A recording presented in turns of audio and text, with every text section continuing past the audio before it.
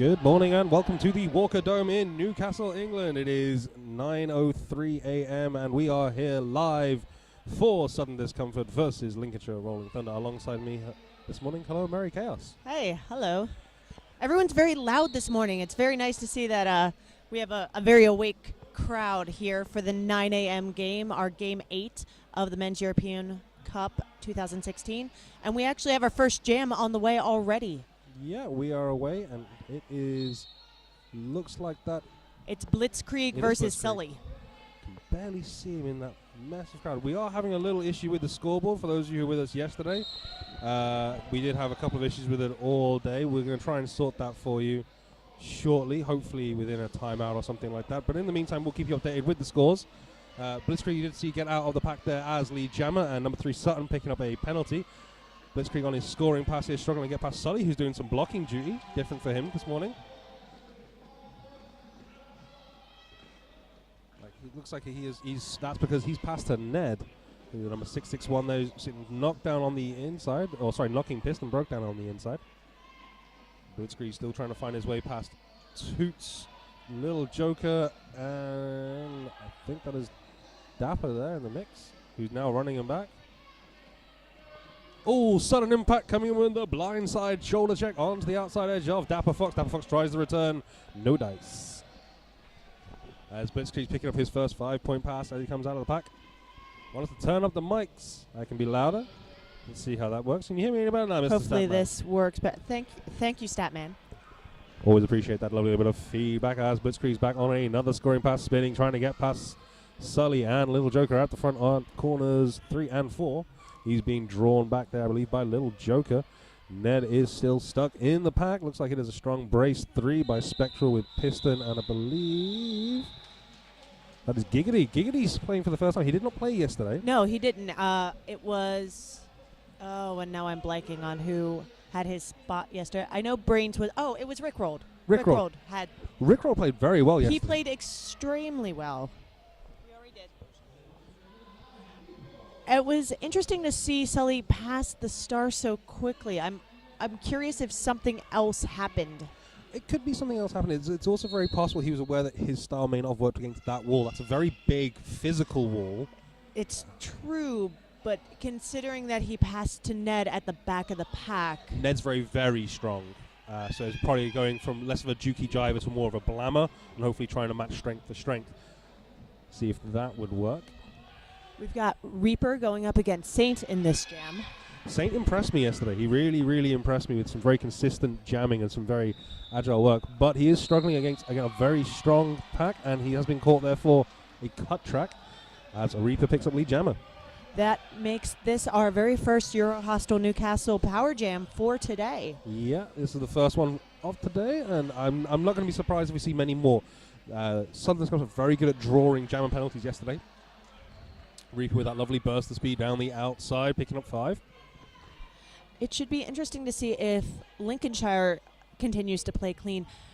Classically, they are penalty heavy, but yesterday at the half they only had 5. Yeah, which very much helped keep them on track. I mean, you got to take into account here, not only are traditionally Lincolnshire penalty heavy, they're playing a Sudden Discomfort team that were very clean yesterday and caused a lot of penalties. So are these two things going to work together to really hurt Lincolnshire moving forward? That's going to have to find out. 2 scoring passes there for Reaper, picking up another 10 points. Saint is standing in the box, so he will be entering quickly. That means Horndog, his first time on the line for this tournament, he will have a very quick power start. Can he take advantage here? Horndog has struggled at times against bigger, more physical jammers, more physical blockers. So can he take advantage? He's more of a jukey jiver, nimbly. He can't make his own way through as easily as someone like Reaper or Blitzkrieg can. As you can see here, he is stuffling against Ned, but here comes some offense from Sutton, who just bulls Ned out of the way. But Toots able to recover and hold Horndog in place there. That brace 3 re-established with Dapper, Toots, and Ned. Sutton's trying to peel Dapper Fox off, but he manages to get around and get that brace back in place. Here comes Sutton again. Peels him off from the inside. Horndog gets through for lead jammer. You see that, obviously, as I said, Horndog much more in requirement of assistance there in the form of Sutton Impact. but he knows how to take that offense well and got through with ease on the east side when Sutton opened up for him. And we are getting the signal for a cut track going to the Saint again. Yeah. That is not what LRT needs this God. early in the game. No, it's never a good idea to give away penalties to Sutton Discomfort, but 2 jammer penalties and 2 jammers in a row, not smart. But Sutton's picking up a penalty there on the end, so he's heading to the bin. So it's a slightly reduced pack, but Horndog still got 3 players more than capable of giving him offense. And here they come. I think this is going to be an excellent game for Horndog to play for the experience factor. Horndog and yesterday's jammer Shanks, both a little less experienced. They're newer to the A-team squad. They've been playing on the B team. Yeah, Horndog's been definitely breaking his way into the A-team recently. Yes. Obviously, his experience as well with Team Scotland, Power Scotland, Right. served him very, very well. Again, he's a different style of jammer. This is the thing. It's as I will also say, you always need options, and you've got Reaper who can run the lines perfectly. You've got Blitzkrieg who can just bull his way through the middle. Shank is just an utter powerhouse in a compact frame, and Horndog is not one they normally have utilized before. And he requires a different option, but it's a different threat, and different threats make blockers think more. Thinking blockers aren't reacting. So as we are on track, I believe that is Nanaki just stumbling to the inside but regaining his balance. The Saint is now back on track. Power Jam start has ended as Nanaki just gets out in front, but there comes Holy Smith. Holy Smith, another blocker who really impressed me yesterday. He actually did a real good duty. He's doing well here today. As we have a little stumble to the outside, and I think back block going to Sutton. I thought that might have gone for a low block for the Saint decks. He did fall flat with his legs out. That could have gone, but let's see how this goes. We have the star pass to Tomahawk. Tomahawk with the gun show. Tomahawk, a jammer turn blocker, now pivot. And I think this is, personally, in my opinion, his best role. I've said this before, I'll say it again. He did excellent yesterday. I was very much impressed with his ability to keep his packs together and solid, being able to draw his buddies to him. Just to answer on YouTube, Maria Von Slap, SDRD are on the right side because they were the second team to qualify for this game. Lincolnshire playing earlier in the day were the first team to qualify this game, so they were in the first assigned slot for this game. SDRD did not play until 4 p.m., so the second team assigned to this game. It's not about the seeding. We would go with the tourney bracket, as David just said. Thank you, David. Back on track. Roller derby is happening. We realize Blitzkrieg just taking a stumble there at corner 1. But he's only got 2 blockers to beat. Here as he rounds the shoulder of Little Joker. Fininiki at the back of the pack, really struggling against that wall piston and spectral aberration. Yeah, Finicity, quite an improved jammer, as I was talking about quite a lot yesterday. He did struggle a lot more in the British Champs earlier on in the season. But in recent couple of games, he's very much impressed me with his ability to move around the track and put in a real good duty as a jammer. And here he's struggling though, because this is not just is this a strong 3-wall in its own right. This is a strong international level wall. This is Spectral, Piston, and Giggity of Team England, who have worked together for over a year and are just sapping the energy of Finicity there in that brace 3. And because they're doing such a good job, Sutton Impact is able to peel off and do what he wants to do, which is be offensive.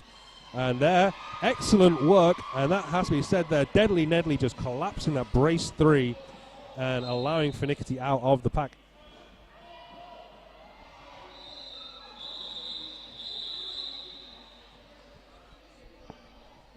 Jam called. Still no score here from Lincolnshire Rolling Thunder. We have SDRD now on 59 points.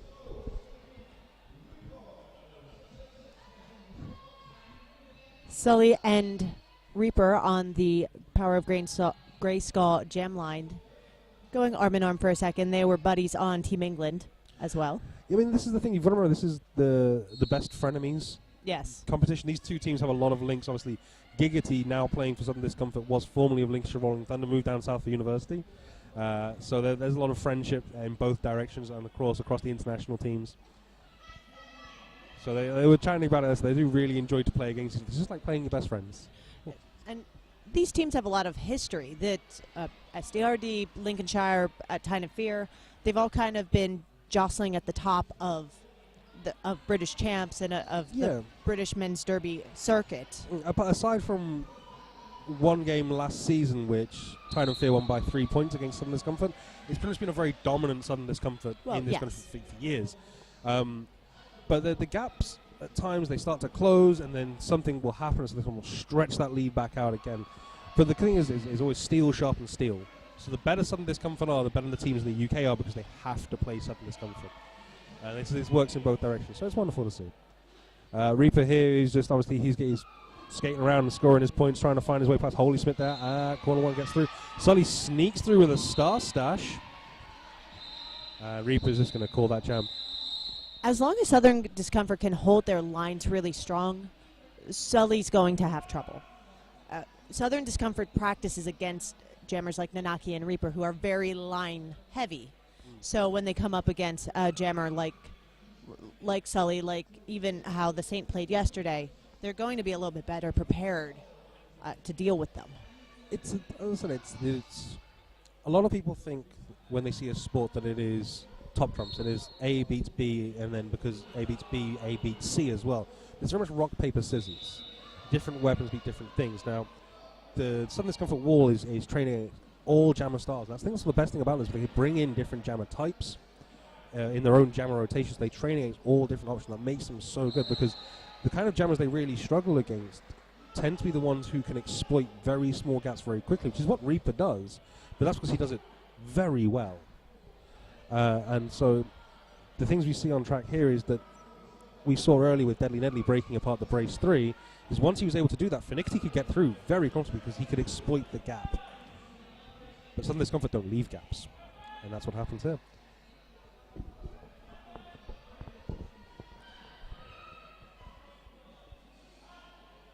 We see here, I think that's Horndog being recycled to the back of the pack. The concern here is as we discussed yesterday, Mary, is if things start to go really wrong for Lincolnshire, can they hold their mental strength? And that's really what the discussion was before the game, actually. A lot of us were discussing that this was going to be the most difficult game, more than likely, for Southern Discomfort, especially if the Lincolnshire team that showed up yesterday showed up today. Yeah. And the question became then, if LRT starts to get a little bit of a gap, will they rise to it? And will they keep their cool, and will they maintain their clean game, or will they falter, will they get sloppy, will they break apart, which is what Southern Discomfort has been able to do to them in the past. Exactly. They need to be mentally strong here to keep this competitive. And I would assume that they're going to be able to, I'm kind of surprised that LRT has not taken a team timeout at this point to kind of resettle. Like you said, there's a lot of experience on the squad that they should be able to pull it together. And it looks like at the very end there, number 8 is going to sit down in the box for a track cut. Yeah, Gazabite.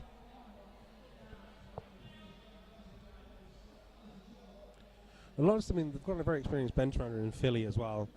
And at this stage, you would think, it's 14 minutes into the game, team timeout, reform, try and break up the SDRD momentum. And that's, honestly,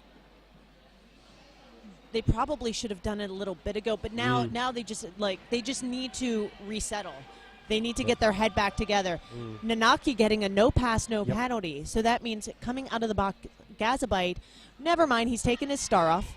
So as long as he enters the track with the star in his hand, he will not be eligible for lead jammer. If he had come in from the pack, into the pack with it on, he would have been eligible. That's one of the troubles with star passes to pivots when they end up in the box. If they haven't been trained as a jammer, they might not think of that. Yeah, the other thing here is Gazabite he's a pivot, he can jam, he's not a jammer. He has the ability to jam, but in this situation, personally, I would rather have Deadly Nedley with the star. I think he is better suited to this style of game with the pivot as someone who can bull and skate. For me, I would rather have my jammer that's in the box give it a shot first. True, you miss 100% of the opportunities you don't take. Right. To come into the pack just assuming that you're not getting through, or just assuming that because he hasn't passed it. If he was going to, he would have already. Has had opportunities, but he is still trying to fight through. Well, maybe it was his idea was maybe to I think maybe he just assumed that Nanaki was getting lead. perhaps. It could have been just, like we were saying, the mental game. Yeah. Might have just didn't think of it, pressure of the game. He doesn't jam often. True. Well, we saw yesterday with the Mad Riders versus Gothenburg. As soon as the Gothenburg jammers were getting lead, Mad Riders are going for the stash, Yes. trying to maybe sneak their way through. So here's the other thing. A lot of people watch roller derby and think that as soon as the star comes off, it means that that jammer is trying to be sneaky. Some of it is, but some of it is simply the opportunity. If you see an opportunity to pass the hat, Yes. if it's already in your hand, you It's can easier. do it. If you're struggling through and go, oh, I can pass the hat now, then they have to struggle with it. Yep. So part of it is the simple convenience and ease of, I've got it in my hand and I don't have to worry about it. It's a very, very fair point that I actually hadn't considered. Yeah, being a blocker and a jammer myself, that is something, and a jammer coach for a team in Florida, it's something that I taught my baby birds this year is, when you hear that double whistle, just take the hat off. That way if you have a chance, you can get through. Sometimes they'll lose you and sometimes they won't, and that's fine. We've got Blitzkrieg and the Saint this time on the Power of Grayskull jam line. Both of them having some trouble. Yeah, maybe Lincoln starting to settle into this game earlier on as well, especially against Nanaki. They were having a good bit of success holding him and making him work. And Blitz, again, we were talking about this on the stream yesterday, Blitzkrieg is a very pushy kind of jammer. He has his footwork, and he knows how to utilize his footwork, but he tends to default to a down the middle, let me just try and push them forward and make my own space. Part of that might be a safety option, because as you just found there, he went to take the edge, span, and did go off track, so had to recycle himself back here. If you stay safe harbors, as we like to shout out, Right. you stay in the middle, it's much more difficult to get popped to the outside, as has happened again here. Yes. And the other option as well, you've got to remember is, I mean, you may not know, is Blitzkrieg is ridiculously strong. Yes. So for him, pushing down the middle isn't as difficult as it might be for some others. Like, even against a brace 3 or even a full-on cube wall, Yep. he can do it.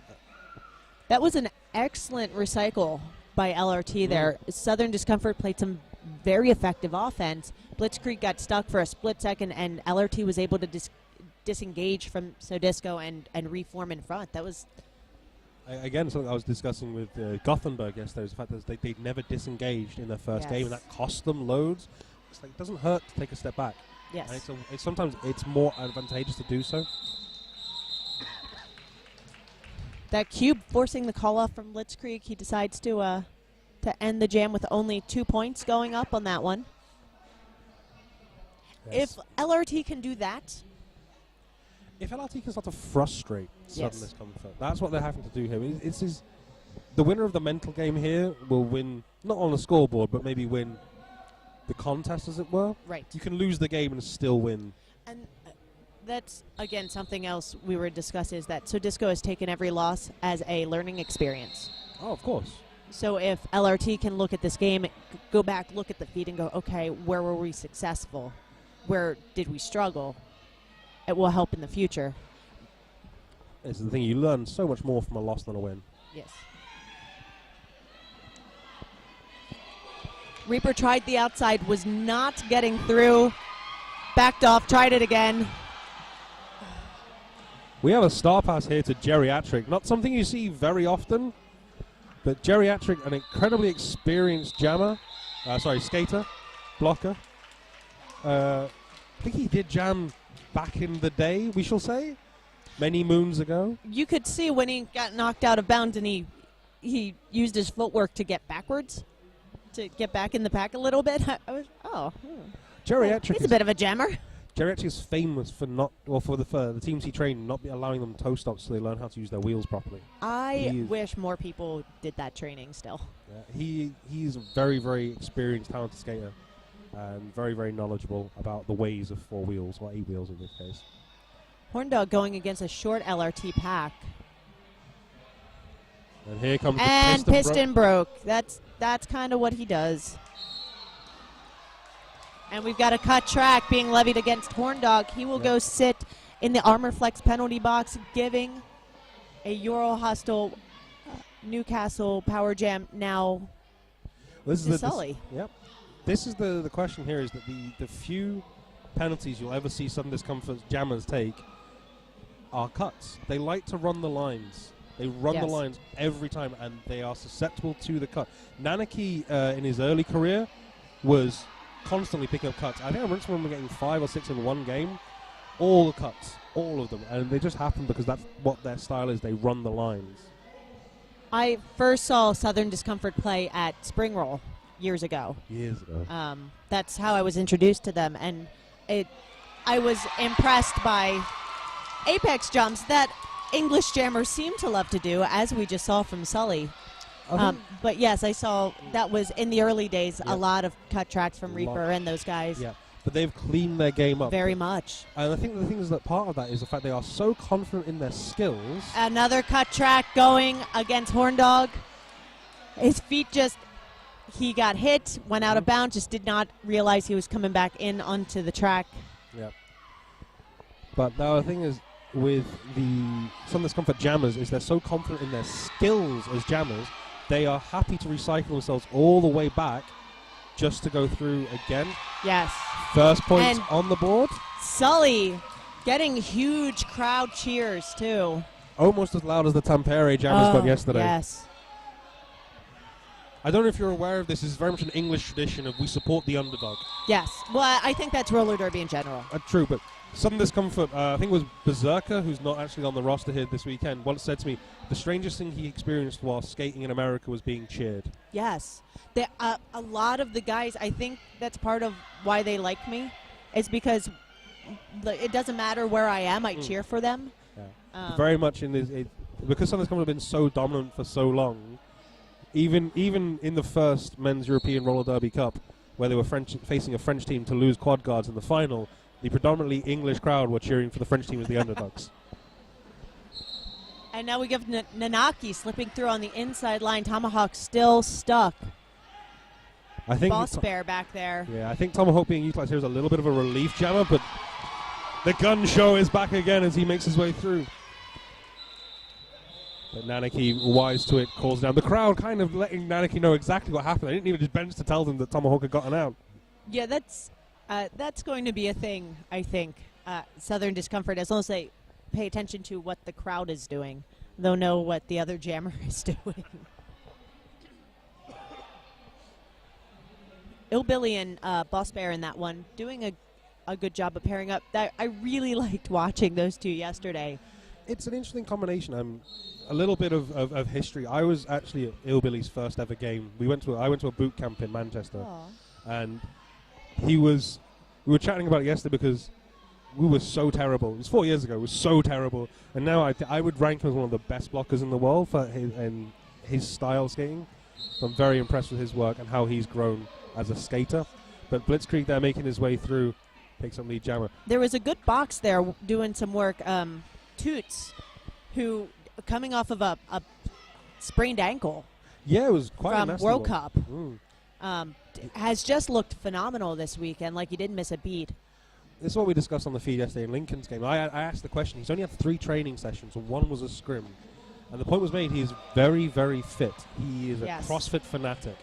And that fitness level's really served him well on his return to the track. He doesn't look like he's missing anything. I mean, I can see him now. And his brain is definitely working hard here, and he knows exactly where he needs to be, and he's doing his job well, and his body's not getting in the way of that. Sutton Impact just did a thing. Dapper Fox was at the back. He was trying to play a little bit of offense, Sutton was, putting his hand on Dapper's waist. It's no impact, no penalty, but I could imagine that would get in a blocker's head pretty quick. The Dapper Fox has been known to get very scrappy very quickly. And he is Dapper and Ned, in my memory, have been the two I've seen get really, really scrappy and easily riled up. And Sutton Impact is known for being someone who likes to rile skaters up. Yes, he's good at picking out who those people are. Yeah, he's one of the few skaters who really works at that side of the mental game, of getting in people's heads. He is, are you an ice hockey fan? Here and there. He's like that that enforcer who's just going to start Oh, chirping at yes. skaters and just get into their skin a little bit. And then that's not as enforcers have become now, and they're just basically there to fight. But when they Right. used to be, it was just to annoy the skaters who have bad temperaments and get them out of the game. And I meant to say, Maria, yes, I know that you were working at that spring roll. I'm pretty sure I met you at that spring roll.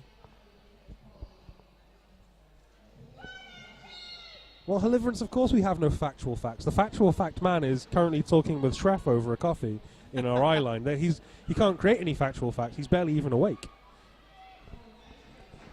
But back on track, the Saint with the star, trying to pick up some more points here for LRT. I believe that is Reaper. Yes, Dancing it is. on the shoulders of Geriatric. Just makes his way through. Reaper there picking up Lead Jammer at corner 2. Shrooms hopping the apex to get to the top of the pack in order to catch and absorb Saint. One of the things we saw quite often at the Men's World Cup, that was blockers jumping the apex to recapture jammers. It's one of my favorite things to do. When I have knees. When I have knees, yeah. Yeah. We've got a cut track going against number 8. That was Gazabite? Gazabite. We've got on our list, we've got 2 G names at the very bottom, so I keep wanting to say Giggity. Wrong team, though. Well, the thing is, you remember, is Giggity is originally from Lincolnshire. There's a cut track on the Saint there, which is The 5th cut track for 5th? Lincolnshire. So.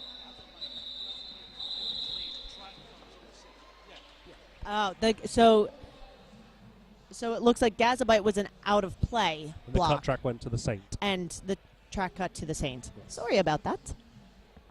There are 7 referees. I'm seeing all of the hand signals, but having a hard time seeing who they're levied against because we've got a big padding in the way, so we're kind of missing a corner. So I'm trying to go between really watching and watching what you guys are watching on the feed. I'm kind of sticking to the feed for the most part. Yeah. It's a safer option between Horn Dog clawing his way through on that. Again, that no impact, no penalty. His Counts. arms didn't get him through, but you've got to do something with the penalty sticks. The penalty stick? Is that what you call arms? That's what I call them.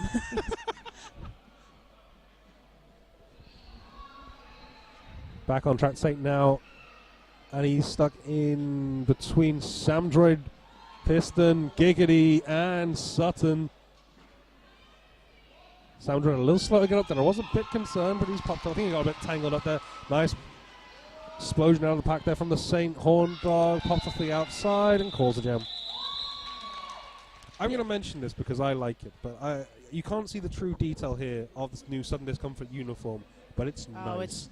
Yes. And the part of me that likes, minimalist designs loves it. It's got lovely, just very light chevrons. Oh, There have been a lot of good uniforms here this week. The Mannequin Beasts have phenomenal uniforms. that design, that logo. It's so good. One wireframe bear, perfect. I saw them for the first time at Beardy 2015. Oh, yeah. And I had enough money for one T-shirt. It was between that and the Gothenburg Salty Seaman, and I had to go with the Gothenburg Salty Seaman because the logo is such a lovely logo. But I've been wanting a Mannequin Beast one, but there comes Nanaki picking up Lead Jammer. And I don't know how he does it sometimes. Sully emerging from the middle of the pack. Like he vaporized through it. Yeah. Oh, Boss Bear and 007, that's Tomahawk. It's Tomahawk. Yeah, I thought that there was going to be a little carry and catch and carry moment there. Aww. Tomahawk's legs are out long enough that he Oh, of probably course. could get around Boss Bear that way. Possibly. He could probably, he could hug everyone with those long, pink, beclad legs. So I have never met Boss Bear before. I've only seen him on Sutton Impact's Instagram feed, essentially, because I'm from the States. Yeah. And he is a lovely individual. I've been really, everyone here is so nice. Everyone's so nice. There you go. Blitzkrieg picking up Lead Jammer there. Yes. Boss Bear, he can come off one way on track and be a completely another way in person. Oh, yeah. As most of some Discomfort skaters are, they are very professional. They are there to win. They are there to win with authority. Yes. Off track, they have all the time in the world to have a conversation. They're friendly. They're very personable. I once spoke to Spectre Operation after the Four Nations tournament where he captained England, and I said to him, your cube wall is amazing. It is the most effective thing I've ever seen, but it is also so boring. And he went, I know, I hate it, but it works.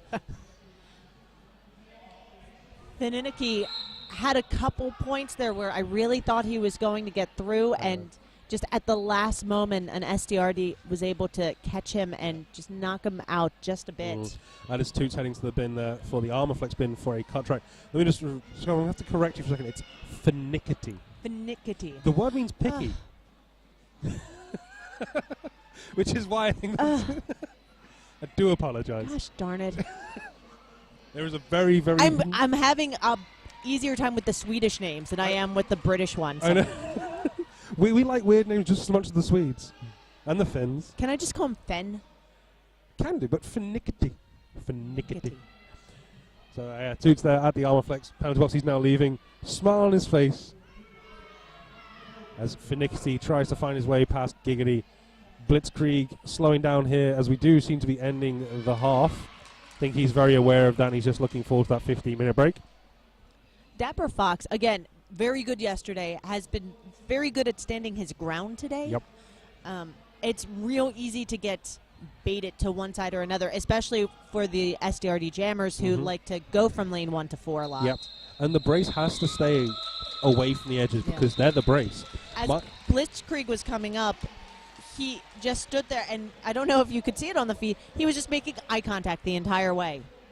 The very important thing to remember that is that not only was Dapper Fox able to stand his ground, he's holding his temperament excellently.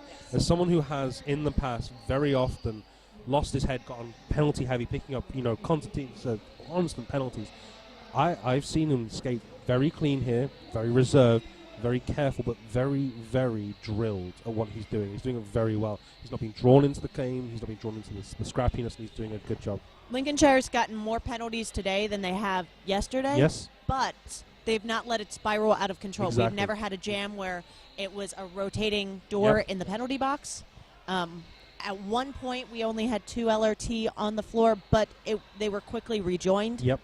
So overall, LRT doing a good job of holding their own.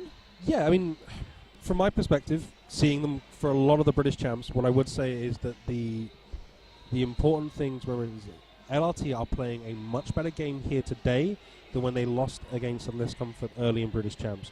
I mean, the scores don't reflect it, but their gameplay is they are on track. They are doing the right things. Sudden Discomfort are just doing their game stronger and more effectively. Southern Discomfort's coming off of a tough loss at MRDA champs. Yep. They had a successful first game, and then they played Des Moines. Yeah. And I mean, when you're playing a team as experienced as your Momsman Roller Derby, it teaches you things. It tightens your game up. Of course, it's steel, sharp and steel, all those other things. But with that, we're going to go to some messages from our sponsors. We are going to be back with you in approximately 12 and a bit minutes, and we'll see you for the second half. Absolutely.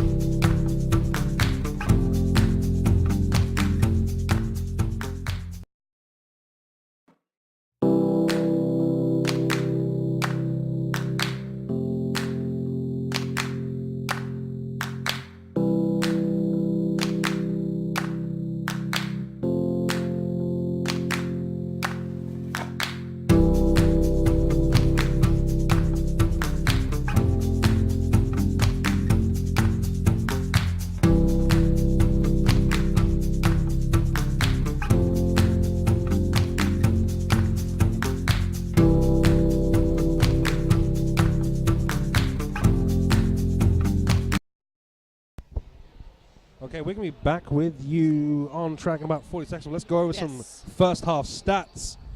Blitz and Reaper, 100% leads. Not really surprising based on what we were seeing. Blitz is the highest scorer with 72 points and 5 jams.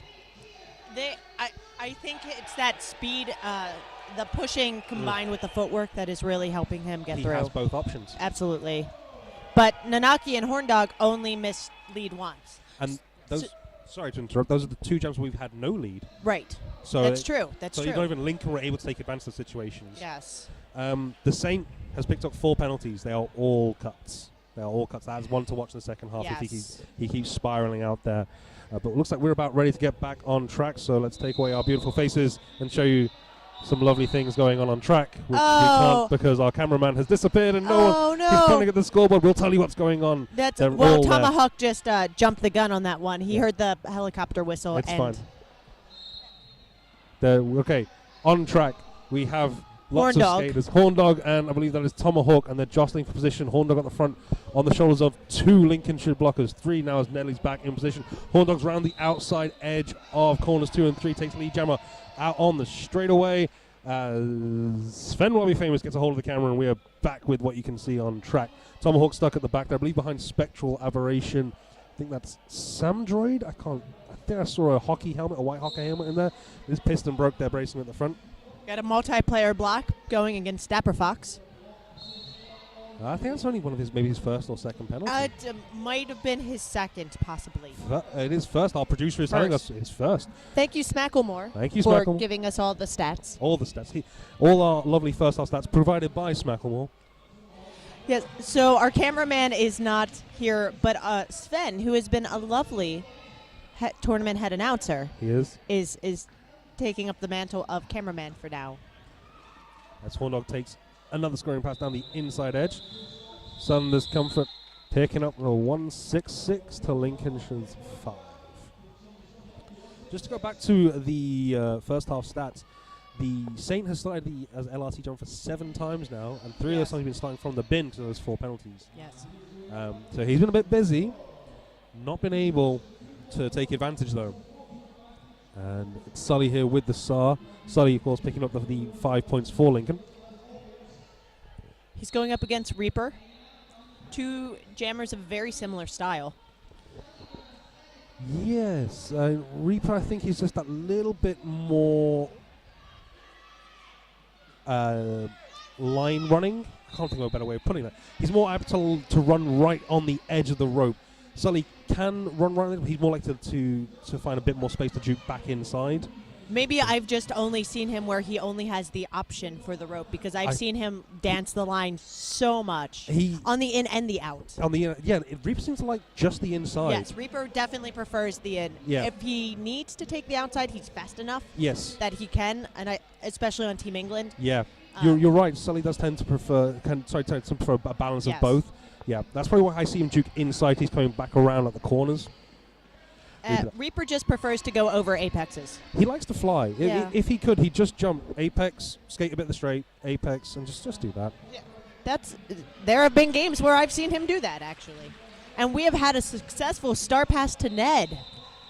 As I said in the first half, Ned definitely my preferred pivot option here because he is a different threat. He is a much more like Blitzkrieg, a pusher. And he's not something that any of the Lincolnshire jammers really do. Most of them are sort of, they're more slight guys. They're more trying to find a gap and take it. Ned will just push his way through, and that's not an option they tend to use. I think the reason this star pass was successful, too, is because Sully used a better opportunity to pass it. Ned was already at the front of the pack. He only had one person to get around, as opposed to, here, just take it wherever you're at. Oh, God, I can't do this anymore. Just take it away from me. Yes. Yeah. Tampere against Sunless Comfort were very commonly using the over-the-top star pass over the entire Sunless Comfort wall. They are lucky they did not pick up high pucks. Very true. That is part of the reason why the underneath is preferred, is avoid the penalty. So you don't accidentally punch your opponent in the face. Which I have done. Oh no. Yeah, by accident, because I was taking a star pass. Stuff happens. I believe that is the Dapper Fox getting picking a settle penalty heading to the bin. That was a lovely approach at he just Blitzkrieg turned his hips at this perfect moment to squeeze past the Lincolnshire wall, pick up all the points, and he was able to just skate backwards right through it. One thing I think we all saw quite a lot at the World Cup was Blitzkrieg very comfortable going into the pack backwards with his hips. Yes. At speed as well, and able to then dance through using that. So It is a dangerous technique, but if you get your aim right, it can be very useful. one thing we can always be very certain of with Southern Comfort is they are very well aimed in what they do. Very few sloppy attacks. So, Finicky, did I get that right? Finickety. Finickety. Darn it. It's the K Anyway, sound, yes. so he had been sent to the box for a thing, and his jam ref, as soon as he had sat down, his jam ref came in and said, no, you did not do the thing. So he is back on the track. I think it might have been an equipment malfunction for an elbow pad slippage, and he was being told to readjust the pad, not as an equipment malfunction. Slight confusion. But now he's getting a cut track. Yeah. And that one he did do. Yeah, he did that one. Sols, Yes. mate. So sat in front of us are the Lincoln fans, by the way. Lincoln did win the VIP seats, which are right in front of us. I was having a little chat with Marv from Lincoln and saying that this is a much more calm, measured performance from Lincoln. He's like, yeah, this is exactly. We're playing our game. We're not getting drawn into it. And he seems very proud of the way the team is performing here. I mean, it feels like a hard game. It feels like a very tough, but it does not feel scrappy. It does not feel frenetic. Yes, it's exactly. It's measured. Everything is exact. They're all meaning to do exactly different. Whereas previously, this would just become a mess. This would just be bodies flying and individual blocking. This is still two teams playing their games. And I have seen Southern Discomfort get riled and get messy, particularly when playing teams like Gatekeepers and Des Moines. Yeah, both teams have had the exact same problem. I think that's why they're friends, is the fact they both have the exact. If they get beaten around the track physically and out-muscled, they can tend to get into that sort of frantic gameplay style. Last year at MRDA Champs against Puget Sound, none of us recognized that team. No. And it's just like I was saying to you off mic, it's not that they're not perfect. They definitely have room to improve. If you didn't have room to improve, there's no point being here. Yeah. You've done it. You might as well just retire. Even Gotham loses. Exactly. And we've got Fenn is down on the track, and it was just called for injury.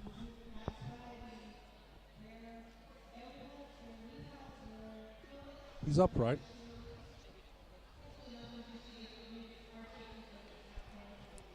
He does look like he's upright. So we're going to go to Just on that break.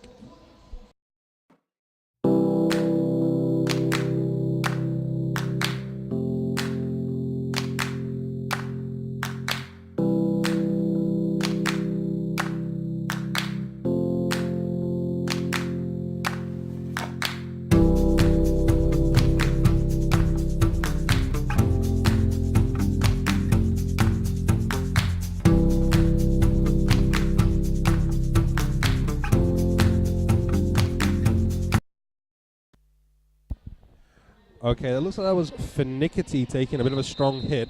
Perfectly legal, but the concern was team timeout being issued here by Lincoln. So our wonderful cameraman here, who's replaced Sven, who's 60 quad bit, he has the best view of it. He's to our left and can actually see exactly at corners 1 and 2. excellent. Since He was advising there that what happened was Finickety took a perfectly legal hit, and the impact was fine, but what happened is as he fell, he basically impacted his face into the deck. And that's going to hurt. Yes. Yeah. And that's one of those unfortunate things that happens in our sport. There are many times where people call for, that was a this or a that. I'm holding my face.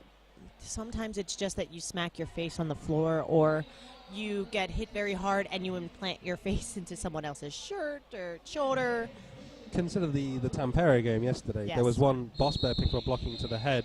It's completely unintentional. He was coming around the player and the player was ducking down, and whilst he did put his shoulder into the opponent's face, it wasn't High block. Yes.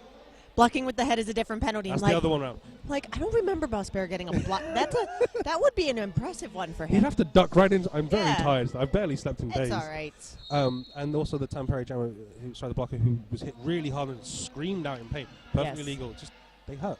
It happens. Back Yeah. on track. Tomahawk with the star being recycled by Sutton. Oh, and Sutton trying to get. Oh, and he did apparently call. I believe it was a cut track.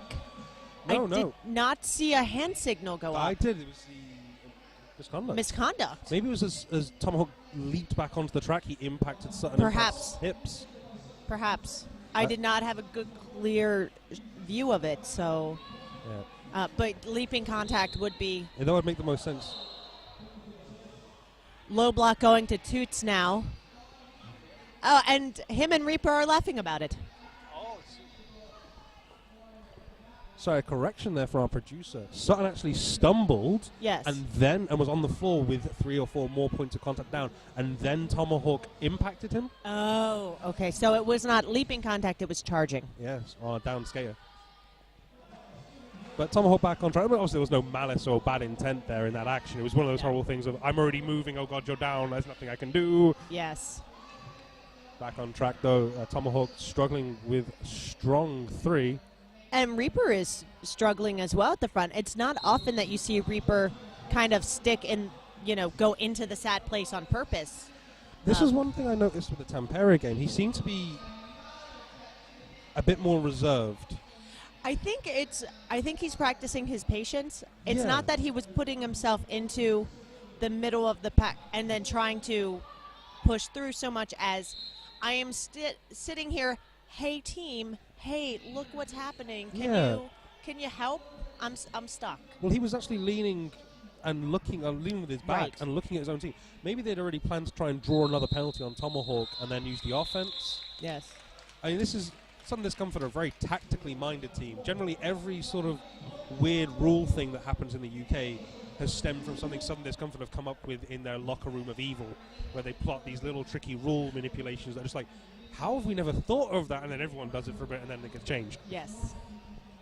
That used to be the Gotham trick, I believe, as well. Gotham did it at Spring Roll, was actually infamous for finding the loophole in the new rule set. Yes.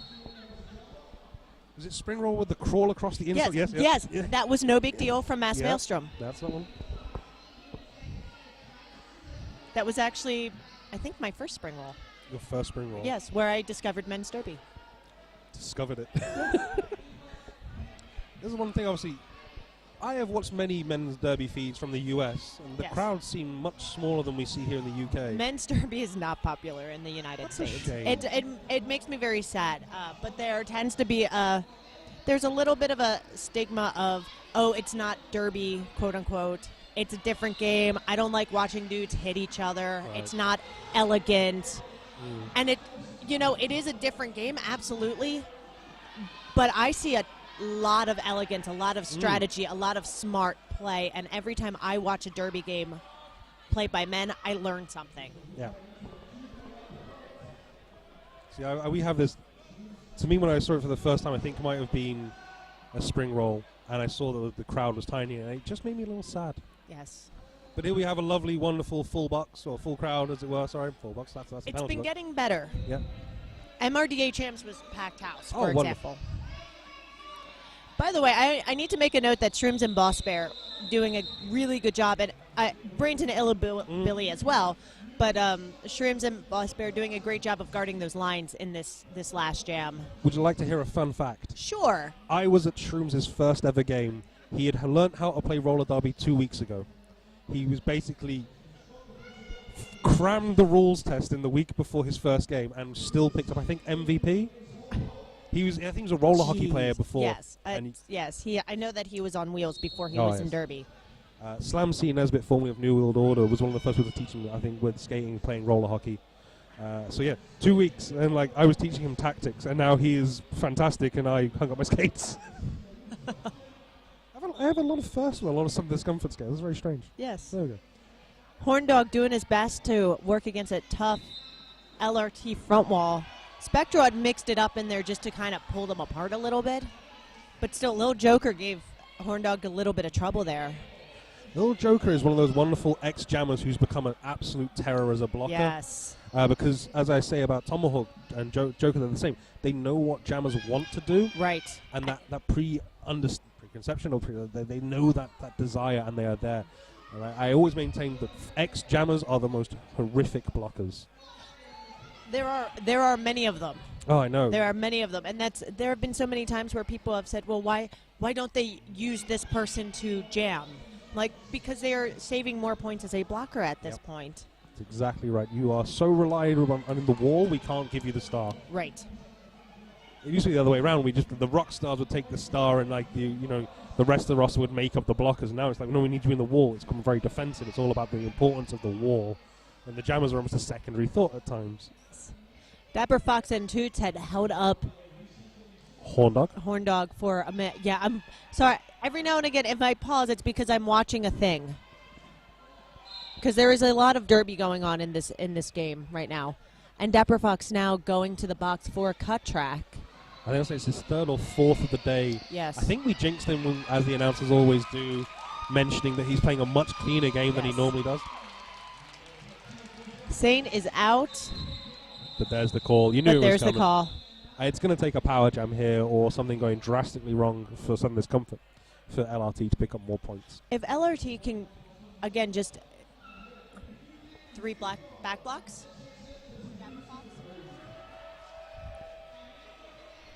So we are getting the signal that Dapper Fox has had 3 back blocks. Yeah. No? Oh, number 3, Sutton, a back block. I can't see the SDRD box from where I'm sitting because the pad is there, and he was not on screen. Oh, my God. Hey, remember I was saying that they just need to set him off their game? Yeah. Sully's through. Him and Reaper are teasing each other all game. It is bromance like I cannot explain. Offense from Geriatric takes down Aesbert and steps over the line, calls the jam. Oh, no. Was he in time? He was. There is the big 0. That is A, the first lead for Lincolnshire. Yes. B, the first time Southern Discomfort have not scored in a jam. It got really loud, so I did not actually hear the 4 whistles. I wasn't sure if there was a penalty that happened at that point. Sorry, Reaper hasn't scored in a jam. Not Southern Discomfort, because it was a...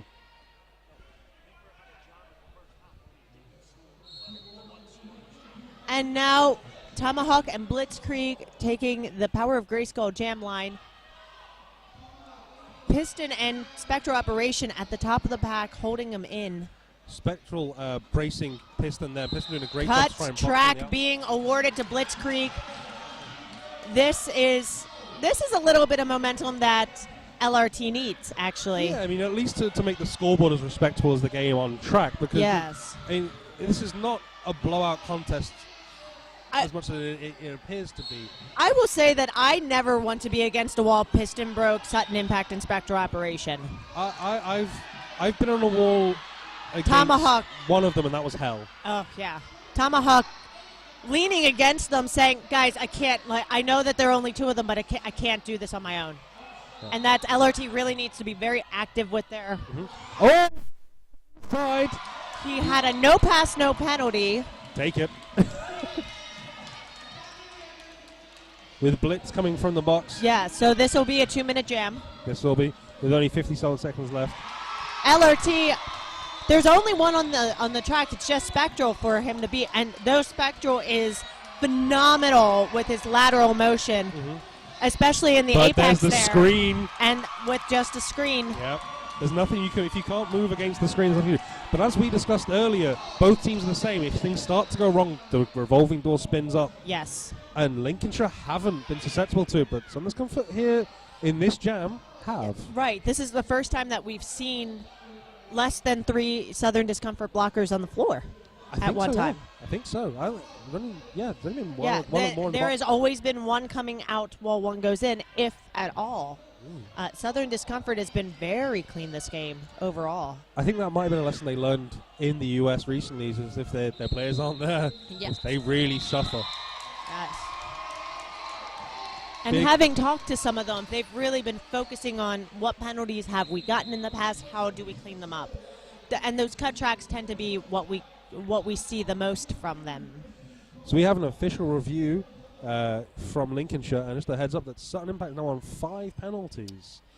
3 of those in the first half. He was clean. There were 3 in the first 3 jams for him in the first half. Clean ever since. He's picked up 2 here. So yeah, 5, I'm afraid.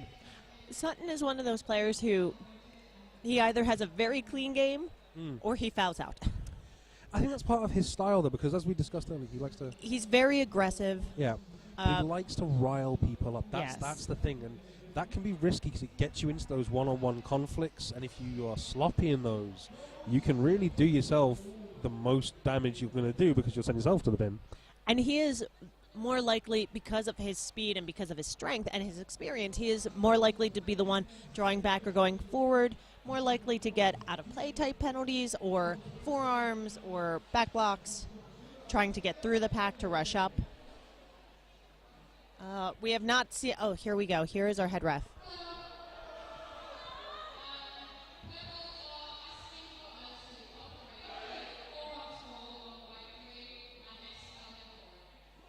Oh, they're trying to get an expulsion on Sutton. Interesting.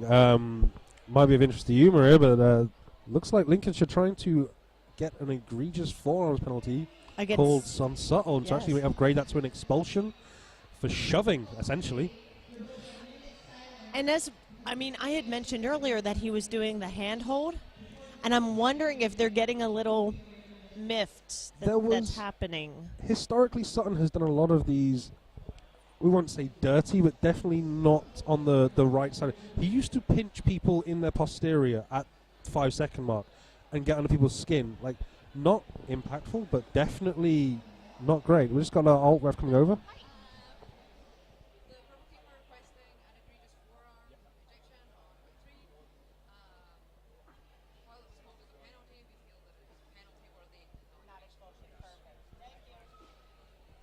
So we just had, that was Max Payne, right? Is our alt ref, and though it was penalty worthy, the referees do not feel that it was expulsion worthy. So Sutton Impact will stay and play another jam. Well, hopefully. If he picks I'm up sure 2 he in this one, it could be very quick. Right.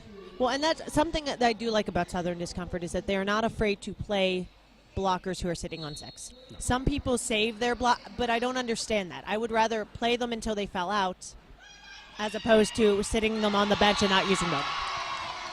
The Saint, though, on the shoulders of Shrooms is the last blocker. The Saint down the inside, picks up Lee Jammer. Very, very explosive move. Rounds corners 1 and 2, allow him to get out onto the shoulder of Shrooms. Geriatric with the drawback on Nanaki. And he's got Gazabite coming from the box to rejoin him. Stash, and straight past to Shrooms.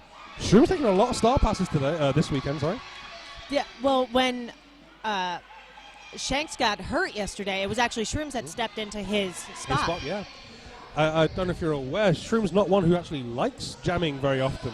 So Shrooms does not prefer it, but when you talk to him and you tell him he has a good jam, he definitely does blush and go, oh, yes, well, he likes the adulation. Yes. He just doesn't have to, he just doesn't like having to run or work in the gym. Saint getting through again. Excellent. Finding his groove a little bit, kind of understanding Southern Discomfort a little bit better now. Shrooms dropping into the wall there to help out with Illbilly and then going back on. Nice to see that duality nature of the blocker-jammer role. Yes. You don't see enough jammers working defensively, in my opinion.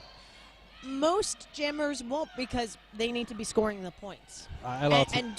So Disco does still need the points for rankings. It is, I think also a piece of it is just the mental game of Shrooms is not, as we said, a primary jammer. He doesn't necessarily like doing a ton of laps. So this is a little bit easier to run out the clock, stop the bleeding, maybe see if the Saint will mess up and do something wrong and end up in the box and actually end up... Well, the jam clock, as short as it is, he's not going to be allowing himself to eat the baby. No. I would have stood in my bench and just waited, just have to sit down. Yeah. Going back to what you were saying before about playing your blockers even on 6. Yes. In the days of minors, showing my age here, Don Gingiovanni off Team England and New Yes, World Order. I know He was Don. played on 6 majors and 3 minors and played clean for 5 jams. And it was the risky move, but we needed him in that game. And these are the shots that you have to take. Risk versus reward. Exactly. Right. You know? I'd rather use someone completely. To their completion, till they're Yes. gone. We can't use them anymore. Right. Now we go what we're going to do. Horndog and I think it's Sully. I see the white skates. It's Sully. The pristine white skates. Yes, those lovely Stomp Forte, or the Roller Derby Elite Fortes that he's got on. He cleans them between jams, I so they believe stay that. white. Oh!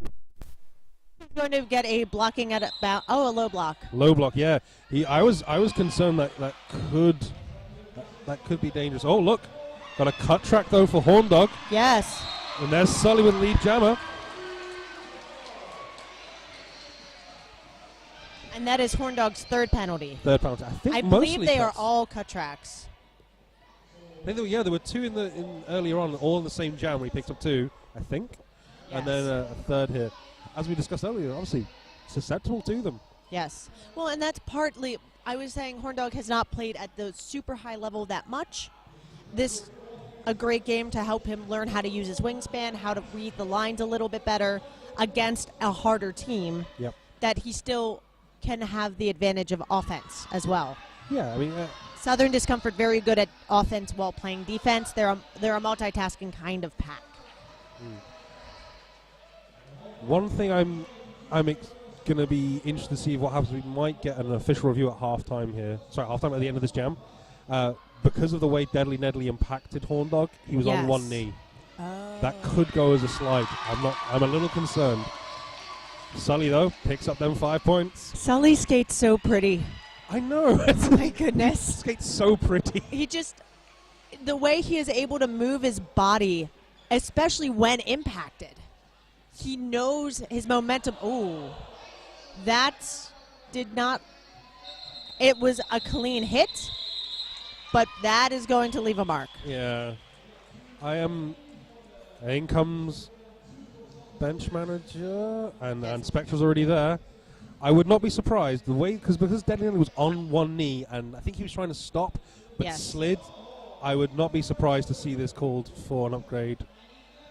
But no. Yeah, that was Ned made both impacts. Yes, the one at the first one on corners 1 and 2. He also was the one who hit him at the end too. Yeah, I wouldn't be surprised to have seen the first one more so than the second. I'm not surprised that Spectral came in and said, "Hey, just keep an eye open." You know what Nedley's like. He likes to hit.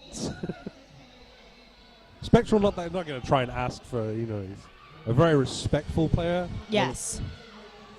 But that's a sign of a good captain as well, is stopping in and talking to the head ref and saying, "Hey, I'm seeing a thing. I just want to make sure you do too." Yes, of course. Tomahawk broke. Yep, followed Reaper through. Yes. Reaper took a gap and Tomahawk went, I'll go for that as well. Cheers, mate. Reaper standing, waiting. The questioning. 2 points. Horns in the air. I as someone who has worked the NSO role as a scorekeeper, I love seeing the different jammer styles of how they do different numbers. The 2s I'm used to seeing is the V for peace side, as it were. But the horns occasionally. My favorite one is the shocker? the 2 and 1 shocker for a 3. Every time I see that, I'm like, why? Why? That's harder, especially wearing a wrist guard. I think it's because it makes it clearer that there's, I don't know, 3. It just seems so much easier to just do the 3 individual fingers first. Well, there you go. Blitzkrieg and you say the name because I can't. Fennicity. Fennicity. I'm so sorry. You guys are going to watch this replay and go, who is this announcer? Why are they letting her on the mic? It's a very sort of Northern English word as well. Beautiful 360 spin on the toe stop from Blitzkrieg to get him out of the pack and into the clear.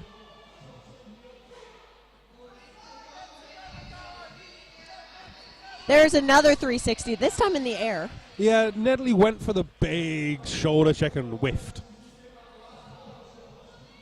Starting to see a few open mouths and some deep breaths from some of these blockers. Obviously, they're putting a lot of work in. It doesn't look like much, but it's much like I'm assuming we see people do like a wrestling. It doesn't look like they're doing anything. They're doing all these small motions that are so tiring, especially in the brace position because you're doing all these little bits here and there that are very, very difficult to do. blocking in general against, I mean, LRT's jammers are not pushovers. They are very strong. They are very tall. They know how to use their bodies. And Southern Discomfort has had to be on their toes the whole game. A lot of lateral motion. They are able to keep LRT in because of that precision work. As we discussed earlier, but that Lincolnshire are playing so much stronger here. But more importantly, they're playing the right way. Yes. That's it. They could put more effort in. It's not going to change anything because they're being scrappy. They're playing the right game here to make Southern Discomfort have to work for everything. Yes.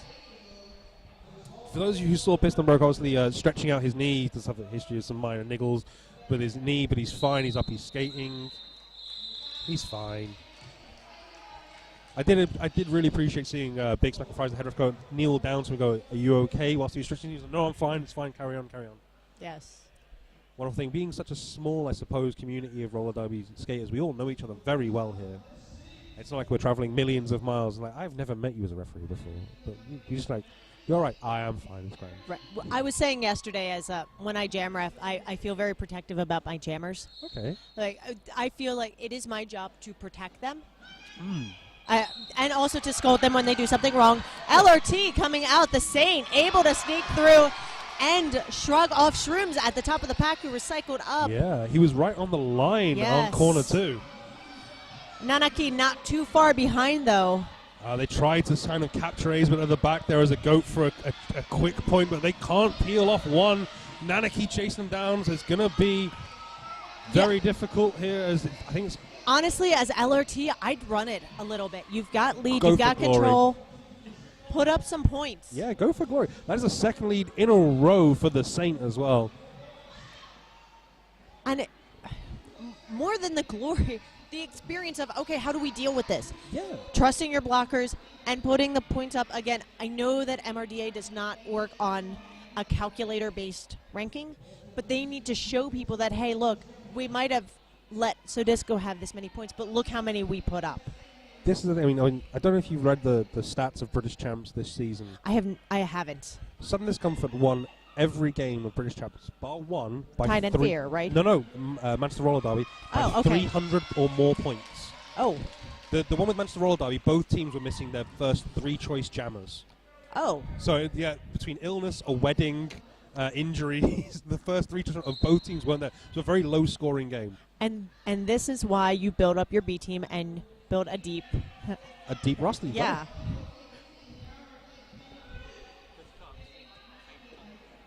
And it looks like Nanaki has passed the star now to Shrooms. He's going to give it another go. Because why not? Why not? Fifth. The number 5, the Saint, picking up a cut track. Is that his 5th penalty? This is his 5th penalty. 5th cut track. Oh. So Horn Dog and the Saints going to have a little competition of who can pick up the most cut tracks. 2 more points getting put on the board for Shrooms on that one. Smacklemore, our producer's laughing away to him. Number 5 picked up 5 cuts. So he keeps them 5, 5, 5 with the cutsing. And trying not to confuse me any more than he already does. Yesterday, our roles were reversed. I was producing for Smacklemore. I'm like, hey, 23 just put up 23 points. And he just looked at me. I'm like, what? We have a time out. Should we run a commercial real quick from our lovely Roller Derby City? We should run a commercial real quick for lovely Roller Derby City. That's the announcer one. It's you the hit wrong the wrong one. button. I hit the wrong button.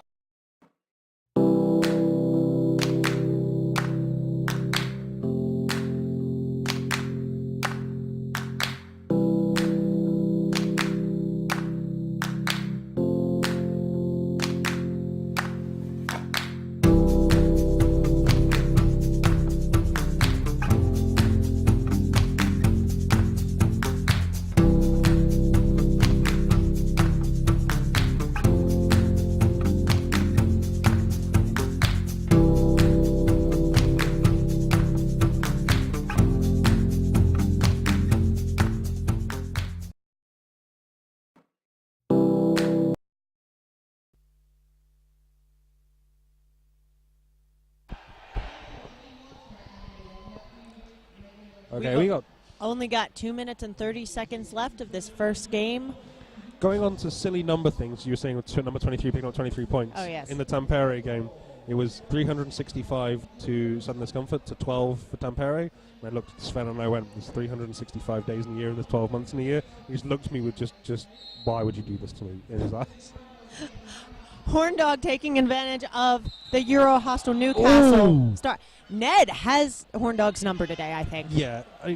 The low block being levied against him this time. A low block, but I think Ned might be just in that little thing that blockers like to do. It's like, I'm going to go for you, Jammer, and I'm going to make you remember me every time, so when you don't want to come near me the next time you come around. Ned now on 5. Quite a few low blocks. I think 3 low blocks, maybe 2 or 3 low blocks are those. Yes. Saint was able to sneak through. Everyone was distracted helping Horndog with offense. And despite being very tall, compared to Giggity, he looks little. Everyone looks little compared to Giggity, apart from Sugar Boots, I believe. The only person who doesn't look tiny next to Giggity. Well, Seahorses is also very tall. He is. Actually, while I was doing the house call for LRT yesterday, and even in my high heels, I'm looking at them going, you're all very tall.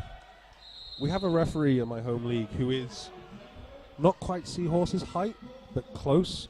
And he will say hello and give me a hug when I walk in. And I don't skate anymore, so I'm always on foot. I'm only 5'8". And I'm under his ribs. Oh, my favorite matchup, Sully and Reaper. Sully and Reaper.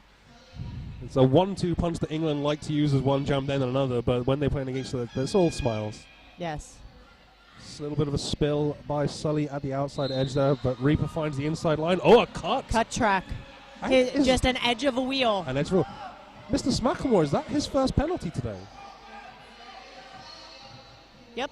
First penalty for Reaper. First penalty for Reaper. That is very impressive as a jammer. Yes. To pick up. I mean, if he'd played the whole game clean, that would be amazing. But the first penalty in the last minute of the game. Yes. Clockwise block going against Geriatric. Yeah, with those long striding crossovers, he sprints down the ref lane. Love to see a skater sprint to the box in the last minute. That's wonderful. Illbilly was doing a good job at the back of the pack. Was able to get up. Multiplayer block now going against Illbilly. Ballspear can't hold him on his own. Asbeth tried to hop in to help, but that Euro hostile Newcastle Power Jam comes to an end. Reaper gets around number 17. Who is that? That is Benno. Was just used as a cannonball. Unsuccessful. Reaper was able to hop out of the way. Takes a spill there, trying to spin onto the inside of Benno. Legal contact, though, so no penalty. Perfectly legal contact. That multiplayer I wanted to point out was pointed out by the OPRs to the infield. A wonderful little trick. Yes. Do love to see my OPRs working hard. It's a wonderful thing to see. But there's Sully picking up 4 points. Reaper's going, I'm just going to hang out back here. Period's done. Sully, I don't know if he feels cheated or, oh, no, Reaper, I wonder. Oh, good. Nope. Reaper's not putting weight on his left foot. Yeah. Reaper has had numerous ankle injuries over the years. I know. He's held together mostly with hope, I think. With duct tape.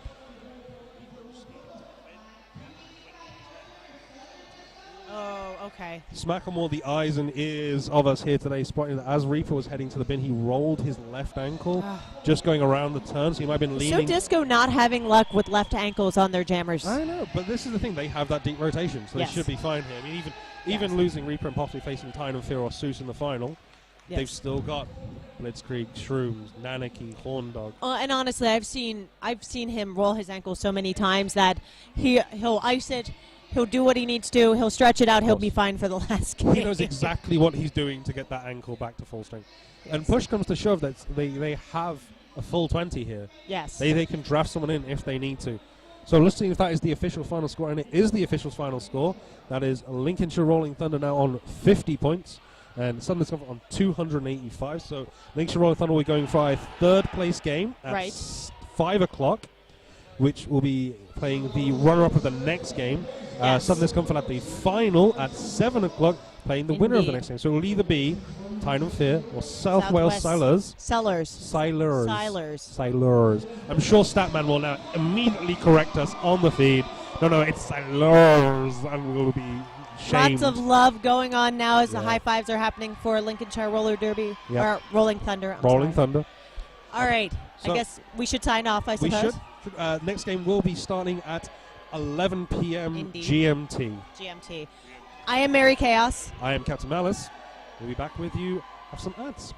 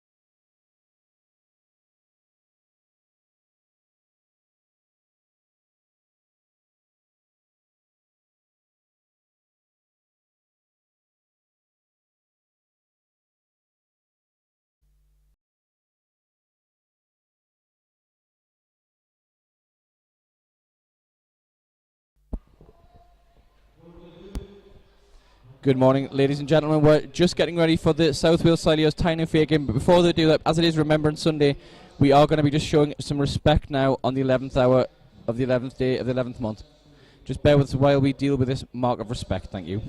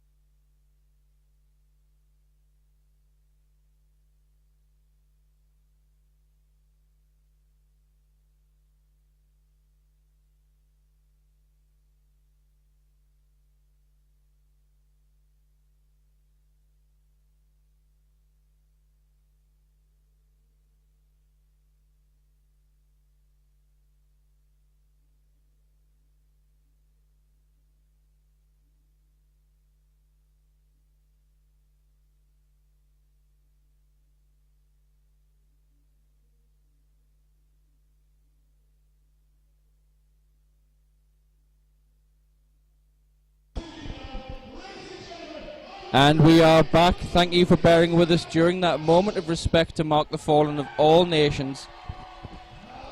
I'm Sven Malai with Hamus, and I'm here with Smark Lamore. Good afternoon, or good morning, sorry, we're not quite at the afternoon stage yet, Sven, my bad. I'm getting ahead of myself, there's just been too much excitement today. Excitement kicking off already, this jam, first jam of the second game of the day underway now. Sousa versus Tyne and Fair, first lead jam goes to Tyne and Fair, that's number 36 jamming for them. South Wales. Apologies. South Wales are confusing everyone by playing in the blacks, Tyne and Fair in the white.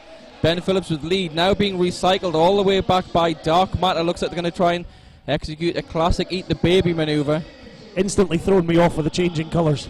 Even black and white, just the simple change is enough to confuse me. Imagine being a ref though, black with white numbers and white with black numbers. While they wear black and white stripes. It's not a good start. Ben Phillips now just managing to power his way through. Of course, that's reset him back to his initial pass. So both jammers here still on the same pass. They slow down, they make their way around. Both teams try and set up walls coming away from that Power of Greyskull pivot line into the start of turn one. Ben Phillips just been knocked to the outside, managed to hold his footing around Chemical. Just kept himself in on track, that right skate edging ever closer to the line, but does enough to hold himself on. Dark Matter takes a hit and a spill off on the inside line, recycle back. Matt Lovin picks up the out of play block. So the first penalty of our game going to the Armorflex penalty box. Jam called off in the end there. 4 points up onto the board for Ben Phillips. Takes him to 8 in total, so 8-0 lead after Jam 1 for the guys from South Wales. As you can hear the noise in the background, there's it's something you'll hear echo throughout the Walker Activity Dome this weekend. Indeed. And of course this game, of course, it's going to decide who goes through to play Southern Discomfort in the final and who goes on to the third, fourth playoff against Lincolnshire Rolling Thunder. Southern Discomfort looking really strong this morning, but Lincolnshire no slouches either, putting a hefty amount of points on the board, more maybe than some teams expected them to against Southern Discomfort. Right now we've got Moo jamming for Tyne and Fair, just breaks his way through the back wall, gets out for a lead as we get Chronic heading to the Armour Flex penalty box. The mechanic jamming for South Wales Silos, just coming against the back of More Than a Woman and Bull. Nicholas Rage stepping up to bolster them, trying to throw to the outside of turn 4, but he managed to escape them. Moo already through with a 5-point pickup. Mechanic chasing him down. Matt Lovin going in to try and support him. I think Moo thought that was Matt Lovin that executed that block on him, so he was looking for the out of play call. Yeah, you could see he just held up, took the block, went off track with it, but no such luck. So it looks like a track cut called now. More Than a Woman going to the Armour Flex penalty box. Tank is already sitting in there for Tyne Fear. Yeah, penalty box filling up ever so slightly. Still that brace at the front though. 2 blockers. Nicholas Rage, of course, working for the mechanic, but the mechanic now called on a track cut himself. He'll make his way to that Armour Flex penalty box, and we have a Euro Hostel sponsored power jam in favour of Tyne and Fear and Moo. And also Chevy Chase leaving with the blocking during a no pack call.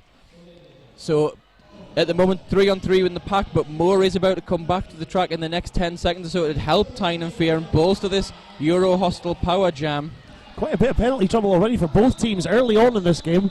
Maybe a little bit tentative, still trying to find themselves, get themselves set in position properly, but quite a lot of penalties early on in this game compared to the first game we saw of the day between Southern Discomfort and Lincolnshire. Obviously quite light penalty wise as the game went on, as tired legs set in, penalties mounted up, but this one starting at a bit of a different pace, Sven. I'm going to see Rogan Josh jamming now. He didn't play in the game yesterday against Pan Am squad. He's one of the newer, fresher jammers. It's been in the Tyne and Fear squad for the last season. Very, very fast on his feet. You'll see a lot of toe stop work from Rogan Josh. Let's see if you can use that to get around Seuss. Trying to push, does so successfully. Lead jam.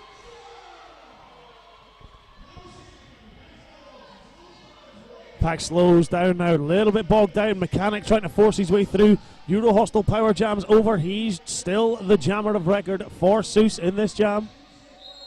Clark doing a great job with Cool Jam. Luke linking up, just trying to hold Rogan Josh. But looks like Rogan Josh picks up the forearms penalty in the pack. Strong communication from the referees, letting him know he'll make his way to the Armour Flex penalty box.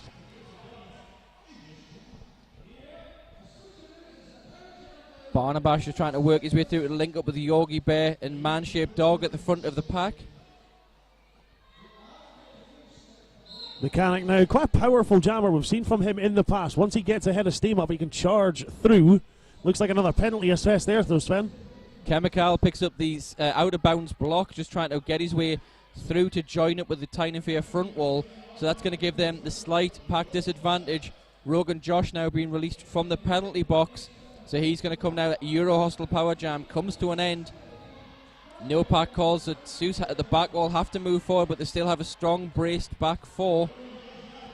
They're ready and waiting for the Tyne and Fear jammer coming out of the box. They meet each other and slow down out into turn 4, back into that straightaway as they head towards the Power of Grey Skull jam line. A lot of recycling going on now. It looks like Matt Lovin recycling Rogan Josh. They've come all the way from essentially out of turn 4 in that straightaway, back round 4, round 3, and back halfway through the straightaway again. And unfortunately, track cut called on Clark. Euro Hostel Power Jam is going to start this next jam as he takes a seat in the Armour Flex penalty box. So Star Pass did come off, but it hasn't worked out too well for them overall, unfortunately, as Seuss will start down the jammer in this next one. Close score so far, Tyne and Fear on 18, Seuss on 15, 23 and a half minutes to go. Yeah, the history between these teams have been both around in European MRDA terms for quite a while. They've played each other so many times over the years in various different tournaments, and of course in the last couple of seasons of the UKRDA British Championships. This year in the British Championships, South Wales Sileos did take the win over them with the home team advantage. But of course, you remember last year's MEC, it was a very, very close game with only a couple of points in it, and it went down to the final jam to decide then the finals. Yeah, definitely no love lost between these two teams, and you can see it out there on the track. Like you've said, they do have a bit of history. It's almost what they'd call sort of rubber matches, showing up every time they're playing each other. Now one wanting to get one up on the next. Never mind 1 up. There's 5 up in the sky for Mackenzie. Tank just doing a good job moving Chevy Chase out the way, trying to let Mackenzie through. Mackenzie, again, another one of the jammers that's been new to Tyne & Fear's roster this season, and a very, very quick and nimble skater, considering he only really took up skating less than a year ago. Yeah, I could kind of see that one from here. Sorry, Sven. I think Nicholas Raids knew he'd done it as well as soon as he executed it. Tried to help and stop his jammer being recycled 2 back. Executes a block, but got him square in the back. He takes a seat in the Armour Flex penalty box. Mackenzie just having a hard time here, just being taken all the way back by Ben Phillips, back to that turn 4 entrance. Out of play block assessed to Madley Wiggins, I think, from the South Wales Silures. Clark out of the penalty box, scoring points for Seuss. Mackenzie doing the same for Tyne & Fear.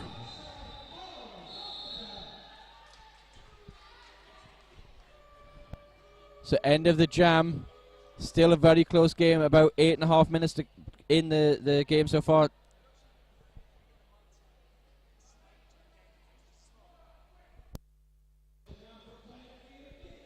Tank just doing a good job. So you can see here on the replay on your screen, as the recycle comes in. Still a very close Watch game. this Nicholas Rage as he comes back. Hop, skipping a jump, turns right on the apex, but you'll see just here, just missed out on it. That was right before he goes into that back block.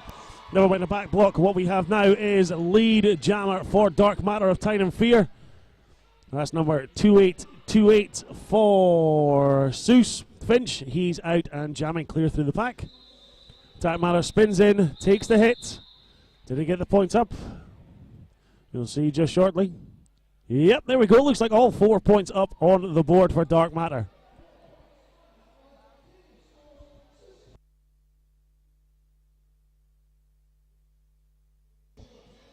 So Tyne & Fear now on 30. It was 31, but it's dropped back down 1 now. Just a quick adjustment. Seuss on 20, 10 points of a difference. 20 minutes left to go.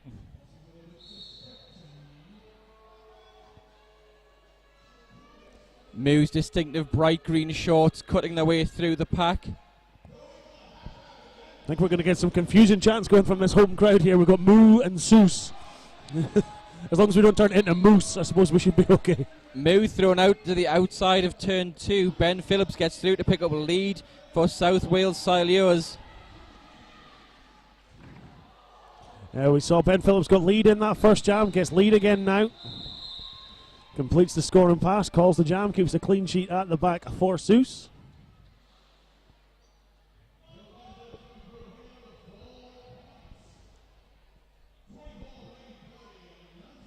Yeah, so I've just pulled up the stats. So the last time these two teams played, which was earlier this year, Silures took a 220 to 114. But last year's MEC, Tyne & Fear pipped them 187 to 176. So this game really is one of those ones that could go anyway, and it just comes down to the strength of the team on the day. I can see just that by how close the scores are so far. Tyne & Fear 30, Seuss 24.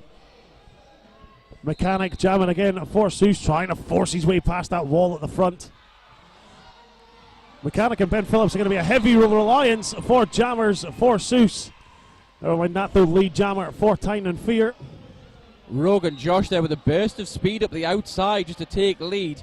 Mechanic picks up the cut track, so Euro Hostile Power Jam as Mechanic takes his seat right now in our Armour Flex penalty box. Second penalty so far of this half that I can tell for the Mechanic.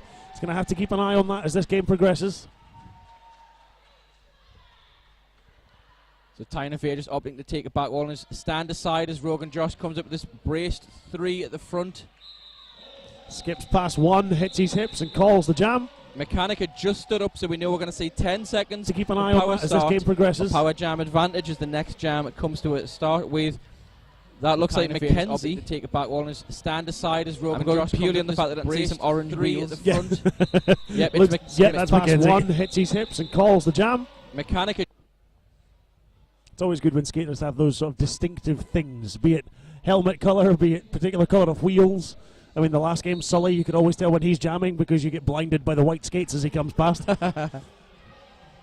So Mackenzie just skips through the inside, just past Madley Wiggins, picks up a lead for Tyne & Fear. And as we said, there's Mechanic out of the box now. Power jam comes to an end. Mechanic slides around the outside, Just got Bull to beat Andy's through. Good offensive blocking on behalf of Seuss there. Cleared a space. Sort of through the fake. They went to work a bit of offense on the inside. Tynan Fear Wall came to follow him. Freed up all the space on the outside. Mechanic took advantage. Big hit from What the Book forced Mackenzie down to the outside, forcing the call off, and we get a team timeout now from South Wales Sileos. Will we go to an ad break while they go through this team timeout, Sven? I think we probably should. We'll say hello to our sponsors, Roller Derby City.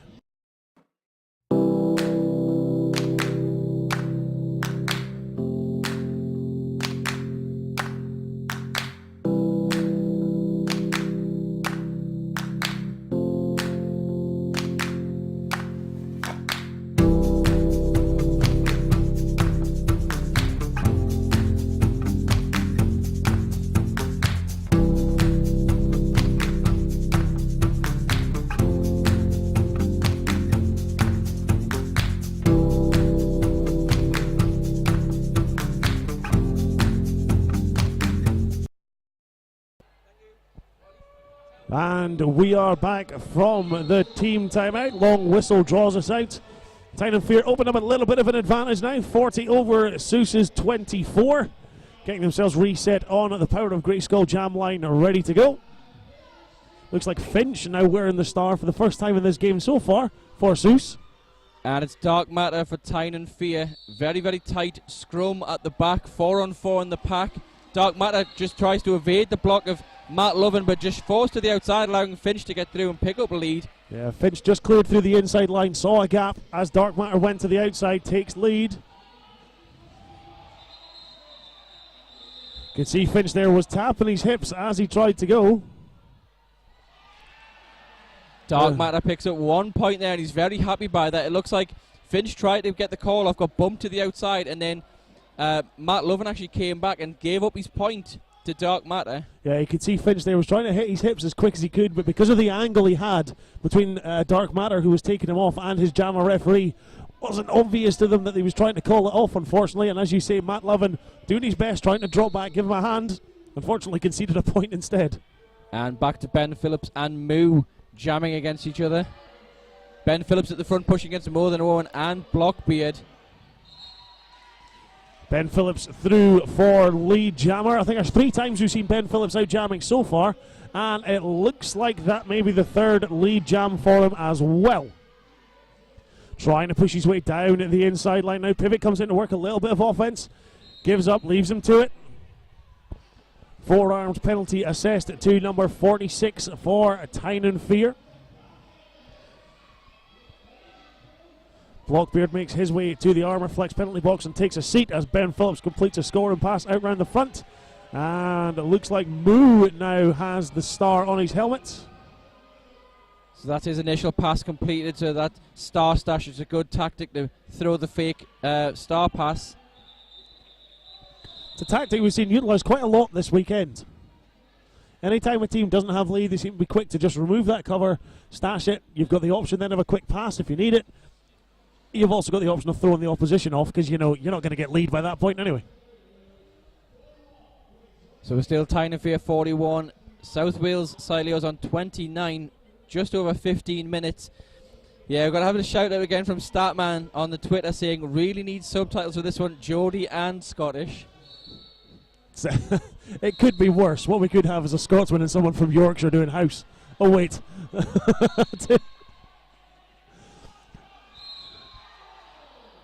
Track cut assessed to, looks like the mechanic seated in the Armour Flex penalty box.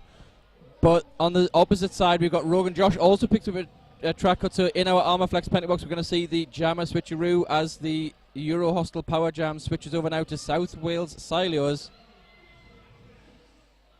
Mechanic back out of the Armour Flex penalty box. Euro Hostel Power Jam for the moment, at least, on behalf of Seuss. And as Matt Lovin's released, Rogan Josh released at the same time. You can see the opposite tactics. Blocker comes out and comes the long way around to rejoin the pack. Rogan Josh does the opposite, takes the shorter route, comes round the outside of turn 4 and joins straight into the back. Oh, goodness me! And then they meet, coming back round the corner of turn 1. No pass, no penalties. Rogan Josh gets knocked to the inside. Matt Lovin, though, also followed them off.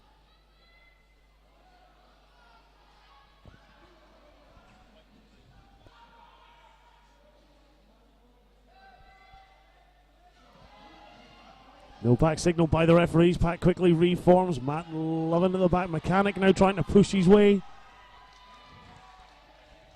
Manages to do so successfully. Clears a space round to the front. Play now slows down in turn 1. Matt Lovin just loves to drop that shoulder right in. Oh, goodness me. He's really got it in for Rogan Josh in this jam. Matt Lovin's been one of those standout blockers for South Wales Sileos for many years, and he just proves he did the same for Team England at MRDWC in Calgary. It's like number 82 Dog getting in on the action as well with a little bit of a shoulder check right to the chest. And this is where the crowd go wild. The crowd love Dog to jam or pick up the pivot.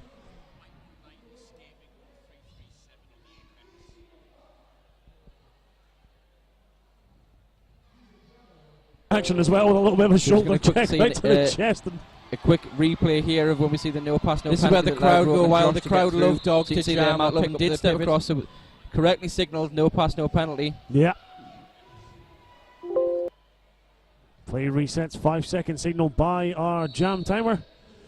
Hand comes down. Looks like, is that the first time out jamming for Seuss in this game so far? I think is that. Can't quite, well, it doesn't matter. Mackenzie's out and away first at 4 lead. That is indeed number 32, the Flying Welshman, ironically. Took a bit of a spill. I don't know about flying, but you can certainly falling Welshman at that turn. Nicholas Rage now trying to brace at the front, trying to hold back the Flying Welshman. Goodness me. Well, you're going nowhere when more than a woman drops your shoulder into your chest. Mackenzie just been thrown to the infield, having it recycled back to our Power of Grayskull jam line.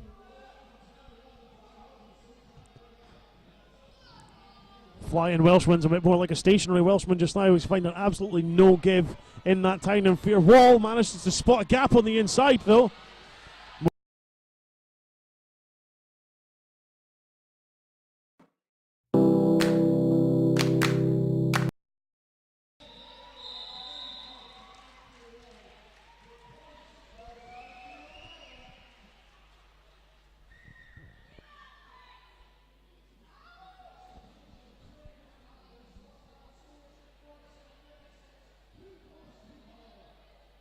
So scores currently stand with just over 11 minutes left to go. Tyne and Fear on 47. South Wales still close by though on 36.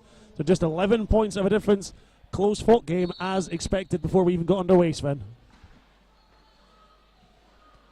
Dark Matter just trying to force you through again. Matt Lovin just doing a great job, but managed to find a route up the inside, picks up a lead. And Dark Matter just skipped around the hips and around the back of Matt Lovin.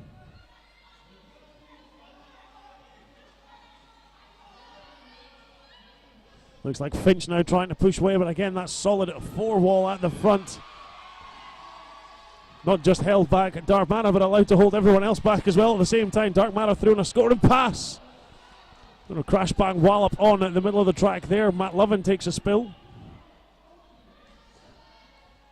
Finch is now out. No pass, no penalty for him, but he couldn't get lead jammer at this point anyway. It's already gone to Dark Matter. Dark Matter assists the back block. So Euro Hostile Power Jam for Finch now, already showing 5 going up because obviously got the jammer penalty point as soon as he left the track, or as soon as the penalty was issued, I should say. Indeed, brilliant little skip over the apex from Finch originally, just as he was getting through and that penalty was being assessed. Finch took advantage of the slight break in concentration from the Tyne and Fear wall, skipped over that apex on turn 4 and completed his first scoring pass.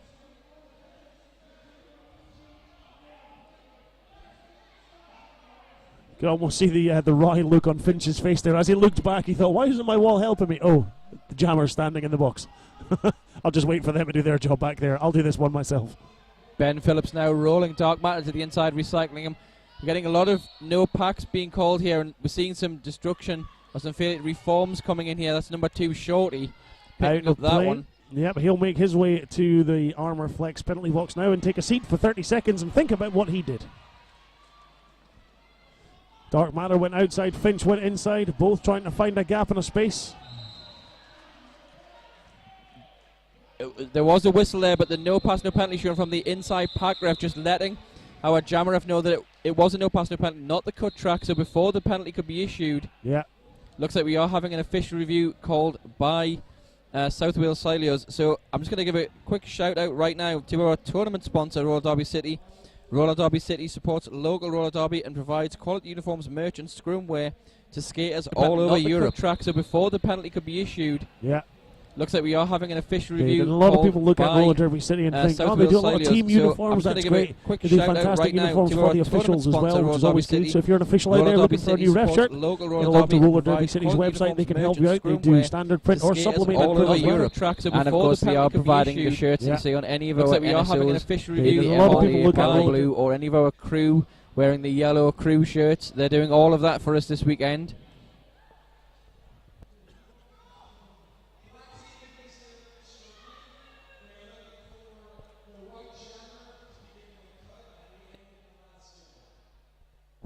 So it looks like Susa mentioned, and as she said there was no pass, no penalty signalled by the inside pack referees right at the end of the jam, which means the jam referee didn't issue the track cut. It sounded like he'd blown his whistle for, but then didn't actually make the call. So it looks like Susa are actually looking for that penalty now to be assessed to the Tyne and Fear jammer. Yes, I mean this is one where because it's going to come down to how well those referees have reacted to that. You know, what did the front IPR say that gave them the knowledge, the trigger to say it was a no pass, no penalty? And obviously, what was the jam ref saying? So they'll come together to talk about that. That's now just been relayed to the teams by our head referee Schreff, who's going to come now and deliver the verdict.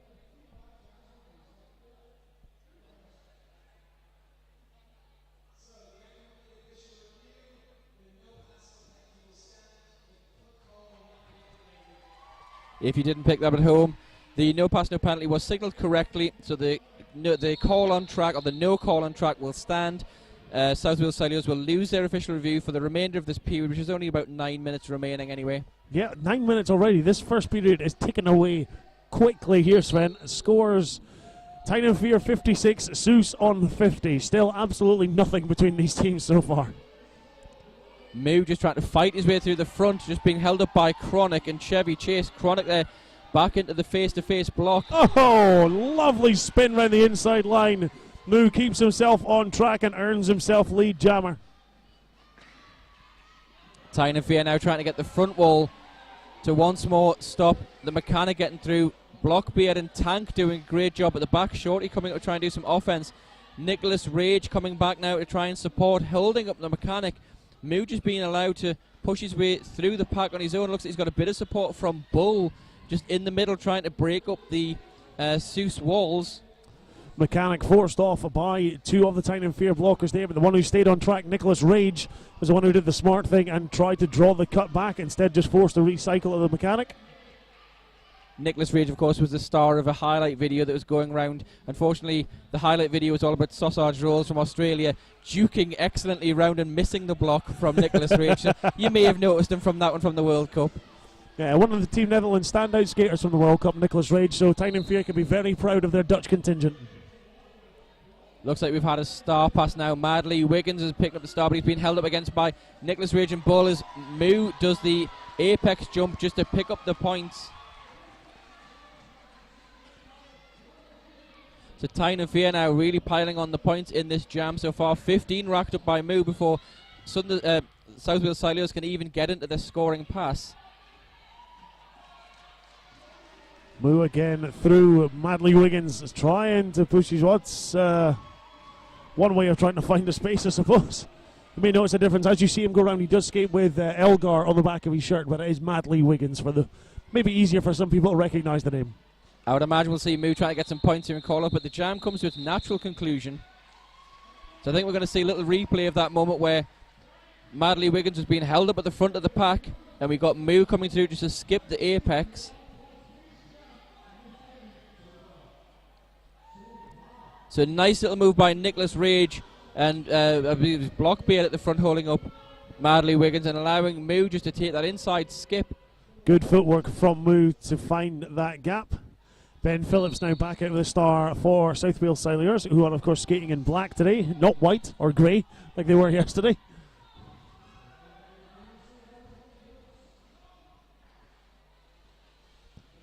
Well, yeah, it looks like Rogan Josh is jamming for Tyne and Fear. Ben Phillips out first though for lead jammer. Still being held up, but he has completed his pass. He is now off and away. Cool jam. Luke picks up a clockwise block, so he's going to go to our Armorflex penalty box. Rogan Josh takes a nice little offensive block there from Zero Barnabash. Just enough to hold the space for him and allow him through. Barnabash picks up the low block there, just fell, left a leg hanging. Big hit from Dog, who picks up the high block, and that's put Ben Phillips down, and he's staying down, so... Yeah, we'll go to a quick advert from our sponsors, Roller Derby City.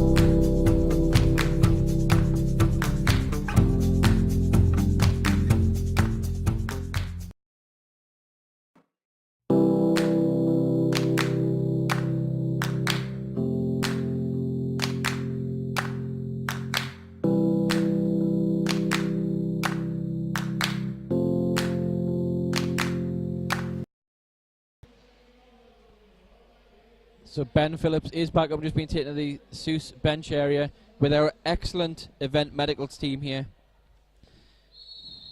The event medical team, of course, part of just some of the crew and the people all making this possible, such as our penalty box sponsor Armorflex. Need impact protection? Armorflex has got you covered. Take a look over at armorflexsport.com.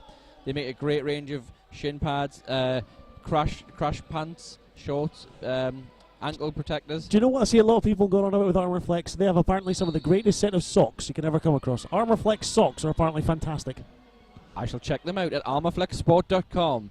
But back to the action now. We've got Finch jamming up against Mackenzie. Finch gets bumped to the inside by Bull, allowing Mackenzie to come through, pick up a lead for Tynofia. Finch manages to barge his way through charges, does so legally, completes his pass on the inside line.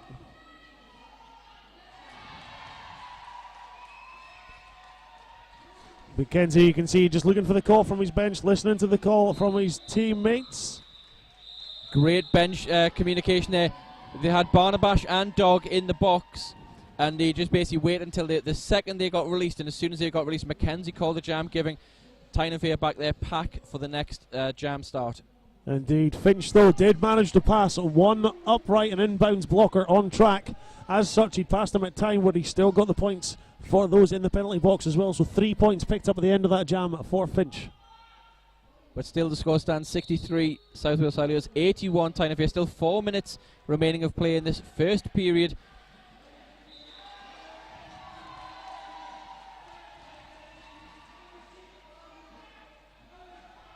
Dark Matter through for lead jammer. The mechanic been used a lot.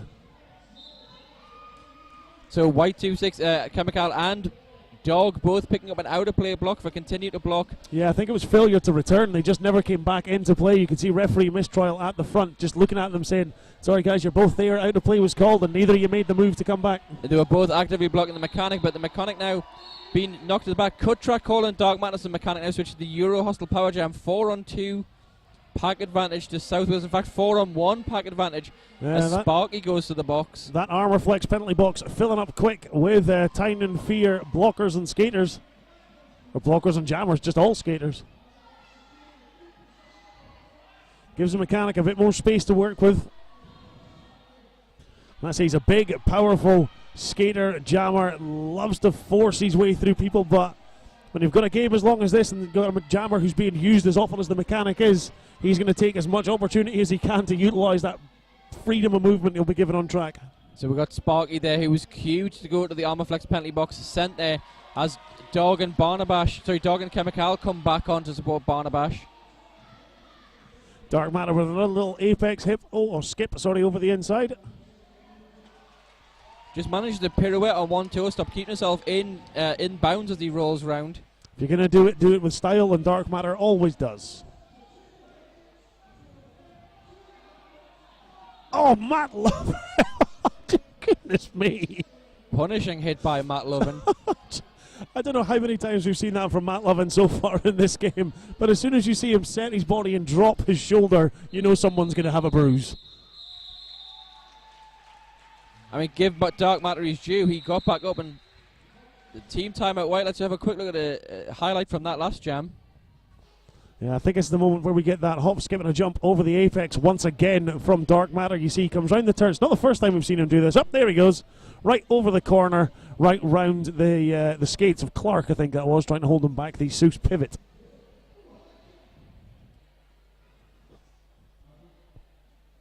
So team timeout being called.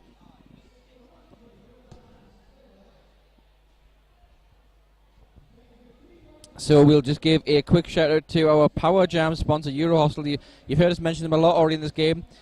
Newcastle's best kept secret, the Wear Rooms, open from 8 o'clock every morning till late every night, and right underneath the Eurohostel, which is of course the official hotel of the MEC and has been since its inception 2 years ago.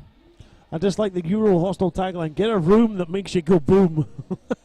It's quite an ominous description for hotels. And if you're sitting watching at home and you think, I'm enjoying all these skaters and refs going around, I would like to go and have a drink with them later, come down to the Wear Rooms in Newcastle tonight for the after party.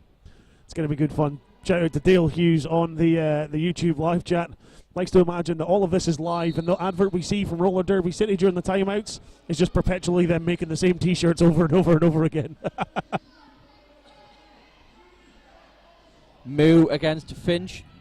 Two separate walls here, or cubes, I guess you could call them. Multiplayer block being assessed at the back. One of the Seuss blockers will make his way to the pillbox. Yeah, Chevy Chase is off. Finch is out first for lead jammer. Another multiplayer block being assessed, this time to Chronic. Forearms apologies. Finch on a scoring pass. Moo still being held up at the back. Finds a gap on the inside line. Great footwork from Moo. And we get Clutterbuck picks up a cut track, so now we're down to one blocker on track for South Wales Silures. It's almost like a rotation round the last jam where we're seeing this a lot from Tyne and Fear. Now it's Seuss's turn. Maybe they all want to go and check out the Impact, the Armorflex Impact Protection banner that's behind the penalty box. Maybe that's the issue. They're all thinking, I've heard them talking about these Armorflex shin pads and ankle protectors and crash pants all weekend. I'm going to go and check out that poster. Probably not the best time to do it, though, during a jam, I guess. No, probably not. It's like we have timeouts and half times for a reason. Teams get themselves reset. Looks like Rogan Josh back in jamming. Wearing the star for Tyne and Fear. Full Effect takes lead jammer. This will be our last jam of the period. The Ben Phillips jamming for Seuss. Been quite successful. Probably their most successful, the highest point scorer, I would imagine, in this first half as Rogan Josh goes through for 5. Play slows down in turn 1. Recycle back to the Power of Great Skull pivot line. Ben Phillips having a bit of a hard time of it just now. Rogan Josh pushes his way at the front. Ben Phillips has got that star off his head, but he's got it stashed in his hand. Throws the feint and completes his pass. No pass, no penalty. Keeps himself on track. Barnabash has been having a great job blocking for Tyne and Fear here. He's opened up the gap there to allow Rogan Josh to get through. Now doing some great work of just slowing down the pack speed by knocking some of the Seuss blockers off to the outside of turn 3. But we are going to have an official review. Indeed, official review so far. But Tyne and Fear. Yeah, Tyne and Fear calling. And what you may have seen right at the end of that jam there is as they were coming to the end, Chronic had been knocked off the track by Barnabash, but he saw his jammer coming back round, stayed off track, nodded to his jammer as he came down the straight going, yep, as soon as I step back on here, I'm your offense, follow me through. Unfortunately for Chronic, the whistle went and called the jam at the end.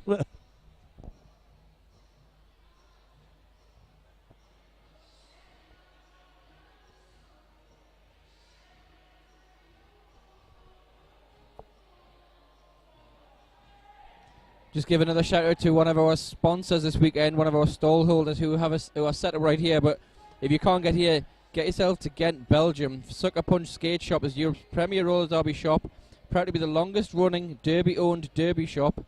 Miyagi, skater with Ghent Go-Go Roller Girls, and Martin have been servicing roller skates from all over Europe, both both online and in their beautiful and spacious shop in Ghent, Belgium, for over 5 years.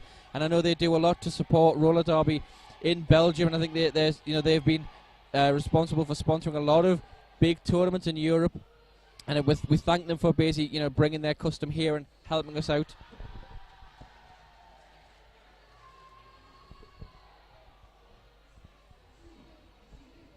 So we are, of course, just having we're just waiting to hear back from our referees in regards to this official review. We'll find out exactly what it was for, and we'll find out exactly what the end result is. Head referee for the day, of course, is Schreff. It was called by Tyne and Fair, so I can't even, Can't guess what that was for. We're going to get Schreff on the mic now, just let us know.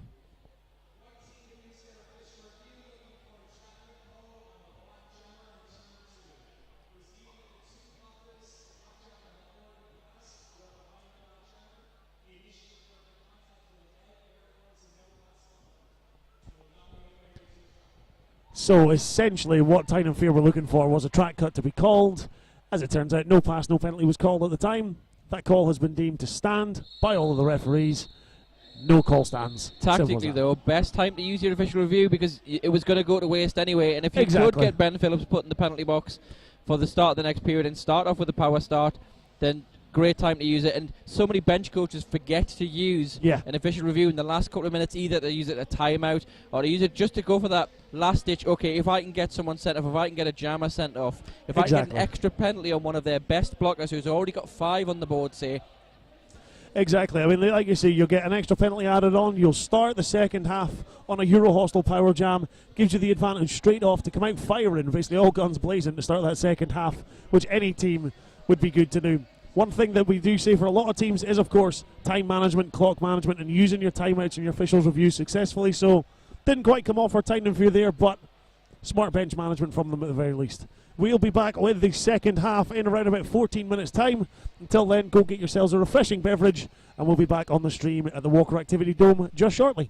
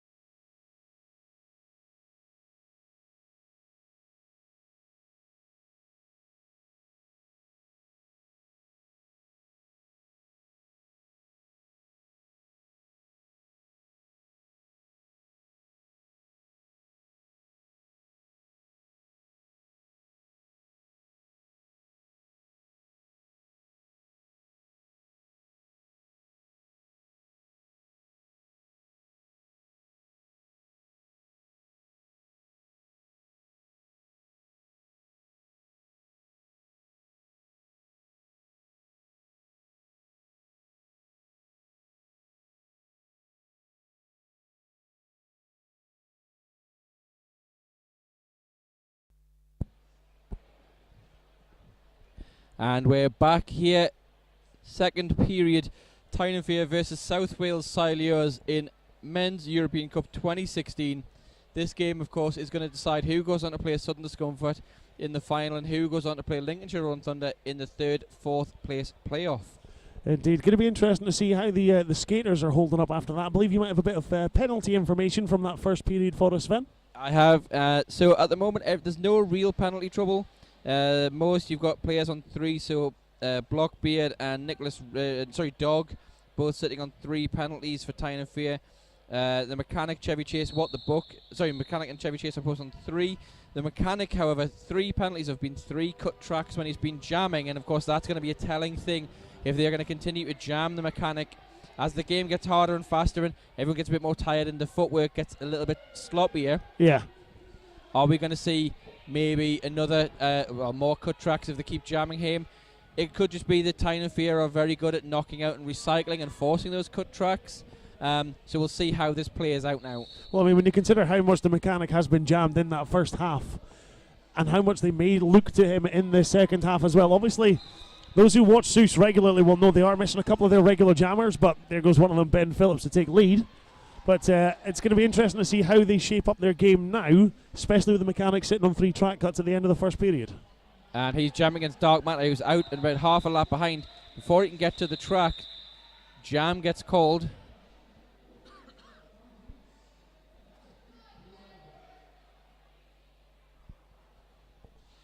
So currently a 19-point difference in favour of Tyne Fair, but we've seen this scoreline swing to and fro and get to within. I'm trying to think of a safe way of saying 6 points. I think we had at one point was sort of extremely close. You know, essentially one pass of a difference at one point. We were Moo and Finch jamming against each other here. Finch has been held up at the back by More Than Woman Nicholas Rage, braced by Tank.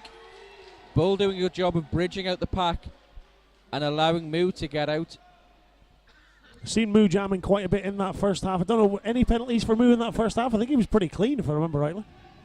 Yeah, Moo didn't pick up any penalties in that first period, and he jammed quite a bit. Saves McKenzie had a clean first period as jammer. Of course, there's the curse put in place. I apologise to Moo and McKenzie for that. We'll let them know if anything happens now in this jam, it was definitely our fault.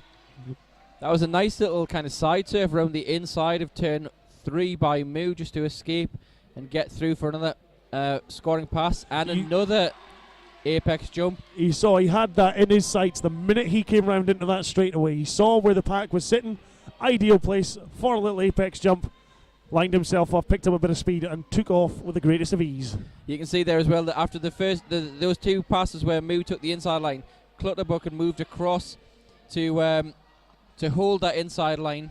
Sorry, I keep saying Clutterbuck, I mean What the Buck, as his skate name is at the moment. Failure to return assessed at 2-0-0, More Than a Woman for Tyne Fair. You could see both teams trying to skate back, draw the recycling as far as they could.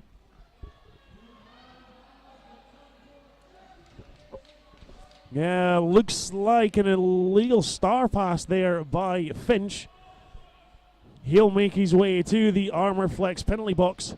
Star cover thrown back to him by the pivot. He will sit down there, and we have a Euro Hostel power jam for Tyne Fair, which Moo quickly calls off. We'll go to a quick look at an instant replay.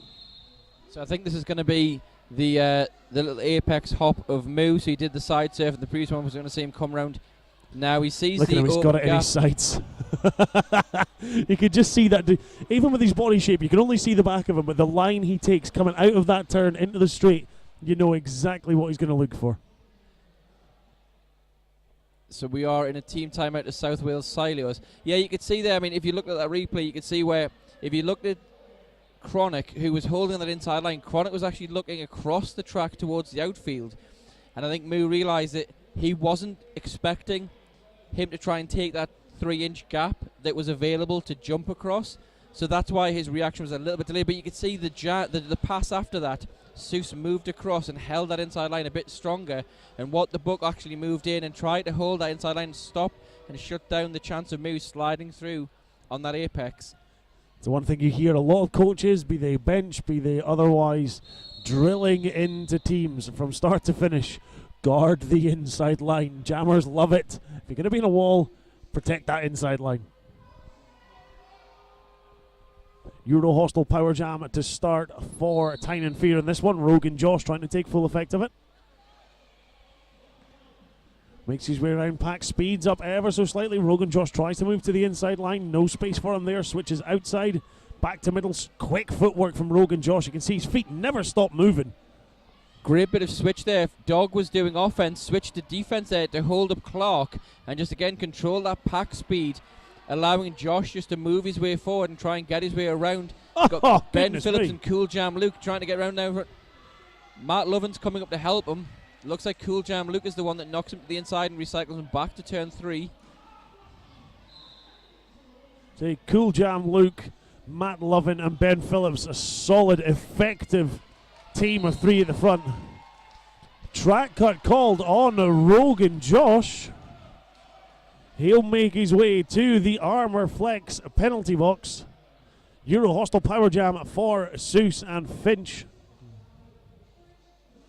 I think the issue there is Josh got knocked off, looked to the outside, he saw no pass, no penalty being signalled from the OPR, which might not have even been for him, it may have been for another action in the pack. Yeah. And he stepped back to track, assuming that that meant he was safe. Of course, that no pass, no penalty may have been for a different action or a different player, or even a different pass by the Jammer himself. Yep, exactly. So the track got called by the Jammer referee. And the jam comes to an end with Rogan Josh, looks like standing in the penalty box, so at the most 10 seconds before we'll see.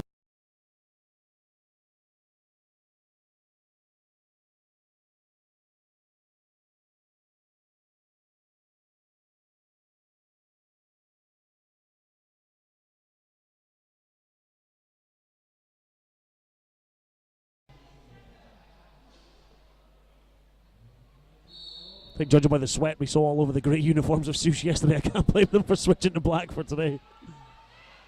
Mechanic just trying to power his way past Nicholas Rage, and yeah, Mechanic was out first, does have lead Jammer, but Rogan Josh is out and away out in the penalty box as well.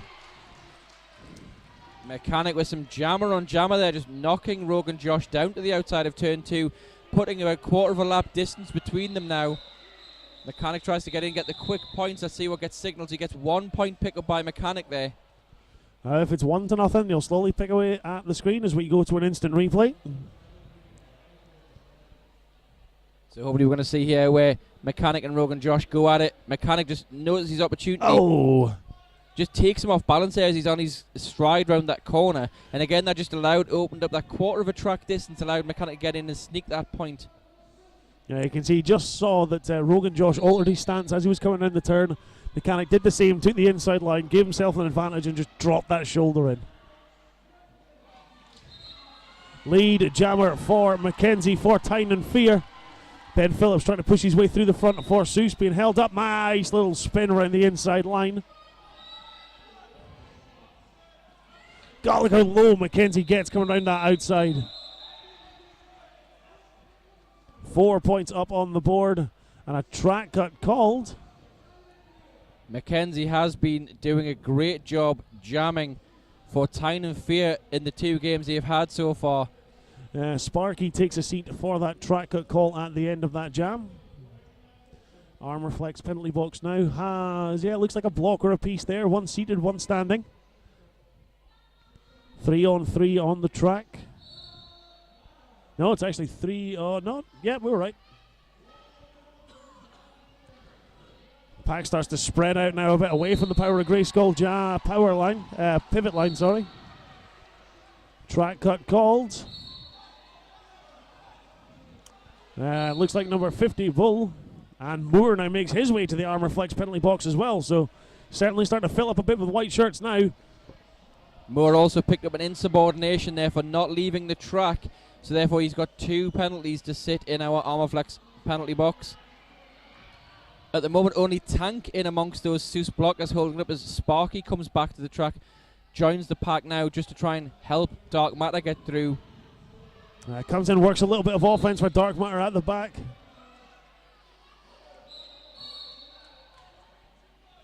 Multiplayer block assessed to Madley Wiggins, I believe.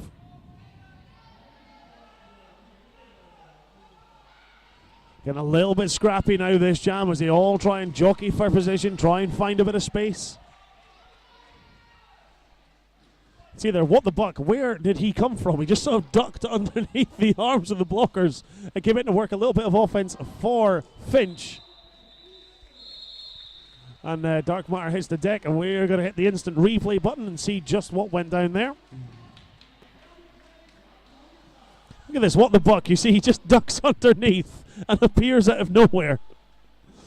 This is where we're going to see a great hit from Chevy Chase. But what we couldn't see just off camera there in that replay was, again, it's this kind of instinctive great jammers where they realise they're knocked off the track and they're in midair and they think, I could save my face or my back, or I could save myself, but I'll actually call the jam, and I'm going to put my hands not in a position they're going to help me, but tapping my hips, I'm going to get that done while I'm in the air still. Yeah.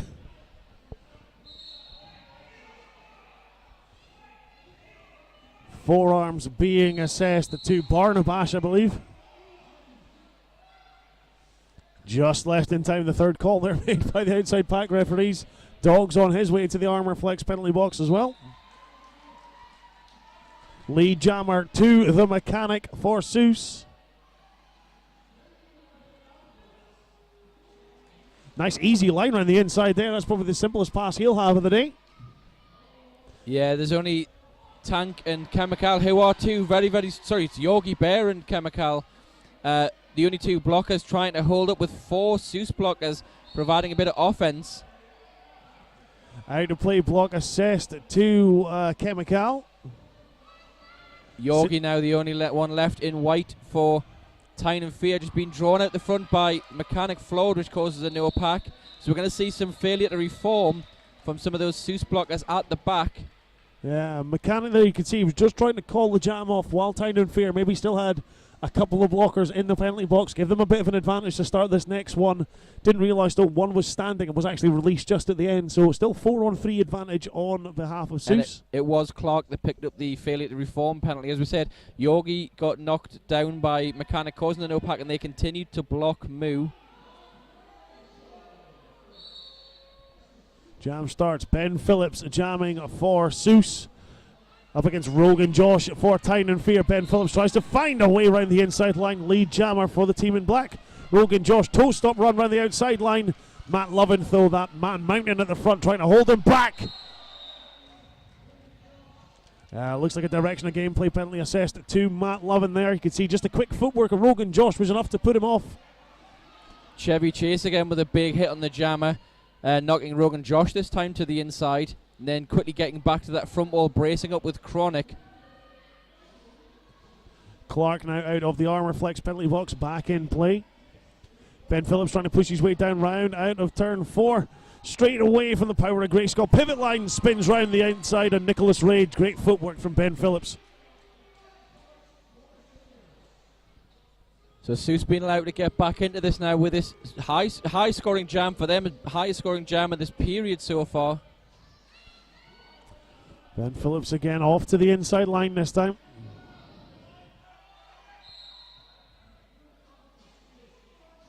Chevy Chase picks up the cut track there, just been knocked off and just dropped, stumbled back to track in front of Nicholas Rage. That might give the blocker a bit, I was going to say give Rogan Josh a bit of respite, but he's still got Matt Lovin and Clark there who have been very effective. And as I say, that Clark picks up the direction of gameplay penalty. Yeah, he's only just came out of the Armour Flex penalty box into this jam, and now he's on his way back to sit down again. Clearly doesn't want anyone else using his chair. And we've had a star pass to Bull, who just gets held up for a few seconds by Chronic at the front. Chronic picks up the failure to return penalty. So a severely reduced pack on track for South Wales as we go into the next jam. Quick look at the instant replay here. Keep an eye on your screens. Look at that footwork there from Rogan Josh on the outside. There you see that from Matt Lovin. It's just enough to take him down, but unfortunately not moving in the right direction. He'd stopped on track, trying to readjust his body because the footwork of Rogan Josh was so quick. Matt Lovin just couldn't adjust his body quick enough. Just quick a shout out to Wicco Skates. Your feet called, they need a hug. Wicco Skates, handmade custom boots from Finland. Handmade custom lead jam for Mackenzie, this time for Tyne and Fear. Finch jamming for Seuss, taking off on the outside. You see, just about came back in front of Barnabash. Managed to keep one skate off track. If both skates had came back in, he would have been called on the cut. Chevy Chase at the front, trying to hold back Mackenzie. Offensive block there from number 82 for Tynan Fear. Dog working offense. Seen a lot of that from Dog so far, so fantastic offensive blocking from him in this half. Dog again is one of those skaters where he's been involved in men's roller derby in Europe before really there were any men's roller derby teams in Europe, when it was the North versus the South, and it was just a bunch of referees and coaches getting together and playing exhibition games. And of course he was the one of the founder members of Tynan Fear some 5 years ago. Mechanic now jamming for Seuss, and it looks like Dark Matter for Tynan Fear. Goodness me, Matt Lovin, just every single time he's on that track. As soon as he turns to face the jammer, you can almost see the fear in the jammer's eyes, and rightly so. Nicholas Rage tries to hold back the Mechanic, no such luck. He's through for lead. Close game, only 15 points of difference so far. Nicholas Rage once more into the Mechanic, just holding him up. Good use of moving his feet all the time, making sure he can't get called on that stop block. Just going to give you a quick reload of the scoreboard. As they do so, Dark Matter makes his way to the penalty box. Arm Reflex seat for Dark Matter, and a Euro Hostel Power Jam for Seuss. Direction of gameplay assessed this time to Clark. He's got a few penalties in the last couple of jams he's picked up. He's going to have to keep an eye on it. Mechanic with the most casual call off you might see for the entire weekend. I will take my time and tap my hips slowly. Take a quick look at the instant replay here. Again, Matt Lovin getting into the action. Look, bang, every time. Just the right side of legal in direction. And it's, again, a lot of times that could be confused as someone could look at that and go, that's a clockwise block. But it's actually the fact that he throws the block and he's so quick at running back to recycle, it can look like it's a clockwise block. But yeah, obviously feet are moving in the right direction when the hit is thrown, and that's what's important for that particular block. Keeps himself moving, keeps himself legal. Seuss 135, Tynan Fear 156. Number 34, Chronic seats in the Arm Reflex penalty box. Dark Matter is back to track. Just got to beat Madly Wiggins. Rolls underneath and picks up a lead. And that looks like Finch on his way to the penalty box. So we switch to a Euro Hostel Power Jam for Dark Matter. I think we have actually had 2 penalties issued to Finch there. May have been an insubordination issued by one of the outside pack refs as he made his way around. So it's going to be a minute-long Euro Hostel Power Jam for Tynan Fear. Dark Matter now round turn 4. Easy glide round the inside line. Switches to the outside. Skips round. That looks like Chevy Chase on the out. Barnabash is doing a good job again, holding the pack speed. He's waiting for Chronic. He's baiting Chronic to come back to track. And you know, as soon as Chronic comes back to track, they're going to pull that pack to the back of the engagement zone, dropping it back. They're going to control that speed now. Now, Chronic's going to be a hard player to try and goat here because he's got the strength to force his way through and force the wall forward. But again, it's just enough to take the momentum out and stop that Seuss front wall from running away and securing, like saving their points. Exactly. The one thing that you can say about Chronic is if he can't find a gap, he'll just shove you to where he wants you instead. It's like, what's that? You say you want to hold me in a 3-wall? Fine. How about I just move the 3-wall? We've had a tweet from Louise Von Teese who says, I'm watching Seuss versus TNF in the bath. Who's the real winner here? Well, what you can't see is that we're actually all sitting in baths as well, which is it's a nightmare with all this electrical cabling, but it's what we insist on being the diva announcers that we are. Well, you know, you don't get to our level without having a rider beforehand. Looks like we're having a quick official timeout here. Or we were, at the very least. Head ref Schreff signals the end of the official timeout. Jamming for Tyne and Fears number 9. You can spot those bright green shorts a mile off. That's Moo. Not to be confused with Zeus. Moo moves to the inside line. Shorty tried to hold him back, but Shorty was controlled by that Tyne and Fear 4 wall at the back. It's now Ben Phillips who's being sucked into it. Finch now out of the penalty box, trying to force his way through the pack.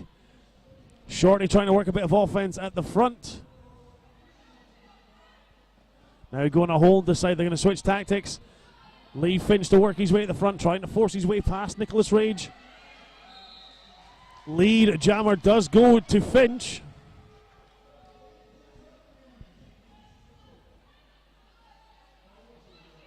Oh, great footwork from Moo. Managed to take the block, hold himself on line, hold himself on a toe stop, does it again almost on the outside line. How on earth did he keep himself on track there? So Blockbeard with a knockoff, but Ben Phillips took Blockbeard off, who was the initiator, but Bull is the non-initiator who had superior position, brought Finch all the way back to the exit of turn 2. Now just harried him again with a nice little shoulder, knocking him off, and Blockbeard now does the recycling. Yeah, just a rotation round. One blocker to take him off, one blocker to recycle him. One blocker to unite them all. No way, that's a different story. Track cut being called there on. It's Finch, who's just came out of the Armour Flex penalty box. Unfortunately for him, he's going back to sit down once more. Finch had only had one penalty in the first period. I think he's already racked up, is up to 4 now in this second period. Indeed, Ben Phillips takes a seat alongside him, so Jammer and Pivot seated in the Armour Flex penalty box. Euro, goodness me! Bull to full effect, just charges through and a bit of offense from Moo, or for Moo. Matt Lovin appreciates. I think we're getting into a bit of a strongman tussle between these two now. Yeah, Matt Lovin just tried to do one of those blocker apex jumps, but Tank saw him going for it and just stuck his hips out and threw him down, so we got a timeout called now by South Wales Silures. We'll go to a quick replay. And you'll just watch them coming around the outside here. Moo, watch this. One toe stop. Oh, there we go. I'll just hold myself here. Didn't even move. Foot was glued to the floor, kept himself on track. I'm going to give a shout out to the Power of Grayskull, bespoke handmade sports where every item is designed and made in our studio in the UK. We can make to your measurements at no extra cost and do team or group orders or one-off unique designs. Want your pets on your... They're over in the vendor village this weekend if you're kicking around here, or you can find them online on the Power of Grayskull. If you are kicking around here and you're listening to this live feed, give us a wave. That'd be quite interesting to see someone sitting in the crowd who knows us. We know that there are people in the merch village actually sitting watching it because they can't see from where they are. So, hello everyone in the merch village. I did actually spot a couple of people in the front row right around the trackside seating yesterday who had their phones in their hand just because they'd been told that the quality of the stream was so good. They wanted to see it for themselves. They couldn't believe a free stream could be that good. So a massive thank you and a congratulations to Tyne and Fear, our hosts, and of course our production crew for putting on a fantastic stream, which has just been second to none. Barnabash with some great offensive work there, just trying to open up a bit of a gap there for Mackenzie to step through. Mackenzie, that ultra quick footwork that we talked about earlier, just lets him switch from the outside, stutter stepping all the way through the inside to pick up a lead now for Tyne and Fear. Finch is out of the penalty box, still trying to find a space. Nice low stance from Finch around the outside. Zero Barnabash though recycles to the front. Waterfalls him round. Not long enough to hold him though. Mackenzie sees Finch coming. I think Finch is going to be grateful for the end of that jam. As jams were drawn on, you saw he did start to go towards the penalty box a couple of times as jams were coming to an end, meaning he was starting them and having to go again at the start of the next jam. This time he finally gets a chance to take a seat and take that start off his head. We've got the mechanic here. He's now standing all the way back to the apex of turn 3 and 4. That's not a man you want to give a running start to. And he's going to be going with his Dark Matter. It looks like we've got 4 on 4 in the pack. All crowding around our Power of Grayskull jam line. And once more, it's the mechanic just having to try and fight his way past that nice braced cube. More Than a Woman, Bull, Tank, and Nicholas Rage. Just holding, but moving just enough for it to actually still be legal. That's the thing. It's all about that small movement. No matter how small it is, as long as it's there, it's probably going to be legal and it's going to hold you. Couldn't hold him long enough though. Dark Matter's out now for lead jammer.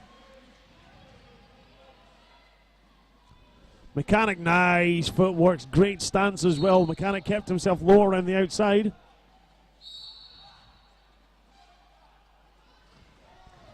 Looks like Shorty's making his way to the Armour Flex penalty box for an out-of-play penalty.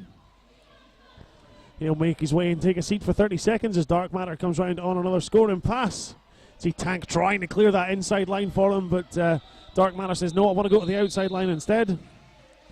Going to take a quick look at the replay there of both of those walls we just saw at the start of this jam. Look at that. Seuss at the back with a different style of wall, 2 on the inside, 2 on the outside. Meanwhile, Tyne and Fear with that strong cube 4 at the front, and neither jammer finding a single bit of space. Just going to give a shout out, or a couple of shout outs to Riot City Ravens, who's here. We're watching Come On at Seuss Roller Derby, and also Suicider, who says, great game so far. Can I have a shout out, please, to me and the rest of Manc Roller Derby, that's Manchester Roller Derby, watching Moi Sui. I'm surprised that Sui had to post that herself. We actually have the head of sort of PR for some of the NWO team seated in the crowd. We go from Moo to Seuss to Zoob sitting over there somewhere.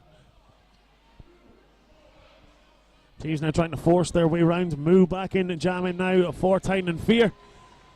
No lead for him though, no pass, no penalty, so lead still open and available for Ben Phillips if he needs it. What the buck with a great block there. Closely followed by number 82 for Tyne and Fear, Dog getting into the action. Ben Phillips has got that star off his head. Now because Moo didn't get lead jam on him, Ben Phillips has taken that cover off. Going to see this jam run on maybe a bit longer than people thought they would. Dog this time with a block to take Ben Phillips off on the outside line. Moves through another scoring pass.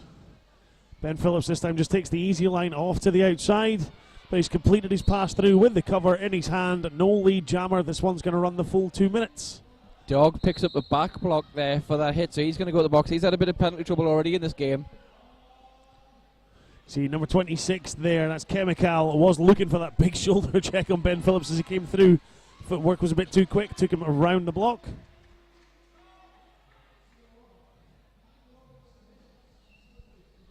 So what started off as quite a close, relatively game has now got Tyne and Fear with a 60-point lead. In fact, that's going to go a 65-point lead as Moo completes that pass.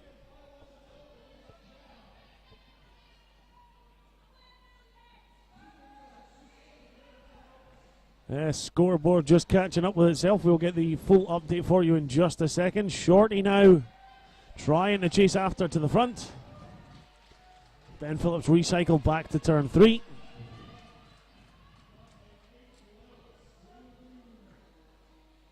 Play slows down around the corner of turn 3. Moo just sort of bounced off of Ben. Is that Ben Phillips? Yes, it was. Just kind of jammer on jammer collision more than anything else. Yeah, Ben Phillips is just getting stuck behind that Tyne and Fear wall, so he thought he's going to stand back and just try and do some some defensive jamming almost. Jammer and jammer at the right of the back of the pack. And the clock ticks away, and it looks like we're having an official review called by Seuss. And so we're just getting the scoreboard checked for you and give you a quick update from our vantage point, though. It's Tyne and Fear 215, South Wales at Siluri's 153. There you go, it pops up on your screen right in front of you. Once the referees have got the details of the official review, we'll hear from our head ref, Shreff. He'll let us know what the official review was for and what the outcome was.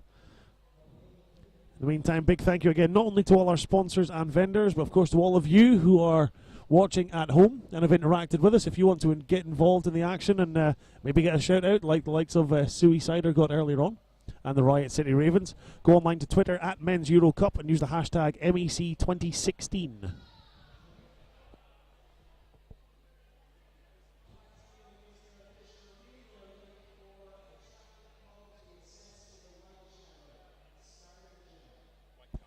So Seuss there looking for a track cut to be called on the Tyne and Fear jammer at the start of the jam. Always more difficult ones for the referees to recall, because especially for a jam that's just ran the full 2 minutes. Try and recall exactly what went down 2 minutes ago during a fast-paced, action-packed game like this can be a bit of a challenge.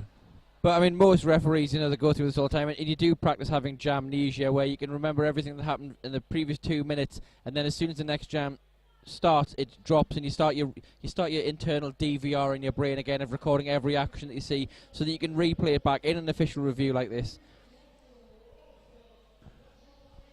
Big thank you to all of the folks commenting on the live stream on YouTube. Actually, a shout out from a couple of the Zeus skaters who unfortunately couldn't be with us. Ashby being one of them. Jones, of course, isn't here either, so hopefully get well soon. I hear they haven't been very well, unfortunately. And according to Ashby, Zeus don't do offense.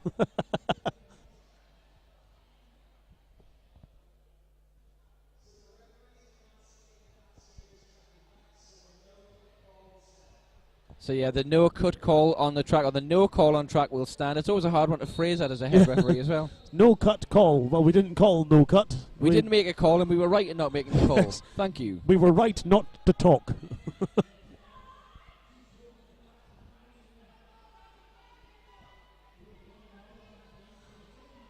Teams getting set, ready to go as this one ticks away. 5 minutes, 5.5 minutes left to go. Tyne and Fear 215, Zeus on 153. 62-point lead, jamming for South Wales Southeries. Looks like the Flying Welshman jamming for them. And Cam McKenzie for Tyne and Fear, or McKenzie as he's more better known. Clark is a one-man wall at the front trying to hold McKenzie back. Couldn't do so. McKenzie's away for lead. And simultaneously, we had Matt Loven and Blockbeard go to box 1 for a multiplayer block, 1 for a forearms penalty. Armour Flex penalty box filling up ever so slightly. Whistles going left, right, and centre now. Looks like blocking with a head issued to the Flying Welshman. He's now going to be the seated Welshman for the next 30 seconds. Cool Jam Luke picks up the forearms penalty. Tank did a great job, though, just opening up a gap for McKenzie to get through. McKenzie has the awareness to know that Cool Jam Luke was the player that put him off, so he could come back to track without fear of a cut. McKenzie almost started doing a apex spin, but I'm not entirely sure why. There was no one near him. I think it's just a matter of habit now. When he gets to that point in the track, he goes, I'm at this point in the track, I'm going to do a little 180 spin and get around the blocker that should be there, even if they're not. Can always make everything look pretty.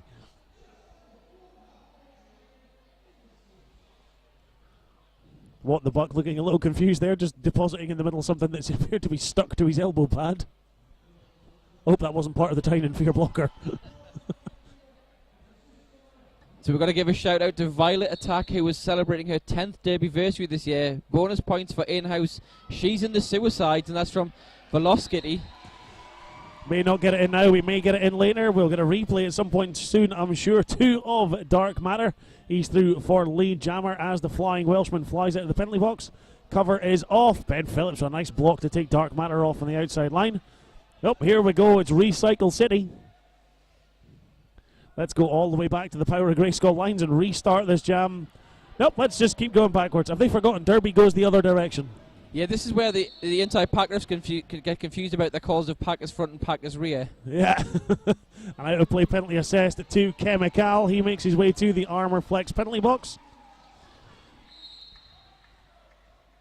Clockwise block assessed to Barnabash now. He takes a seat. Flying Welshman makes his way through, gets the star back on his head, has to be visible for him to start trying to get some points on the board. I think Tyne and Fear are going to run the clock here to get Chemical out the box. Just been getting some instruction from Spange as the bench for Tyne and Fear, just to tell him to keep going. See, Dark Matter's just slowed down, bogged down there. Great defensive work from Zeus. They're just holding Dark Matter on the inside line of turn 1. Again, the Flying Welshman, he's still on his first scoring pass here, so Tyne and Fear can run the clock a bit right now. It's not like Zeus are racking up the points, and as long as they're not racking up the points, they can afford to give up some seconds. And in fact, it's worked for them because the Flying Welshman now picks up the blocking with the head, and goes to our Armour Flex penalty box, giving Dark Matter a Euro Hostel power jam, and he calls off the jam at that point. So now we're going to go into the next jam. 2 and a bit minutes left after this instant replay. Instant replay time. Looks so pretty. You see Dark Matter here lining himself up. Look how low he gets down round that outside line. That was him through to get lead jammer for Tyne and Fear. And we mentioned there, obviously, the Flying Welshman being sent to the penalty box there, the Armour Flex penalty box for blocking with the head. It's actually the second time in that same jam he was sent to the penalty box for that particular penalty. Something you see quite a lot from maybe some of the shorter stature jammers in games like this, especially when they're coming up against blockers the size of, I don't know, Barnavash, Nicholas Rage. Something that can quite easily happen purely through just natural stance. Moo tries the apex jump, but Matt Lovin's there just to knock him, make him put a foot down on the inside. It's been some fantastic defensive work from Matt Lovin today so far. Took a spill there, but even then, straight back up onto his feet. Got Moo in his sights, trying to guide him out towards the outside with Clark. Shorty now getting into the action. Looks like that may be Finch in wearing the pivot cover. Moo takes lead jammer, but yeah, we may see this from him. Finch obviously been jamming quite regularly for Seuss early on in the game. Flying Welshman not so much. Yeah, the star pass is complete. Moo's just taking it slow here, rolling around again. There's only 55 seconds left of the period, and it's an 80-point game at the moment, so it's fairly insurmountable by Seuss, even, well, unless they can smash the laws of physics. Yeah, which you never know. Or at the very least, the speed of sound as they try and go around the track as quickly as possible. So they're going to try and slow it down or pick away at the clock more than anything else. Moo on another pass around the inside of Clark and McLovin on the inside line. Finch this time now has the star on his head. Great footwork from Finch. Spins round 180, 360. Off he goes with all the numbers and all the passes. Nicholas Rage takes Matt Lovin off to the outside. Stays with him and just thinks we'll leave a bit of space on there. Yes, we could work offense, but there's some space for our jammer instead. Direction of gameplay issued to number 43, Clark, for Seuss. Yeah, I think we're going to see this jam come to its natural conclusion in the next few seconds. Yeah, multiplayer block issued to Matt Lovin now. He'll make his way to the Armour Flex penalty box and take a seat as time ticks away and the clock runs out. You can see on your screens there it is an unofficial final score. We'll get the confirmed final score for you in a moment or two, I'm sure. Sven, maybe not how we expected the game to go, but still very, very close. Yeah, I mean, I thought looking at the rosters and looking at, I mean, as we said, it's been back and forth between these two teams for the last few years, and it seems to be home team advantage has a lot to go for.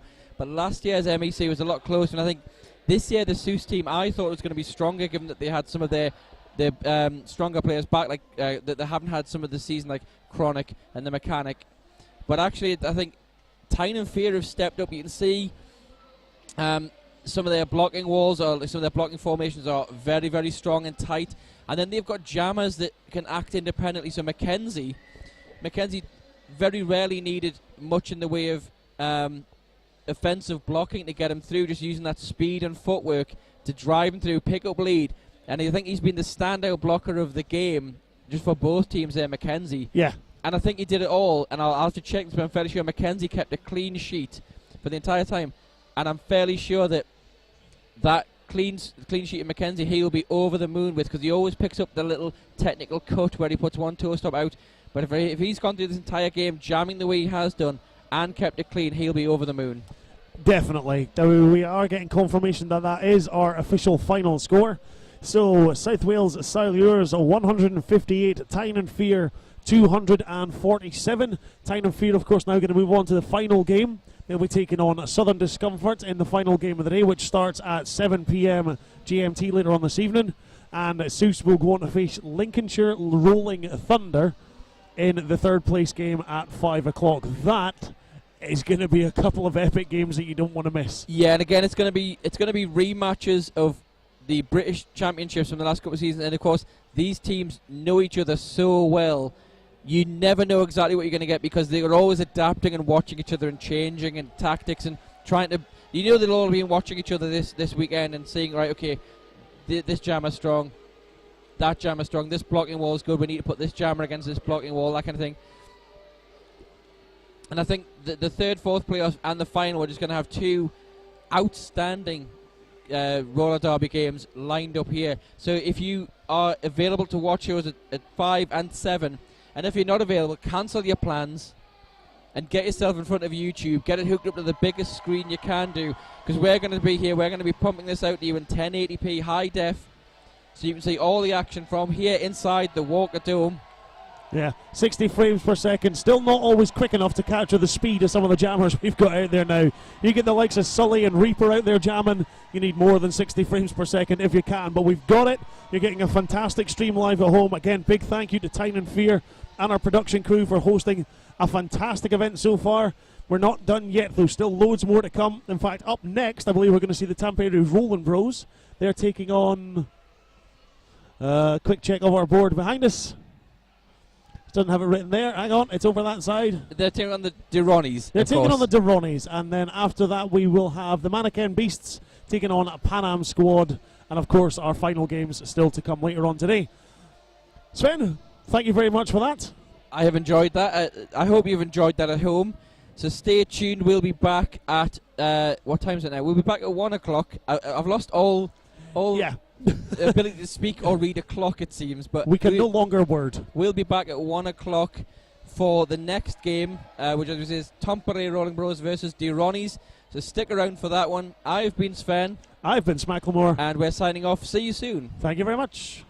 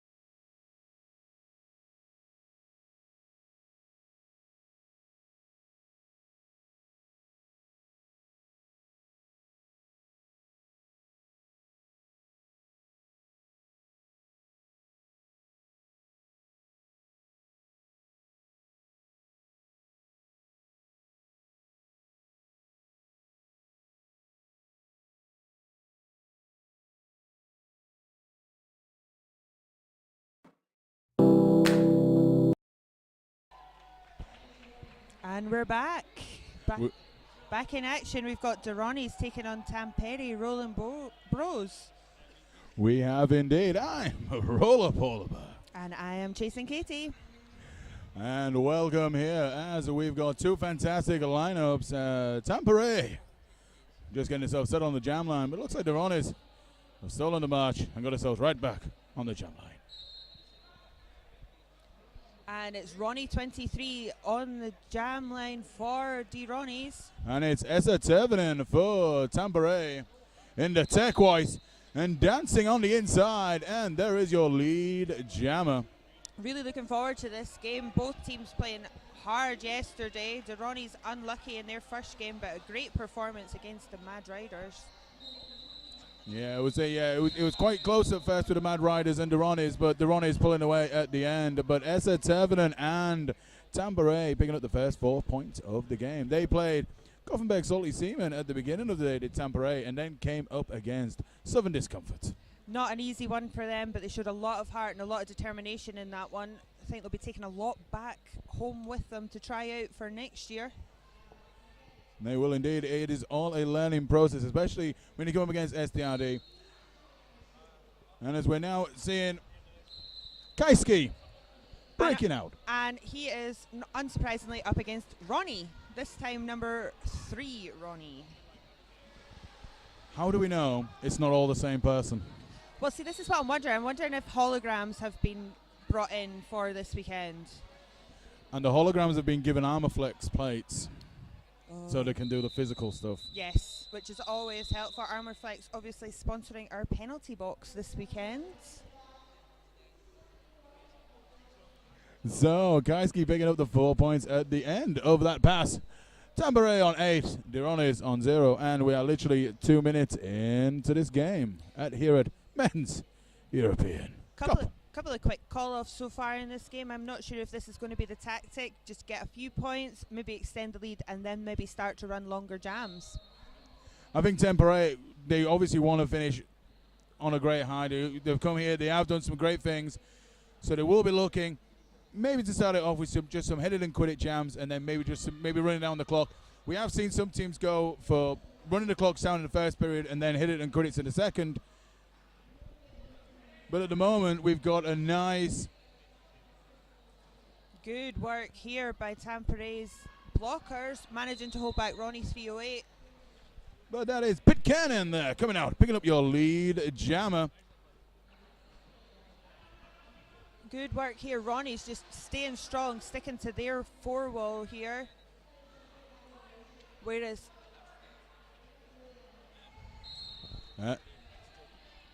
And a great replay there of the jammer Pitcairn picking up the points there for Tampere. So Tampere picking up the points. We have got the Ronnie's jammer breaking out. That's 308. And it was a star stash there by 308 just to get out of the pack back on his head, but has been recycled. And Pitcairn coming back around, just trying to bring himself through. First points on the board for Durrani's. 308 picking up 3 points. Ronnie 1337, who I did nickname Reaper Ronnie yesterday, sent to the bin for a clockwise block. Going to put them 1 blocker down for the start of this jam.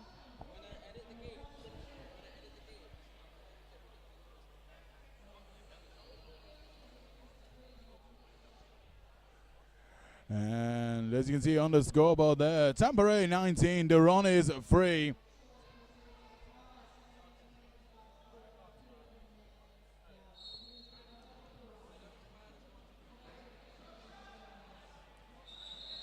Tampere's pivot currently in the Armorflex penalty box, so they are also a blocker down as Ronnie 667 gets lead jammer.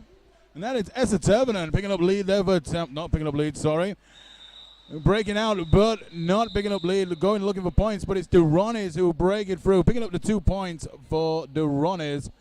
5 minutes into this, Tampere 19, Durrani's 5. Ronnie 667 proving very effective in the games yesterday, and he will probably get heavily used in the rotation again today.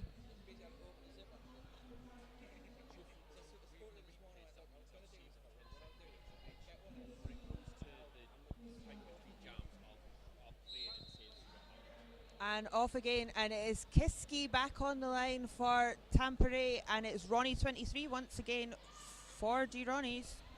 Oh, we saw Kiski had a great game yesterday against the Gothenburg Salty Seamen. Came unstuck against the STRD Wolves, just as pretty much every jammer has this weekend. Lead jammer going to the Ronnies once again. Real back and forwards in terms of leads so far.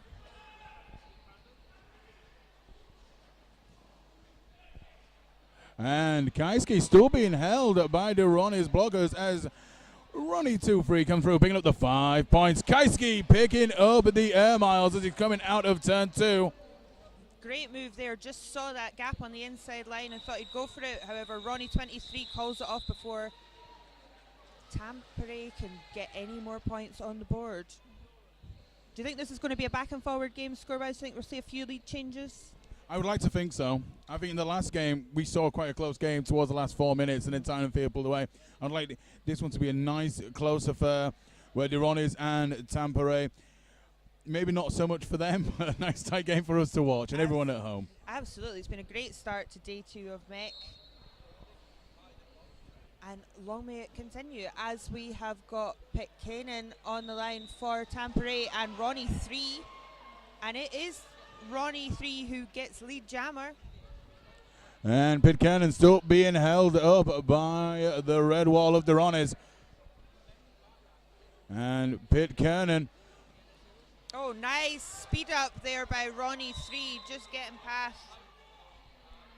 Oh, and it looks like the pivot is on the way back to the penalty box for Tampere. So Tampere losing their pivot. Pitcairn still being held up by the Ronnies as Free just coming through pretty much unopposed and picking up the full 5 points. That's us had a lead change so far in the game. Ronnie's pulling ahead, taking over Tampere's 19.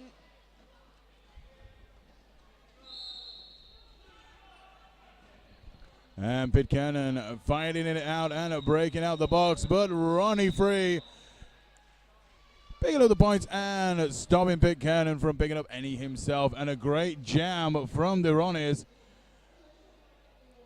It's been an interesting tactic so far this weekend. A lot of the kind of mainland European teams have been using that star stash to great effect. The Mad Riders, particularly Kilimanjaro, used that a lot yesterday just to try and sneak through the pack before putting it back on their head to get round for a scoring path.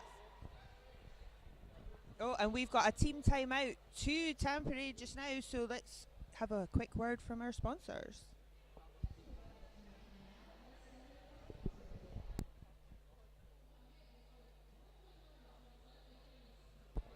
We have got our tournament sponsor is Roller Derby City, who supports local roller derby, providing quality uniforms for teams, merch and scrimwear all across Europe. Absolutely, and don't forget Power of Grayskull. The Power of Grayskull, bespoke handmade sportswear. Every item is designed and made in our studio in the UK. We can make to your measurements at no extra cost. Do team or group orders or one-off unique designs. Want your pets on legs? We can totally do that over in the Vendor Village this weekend. Come and say hello, Power of Grayskull, or find them online. Making your legs happy. I own a Power of Grayskull's leggings. They're pretty spectacular, and me being a crazy cat lady, I think I might need to get my cats put on some leggings. If you can't actually go back into normal roller derby until you've done that. Yeah, exactly. You'll be outcast if you don't. I've seen it happen. I have heard that Archie does have a pair of Power of Grayskull leggings as well, but he's not rocked them this weekend, unfortunately. He usually wears them for court dates. Scottish courtwear at its finest. Back on track now, we have got Ronnie 308 jamming. He's straight off the Power of Grayskull jam line. And he gets lead jammer as Esa Tervanen being held strong, but seeing that outside line getting taken down, but the pivot takes the fall. Esa Tervanen is out and about and looking for points. But Ronnies stop that from happening. Again, Ronnies picking up. 4 points for Ronnies in that jam. Really, if they can keep the cool head and keep playing their own game and not getting sucked in by Tampere trying to distract them, they could do extremely well today.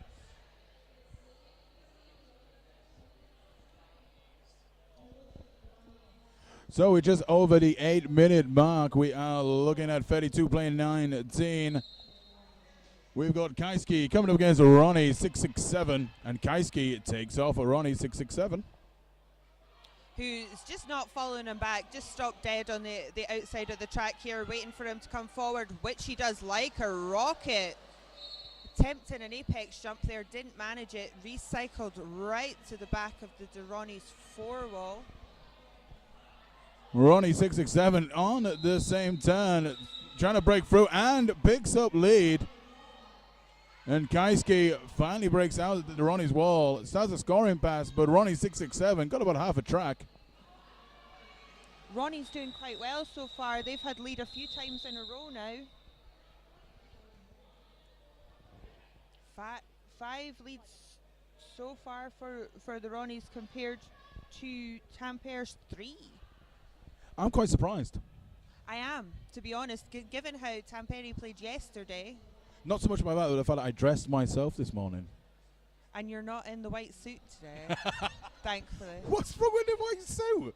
It was I wore that to court as well. Did you get extra time for it? They took the case out just to get me out.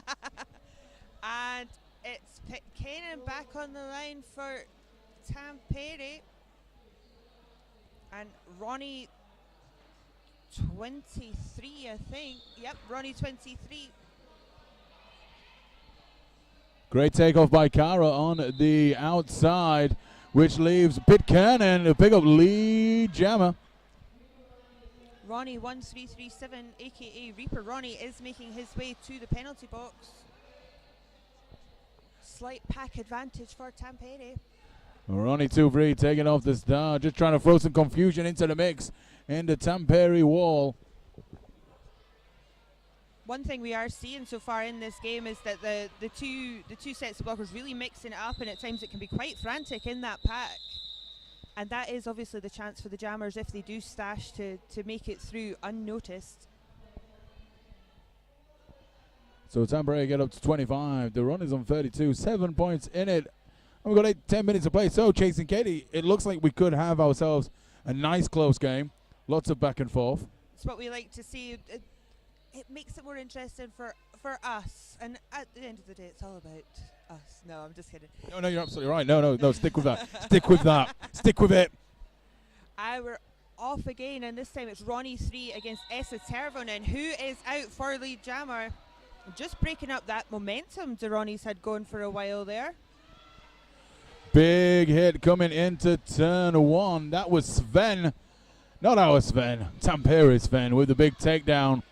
As Esa Tervonen is coming back around and looking for points. The Ronnie number 3 breaks it out. Pack moving very fast, but they are getting split apart slightly. They're really going to need to work on sticking together if they're going to be successful. And Tampere picking up the full 5 points. So we've got a 2-point game. Great crowd in here so far today. It was a bit quiet this morning. I did ask in my first call of the day who all was hungover and got a response, so I'm going to guess that was a lot.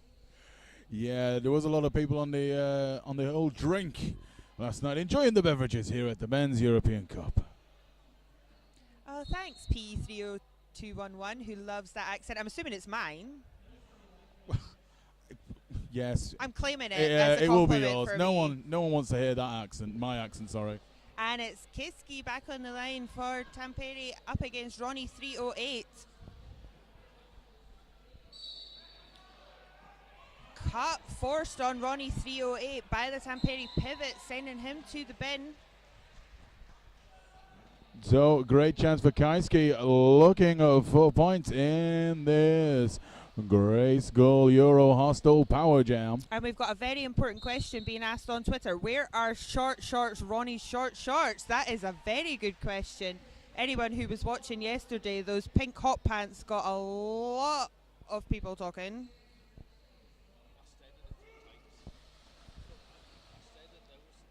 We do not know where the short shorts are, but we will hopefully get an update for you very soon. Another 5 points for Kiski.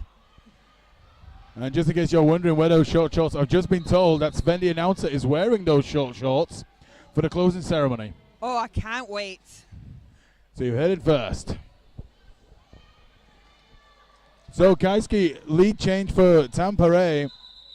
And just stopping it before Ronnie can pick up any points. So we're just having a look here at Kaiski breaking out of the Ronnie's pack here in the replay at Men's European Cup. Quick as you like, quick at the toe stops. And the thing is, Tampere have got used to this floor now, I think. Yes, and they're definitely they're being able to stay on track. Ronnie's just not quite following through enough for the cut track.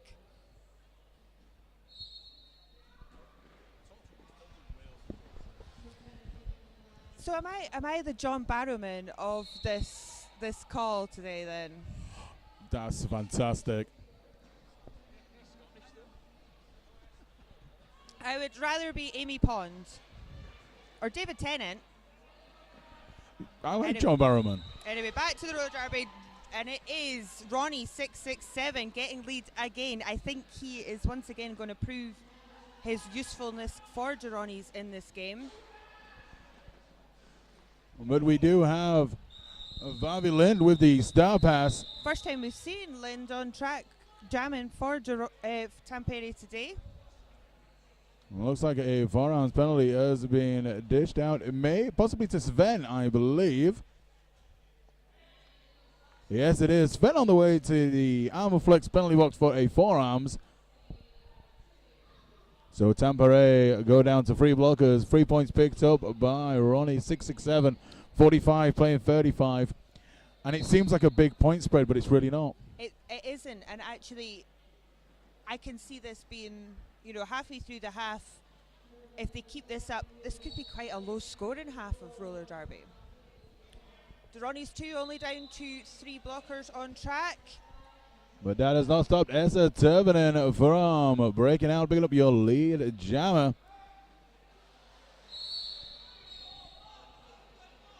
Oh, out of play block called on Turquoise 4-1. He's making his way to the Armor Flex penalty box. I do believe that is Erpo Kekkonen, third penalty of the day so far. He is the captain for Tampere, so he will sit his 30 seconds, as will the Ronnie's pivot, who is sitting in the box.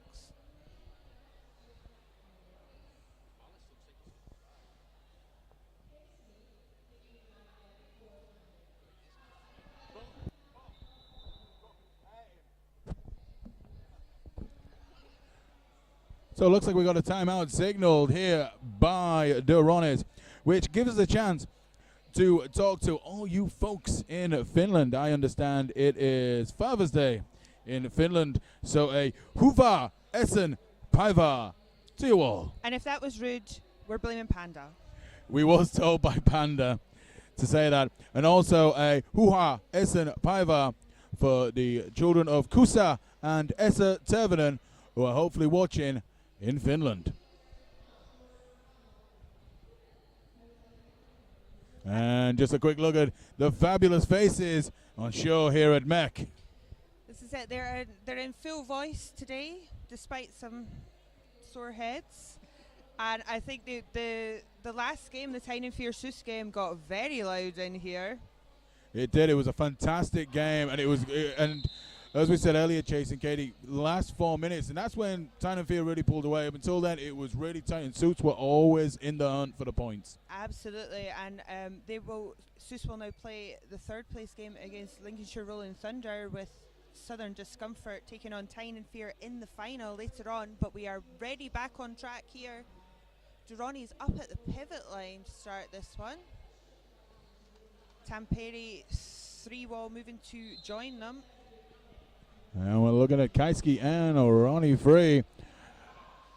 Kaiski hitting the outside and hitting the lead jammer, and away he goes.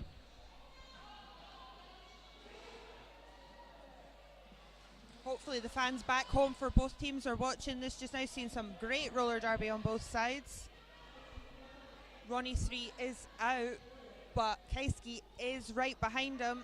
Kaiski obviously in control of this jam, can call it off at any second. Pack speeding up, trying to get away. Kaiski decides, nope, just going to call this one off. Didn't fancy chasing them. No, you don't want to expend too much energy, especially into this first period. Because as tight as it's looking, 35 playing 54, 19-point spread. Remember, kids, maths is fun, and it's always fun to do maths here. Well, that's why I've got you doing the maths for me. I can't count very much. To be honest with you, I used to have an abacus, but it used to take up the whole screen. And one time I knocked it off and I nearly broke Quad's legs, who was sat next to me doing the production. The lovely Quad, who has helped us all weekend, making sure that everything is looking good for you guys at home. And jamming, we have Pitcairn for Tampere and Ronnie 308 for Duronys.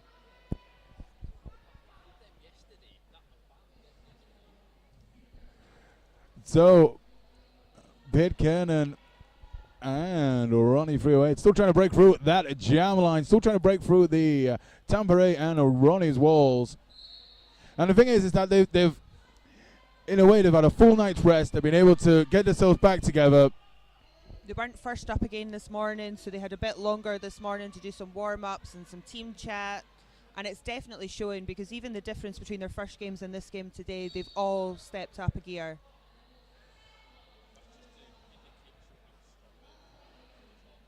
And I've been asked to let you know that Shut the Fred Up is can't wait to announce with you again, and is giving a shout out to the lovely announcers here this weekend. I don't know who that is. No, I'm joking, I do. Fred, that's it. Just bin just ignore him the next time you see him, Fred. I can't wait to announce with you, my friend. Ronnie 308 once again taking the star off his head and holding it in his hand, trying to get through this Tampere brace wall. So full 5 points picked up by Pitcairn. As Ronnie 308 is now finding tough work against those turquoise shirts of Tampere. Interestingly, the number of times they've stashed the star, but very few actual star passes happening with the Duronys team so far. And just as you said it, I think they tried to pull one off, but it didn't work. I don't think the jammer was expecting that to come there and didn't loosen his grip on it for the pivot, Ronnie 12, who was trying to take it out his hands. Yeah, the Ronnie 308 had a tight grip of it, like I will have a tight grip of a hippo burger later on. And just a quick replay coming up. The defensive strength of the walls at the start of this jam, absolutely fantastic. Neither team given an inch. No, you're really seeing it, and this is it. And I think it's only a 2-day tournament, but you're seeing both teams actually grow into this tournament.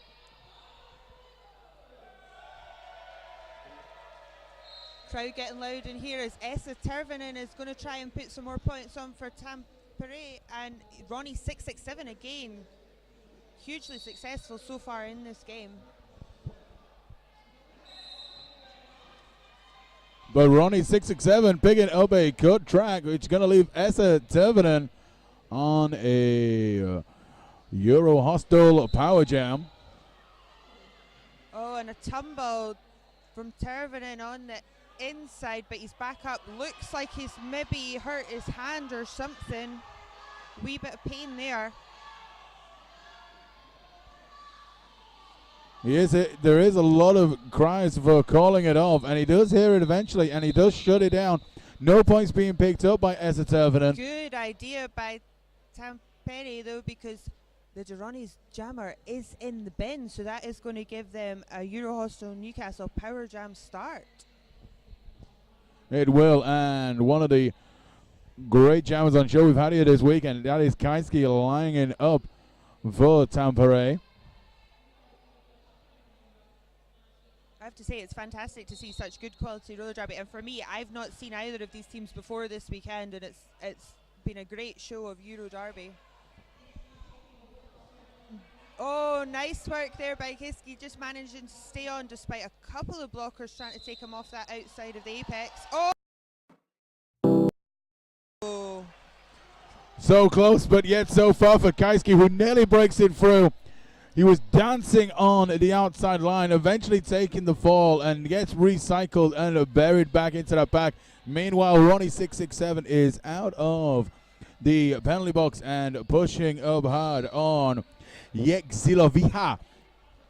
You've been practicing Tampere. that name, haven't you? I was up till 3 a.m. practicing all the names. I can nearly say Smackle, but I'm still struggling. Well, this is it. Even I can't say that yet. I'll try and avoid it, to be fair. And still struggling at the back here. Great work from the 4 Ronnies. And Kaiski just keeps that jam down. It's a 0-0 jam. So 2 jams on the spin where Tampere picks up lead. The Ronnies have actually shut them down with no points being given up by the Ronnies. A 63-35 game. That's 28 points split in favor of Tampere. Tampere, who have 1 blocker in the bin, so they are in a slight pack disadvantage at the start of this one. Ronnie 23 again on the jam line for the Ronnies, and it's Pitcairn for Tampere.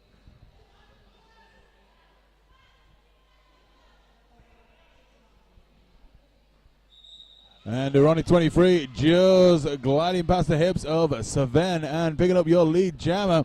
Pitcairn is still being held up, and it looks like there's a cut track penalty.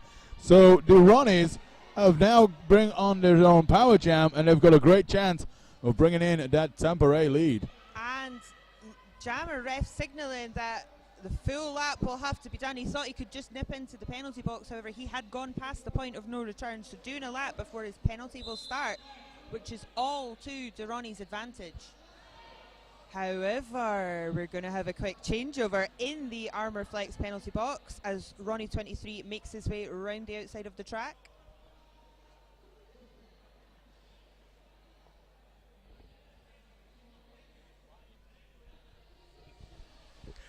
If you're still watching at home, Velocity, I was very loud. We got 10 down twice, apparently, me and Deliverance. So, you know, we are quite loud chaps. Great work here by the Ronnies, holding Pitcairn at the back as Ronnie 23 is now back on track as well.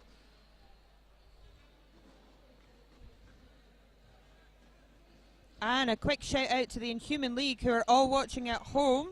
And thank you for your compliments on our coverage and quality. Wish I could take credit, but it's all been quad. Yes, but you've been out in the dulcet tones, Chasing Katie. The dulcet tones. Well, apparently your dulcet tones, there's nothing better than it, according to Coco 1015. Oh, and it 1337, Ronnie is called to the bin. He is pivot for the Ronnie. Right. So just a little break in play. Tampere on 63. The run is on 44. With 5 minutes of this first period left to go. Quick first half in this game. I think, to be honest with you, this whole day is kind of like just spun very quickly for me. I arrived here at 1 o'clock this morning. I was quite dazed and confused. I didn't know where I was. I was found in the car park by some of the staff. I was led into the building at 4 o'clock this morning. I was hosed down and beaten with paddles.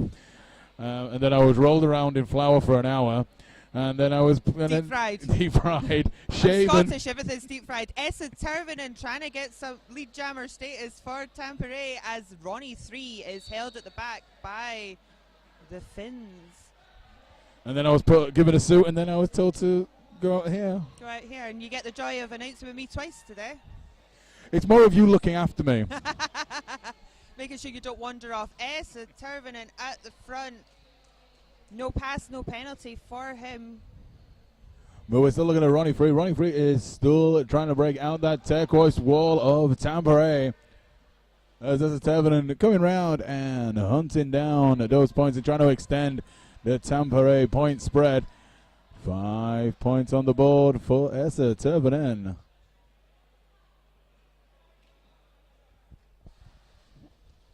Ronnie 3 taking his time getting round the track here and then just springing into action right as he hits the back of the pack.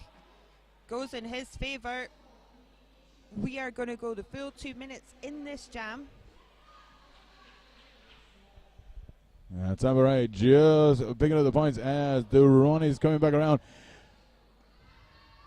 skips past the last line of defense. That's Yeeks Feliha, the last line of defense for Tampere. Wasn't able to stop Ronnie Free. Ronnie Free coming through, picking up the 4 points.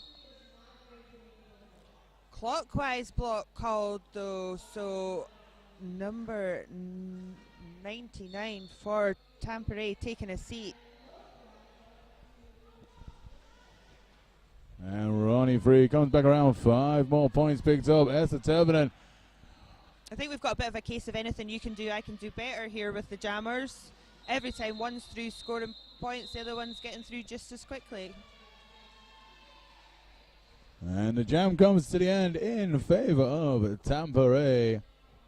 14 points played to 12. 77 playing 56. That is a 21 point spread in favor of Tampere.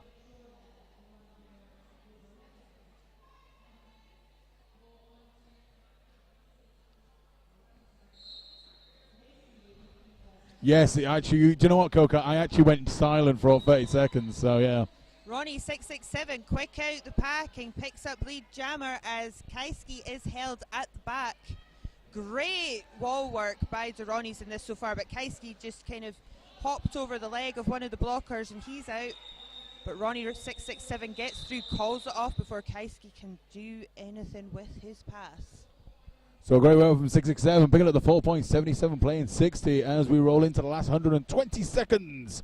And just let people at home know that before the next game there will be a special moment to mark the anniversary of the atrocities in Paris last year. Obviously 1 year ago today the incident at the Bataclan and other venues happened, so there will be a special moment to mark and remember the people who were caught up in that incident. Pet Kanan back on the track for Tampere against Ronnie 23, 2 heavily used jammers so far in this first half. Yeah, it looks like Tampere are really just going for Pitcairn, Esther Tervinen and Kaiski. They're on is going for 23, 3 and 667 at this time. So really both teams just going for a free jammer rotation. 308 thrown in a couple of times for the Ronnies, but really not well utilised. And it looks like Ronnie 23 is on the way to the Armor Flex penalty box on a back block penalty, leaving Pitcairn out and about, trying to pick up lead and hopefully picking up some points for Tampere as they roll into the last 60 seconds of this first period. I think what we have seen in a few of these games is it's really about keeping your jammers clean. That has been where teams have fallen down. Sus earlier on, but also the Mad Riders against the Ronnies yesterday. That was what did in the Mad Riders. And coming out and about, breaking out the pack, and no points being picked up on that pass. 77 playing at 60. There will be time for one more jam. And funny enough, Jason Katie, it's Kaiski on the jam line. And no surprise there, he seems to have been their most effective jammer so far in this game. And obviously, Ronnie 23 still sitting in the Armor Flex penalty box, so he will rejoin the track later.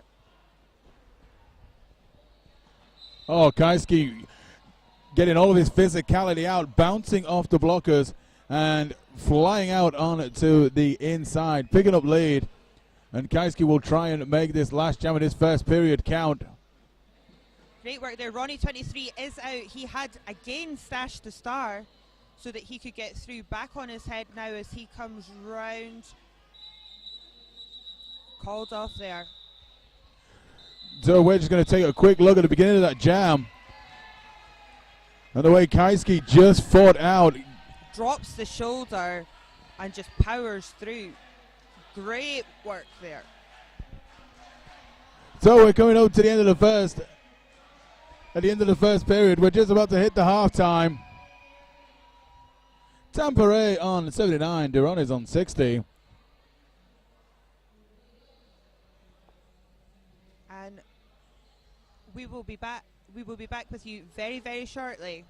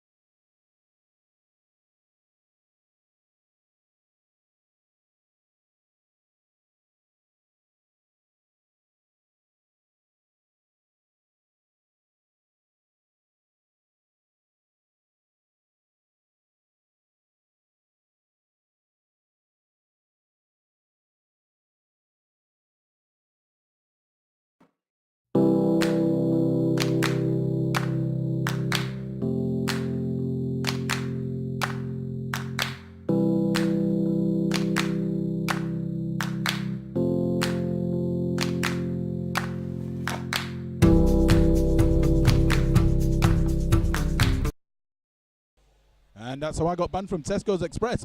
So we're back into the action. Willkommen. Welcome back to everyone. Great first half here. 79 points to 60 in Tampere's favour.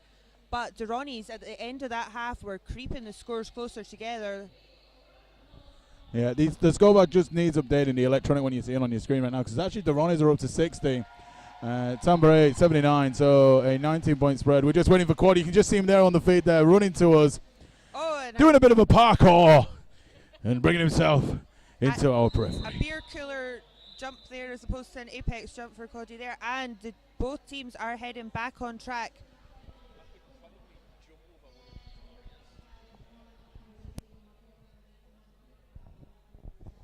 And it looks like Ronnie 3 is taking to the jam line for Duronys. And I do believe that is Kaiski. I could be wrong, but I do believe it is. With the start for Tampere. You were right indeed, it is Kaiski. Looks like he's getting a bit of offense in that front pack, but Duronys just not splitting apart at all. Solid Walls back. Flex penalty box in this half. And Kaiski picking up lead for Tampere. So Tampere will be looking to extend this 19-point spread. Great start for Tampere if they can capitalize on this power jam. Nice work by Kaiski. Went up onto his toe stops there around the outside of the Duronys blocker. 5 points in the sky for him. Full Ronnie pack, just trying to slow down Kaiski. Oh, Kaiski showing great physicality and barreling past the blocker of the Ronnies. Again, picking up the full 5. And Ronnie 3 making his way back on track now. But Kaiski skips up that inside line. 5 more points for him. He looks very pleased with himself with that pass. Big smile on his face. Maybe realizes we're only a few hours away from the after party.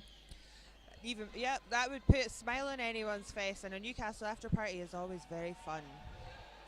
Ronnie 3 coming around at great speed, but stopped in his tracks by the Tampere blockers. And Tampere are hunting down the Century. 2 points off as Kaiski coming back around. Ronnie 3 getting taken down by Kara, and a quick recycle. Kaiski looks, don't know if he got a bit winded in that one, holding his torso, but looks okay, being helped by his teammates back to his bench. So a great jam start for Tampere.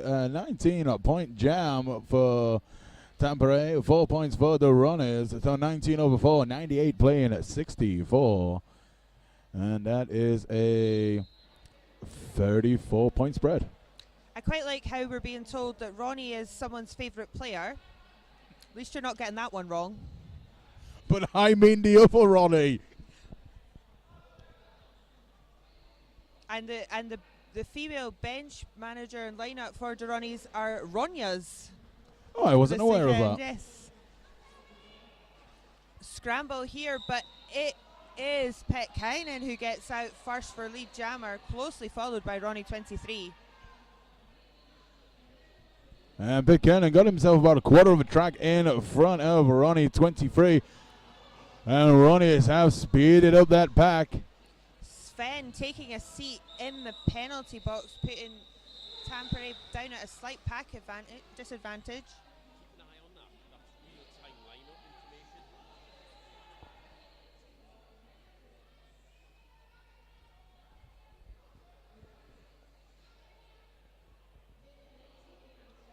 Lining up again quickly here. Tampere have hit their triple digits. They're on 100 points. Duronys 64. So 36 points in it, and we have got Esa Tervanen, Ronnie 667 lining up. And it is Ronnie 667 taking the front, whereas Esa Tervanen held at the back. Ronnie 667 getting recycled though. Nobody from Duronys blockers able to stop the track back. Big hit by Yex Silavija on Ronnie 667. He is feeling that hit and getting recycled. As is. Oh, and another big hit by Yitsilavija on Ronnie 667. Jam ref checking he's okay. He is up and back on track. Pitcairn looks like still trying to break through and eventually does. And goes hunting for points, but no lead as Ronnie 667 getting taken off by Savan. Good work there. It looked as though Double O Cara had helped push the blocker into the path of Ronnie 667 to just help send him off track. Yeah, Cara's had a very effective game so far. He isn't a big hitter, he's just someone who can organize the packs very well. And I heard he was very much the same yesterday in the games that Tampere played. Pitcairn, thought he was maybe going to take the star off, maybe have a little stash or an attempt at a pass, but decided to keep it on his head in the end. And he is sat on a Euro Hostile Power Jam as Ronnie 667 is in the box and 4 more points picked up by Pitcairn. Oh, cut track called there on Pitcairn, so he will be making his way to the Armour Flex penalty box. So he goes for a sit down as Ronnie 667 comes out and the jam comes to a close. Good work there. Ronnie's really going to have to think tactically here. They're going to have pretty much a head start at the start of this jam, so really their job is to help get their jammer through, make the most of it. Whether they go full O or not remains to be seen.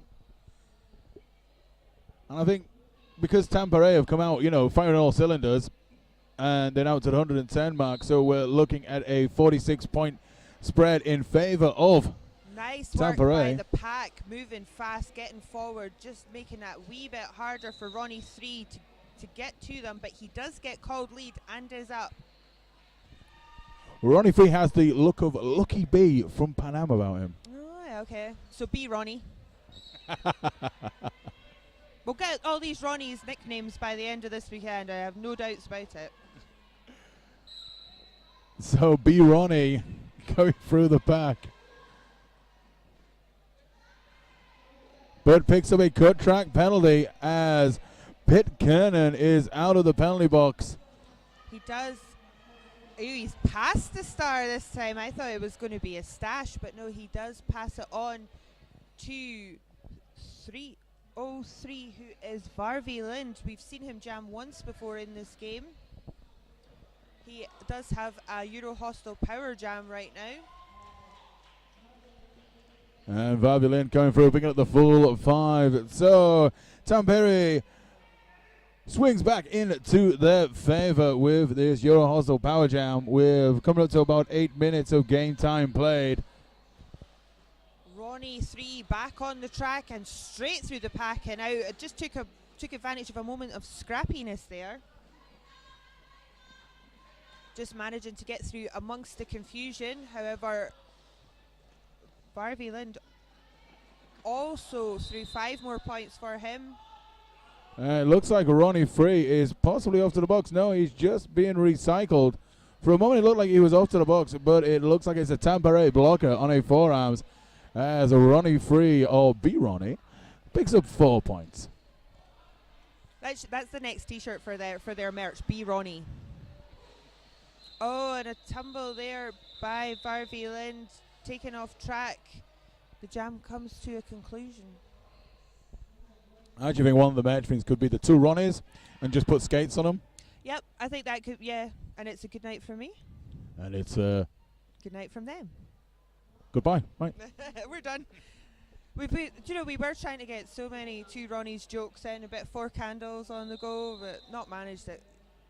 And an official timeout has been called. While the timeout is going on, we will let you know that the hot food provider of this weekend, keeping all of us going, has been Fat Hippo, who have sent the newest member of the fleet, their 1985 Chevy, along to bring their acclaimed bangin' burgers directly to you. Find them on at Fat Hippo Food on Facebook, Twitter, and Instagram, and they are available for private hire. Yeah, but I don't think you could like just hire them out to bring you your tea, though. I think I might do. I'll just set them up in my garden. And They do just- takeaways. I mean, you know, don't have to do deliveries. They might do. They've got to come to Scotland with the delivery, though. Well, who wouldn't want to come to Scotland? Well, that is very true. They might do a haggis burger for me for Scotland. Oh my God! And it is Ronnie 23 back jamming for the Ronnies.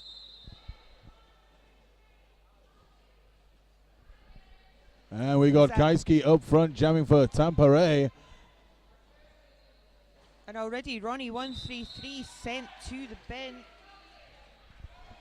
Lead jammer goes to Kaiski in this one. Ronnie 23 called for a cut track. Absolutely right, chasing Katie Kaiski now. Got a great chance to really extend that Tampere lead. Oh, and great work there by the Tampere blockers, just sweeping that inside line clear for Kaiski to nip up, which he does. 4 points in the air for him. And we're looking at a 50-point spread at this time in favor. Oh, Kaiski drops the shoulder, nearly stays in bounds, but gets taken off and recycled by Ronnie 12. Interesting there. Tampere blockers focused on Ronnie 11, trying to stop him from recycling back, but Ronnie 12 managed to get back that wee bit further. Ronnie 23 back on the track. Again, yet another star stash by the Ronnies to try and get their jammers through. Big hit by Kaiski on a Ronnie 133. There's a lot of threes as well as a lot of Ronnies. Oh, we're getting Tampere with the best bout top of the tournament, question mark. Not sure. The Gothenburg Salty Seaman tops are quite cool as well, I have to say. I also like the Mannequin Beasts. Yes. Who we will see up next. We will indeed. Seamless. Nice segue. And we're going to a quick replay of some of the action from that last jam. We're just seeing Kaiski there just getting recycled back and trying to dance through some excellent blocking. Just seeing the inside, virtually paper thin line, but still achieves getting through. Great awareness of those lines as well. Not as many cut tracks in this game as we have seen previously. So you just hear there the crowd are in applause of my suit. This is it. I think it's our announcing that's generally doing it. And it's Esa Tervanen back on the line against Ronnie 667. We'll call Reaper Ronnie, or no, he's not Reaper Ronnie, he's Successful Ronnie. Can we call Ronnie 667 Point Break Ronnie? Yes, let's call him Point Break Ronnie. I like that one. I'd like that too. And just decides to call it off. Saw that Tervanen was on his way round.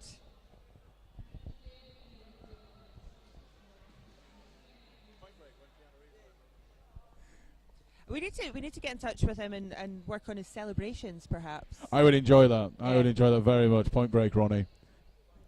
So we've got B Ronnie lining up for Ronnie's 137, playing 77, 60 points. And Pet Kanan again for Tampere.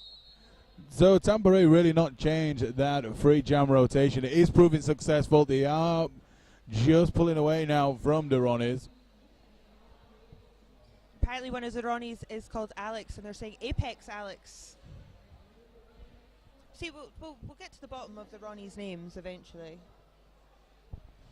Good pack work here. Both jammers struggling to get through.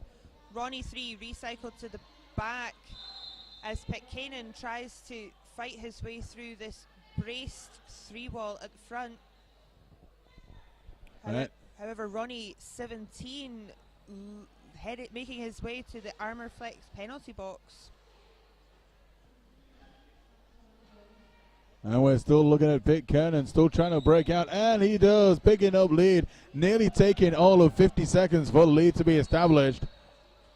Great work by Pitkanen there, just on his toe stops up that inside line. Oh, and Pitkanen picking up a forearms penalty. So Ronnie Free on a Euro Hostel Power Jam, able to try and bring in that Tampere point spread. And a bit of penalty trouble here for Tampere. They currently have 2 blockers in or making their way to the bin as we speak, leaving only 2 on track. And that is Kusa and Yekzavliha. The man mountain himself, who has done a great job this weekend stopping jammers in their tracks. Some quality bracing work from Tampere, and Yexelavia has been one of the standout performers for Tampere. Nice orchestrated. Oh, there by Durrani's just helping clear the path using the choo-choo train, as I like to call it. And they use it to great effect as well, because even though it's only two blockers of Tampere, it is Kusa and it is Yexelavia who are very, very good blockers. So there was able, and Ronnie Free gliding past Yexelavia, picking up 5 points at the end of that jam. So a 15-point jam by the Ronnies brings them up to 92 points. And Pitcairn did come back on the track there, however, it was right at the end. He had stashed the star trying to catch the Ronnie's blocker short, but the jam finished in time.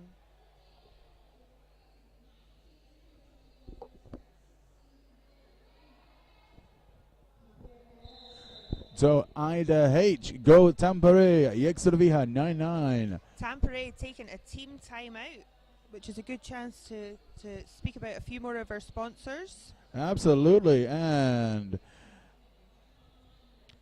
Grin Monster Roller Sports. If you're not sure what to put on your Christmas list, would you like to try some antics chasing Katie? Absolutely. Well, and you can get your hands on some gumballs as You well. are. Indeed. Or discuss Duros on the Reckless/Heartless wheels. The guys from Grin Monster Roller Sports are the experts. You can find them online or in the Match Village. And as you just see there, the camera was just panned to Sniper and the bench from Tyne and Fear. And that was Sniper and Spangle just getting all the medals and trophies ready, because after Pan Am and Mannequin Beast, we will be having the third and fourth playoff, and then we will be having the final. Ooh, can't wait for that one. I think it's going to be two really good. The third and fourth place game and the final are going to be two spectacular games to see. And don't forget, both of them teams have played earlier on today. SCRD coming out winners of LRT, and Tyne and Fear coming out the winners of SUS. So 140 playing 92. That's a 48-point spread in favor of Tampere. We have 16 minutes left on the clock. And it's Kaiski back on the Power of Grayskull jam line for Tampere. And that's Ronnie 308 lining up for the Ronnies. He's been used as a pivot a lot today. I don't know, maybe in anticipation of star passes, but maybe only the second or third time we've seen him on the jam line. In the first half, a couple of times, definitely. Yeah, I think maybe the legs, maybe just getting a little bit tired. Maybe they're just trying to get the rotation open a little bit. And it is Ronnie 308 who gets out for lead jammer.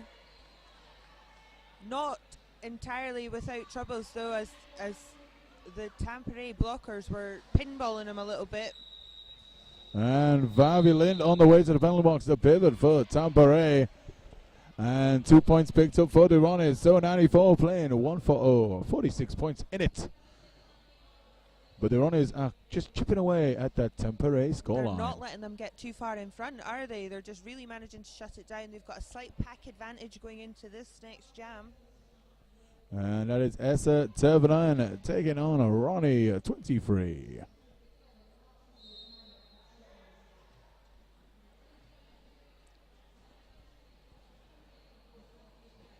And again, Bracewall is the option favoured by Tampere there. And again, it's Yexelavia just controlling the front of that brace wall. Great move by Tampere, making him the last man that the Jammer's going to have to face, because he will be able to slow them down enough just to allow the others to regroup again. So Ronnie Reaper getting the recycle on Essa Tervanen. No lead established as yet. Ronnie 23 still pushing up hard. You see, this will kind of suit Tampere because they're not losing anything at this point. Exactly. Yeah, this is it. I think if anything, they'd rather just not concede any points more than they would want to score points. And they'll just have to keep their jammers clean and on the track. Finally, lead jammer is called for Essa Tervanen. Ronnie 23 breaks out about 8 seconds behind, getting the style back in on his helmet. Essa Tervanen going to try and break through, but gets taken off on the outside. And just shuts it down, picks up the 1 point.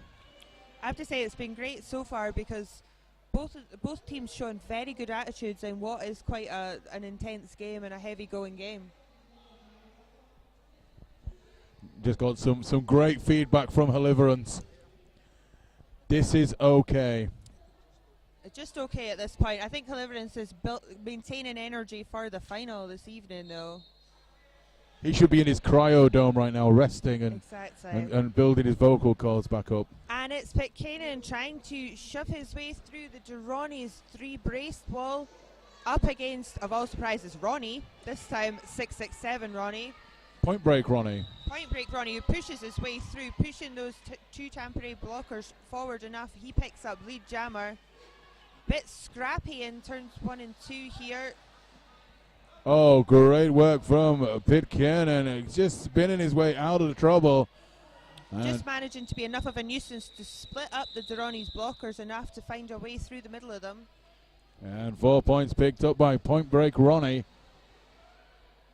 So 142 at 98.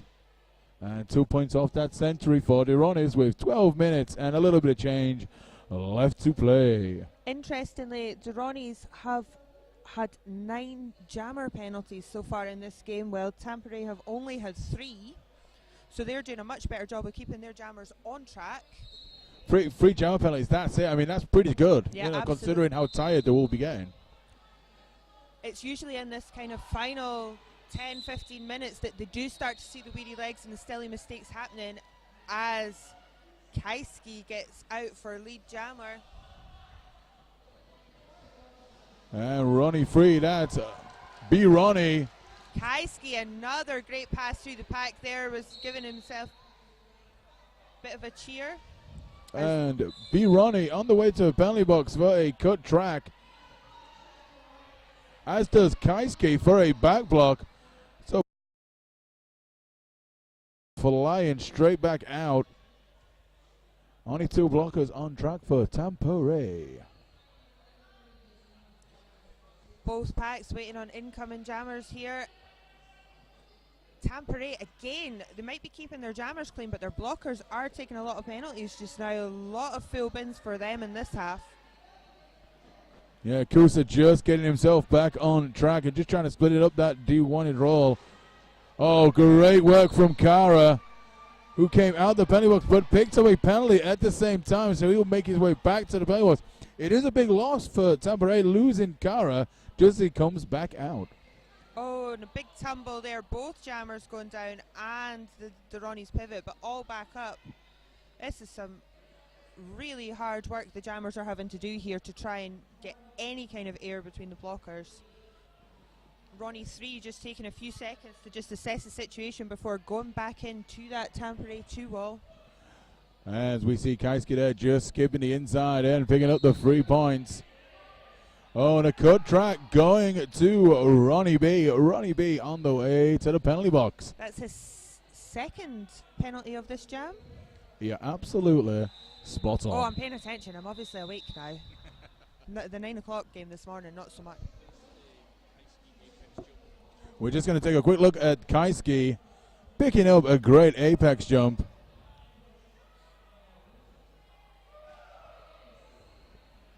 As you can see him coming around, getting farming, getting all the air. Very nice. Just managing to keep close there, really aware of where that line was. Looks like we've got an official timeout happening just now, though. To be fair, that's how I jump when I know KFC is about to close and I need to get in there quite quickly. So. I can understand that. I'm like that with Krispy Kreme, to be fair. Oh. So let's take this official timeout as a chance to talk about the Butt Crew, of all people. Are you a member of the Butt Crew? I was until the incident. Products on sale at MEC 2016. Roller Derby helps so many people appreciate and accept their bodies. Having a good, big or small butt totally helps in this sport, so you've got to love that ass. Butt Crew would love for you to join, represent and be proud of your body and butt. Let's celebrate all the butts together. And that's how I was banned. But did They you can't celebrate say the that. butt too much? I don't want to talk about it. This Is there some kind of interview is injunction on over. this? This interview is over. It's all on the record. And we have Sucker Punch Skate Shop, Europe's premier roller derby shop here in the Vendor Village this weekend. Proud to be the longest running derby owned roller derby shop. Miyagi, who is a skater with GoGo Roller Girls and Martin have been servicing roller skaters from all over Europe, both online and in their beautiful and spacious shop in Ghent, Belgium, for over 5 years. And I actually know Mary Chaos actually went to Sucker Punch Skate Shop while she was in Ghent, and she was blown away by the service and all the help they gave, you know, and the variety of all the skates. And I noticed some T-shirts being given out to some people in the crowd over the course of this weekend, including a very small one that went to a very large man called Spaniel. Yeah, and he wore it as well. He did wear it and instantly ripped the armpit of it because he was a very big man trying to fit into a very small T-shirt. He kind of looked like the mechanic, just less muscly and a lot younger. Yes. We actually wondered, because he does wear very tight jeans, so we just wondered if that was just his look for the day, but apparently not. And while we have a bit more time, this official timeout is continuing, so let us talk about Bont skates. Lots of people have been trying on the Bont skate forms there. Bont obviously work hard to create perfect skates for your feet, moldable skates, so they will fit you snugly. So make sure check out Bont skates online, and if you are going to be maybe coming down here later, you might be thinking, oh, I'll stay at home for the early games and come down for the third place in the final. Make sure you check out Bont. Absolutely. And also, if you are interested, Skate Hut, they are at MEC again for the third year running. You can go and check them out in Birmingham, or check them out if you are popping down to the Merch Village a little bit later. Go and see Robert Quadriguez. And take that megaphone off him, for God's sake. Yeah, he made a child cry earlier. He hit the kid with the megaphone. Oh, no. Oh, I could just imagine him doing that, to be fair. No, he did. It was awful. He was trying to be the third announcer for us.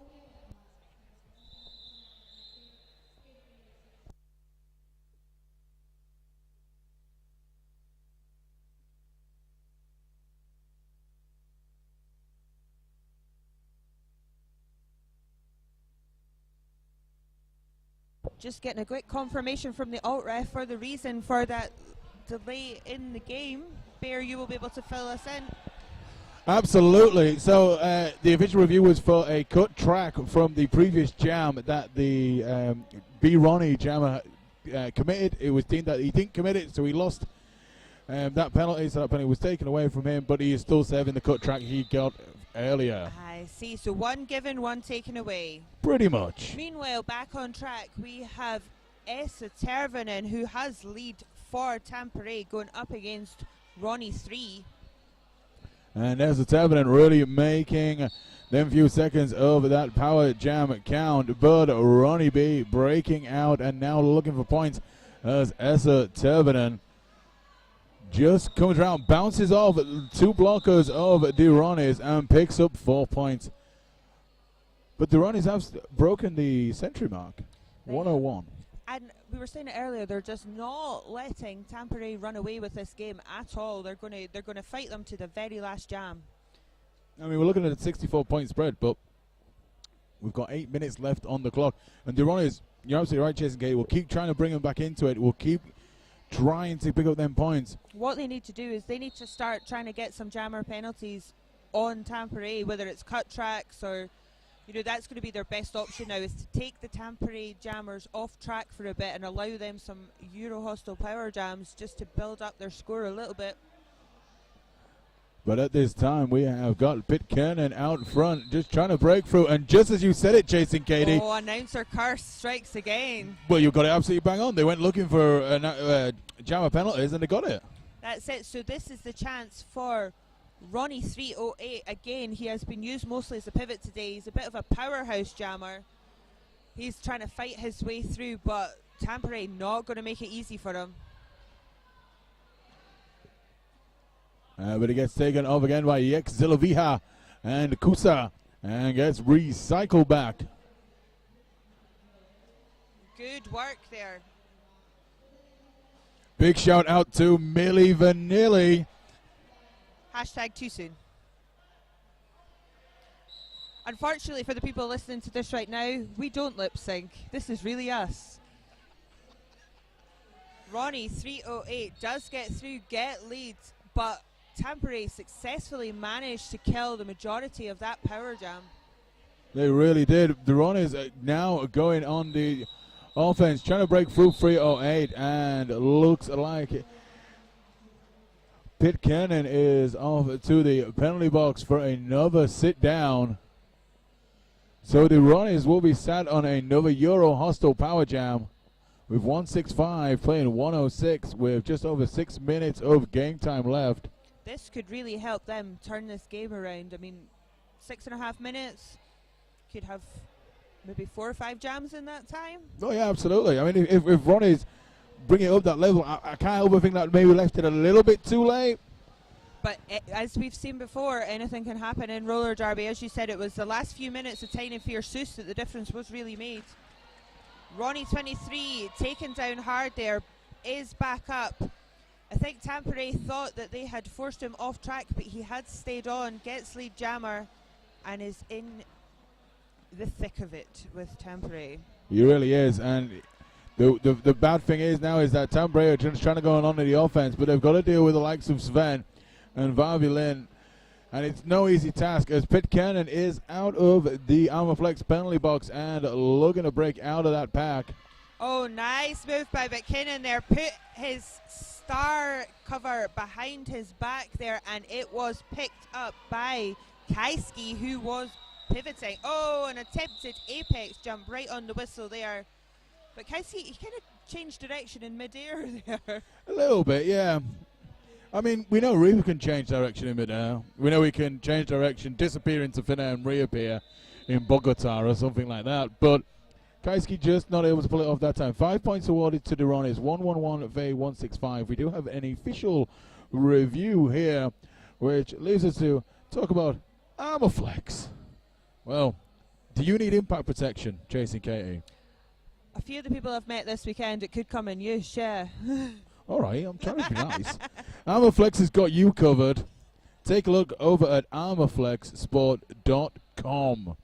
Armorflex have impact shorts, shin and ankle guards, and they are quite lightweight, flexible, and they stay in place. And we are starting to see more and more skaters using the kind of optional shin guards, ankle guards, as well as the required safety equipment. Yeah, absolutely. You're seeing that more and more. And actually, one thing I've noticed with Armorflex is that it's not just confined to roller derby. There's a lot more footballers wearing Armorflex. There's a lot more hockey players wearing Armorflex. So yeah, it is becoming a very, very big recognized brand, and it pretty much started off in roller derby. Oh.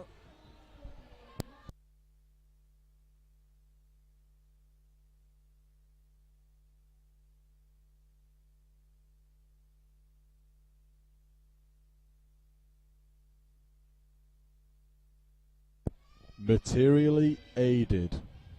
Yes. Righteous Oxide, the head ref, informing the crowd exactly what the official review was all about. And now they're having their little zebra huddle, as I affectionately call it. Absolutely, Frederick Monnier. There will be a noise appreciation for Pan Am for the Paris disasters 1 year ago today. Yes, and Shut the Fred Up asking whether it's going to be broadcast on the feed. Just checking with our feed director right now.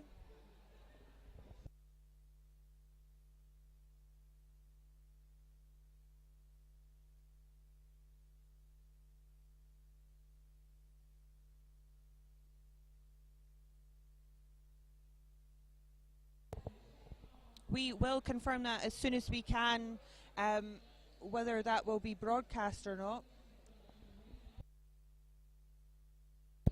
We are being announcer heckled by a fellow announcer here. This Apparently, we're told we can't mention just being hit in the face.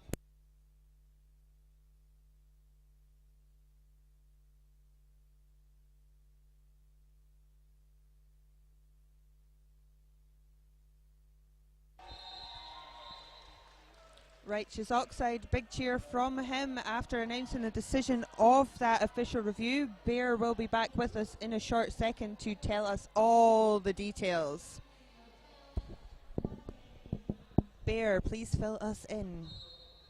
Well, a cut track. They were looking for the cut track on the jam from the last jam. It was doing that only one hand went momentarily out of bounds. There was no cut track, so there'll be no cutting call given. We are right back into the action. Both jammers on track. So Tampere loses their official review then? Pretty much. And it is Ronnie 667, Point Break Ronnie, who gets out for lead jammer. Picking up your lead. 165 playing 111. Just under 5 minutes of game time left. Essa Tervanen struggling at the back from this braced Ronnie Forwell has taken the star off and has it in his hand.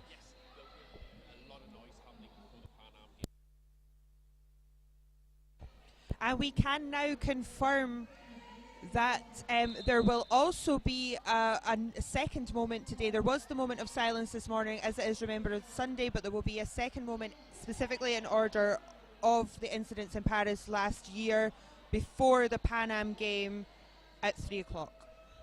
Now, meanwhile, back on track, it looks as though Ronnie 667 has taken a seat in the Armourflex penalty box, giving Esso Tervanen the chance to get some points unopposed. However, he is getting recycled right the way back by Ronnie 981. Indeed, Ronnie 981 wearing some great pants from yesterday, but he hasn't got them on today. They have been confiscated by Sven, our tournament head announcer. They're now part of his personal collection. As every year he takes a pair of pants away from a skater. You've been bad, goose your pants. Yeah.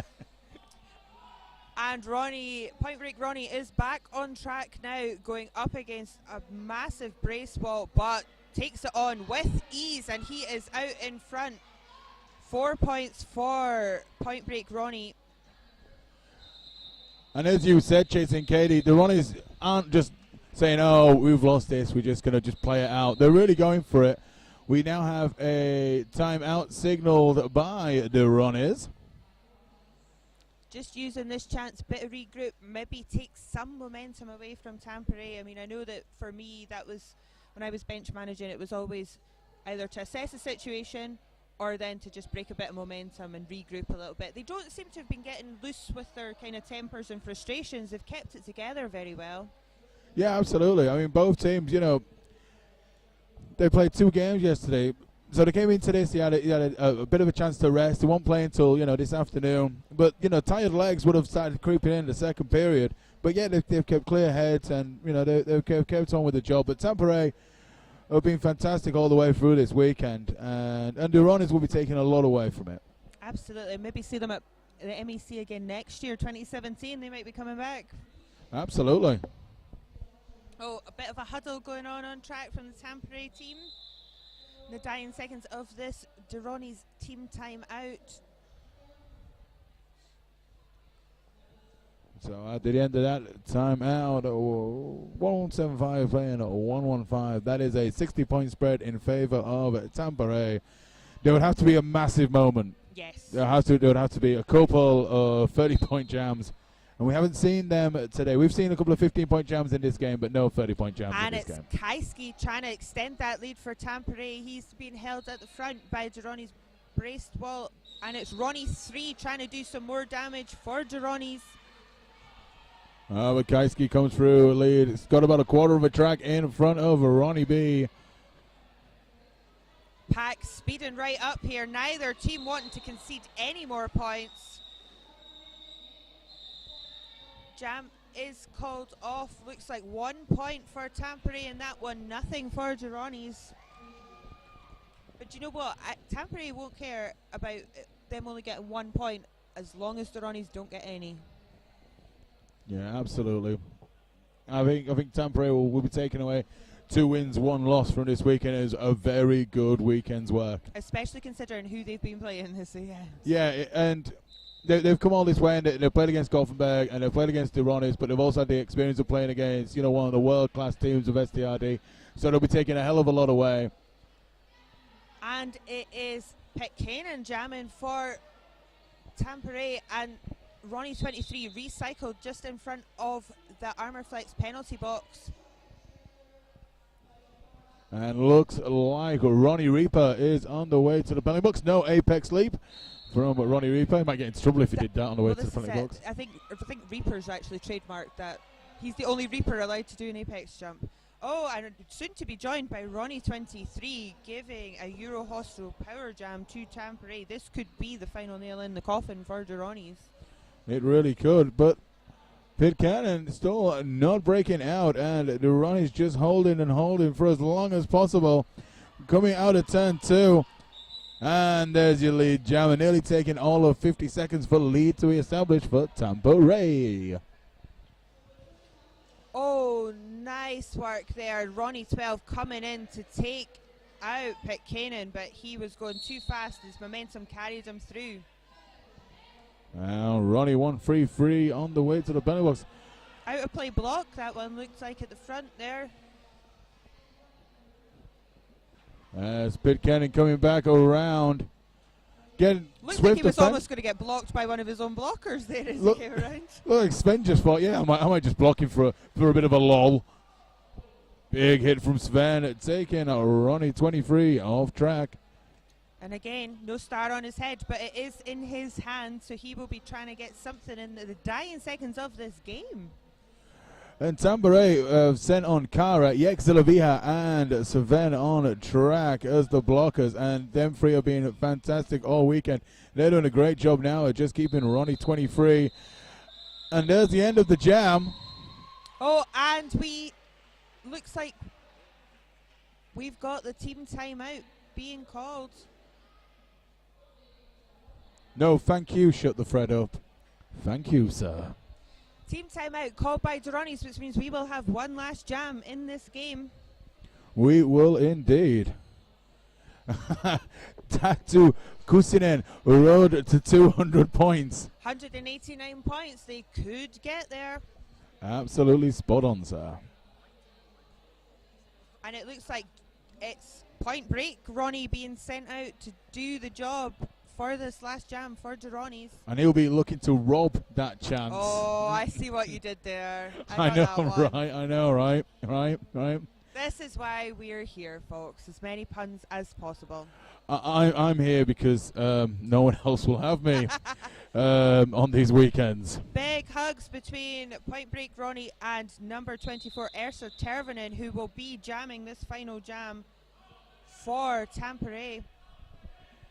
So one more jam in this game, ladies and gentlemen. Don't go anywhere.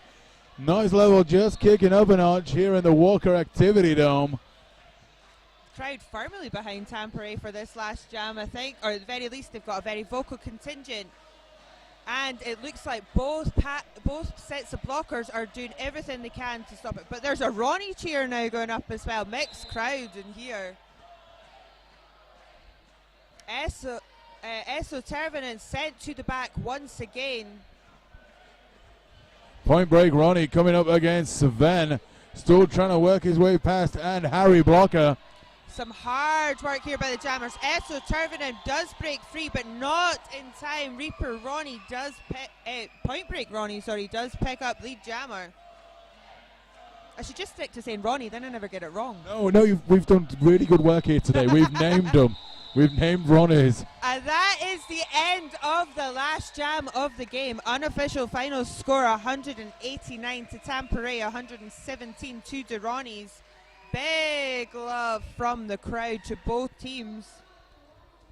Yeah, great game here. Watching two fantastic European sides going at it here in glorious Newcastle. We're going to wait for these scores to become official and final.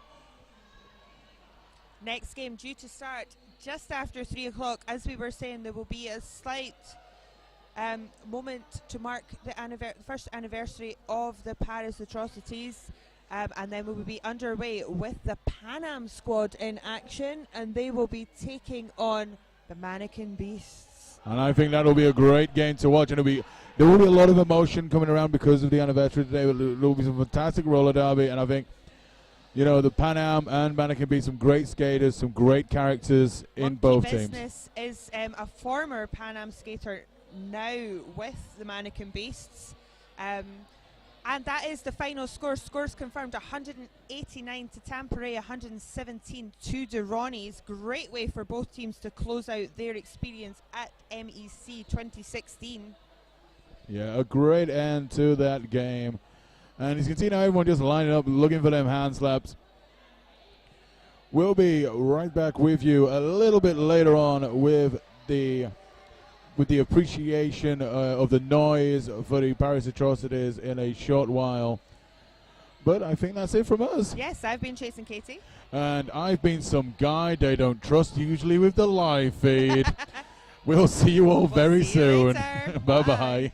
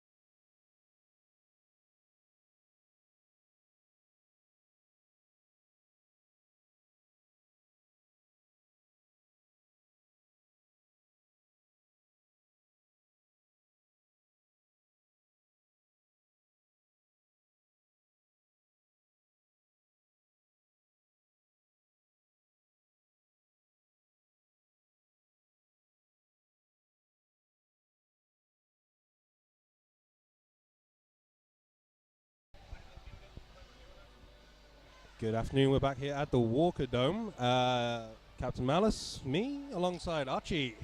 Hello, how we doing, folks?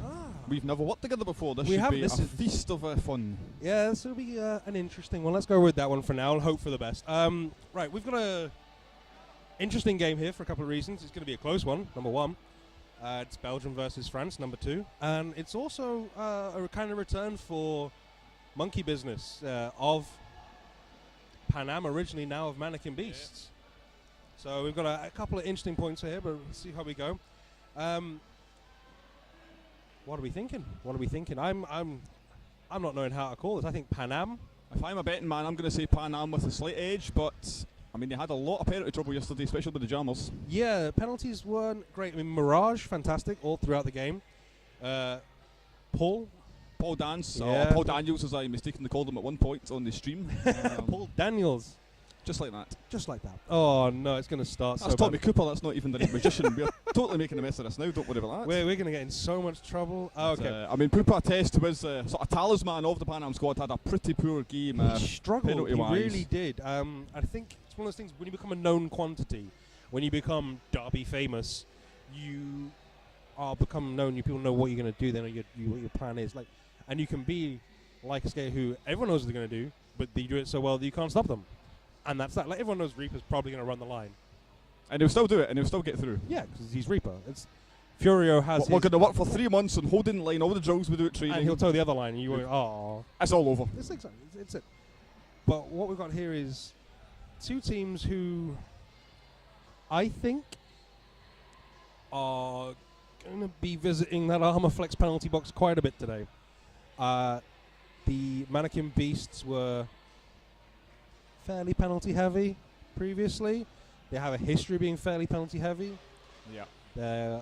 Pan Am yesterday, penalty heavy. I think, yeah, the busiest people we're going to have here are the penalty box managers. We always need to think about, there's also the psychological factor of when two teams both think we've got a chance here, they're going to push it that extra bit further.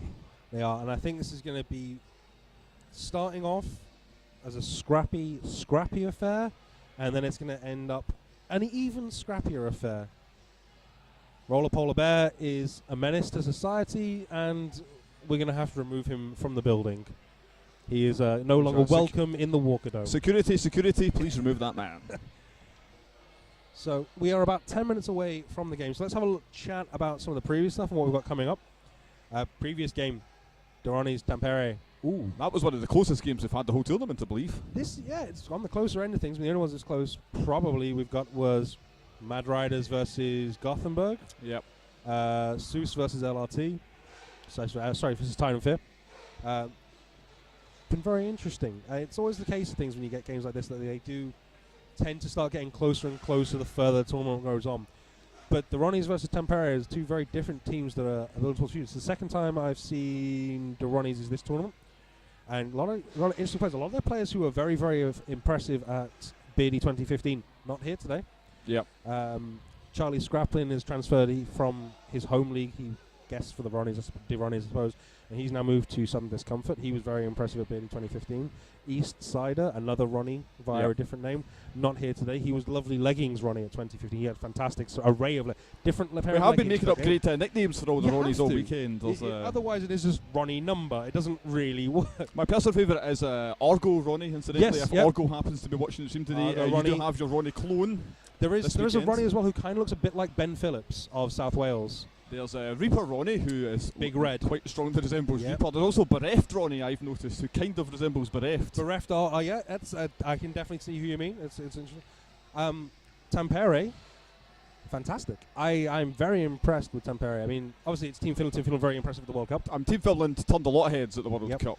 One of the things I was in the eaves, the gantry, the hidden box of joy of quietness as well, with Sven, who pointed out that watching the Tampere skaters, they're very comfortable on their wheels. The Scandinavian, so the ice hockey, skating is probably a fairly common practice. That probably shows that confidence there.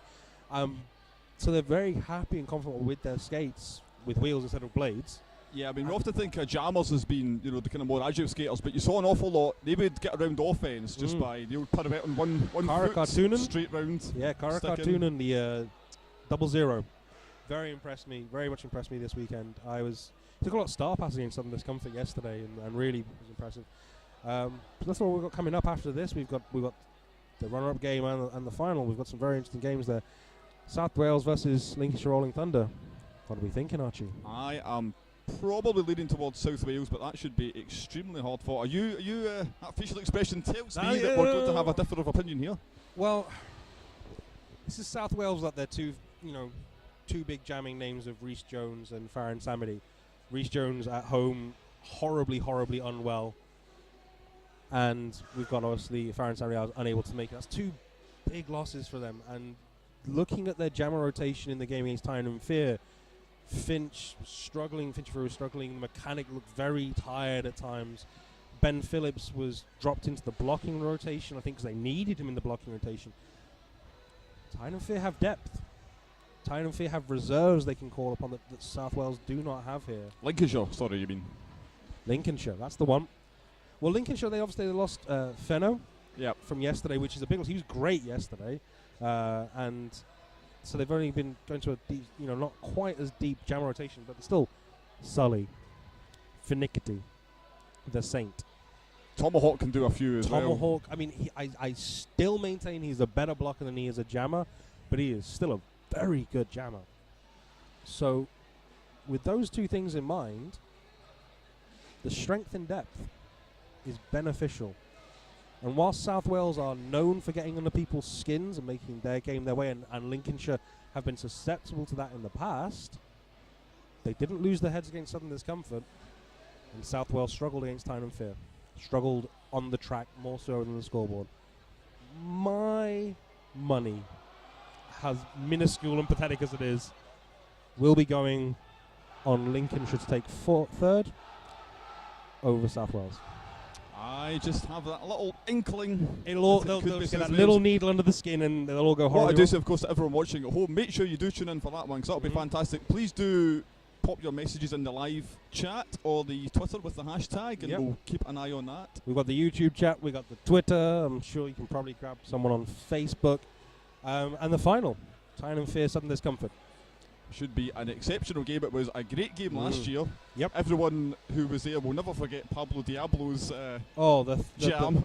The Pablo... And for those that were there as well, at the after party, Pablo arrived late, and when he entered the pub, literally the whole place stood up and just started banging the tables and shouting his name and everything. It was the greatest scene you've ever... I said this to him yesterday. You watch him skate, you do not think he would be effective like he is. I played against him about 3 months ago, and you leave him a gap, and you think, well, he won't take that, or if he does, if I make him commit to it, I'll sweep him off track. Doesn't happen. No.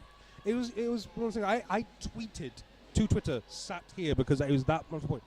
Once he has momentum, you have to take his legs out from under him, or he's not knocking him down. He doesn't teeter. He very much knows his center of gravity, his balance, and he's very good at keeping it where he needs to be. We were trying to use tripod balls against him, and it was not everyone in the toe stops. Not happening. You try and slow him down, he will just push harder. You try and knock him over, you'll fail. I saw him in those games against Southern Discomfort. He just steps over the inside line of their walls. It's like they've got a leg on the line. I'll just step over that. Thanks, mate. Cheers. We actually refer to him as the borough's luckiest skater, because he just always ends up in the right place whenever he tries to make these moves. At what point does it stop being luck and it is just he is ridiculously talented and we just don't appreciate him? He is he's effective. Very, very good. And a great guy on top of that. Such a lovely bloke. He's been wandering around here helping out all day yesterday. It was even though having a game. But he's effective, and that's the most important thing. And talk about the flashy, jumpy, leapy, powerful bloke. He's effective. And that's what matters. Doesn't matter if he does the fancy Dan flashy 360 apex jumps. He scored 30 points against Southern Discomfort. That puts me on a very, very short list of people who can score 30 points in a single jam against Southern Discomfort. Yeah, there's not a lot of them in Europe. There's not many of them in the world. It's a who's who of the best jammers in the world, and Pablo Diablo, which is brilliant. I love him. He is. If he's listening to this now or in the future, sir, you are a demon of the track, and I love your work. And if you are watching this in the future, Pablo, can you please tweet us as to whether you have hover cars yet or not? Yeah, can we have hover cars? I really want to know. I'm sick of traffic. Now, we are about 3 minutes or so away from this game. Can you just fill us in on, we're going to have something special just before this starts? We're going to have a moment of noise. Obviously, Bataclan, the attacks that happen. We have Pan Am here from Paris. We think, well, we're going to have a big cheer from the crowd, a lot of noise in mark of honor and respect. So that's going to be happening when the warm-ups end. It's probably 1 minute before. Yeah. So we're looking About 2 2 minutes time. 2 minutes now. Well, there's lovely things we want to do here. And we are looking like... Yeah, it's going to be Pan Am starting at the pivot, jammer line side of things. And with their jammer rotation, Mirage, probably Pooper Test, Paul Dancer, what are we thinking there? Is that are they gonna take an early lead here? Is Trickle Threats work? And Silver Lining, they're gonna take an early lead? I think this is gonna be close. They didn't seem to be that heavy on the offense for the Jammers yesterday, Yeah. as compared to some of the other teams. I mean, they can't be as lacking in offensive blocking as South Wales have been. I mean, they sacrificed their jammers at times. I felt really bad for them. But we're seeing here the evolution. You're going to need that bit more offense and a bit more support coming in from their teams, because the walls are so strong these days. You're just seeing jammers who are physically fit, physically able. And they're really struggling, and these are all, for the most part, international athletes. Yeah. We've got, I mean, the majority of the Mannequin Beasts are Team Belgium, a healthy proportion of Pan Am, Team France, and they're going to need that support. And we're looking at about 20 seconds or so away from the moment of noise, waiting for it to get ready, and still looking for any kind of nod or sign from the referees, but we'll see what happens. Mannequin Beasts still seem to be getting their drills on here. Yeah. As 4 blockers on a jammer, classic. Fred has just mentioned here on the team announces the YouTube chat is going to turn a bit French right now. That's fine. I understand no French. I can speak semi-competent Spanish, no French. No. Only the French from school, which is about 10 words I can remember. I think I might be able to order a ham sandwich if pushed, but I think that's probably too far for me. Is that sandwich le ham? I hope so. Okay, that is going to be the end of the warm-ups there. So I think we will be going to the moment of noise shortly. I think Jerry's just going to... Halloran's on the announcer there, just going to let everyone know. Let's go to him now.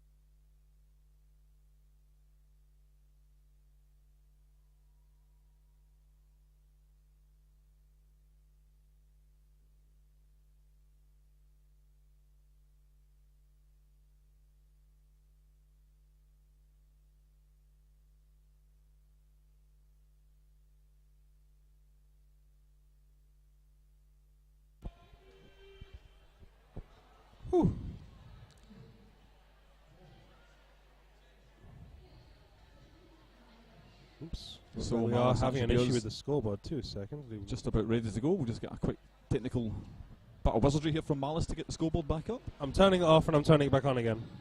It's the That's same as good trick as we we can do. ask for. That's absolutely fine. It looks like we are struggling, I'm afraid, with the scoreboard laptop yet again.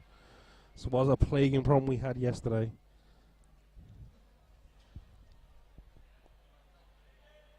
In the meantime, we will keep you updated on the scores as we happen.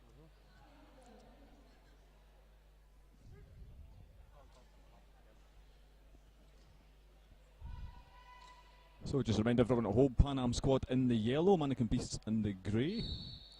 First jam underway. Believe we have Trick or Threat against Mirage of the Pan Am squad. Yeah, these two very, very competent jammers. Got Trickle Threat trying to find some space around the inside. Just jumps over Lucky B's shoulder. Lead jammer goes to Trickle Threat, but Mirage out quick behind him. Blockers immediately jockeying for position. Pan Am squad blockers are going to want to get to the front here to try and save that point. Ooh, Murdoch, I think I just didn't get him enough. Looks like it's going to be 1 point apiece. Honours even there, 1 point apiece. And looks like we're going to have Pupa test now for the Pan Am squad.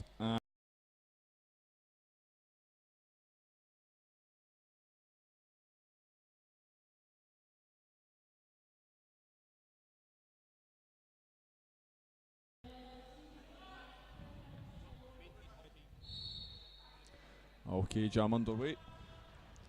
Pan Am squad immediately deploying one blocker on offence, full offence for Pupa test. However, has not paid off Lovely because Silver Lining there, just rounding that shoulder, taking lead jammer. Pooper Test really, I think, needs to start getting going here. He is not done very well earlier on, and I think he really needs, for his own confidence, to start scoring. full natural Grand Slam there, picked up by the Mannequin Beasts. Pupa test with the Star Stash, putting the helmet back on now onto the scoring pass. Silver Line, look over the shoulder, sees where Pooper Test is, gets in. Oh, lovely little shrug there. I believe that by Animal may have just saved his post. No, Pooper Test picks up one. Great jump over a down skater as well on the Mannequin Beast side there, Silver Line. Takes them up to 8 points, 2 on the board for Pan Am squad. I think we do now have the scoreboard back for those at home. Yep, hopefully they can see that. We'll try and keep you updated should it have any issues. Okay, so it's going to be Trick or Treat once more for Trick or Threat. Trick or Threat. I thought it was Trick or Threat. I said Trick or Treat there. I thought, Our I paperwork thought that was has, Trick or Threat. yeah, So there we our go. paperwork has that unfortunate That's me trying to typo. be psyching myself out there. Can see a bit of a scramble there on the straightaway. A lot of people falling over each other. Believe Paul Dans has earned lead jam. Yeah. Mannequin Beast players while waving their arms frantically, wanting a cut track call there. Paul Dancer very, very fast out of the pack down that second straightaway. Looks like he's leaping in there. Seems to get knocked down. Ducks under, trying to go back on his scoring pass. Track Vader at the front here, last one to beat. Track Vader trying to see, juking, juking, jiving, just can't stop him. Oh, big hit from Trick or Threat. Forcing the call off and picking up the full 4 points on his own pass as well. Trickle Threat is definitely a dangerous skater. He is not to be taken lightly. I mean, I've seen him block quite heavily previously. He's very, very skilled as a blocker, and very obviously seeing him very skilled as a jammer. I'm intrigued to see how much impact he has here as the game goes on. He did seem to pick up a few penalties yesterday. Yeah, if he stays out that Armour Flex sin bin, he'll have quite the influence on this game as it goes on.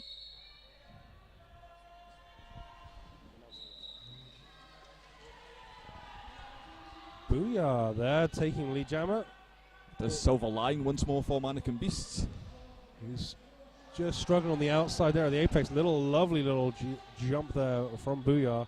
Going to be 5 points, natural Grand Slam. Yeah. Silver Line still with the full tripod ahead of him. They've nudged him off. They're going to draw back. Oh, and in process of drawing back, taking out his own jammer there. That was number 6'9" Jojo. Yeah, Bad Mojo though at the front there was doing some excellent work slowing Silver Line down. It's another 5 points from Booyah. Silver Line now with the jammer panty off, trying to cause a bit of disruption.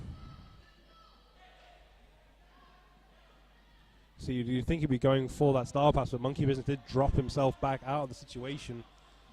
So the threat of the star pass kind of nullified by by Monkey Business' own actions.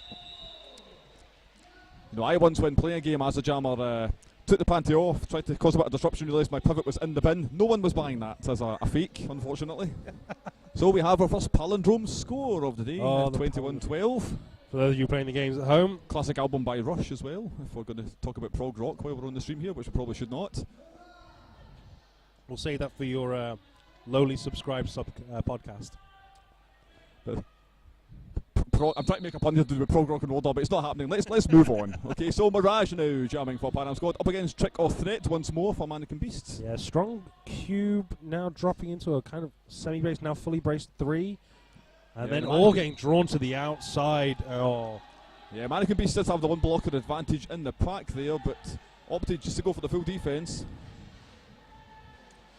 I think they were very aware of what they were dealing with there with Mirage, who's been incredibly impressive so far this weekend, and historically, they were just being cautious. Nice work from Trick or Threat just to evade those hits. Just to say that Mirage evades quite a wild block as well from number 900. That's Animal.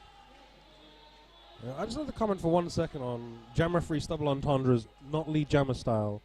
Some people swish. He very much looks like he's sanding a table.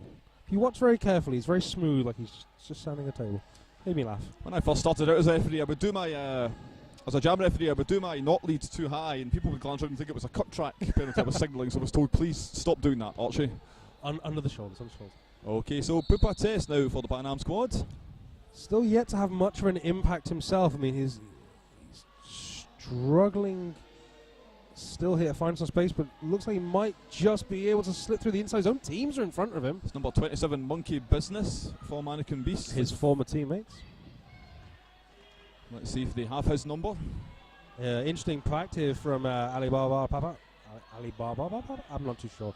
But Pan Am have never lost against Mannequin Beast historically, but the last times Trick or Threat's not been playing for Pan Am. So this should be interesting if he's going to have much of an impact today. Still struggling in that initial pass. Last gasp save there for number 427. That's Alligator, who's doing a real good job this jam. Still working 1-on-1 with the jammer. Meanwhile, we do have a Euro Hostel Power Jam because Pupa Test has gone to the bin. Still struggling as Pupa Test. I'm a little bit concerned.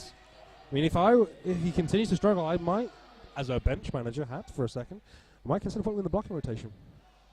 He's really struggled this weekend. So it took nearly a minute for lead jammer to be earned by Monkey Business. Now on the scoring pass. Take advantage of no pass, no penalty there. Just steps out there on the corner. I think he's very away. Didn't look like the first impact at corner 1. He took like was be handed to his face maybe. Yeah. Not comfortable. 5 points picked up. Pupa Test was released just before that jam ended, so it will be as you were on track. Quick shout out to our tournament sponsor, Royal Derby City. Royal Derby City supports local Royal Derby and provides quality uniforms, merch, and swimwear to skaters all over Europe. And this is a very European tournament. We have eight nations represented today, well, this weekend even. Yeah, multicultural event we have here. Fantastic event put on by Tyne and Fear this weekend. Yeah. Okay, so we have Paul Dance going up against Silver Line. Paul Dance, I like his work. He's very low, confident strides out of the straightaway. Good sprint, good speed. Silverline wisely recycles himself just behind Brutal Deluxe to be safe. I do prefer a safer jammer than an unsafe jammer because they don't go in the bin as often. 6-2 Murdoch with a hit there, but it has been deemed an illegal 1 4-arms penalty. It's a shame. Murdoch and Track Vader, two very, very important blockers for the Mannequin Beasts. Yeah. LaBouche as well, yes, they're very impressive. There's a good bit of strength here in the Mannequin Beast, physicality as well as technical strength.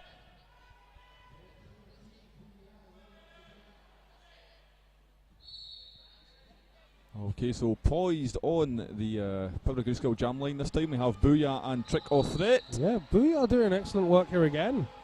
Like, he doesn't seem to be struggling at all with these Mannequin Beast walls. Trick or Threat. I was going to say that must have been very, very close, marginal call, but yep. You saw him flick his head back to think he was okay just before he jumped back on track.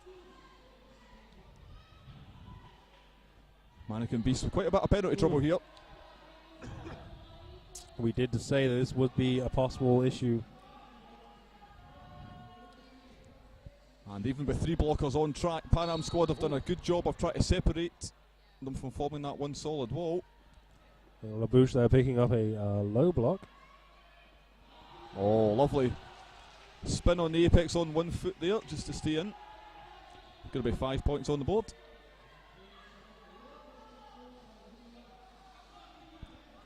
Trick or threat back on track now, start in hand.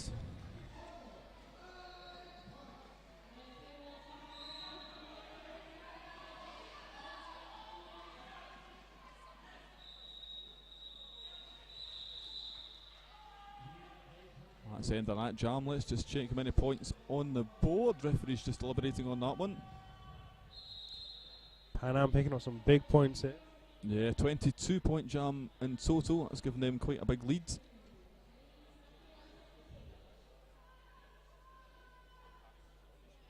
Got a replay coming out here. A 1-footed pirouette around the apex, we believe. Yeah, this was outstanding. Just in this turn here. Oh, There we go. lovely. He's very impressive, isn't he, Bia? I can't remember his name, if I'm honest, from my previous experience of the Pan Am squad. So, do you remember him? Where's he from? I'm loving his work. I just want to see more and more of it.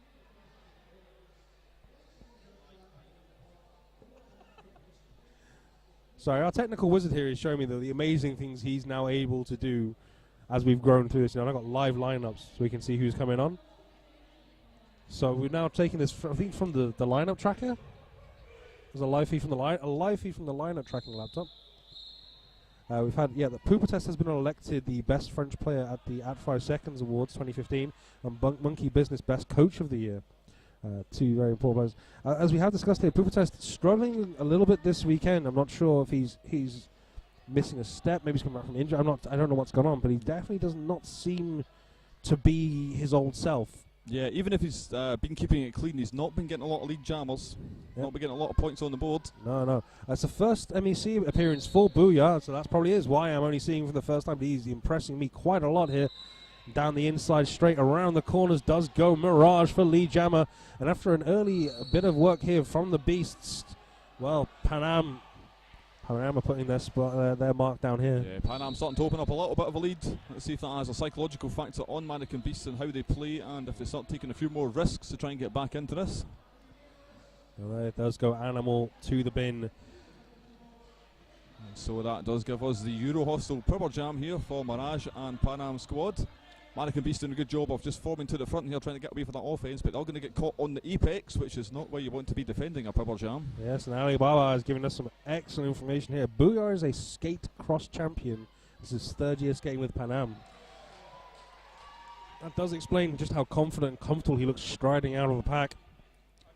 Mirage looking for the call there as to whether they wanted to freeze Mannequin Beast's jammer in the bin. They're going to opt to let this run. It's an interesting call that Animal did struggle yesterday as well, especially with his penalties, and it might have been an idea to perhaps keep him there. Yeah, make him go again. Yeah. We saw it previously with some of the other games with the Saint for LRT and Fincher Fury for South Wales. Really struggled with consecutive jams. Yeah, Saint was in the frozen box. 3 times in a row early on in that game this morning. Yes. Mirage there calls it in the pack. I think he picks up 2. Number 2, that was a 22-point jam.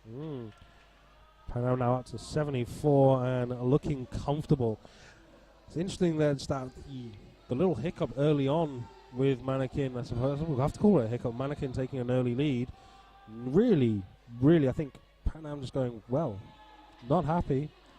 We'll establish our own game. Yeah, better put the good skates on at that point. Well, it's one of those you rise to the challenge. Mannequin have set the bar. Pan Am are going, okay. Okay, so we have Paul Dance now for Pan Am squad up against Silver Line once more for Mannequin Beasts. Yeah, Paul Paul Dance, Dance knocks the I thought inside he was out again. there, taken back off by Monkey Business. Monkey Business now being stuck behind Murdoch. Track Vader alone in the front now, getting a bit more support. Braces, Silver Lines, let's slip through. Oh, it was lovely work from the blocker there. From I think it was Track Vader just dropping his arm out of the way perfectly in time for Silver Line to get through. And Track Vader now with the walk back. Oh, 1-2. Took his own man out as well, but all counts in the end. No, Murdoch. Is it I Murdoch? believe misconduct penalty was assessed. I'm trying to see Trying to against see who that was. It's gone to Paul Dance. Paul Dance. It looked like it could have been anyone because his pole dance did impact onto Murdoch. Murdoch did impact into the Pan Am skater. So I wasn't quite sure who was the penalty was assessed against because they were all involved in the melee. Number 9,000 for the Mannequin Beast is Animal. He's struggled a little bit with his penalties as a jammer, but been very impressive as a blocker. So I hope they'll utilise him more as a blocker and keep clean. Mannequin Beast rushing in full offense here, try and get Silva lying out for another pass.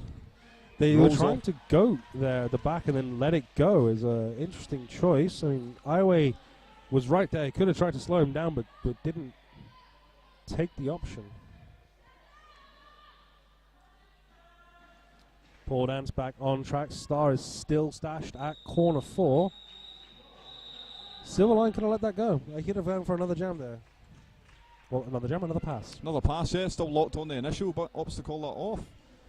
Sometimes- Nonetheless, that takes them up to 31 points, so game back on if they get a bit of momentum here. Going to be Poop Pates now jamming for the Pan Am squad.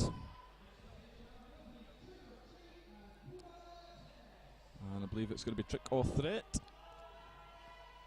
Trickle Threat so far had the beating with Pooper Test when they have been up against each other.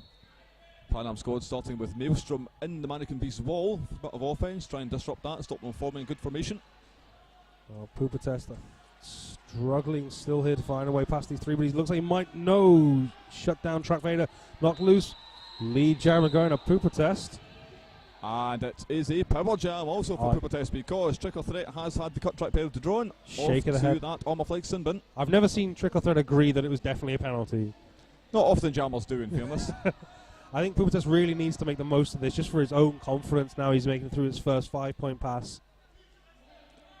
Maelstrom taking off number 1 for the Mannequin Beasts. That is Hertom Senna. They're going to get control of the pack. They can draw it out of play at the front. Beautiful, beautiful decision making there.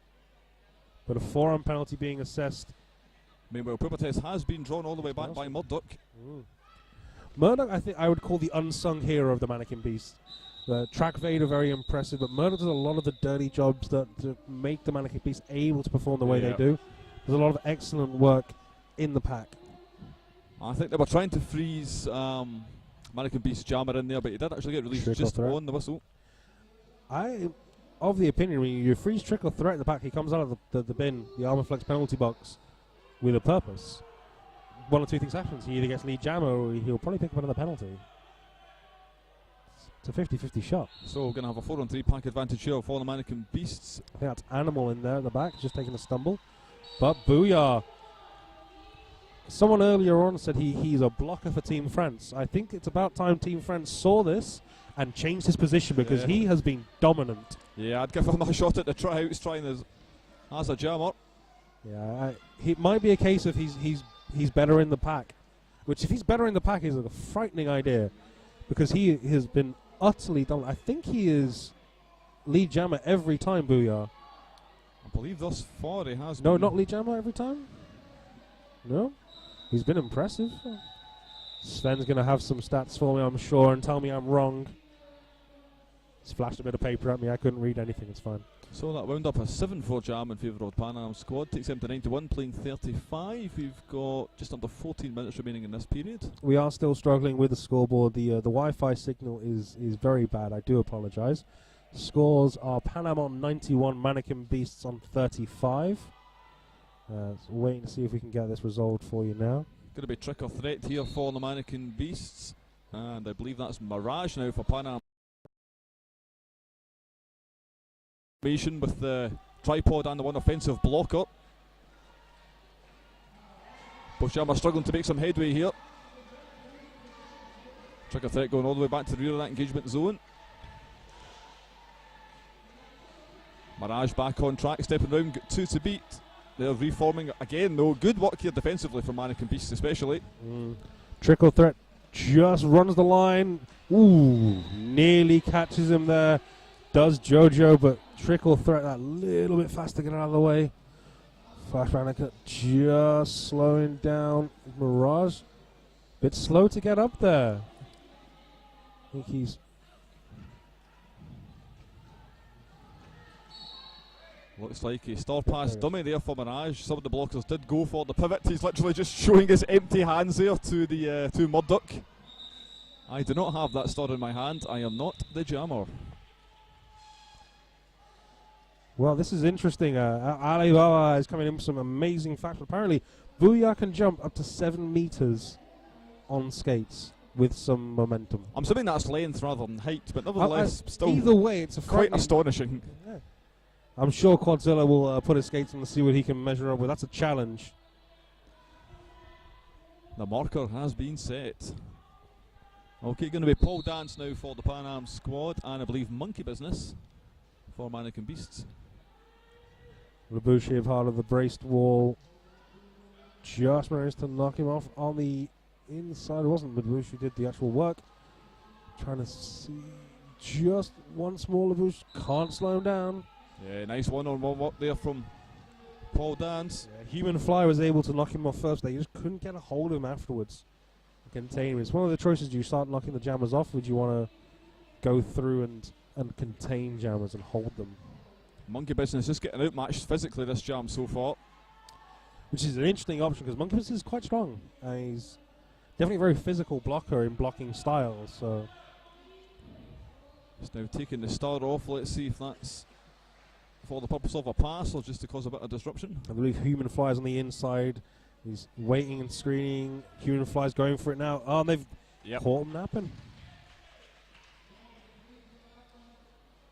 I'm So waiting for the double bluff to happen. Someone looks past it and they go. The pivot runs like they've got it. Everyone swords the pivot and the original jammer goes anyway.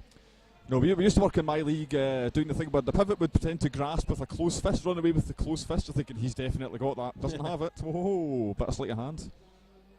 Now watch it for it to happen. You have to watch for the ref signals, really. So Pan Am squad now on 99 points on the cusp of the century. Mannequin Beasts on 39. We have 10 minutes remaining in this first period. And it has been those Euro hostile Newcastle power jams that have been just allowing Pan Am to score so many points. Yep. Newcastle's best kept secret, the wear room's open from 8 a.m. till late every night. Storm up from Booyah now out as lead jammer. Silver Line still within that pack. He's got a couple to beat. They're reforming well. Brutal Deluxe at the front. Painkiller DM, I'm a very, very powerful blocker. I've been hit by Painkiller DM. It hurt. Did you require some painkillers afterwards? I required a long rest. It was very, very painful. He's very good at finding that exact moment to hit you to make you move the most when he needs you to. Was the amount of times I was in the way of the blocker, he hit me, the jammer. Sorry, I was in the way of the jammer. He hit me, the jammer was gone. That was the difference maker. Like he hit me. I was not where I was meant to be, and the jammer just went where I should have been. It's the blockers with the physics degrees that will use your own momentum against you, just to increase the velocity of change that you're going to experience. I'm in the right place. I'm in the right place. I'm in the right place. I'm in the suicide seats. What happened? Okay, so Poopa Test now trying some brute force on that front line. And again, he did well in the previous jam, and here he is now getting through all by himself. I think he just needed that little bit of momentum to go his way, and now we're going to start to see the start of him just going. Took a threat out on the pass now as well, so Poopa Test calling that off. Protect the points. That's them breaking to trip digits. The DM stands for Depeche Mode. Oh, is that true? I hope so. I was actually going to suggest that as a joke because it's a French team.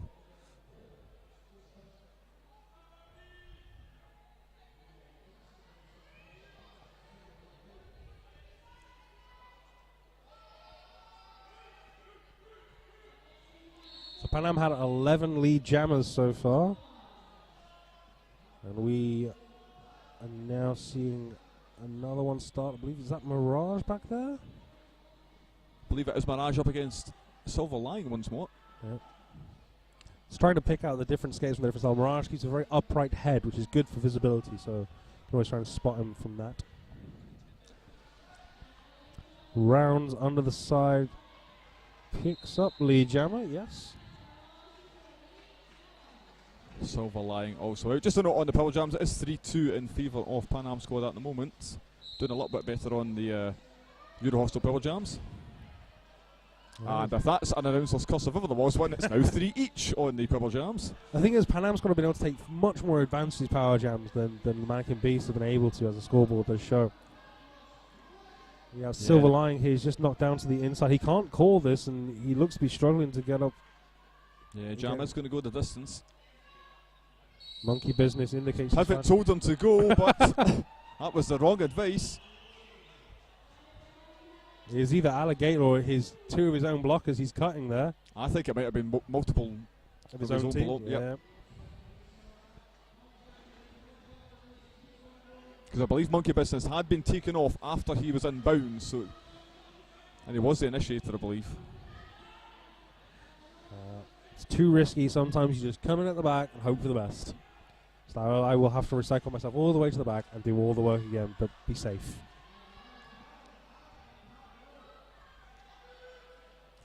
Monkey Business nearly catching Mirage there. Nice save by Mirage. That was very nearly spot a bother.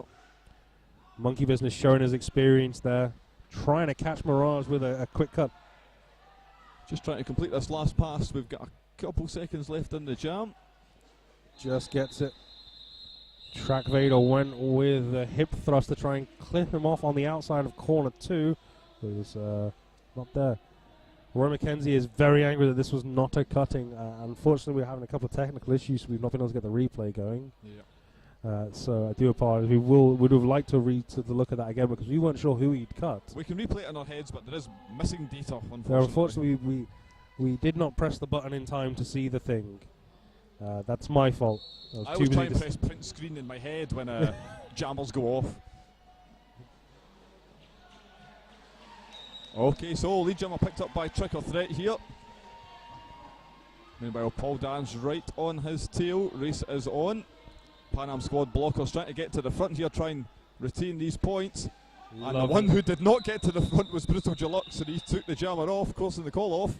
1 point picked up. It was assessed that he did pass Brutal Deluxe while he was still on the track before he went off. Well, you see how Trick or Threat rounded Brutal Deluxe hips. He pivoted around his hips as Brutal Deluxe went to clip him to the side. So as Trick or Threat came around, he did go past them. Yeah, he did in that point while he was still operating in bounds before he left the track. Takes Mannequin Beast to 45 points. The question here is, if I remember rightly from the live streams of YouTube, is you can go back a little bit, can't you, and have a look what happened? It depends on technicalities, I believe, but in some of them you definitely can. You definitely can. I wonder if 60 Quad Bit, our lovely technical wizard, has set it up that way. Okay, so it is Booyah up against Monkey Business here now, jammer-wise. Everyone on the track. And Monkey Business is your lead jammer for Mannequin Beasts. Have fun. So we're going to now see if we can replay just that little cut track from earlier and see if we can find out what's going on. For all of you watching at home who don't want to miss out on the live feed, wait and see what we can do. Booyah's definitely picked up some points there. All 4, only 3 points for the Mannequin Beasts.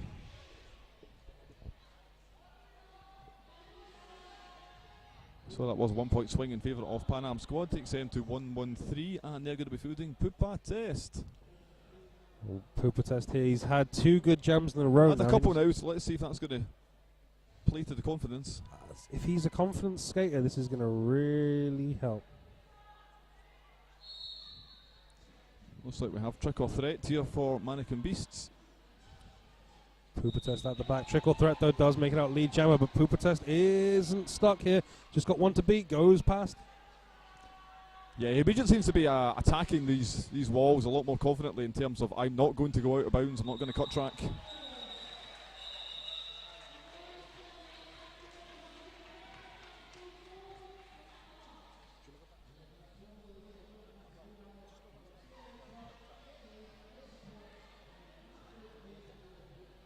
So just over 3 minutes remaining in this first period. 52 playing 1-1-3 in favour of Pan Am squad. Pan Am squad in the yellow, Mannequin Beasts in the grey.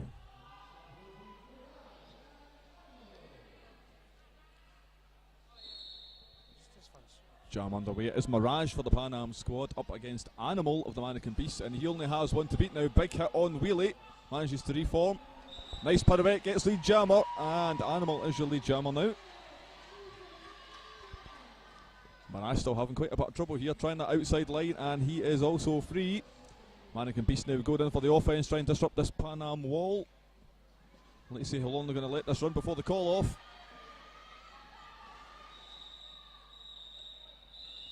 .2 points picked up by Mirage there. Mirage slowly skating back to his bench. Let's see how well he's doing.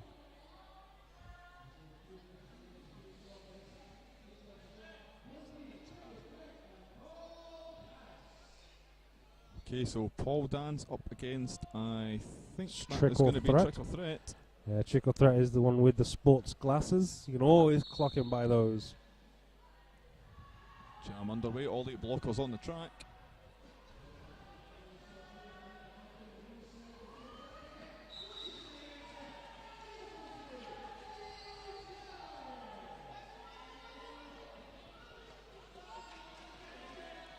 Trickle Threat also out on the scoring pass now. Paul Dan's trying to pick up those points, calling the jam off. 4 points can get picked up by Trickle Threat. Let's just see, 1 point picked up. 60-point lead here for Pan Am squad. Agreed, John. Animal was definitely struggling. It was mostly the penalty box. He was almost a revolving door constantly. He's been a bit cleaner today.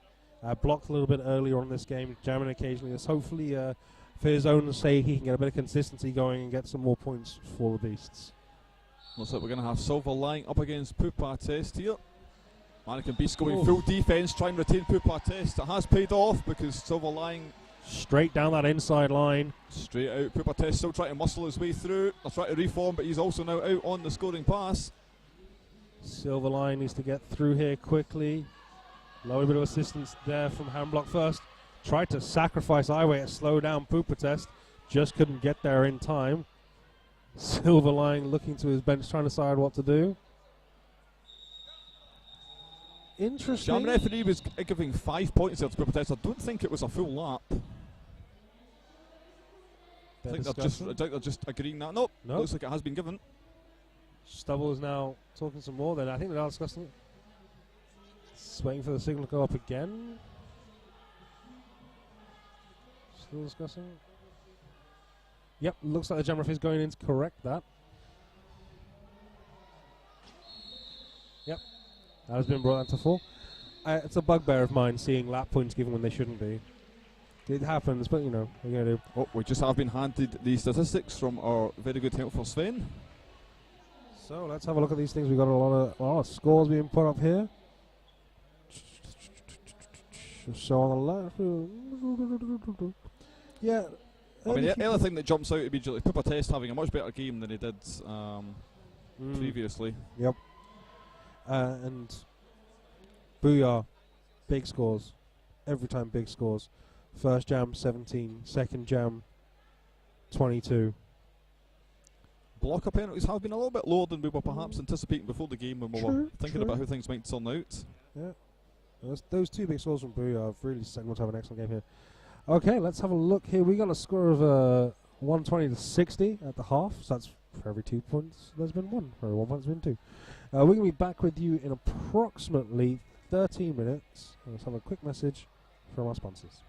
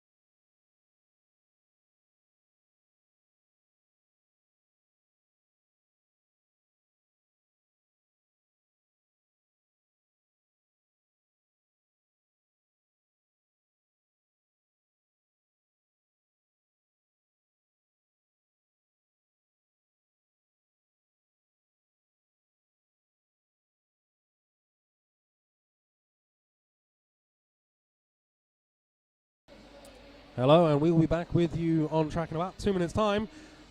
Archie, that was a bit intense, wasn't it? That was a very, very entertaining first half of Derby indeed. Just a reminder on the scores: 120 playing 60 in favour of the Pan Am squad. Yeah, and it's Pan Am struggled to begin with. Mannequin Beast established their game, and then Pan Am just went scored, and then they kind of fell away a little bit at the end with the Mannequin Beast getting a few points on the board. Lots of quick 5s, 4s.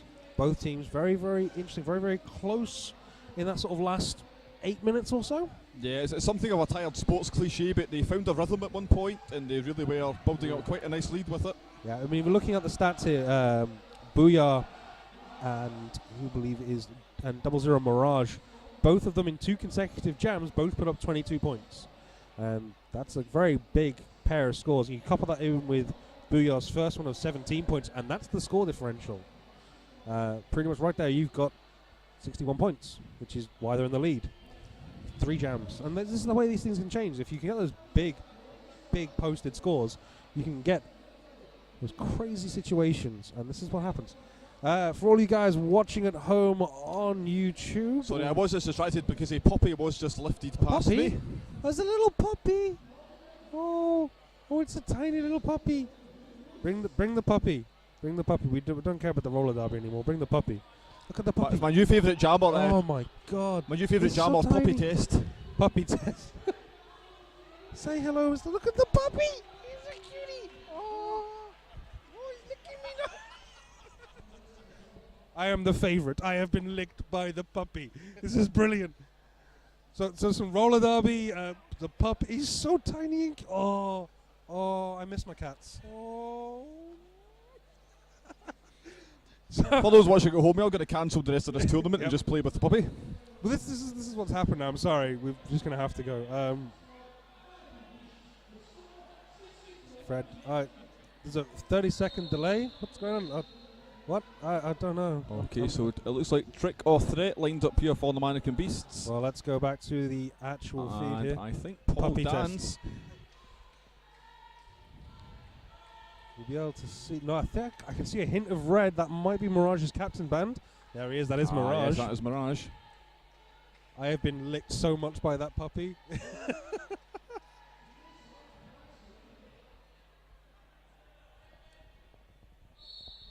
Okay, jam underway. Aim to bin once more. We've had that quite a lot.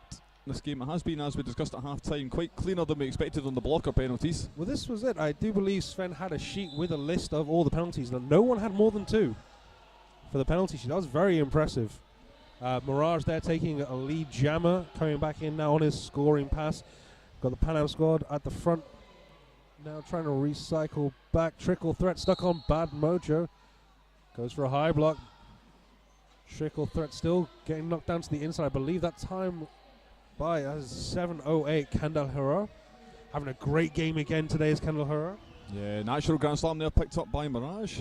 Yeah, he has a lot of thanks for his blockers there for that hard work. Now Mirage having to work though. Strong brace 3 track Vader Iway, and I believe cannot see where his, I believe that is number. Yeah, that is Flash Bandicoot. There's a problem with the brace walls. They have the arms on the sleeves, so if they're inverted, Often can't a see nightmare the for sleeve numbers. referees as well. can't see the sleeve numbers, you can't see the back number. You just kind of guess from their face, but most all of you. So that did end up an 8-point jam, taking Pan Am squad to 1-8, or It the ZX Spectrum score, as I like to call it. Oh dear. I just have a thing with trying to label every number that I can come up with. So let's see what's going on here. It is Pupa Test with a little bit of a run up here. Yeah, just a little one, trying to get a bit of momentum. And a bit of fifth blocker action from Silverline. Silverline only got 2 to beat though, because the box is busy. The Armor Flex penalty box has some skaters, and is calling in a 3rd. So it looks like there was a lot of penalties towards the end there. Nice work by Pupa Test on that inside line there to stay in bounds and get himself out. Lying going to call that jam there, Silverline. So it's still going to maintain, I believe, 1 point was picked up by Pupa Test. but a 2 blocker advantage for the next jam. Yeah, gives them a good chance of getting advantage here in this next jam. Gets control of the jam. They'll want to try and get a bit of momentum, get a few jams like that in early on. Going to be Trick or Threat once more up against Paul Dans, hero of the Pan Am squad. Just a reminder for those if you are just tuning in, Pan Am squad in the yellow and black, Mannequin Beasts in the grey. The fractal grey, I believe, is a lovely. I love their uniform. It's fantastic. More teams need to have more interesting uniforms. But Trick or Threat now coming already back on this with scoring pass. One blocker left to beat. Runs the inside. Little hop over the leg there of number 73, I believe that is. Is it 73? Can't see a 73 on my list of numbers. Maybe a 13. 1-3 is Lucky B. It's Lucky B that you have seen. 1-3, yes, that'll be it. It looked like a 7. It's not a 7. Animal here with the pivot stripe. Doing some excellent blocking. Was that? Ooh, just called that in time. Just in time that was called off. Stubble very confidently put up the fist of nothingness. So a 10-point jam there in favour of Mannequin Beasts. Starting to edge their way back into this here. And I believe a team timeout is being called by the Pan Am squad. I think, Malice, we should have a quick look at some of our fantastic sponsors for this weekend. Do you know who have been fantastic? Who have been fantastic? Fat Hippo. Fat Hippo have been providing some magnificent food. Have you sampled their deep-fried macaroni and cheese ball things? 6 for lunch. It was great. The Fat Hippo have been sent their newest member. Sent their newest member of their fleet. It's a 1985 Chevy van, like the one in Sneakers. Excellent film. Along to bring their acclaimed Bangin' Burgers directly to you. Find them on at Fat Hippo Food on Facebook, Twitter, and Insta, and they are available for private hire. And yeah, I enjoy their food. Can't say anything than that. For those of you on the YouTube chat, I'm seeing it's number 06 new. I can't see a 06. There's only one number 6, which is B-Max, I believe, for the Mannequin Beasts. Monkey, I believe it's Monkey Business, is 27. So I'm not sure who you turn as 06. There's a 00 Mirage for Pan Am and a 009 Colonel Armor King for Pan Am. So if it's just the number 6 in grey, that is B-Max. And he was very impressive yesterday. I very much enjoyed his work. So a lot of discussion about who is which number. I've got a sheet of numbers in front of me, and looks like we have Silver Lining up against Booyah here. Silver Lining had a little mixed bag, but been very impressive when he gets that chance to show his worth. 4-on-3 pack advantage for the Pan Am squad. Looks like Maelstrom may be deployed in the 3-1 formation here on full offense. Looks poised to try and disrupt that wall. Yep. Yeah, and he's right on the shoulders of B-Max at the back. Maelstrom again going after B-Max. I think trying to target, but LaBouche at the front can't slow him down. But Silver Lining from the negative position, flying over the apex, knocks Booyah down and gets in front. And yes, B-Max is number 6 in grey, the big guy. He is a big guy. Booyah was thinking about turning that into a race, but decided better of it when he saw where the blockers were positioned. Yeah, it's all about playing those things. Apparently, B-Max and LaBouche from of Metz moved to the Mannequin Beasts.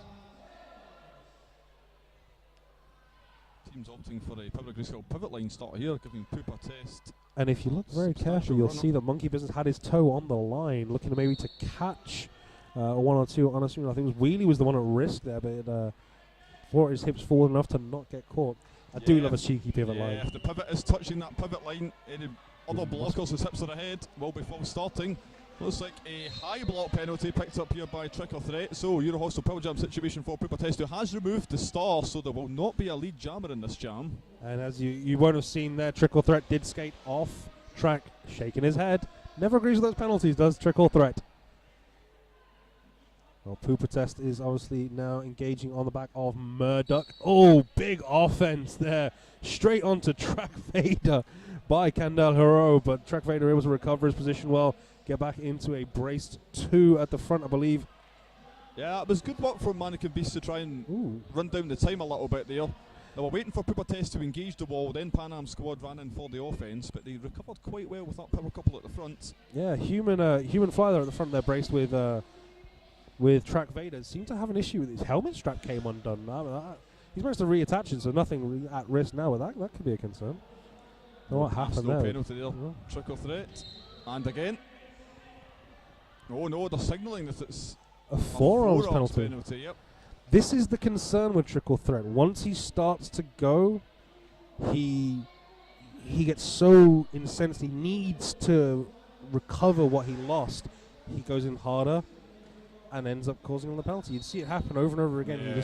He's trying to recover what was lost previously. He's trying to do better than the last time, but it's causing him more problems. And Something the sports psychologists call the negative spiral there. it's a risky situation. You see it happen to skaters all the time. They're trying to recover, and they just make things worse. So that's Puma Test up to 10 points now, 2 5-point passes in this jam. It's one of the things we've talked at with my own home leagues and our teams is don't skate at 100%. Skate at 80%, because then you're not going to cause yourself as many problems by going You're too in hard. control.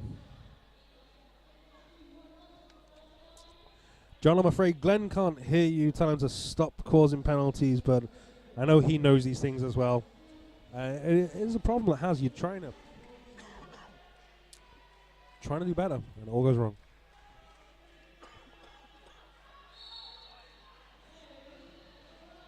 Okay, so Mirage now for Pan Am squad.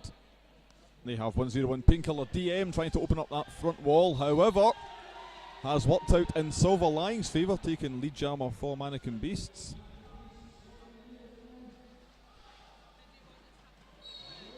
Just the front is Mirage, just dips under the hips there of Track. Vader makes his way out on his initial. Silver Lining, one to beat. Painkiller DM can't get around in front of him fast enough. Jam called off before those points can get picked up, so that's another 4 on the board for Mannequin Beasts. Take them up to 78. 139 on the board for Pan Am squad. We have 22.5 minutes remaining. John, on the YouTube channel, John is asking if Trickle Thread is on 5 or 6 penalties. Well, at halftime he was on 2, and I can't think he's got more than 3, so at most I'd say 5. I think 5 is quite possibly the correct answer there.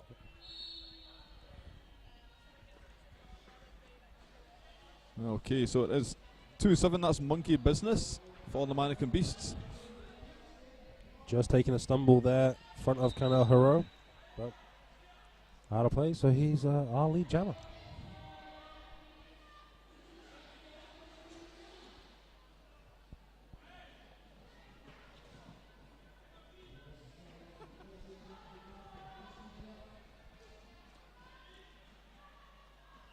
No pass, no penalty. Paul Dan still trying to work his way through that front engagement zone. He's going to get taken all the way back. But that Nice one- awareness to come on track at the right point. Well, with Herton Senna heading to the end, the Mannequin Beast wall didn't seem to reform correctly in the right place, and Paul Dance knows what he's doing. He took full advantage. Nevertheless, was another 4-point jam for Mannequin Beasts. Takes him up to 82. Well, that differential from half time is definitely reduced a little. Looks Not like a we're- huge, only by 3 points, really, down to a 57-point differential. Looks like we're going to have Booyah here for the Pan Am squad. And I think that is Silver Lining for Mannequin Beasts. I believe 4 on so. 3 He's pack advantage for Pan Am squad. struggled a little bit against that 3 wall, but the no pack was called and he took advantage. Oh, Oh, forearms forearms being penalty. indicated by the jam referee there on Mannequin Beasts jam. Also, Euro Hostel power jam situation here for Pan Am squad and Booyah. And that's not a skate you want to give a power jam to, I don't feel. As he bowls his way through multiple blockers, Murdoch jumps back on track. Booyah only with 2 to beat. His animal sacrifice there by hand blocked first. But no dice. Herton Senna now back on track. So they've got the full complement of 4 blockers for the Mannequin Beast. Only 2 of Pan Am squad. And this is more what I expected to see here. More of scrappy, multiple changes in the pack definition and the pack sizes.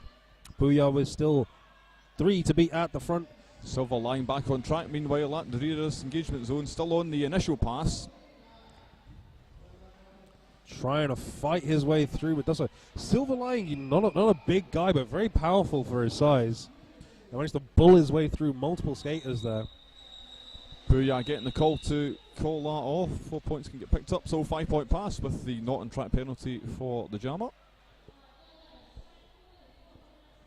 Not on track point, I should say, not on track penalty.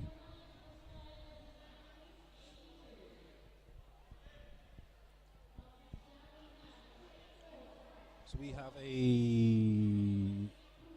an empty penalty box for a change. Pupa Test up against Trick or Threat.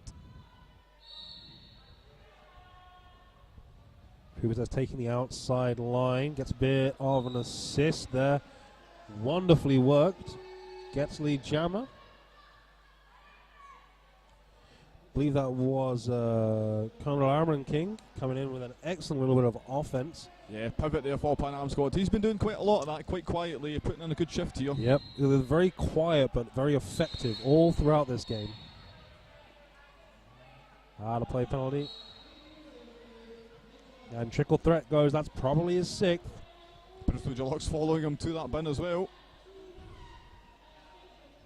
Pubertas only with 2 to beat. Oh, lovely screen from Painkiller DM. They're just like, nah, you're not going that way, mate, Charles. Not even a hit, just positionally, just causing that to happen. It's the most effective way. If you try and go through the Toots did excellently yesterday. I just stood in the way and let them just try and laterally across. And no, there's no room for you that way. That was very good as well there from Pubertas. Literally pointed with his arm as to which side he was wanting the offense to go. Blockers bunched up on the other side, just left them enough of a gap.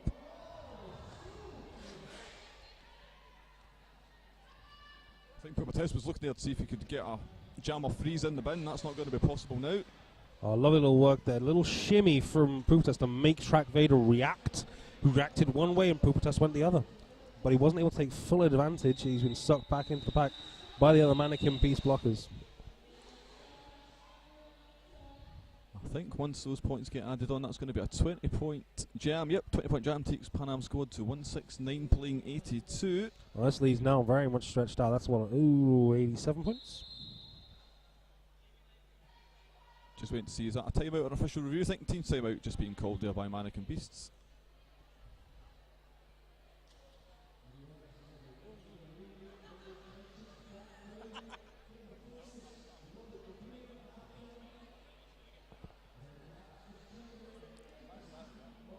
Just another reference for some of our fantastic sponsors this weekend. We do have the Power of Grayskull, who make bespoke handmade sportswear. Every item is designed and made in their studios in the UK.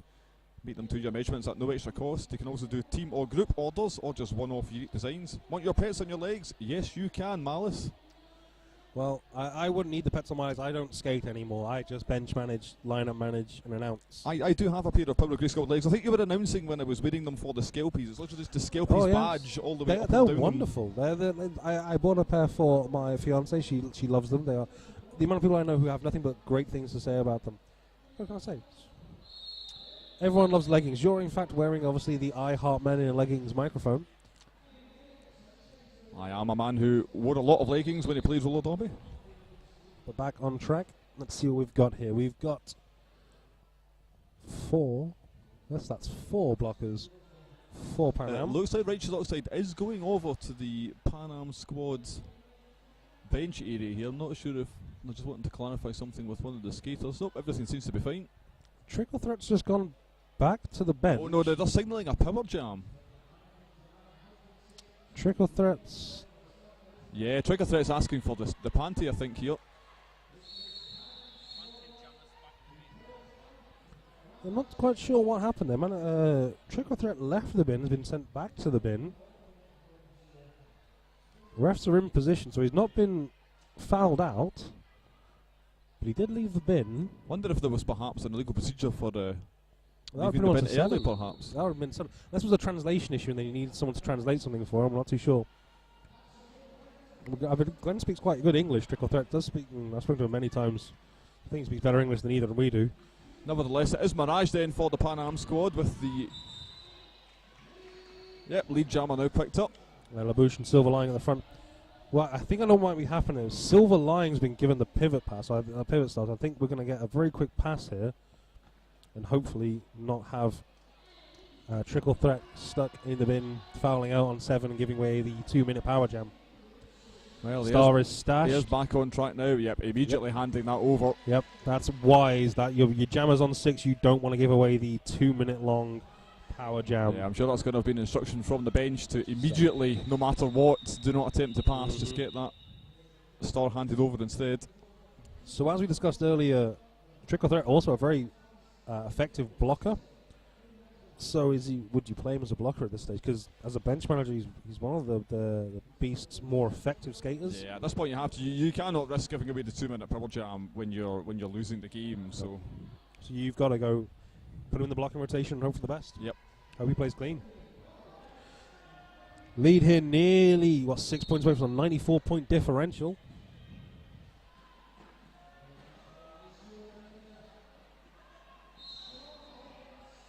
Knocked down to the inside. Monkey Business currently retained in that pack.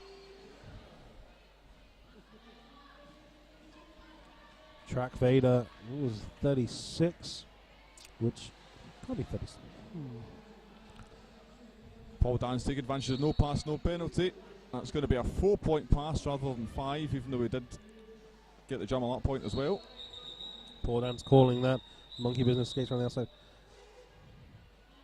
So yeah, Pan Am bench coach apparently is in a relationship with Triple Threat. Oh, you learned something. There was a message a bit further up. It was one of the skaters was discussing earlier on. Apparently, they're also the coach for Luxembourg, I believe someone was saying. I think there was. It's has this little small area, moving around, skating everywhere. Roller derby folk do get around, transferring and moving to different leagues. I believe Triple Threat did occasionally skate for Pan Am squad in the past as well. Booyah straight out here as lead jammer, and the contract penalty is being signalled, yes, on Silver Lining. On Silver Lining, I should say. So, Apex jump on the inside. Booyah calling that off before Silver Lining's even seated in the Omaflex sin bin, so it'll be a full 30-second power start here for the Pan Am squad, and it's going to be Poopa Test taking the responsibility of getting lead here. Our technical maestro 60 quad bit is going to show us a replay of that. Not just a technical maestro, but a jamming maestro as well. 60 quad bit. Very, very impressive yesterday. Not working as a jammer for his team today. Okay, so Poopa Test immediately getting out as lead jammer. That was good offensive work just to fracture that Mannequin Beast ball.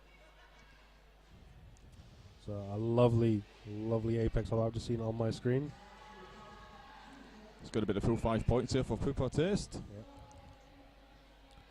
So yeah, we're gonna show you that replay when you get a little lull in the action here as Poopa Test just dances around the Mannequin Beast here.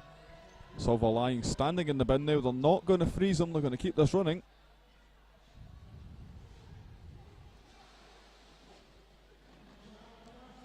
So yeah, Triple Threat actually played an MEC before he was with Pan Am. So yeah, a Ah. lot of close relationships between these two. Also with Monkey Business moving across as well.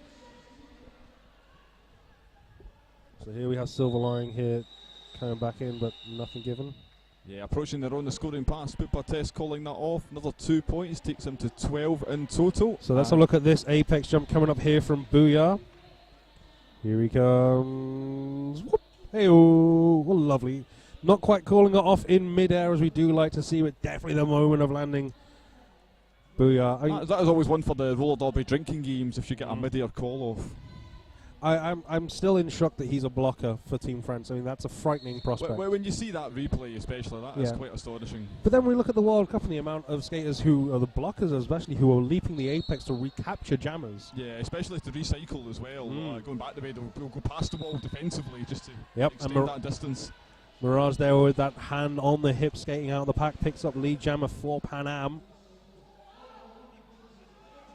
Iway, LaBouche and Murdoch trying to slow him down.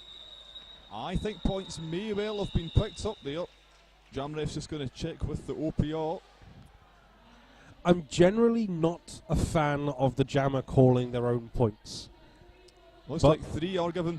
I did once a long time ago make a claim that should be considered insubordination, because insubordination says that it's any action that undermines, whether intentional or not, undermines the authority of the referees, and to me that is almost undermining authority, but people disagreed with me on that. I think it's a very important fact is if the jammer has already put up the points and you then disagree with them, yes. If the jammer's not, you should say, I think I got 4.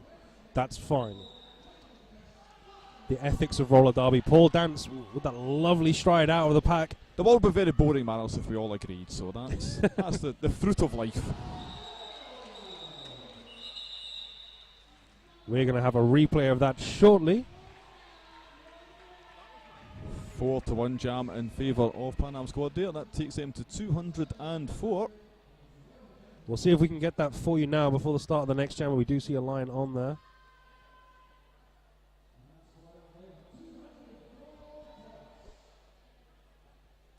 Let's quick look at this here. Four dance comes in. Ooh. Oof. Very nice. Very Meanwhile, we nice. have Booyah up against Monkey Business here. He's got to be careful. Monkey as he Business does. with one to beat, and he does beat that player, although he's been reabsorbed. Oh, nice little pirouette on the outside there. Monkey Business now as your lead jammer for the Mannequin Beasts. So a lovely bit of footwork there from Monkey Business. Booyah gets the panty on nice. Monkey Business calls it. Dip, dip, dip, dip. Oof. Not there in time, Booyah. He had a full head of steam on there trying to get that points, which almost caused a late hit collision, but thankfully not. I like that urgency. I like players still. I mean, Panama comfortably in the lead here, over 100-point differential. And he's still trying. Yeah, to no, score that more. is good to see. Especially at this level, you want to prove yourself to everyone that is watching also. Well, this is an MRDA Invitational tournament. These are all MRDA ranked games, so it's very important for their MRDA rankings. Yeah, every single point will count in those differentials. Meanwhile, up the inside line and getting lead jammer, it is Silverline. Pupates working his way on the outside here. Stays in bounds, one more to beat. Yeah, Track Vader there with a hip check, just couldn't put enough on Pupates to knock him off at corner 2. Lovely bit of defensive work there by, I believe, Alligator to slow down Silverline as he's coming into the pack and just couldn't get through comfortably. Silverline still in the mix, which means that Pupates was able to get in from the negative position, pick up 4. 4 points apiece.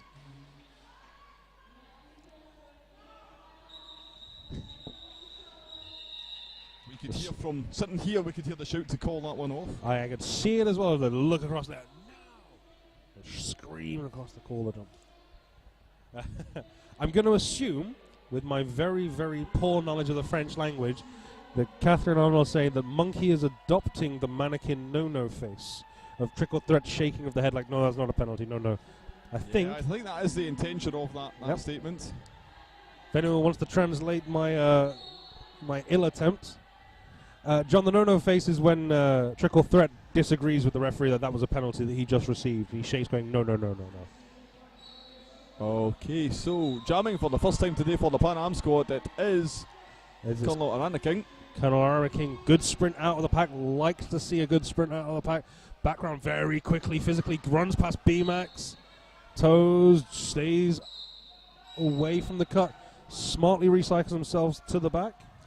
And holding the star in his hand is Herr Tom Senna, who is the pivot and did take a star pass and is now going to the bin.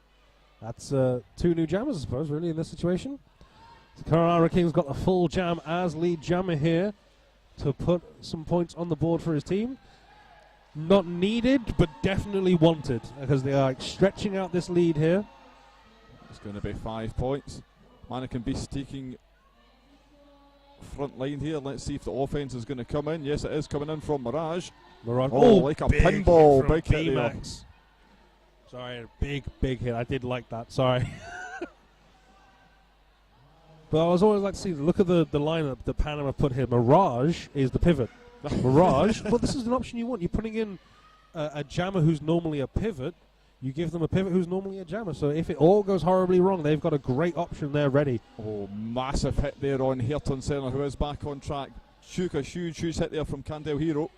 Herton Senna looks like a former skater of mine called Apache. If he's watching at home, very similar size and build. And he's Hairton Senna appears to be stashing the star. He is a pivot that took a star pass, so there's absolutely no purpose to that, unless it's just literally to cause some disruption of people not seeing the star over their shoulders. Well, he's got through, so that shows me it works like a charm. he's been given an out of play call here. Well, colour me confused. No, he's getting called back to track now. I think there's some confusion with what role he is. I think everyone thought he To the was. best of my knowledge, he is a jammer, so even after if he's not an active jammer, he can still not be out of play. If he's not an active jammer, correct. But if it was an illegal star pass, but I didn't see any penalty. Yeah, I given. didn't see anything called because he went to the bin as the jammer. He did go to the bin as the jammer, so I think that might have been. Everyone didn't realise he was the jammer, apart from him. Well, I did say he was taking that off to cause some confusion. That's precisely what happened on every front. So we've got just under 7 minutes remaining. 92 playing 2-2-1 in favour of Pan Am squad. Intense conversations from both teams on the track. Murder can track Vader. Alongside Trickle Threat, I think, is that Pop's Highway with the pivot stripe? It's number one Flash Bandicoot jamming here for Mannequin Beasts. Is number one jamming for the... I'm fairly sure that's going to be... Paul Dance jamming for Pan Am Squad. 33 Human Fly. Number 33 Human Fly, yep. He jammed for Mannequin Beasts, I believe, at BA 2015 and had some mixed joy. He did have moments where he was doing very, very well, but did struggle with penalties, as most of the Mannequin Beasts did, I'm afraid. Okay, looks like we're at the end of our timeout.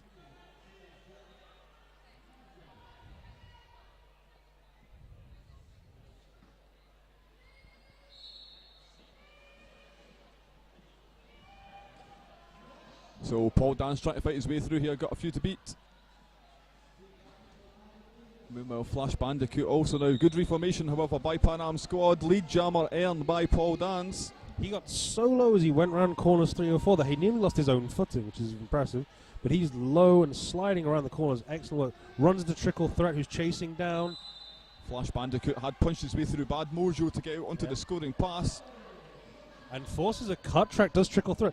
He looked up at the referee like, I have not made a penalty. He knows he's on the 6. He's very, very aware of it. So he's actually forced a cut here, and it's going to give... Lucky B back on track, so Mannequin Beast immediately reversing to try and get control of the ball. They have control of the pack, but trying to call it out of play, forced at the front.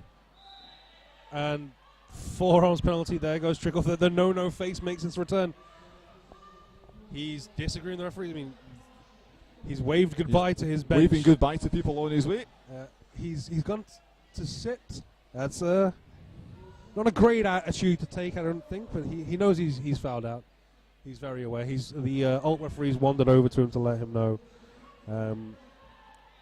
It's a shame. He's been very impressive. I think it's one of those things that when things start to go wrong for Trickle Threat, they go very, very wrong. Right, he's put a good shift in for his team here. There are no pass, no penalty, so Flash Bandicoot only picking up. I'm sure I saw a no pass, no penalty. She must have already won the point. Yeah, point must have already been earned already on that pass before that. But that does bring the Beast over the trip digits to 102.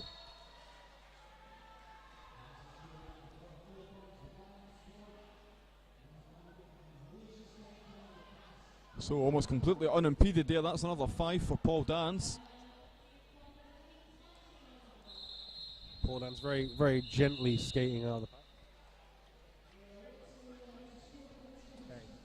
Got a highlight here of Paul Dance taking the outside line on 1 foot. Let's take a look at this. It's going to be when he comes round, I believe, just here on the pack. Oh. Very 720 spin on the end. Oof. There are figure skaters who wish they could skate like that. He's very talented. I imagine he might even be a figure skater with moves like that. I would not be surprised. Back on track, though. So we have Booyah! And he ate a big shoulder from Animal, got knocked to the outside. Silver line with 2 to beat. He's trying to weave round his way past Alligator now and ends himself lead jammer. Kandel Heroes doing a lot of that wonderful blocking that doesn't look like much but causes so many problems for his opposition. Booyah with the stash and gets past. Kandel Hero at the front. Lovely hips.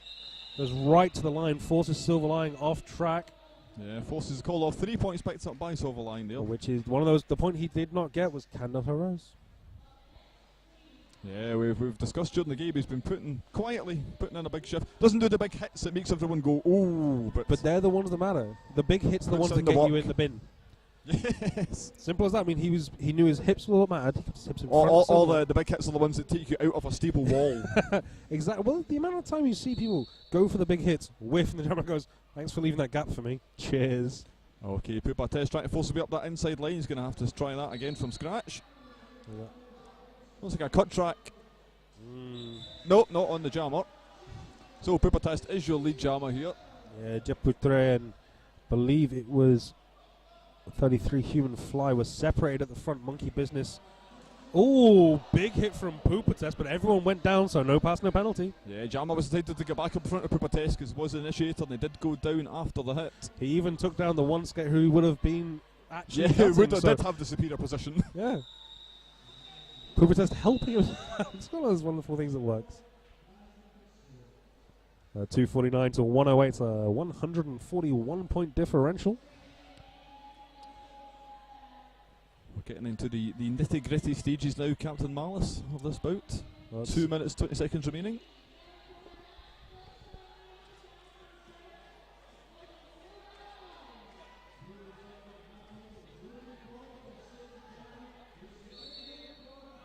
So it looks like it's 3-on-4 blocker advantage for the Mannequin Beasts here. Wheelie taking the start, look by the looks of things. Yes, Wheelie. Yep, Silver Lion, however, picking up lead jammer for Mannequin Beasts. And Wheelie's lost his pivot, which is Kandal Hero, so he's going to have to go this one all by himself, at least the next 30 seconds, apart from, obviously, the rest of his teammates on track. Nice work from Silver Lion just to outrun Painkiller DM there. Big swarm offense from Mannequin Beast. Track Vaders goes, I'll just jump all the way to the front. Oh, lovely. Screamed lovely walk there. He's got to get the clockwise block for it. He did follow him through with leaning. Yeah. It didn't allow for it to happen. But initiated and caused the change. Yep. I mean, I think Painkiller was already moving towards him, but he definitely forced that position on him. Big hit to LaBouche to the outside edge of corner 3.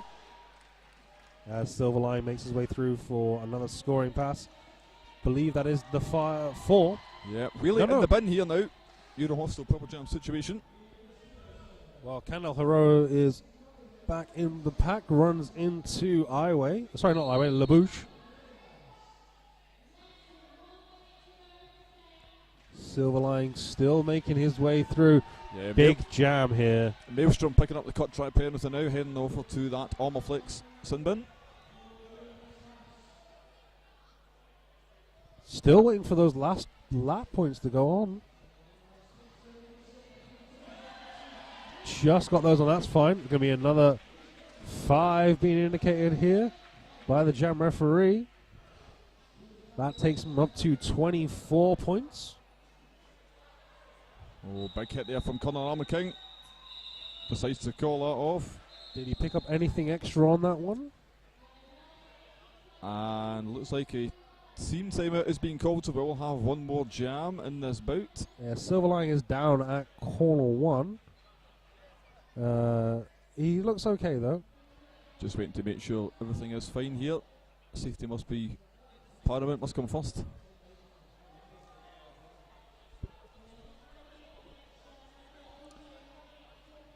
Do want to give a shout out to Events Medical Team. They have been keeping everyone safe all weekend, Captain Malice. Yep. Events Medical Team got a bit of a horrible job here, as the hit that Silver Lion took there actually forced him to be sick as he hit the deck. This is not the first time a jammer has been sick on track, as 2 years ago, Carnage of the Crash Test Brummies was actually sick into his hands as he went to the bench and had to pick his gum shield out of his hands. It was not a good thing to see ever. That is quite the visual in my head right now. Yeah, I do apologise for that visual. That's going to be resolved on the corner. So once that's taken care of, I think we'll have a little official timeout. Yeah, we need a quick official timeout just to get that sorted. I think we'll just go to a quick message from our sponsors whilst this gets dealt with.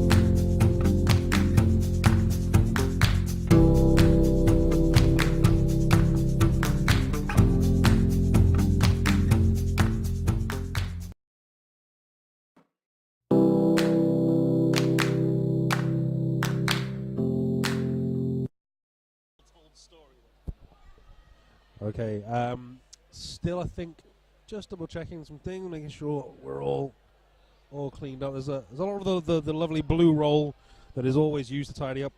So let's talk about some things that have happened that have been so wonderful and fantastic. Well, that scoring pass there by Silver Lion was 25 points, which I do believe may be the highest scoring one we've had of the game, yep. today. And let's have a little twist of this camera. So we just cut out Sven. No one needs to see Sven doing there with his stats. He's sitting around. No, I'm in camera now. Look at me. I'm wonderful.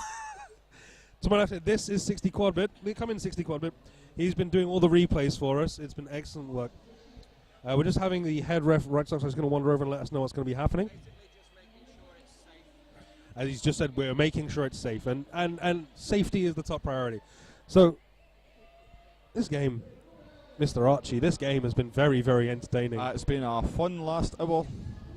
Some of the apex jumps from Paul Dance, Booyah, Silver Lion have done some fantastic work getting around. Monkey Business has been a lot of very great impressive. apex jumps from Track Vader. As a blocker, Track Vader's been doing a lot of great work to recover situations. It's a very aggressive move. It's very important to have that recovery because the jammers score points when they get out of the pack, and if you can hold them there a bit longer, they have to get through everyone again. And if it's a power jam, you're killing those Oh, bench power jam seconds. killing is an underrated job. It has to be done, and no one really puts the effort in on just drilling how to do so. I think we're about ready to go back onto track, so let's switch over back to the main feed. Sick of our faces, I'm sure. Quaddy, you're getting some love on the YouTube for your excellent replay work. These are the things we've learned as we've gone on. We can actually do replays, and picture-in-picture is an option as well. But back on track. Monkey Business for Mannequin Beasts and Paul Dance for the Pan Am squad. Paul Dance tried to find some space down the inside edge, couldn't find it, went to the outside, got knocked off by Animal. Animal putting in a good shift here today as a blocker. And it is hand blocked first, went through the damaged area from the last jam and was a bit cautious but safely home. Paul Dance on his scoring pass now, rolls onto the shoulder of Animal. Animal just can't keep a hold of him at the front all by himself. Gets Great his first scoring reformation point. here. Monkey Business being retained still on this pass. Yeah, Monkey Business really struggling to get through here. Strong blocking from Pan Am. Booyah dragging him all the way back, showing why he is a Team France blocker and not a jammer. Meanwhile, Flash Bandicoot doing likewise with Paul Dance. Bit of a stalemate here.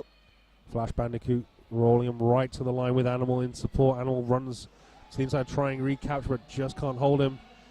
Monkey Business down at corner 3. A little bit of a high five there between, I believe, was that Crash Bandicoot and Booyah at the front.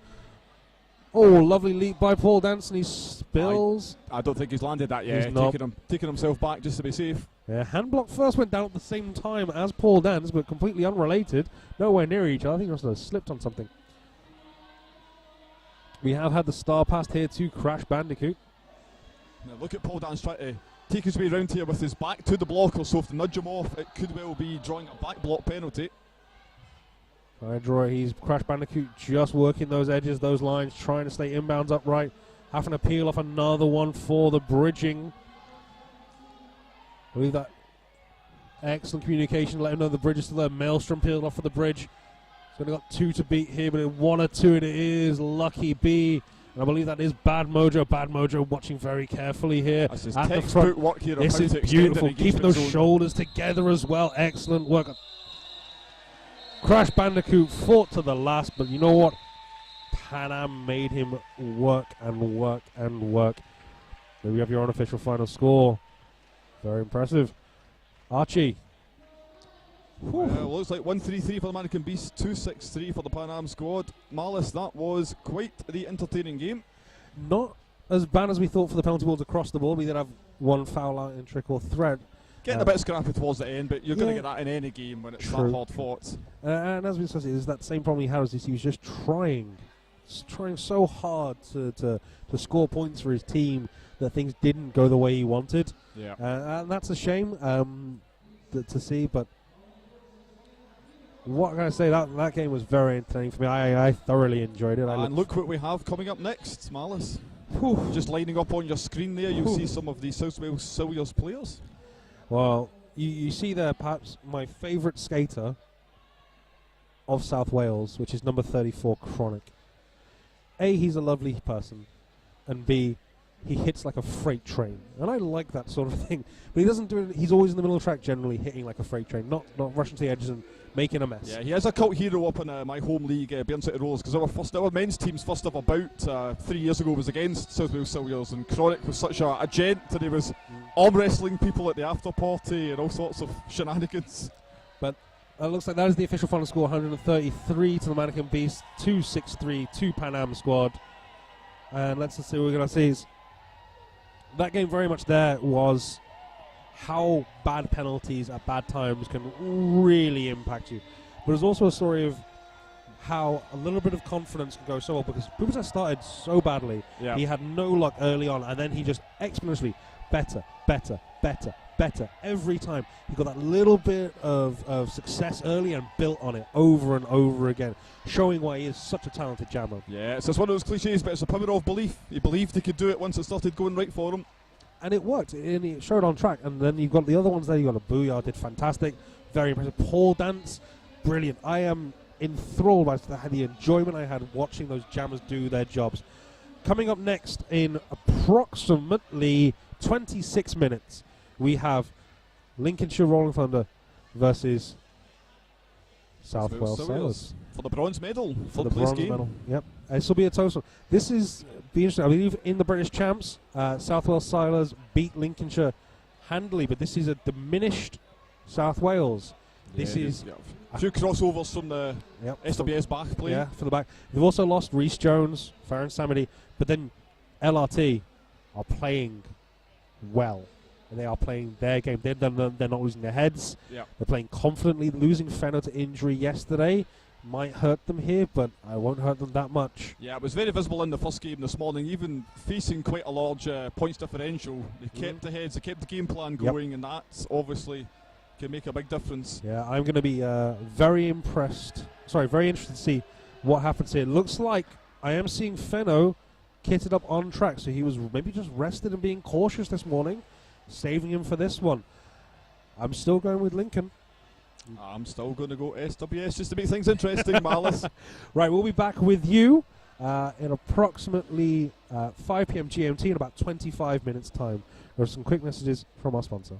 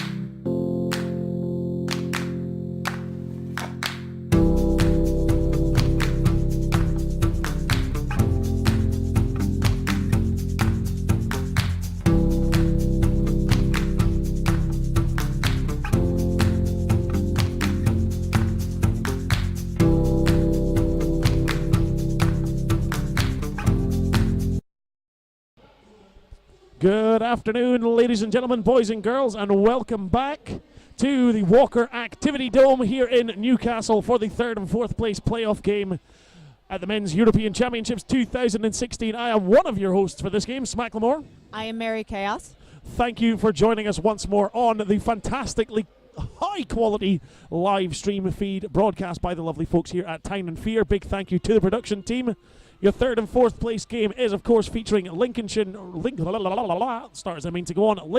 Rolling Thunder and Zeus, the South Wales Silures. I'm going to have to let you pronounce that every time you do, because I'm just going to call them Zeus. Zeus. Zeus. I sometimes knock it down to initials, so we get LRT versus SWS. Yes. That'll work. We're not going to go through the rosters for this game because, let's be fair, you've seen these guys skate all weekend. You're probably going to be familiar with the skaters you can see on track, so we'll just fill you in as the game goes on. Excellent. Both teams lining up on the Jam 9 now. To give him his official technical name, that's hashtag Ben Phillips, exclamation point, with a star in grey for Zeus. It looks like we've got the Saint taking the star first for Lincolnshire. Yeah, the Saint was a bit of a sinner in that first game earlier on today. Picked up quite a few penalties. So I heard that Saint actually is a little starstruck when it comes to SDRD, so it's quite possible he just let himself get nervous because he's able to run the line again, hop through over the apex and grab the first lead jammer for this game. Doing his very best Roger Rabbit impression, hopping, skipping and jumping all the way down the inside line. First lead jam of the game goes to Lincolnshire. I keep doing that. Rolling Thunder. Lincoln Shin. I don't know why they have a link and a shin. That's usually like a knee. Links your shin to the rest of your body. Anyway, terrible jokes out the way early on. I'm sure there's more to come. Oh, you know it. So, yep, technically, first blood up to LRT, 1-0. I think that's it. They just want to call the game and go home now. That's it. We've won 1-0.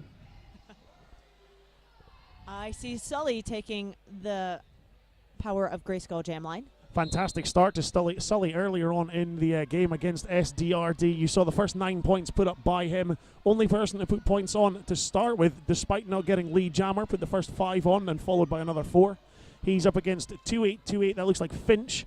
Found himself in a bit of penalty trouble earlier on against Tyne and Fear. Going to hope he can avoid that this time. Sully, meanwhile, carries on where he left off. Lead jammer for LRT. Sully looking to play a little jammer on jammer defense real early on, trying to get his pack to speed up to meet him. Interesting tactic. Yeah, it's going to be interesting to see how both teams set them up for this. This, of course, their final game of the weekend. They're going to be tired. It's been a long weekend. They've had a lot of hard games, especially both of them earlier on today. LRT obviously taking on Southern Discomfort. That's going to be a challenge. Yes. Zeus taking on Tyne and Fear. That was a challenge. Hard-hitting games. And Zeus are down on their regular jammer rotation. Who are they missing? They're missing Ashby. They're missing Jones. Oh, wow. There was another. The Machinist is still missing from them for a team as well. Basically, all of them suffering a little bit from illness back home and not able to make it here, so that does knock them down a little bit. But the guys who have stepped up, some of their newer skaters as well, like the Flying Welshman, stepped up earlier on in the first game. And we've got the Mechanic for them now, who is an old favorite. Absolute powerhouse of a jammer, the Mechanic. Look at that, drops the shoulder and just says, get out of my way, I'm going to push this wall. If you won't give me space, I'll fire my way through and take the first lead jammer for SWS. Got Fenno still stuck in the pack, trying to make his way through. Oh, goodness me, bit of a collision there. Looks like the little Joker's down. Making his way back up to his feet, though, as the Mechanic makes his way to the Armour Flex penalty box. First penalty for him of the day, and the first Euro Hostel-sponsored Power Jam in favour of LRT. LRT mostly hanging at the back of the pack, letting Fenno do it on his own. They do have number 43 trapped, Clark.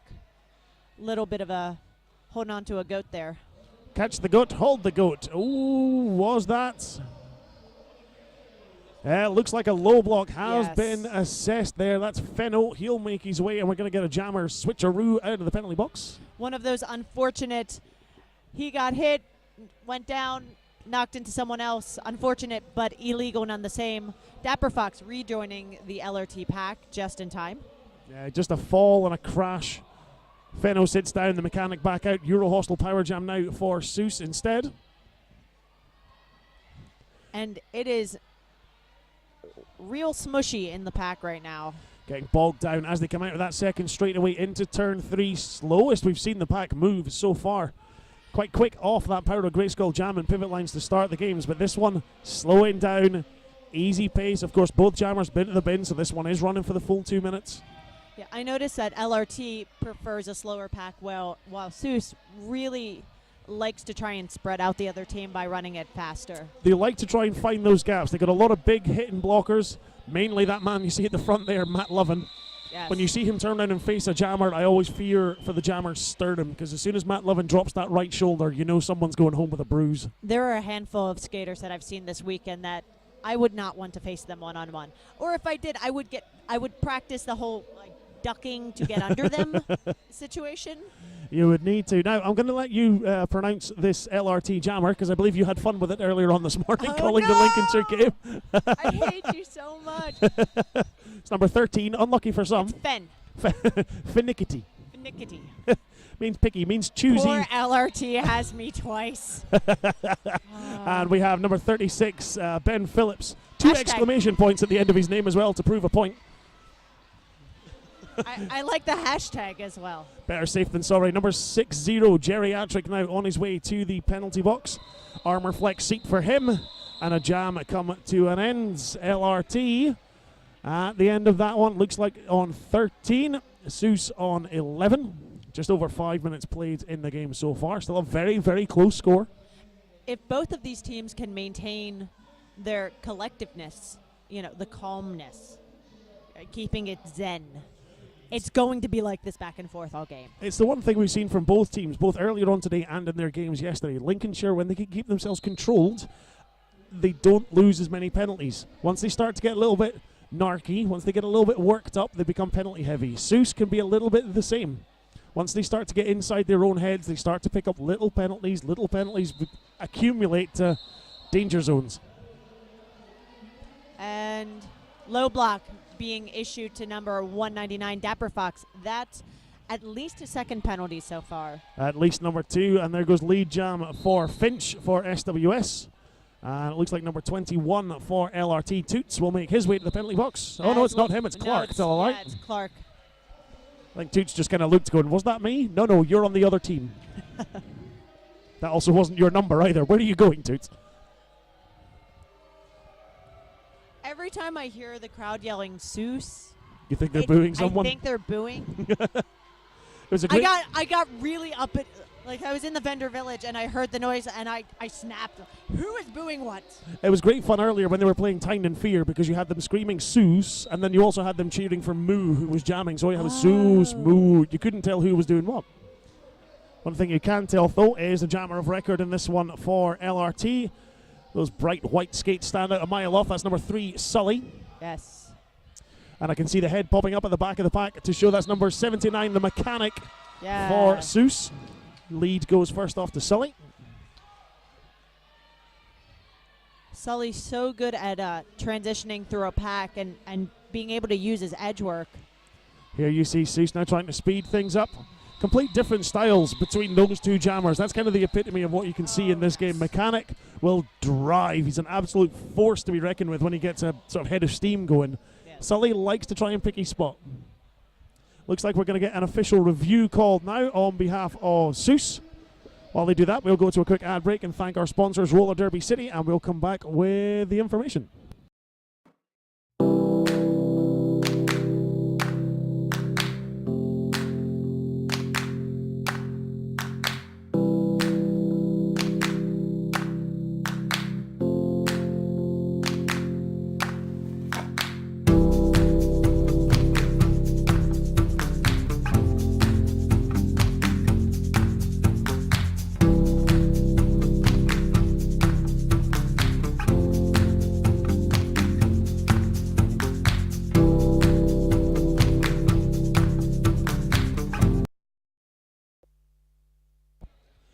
Couldn't quite hear what that was that was being recorded. We did hear our head referee Big Smack and Fry say hello to the crowd, and they of course say hello back, which is always nice.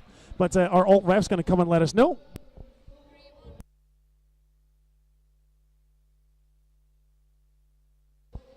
So it looks like Seuss, we're looking for a track cut called on Sully, I believe, at the end of that jam, but he never actually crossed the tape. He was on it, so no call stands.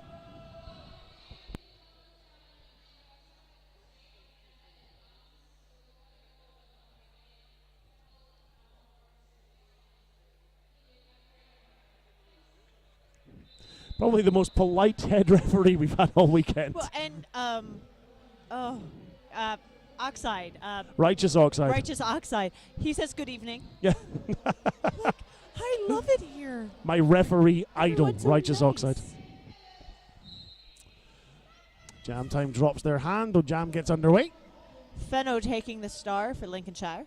And Ben Phillips now. Before the start of this jam, it was 50-50 lead jams per team. Sully with the only one 100% lead jam. Seuss will take the lead now after that one. Sully and I were talking earlier, and he mentioned that he and Reaper have lots of contests between each other. And one thing that Reaper has said is that Sully's the only one to have broken his 100% first jam lead percentage.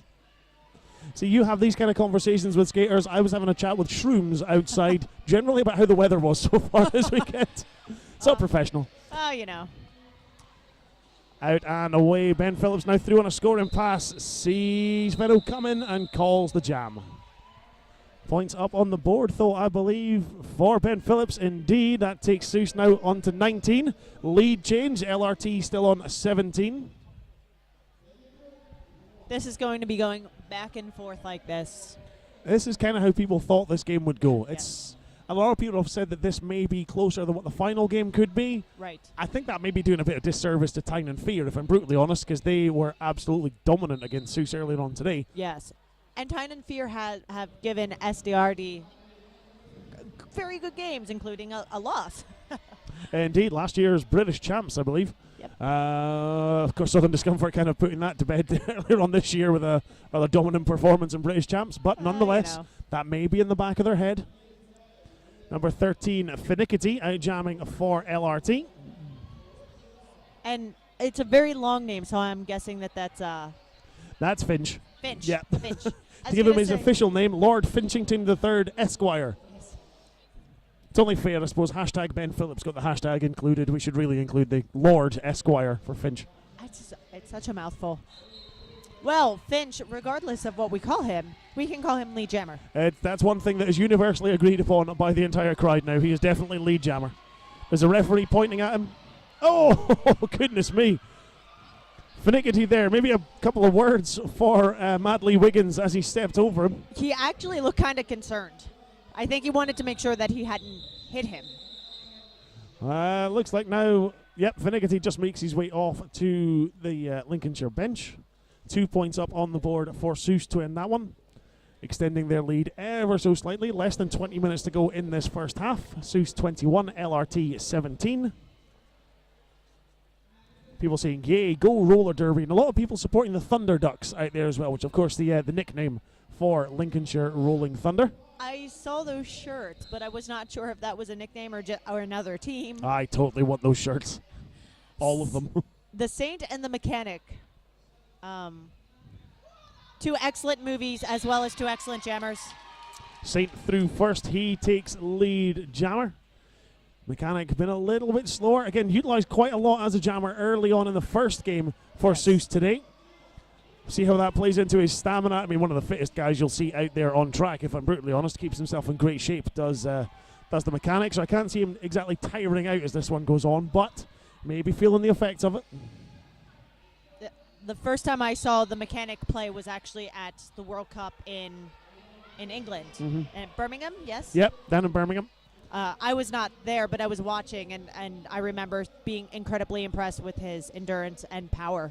He was an absolute beast. Looks like a blocking out of bounds was assessed to Clark. He seats in at the Armour Flex penalty box. It's been a much cleaner game so far in this half, which has been great to see, but Clark will sit down for his 30 seconds. As the Saint goes through on a scoring pass, 4 points up for him. Mechanic forces his way through. Looks like that was Ned and Lil Joker at the top of the pack holding him for a minute there. That's been a powerful team today. getting a quick swap around yet. Looks like we've got a LRT lead now. Again, another lead change. I guess the second or third one so far today. LRT 28, Seuss on 25. Yeah, you were saying, sorry, a tactic earlier on. Yeah, during the SDRD game, those two are often in the pack together, and there were a handful of times where it was those two at the top of the pack. They had Horndog's number. They were able to stop Blitz a handful of times, hold him in the pack. When LRT is focused and slow, they are very, very dangerous. When they take control of the pace, they start to dictate the rest of the game. Little Joker, obviously, former jammer, knows how to pick and choose where a jammer is going to go, knows how a jammer's mind works, and wants to take control of that and try and slow everything else down. Number 32 there, the Flying Welshman, on his way to the Armor Flex penalty box as Sully goes through for lead jammer. Great catch by the referee there, number 34. Just his toe stop went out of bounds while blocking, but that Just enough. just enough. Yep, sometimes just is just enough. And unfortunately, looks like... Illegal procedure. Yeah, perhaps Ben Phillips was trying to go for a star pass, may have done so illegally. Looks like he's now on his way to the Armor Flex. Penalty box takes a seat, and it's a Euro Hostel sponsored power jam for Sully and LRT. Yes, I just asked around, and no one is exactly sure what the illegal procedure was. A lot of the time when you see the jammer with the cover off and they get an illegal procedure, chances are it's probably something to do with star pass. Well, yes. We shall assume until told otherwise. There are new verbal cues. It could be an assortment of things. We'll say that we know exactly what it has happened until someone tells us not. I'm always Sully- right until I'm corrected. Sully, meanwhile, 15 points so far on this jam, and still with some time to go. Yeah, Ben Phillips back out of the Armor Flex penalty box now. Euro Hostel power jam over. LRT opening up a bit more of a, not so much a commanding lead, but certainly a bigger lead than we've seen either team have so far. Yes, Gazabite going to the box for a multiplayer block. Making his way around, pack slows down, clock ticks away, time runs out. And it looks like we're going to have a team timeout called by Seuss. While they go to a team timeout, we're going to have a quick thank you to some of our sponsors, namely the Power of Grayskull, who sponsor our jam and pivot line. Bespoke, handmade sportswear. Every item is designed and made right here in the UK in their studio. They make to your measurements and no extra cost. They can do team or group orders or one-off unique designs. I can confirm they do because I've actually contacted them about a design for my other, I would say my other half, it's my better half. Want your pets on legs? We can totally do that. We should say they will print them on the leggings. They won't literally take your pets and put them on your legs because that's mean. Come and say hello to them. The Power of Grayskull, making your legs happy.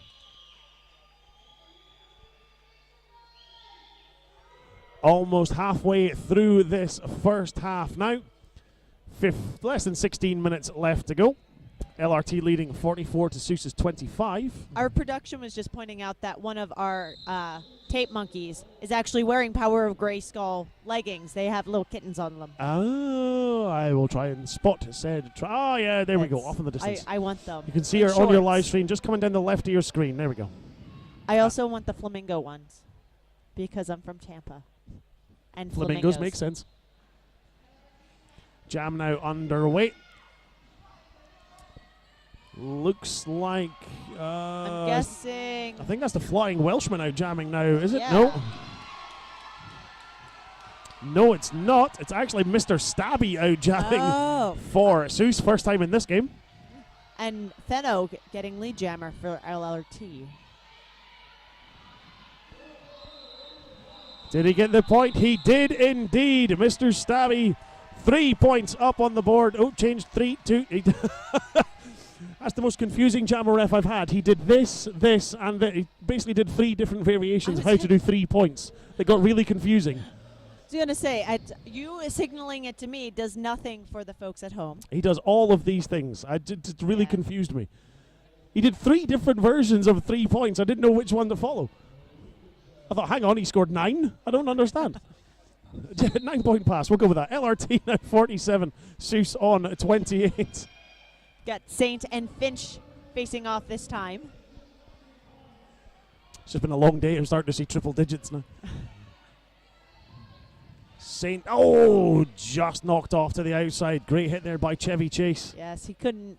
Saint looked like he was trying to dig into his edges, but he's very tall and was not able to pull his core in order to maintain. Sometimes gravity and physics are not a jammer's best friend. Especially when you're 8 feet tall. Finch now being recycled back by Geriatric. Is that his name? Oh no, I'm looking at Chevy Chase. That had the bit. He walked by earlier today. I was like, it's Uncle Vernon, but with tattoos. Looks like 4-3-2-1. Mad Lee Wiggins trying to take back. Away goes Saint for lead. Jammer holds himself on his toes. Quick spinneroonie and keeps himself on track and away. Wiggins hit him pretty solid. I think everyone was waiting to see whether Saint was going to survive that one. Can he hold? Can he hold? Well, what do you know? He did. Yes. Saint's footwork this weekend has been something to behold. Finch now being held at the back. Looks like Gazabite, Geriatric, and can't quite see the other one, but it's a solid 3-wall nonetheless. Maybe Benno actually working as that part of the 3. Saint, meanwhile, at the front, pushes his way past. Turns round, sees that the... have we had a star pass? I think we have. Looks like Yes. Mad Lee Wiggins now has the star in his hands. Yes. Tomahawk started the hit out. Gazabite finished it, but they couldn't hold on. Yeah, we had the star pass to Mad Lee Wiggins. Yes. Managed to make it through. No pass, no penalty right towards the end.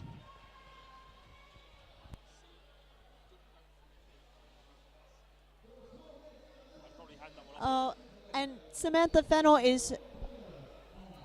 Sorry, we're just having a quick look at replay there. This is where Saint comes down.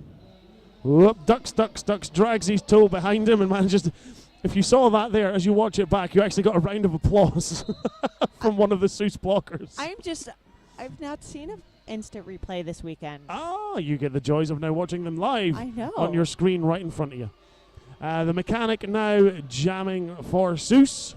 Or Seuss, as you hear the crowd saying. Looks like Sully out with the star in purple. Of course, Lincolnshire back in the familiar purple. And Seuss back in the familiar grey. Although misconduct being issued to the mechanic. That's interesting. I was about to comment on how Mechanic was using his shoulders like little jackhammers. And I used little lightly. Yeah. But he was not making headway at all. And then the misconduct was issued. We're in not the best spot to see everything in that corner. And the camera was not in the best spot to see it either. So I'm not 100% sure what the misconduct was issued for. Definitely a seat in the penalty box required for the mechanic, though. Euro Hostel Power Jam for Sully. Making his way through now. Coming back in. Sully's been doing a really good job of creating his own gaps. Not just, usually he does it through his lateral motion. Today, and in this game in particular, just hitting hard enough to bust the wall open.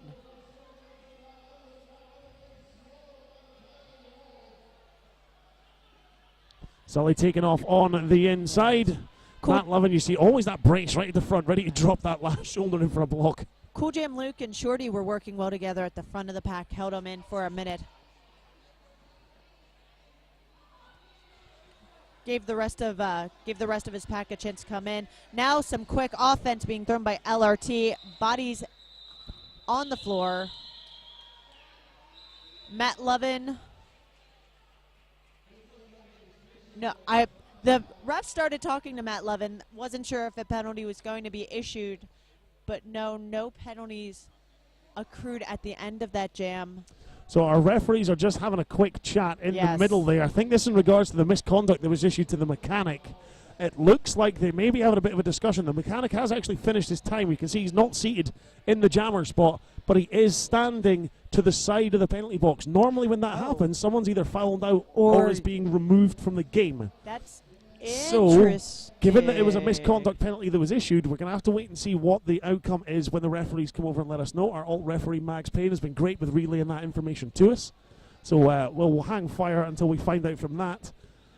Scores currently stand LRT 73, Seuss 28. Some of those points have come from the mechanic. I was going to say, losing the mechanic is not what Seuss needs. Not at this time. We already mentioned No. earlier how they're down a couple of jammers as it is coming into the weekend. They really don't want to be coming down with one of their most consistent jammers. No. And it looks like Toots skated over to him and said a word or two. I don't know if it was a word of encouragement or not. Yeah, we're just having, it looks like our head referee, Big Smack and Fries, is going over to... Yeah. Yeah. He's being removed from play. Yeah, it looks like he is being taken out of play. Oh, Is never he going mind. back to his bench? Yes, he is. He's being spoken Just hanging. to. Sorry, folks, we're getting a little bit of conflicting information back and forth, so we're just trying to confirm exactly what's happening. Once we get the exact details, we'll I know. relay You it as and I actual just like information. talking. We'll just keep going. We'll keep going. He's sitting there. The old referee's having a chat with him. His lineup manager's having a chat with him.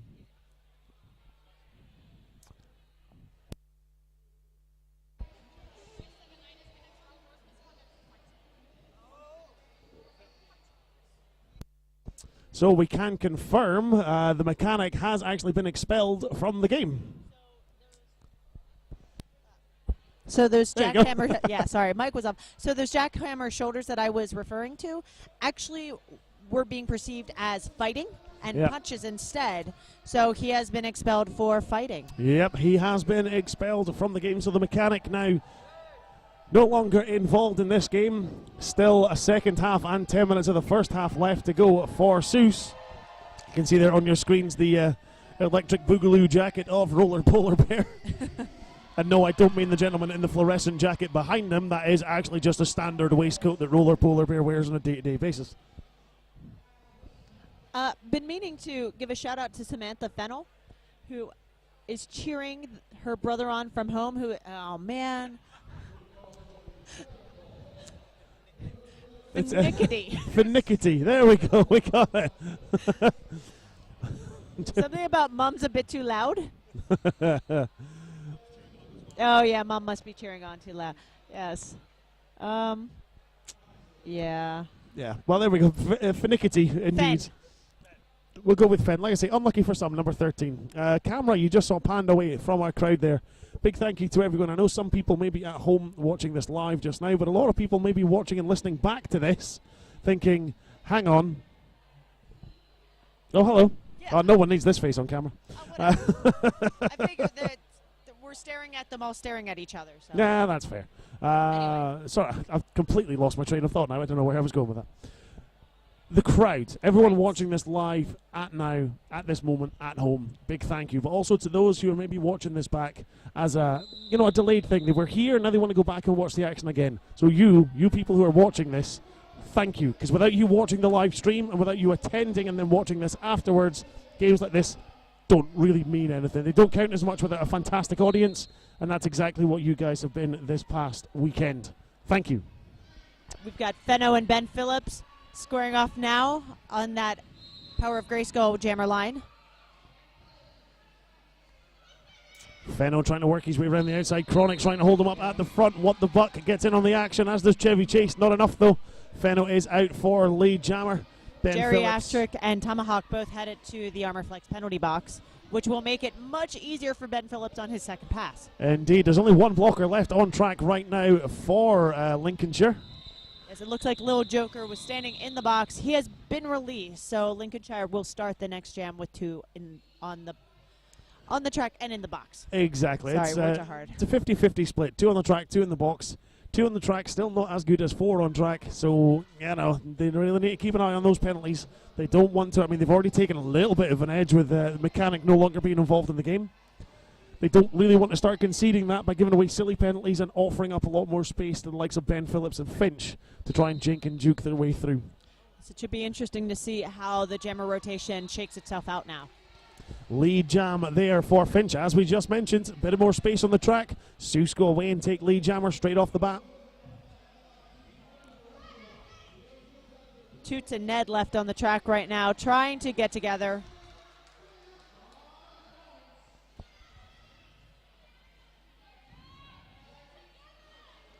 No.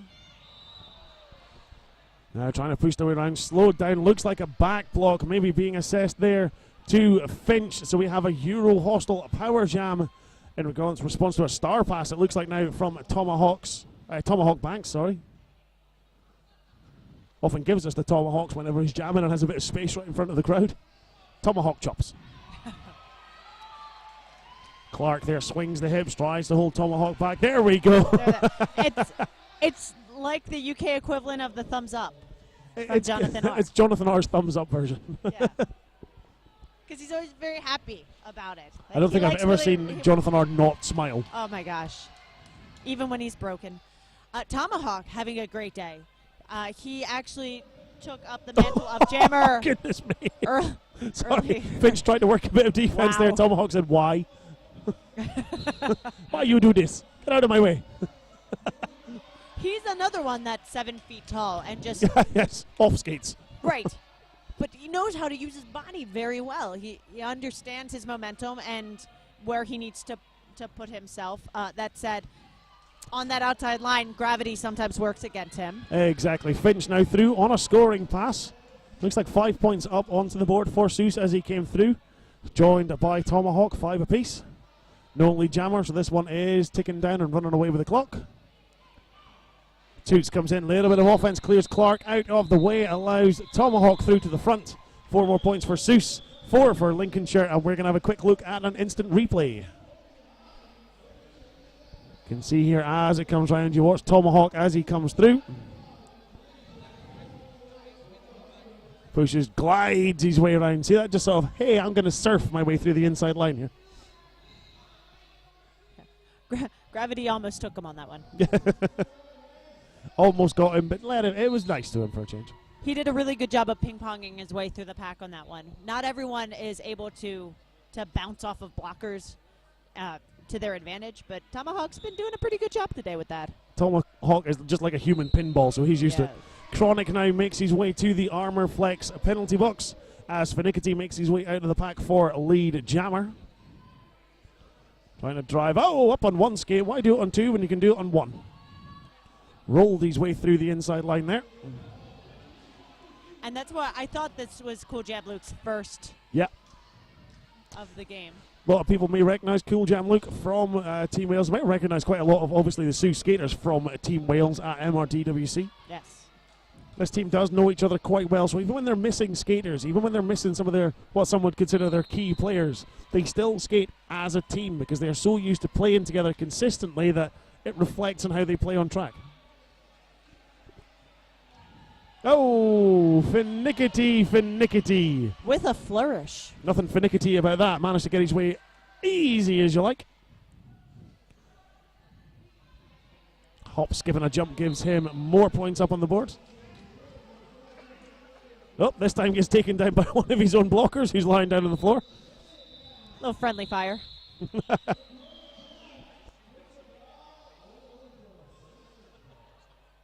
Quick look at another instant replay here. We've got the technology, we may as well use it. There's where Finickety comes around looking and watch. I know where I'm going. Whee! Hello. It is the year of the 180 apex jump. Indeed. When all else fails, I mean, I don't understand why jammers actually engage with walls anymore. I think just like most jammers now are just like, I'm just going to jump on apex. I feel like we're giving people unrealistic expectations of how to jam.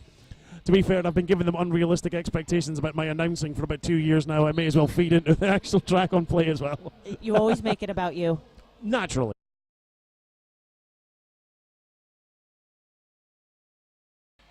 Sorry about that there, folks. Just a quick cut button track press. Being issued to Fenno now, so that means he will sit down in the Armor Flex penalty box, and that will...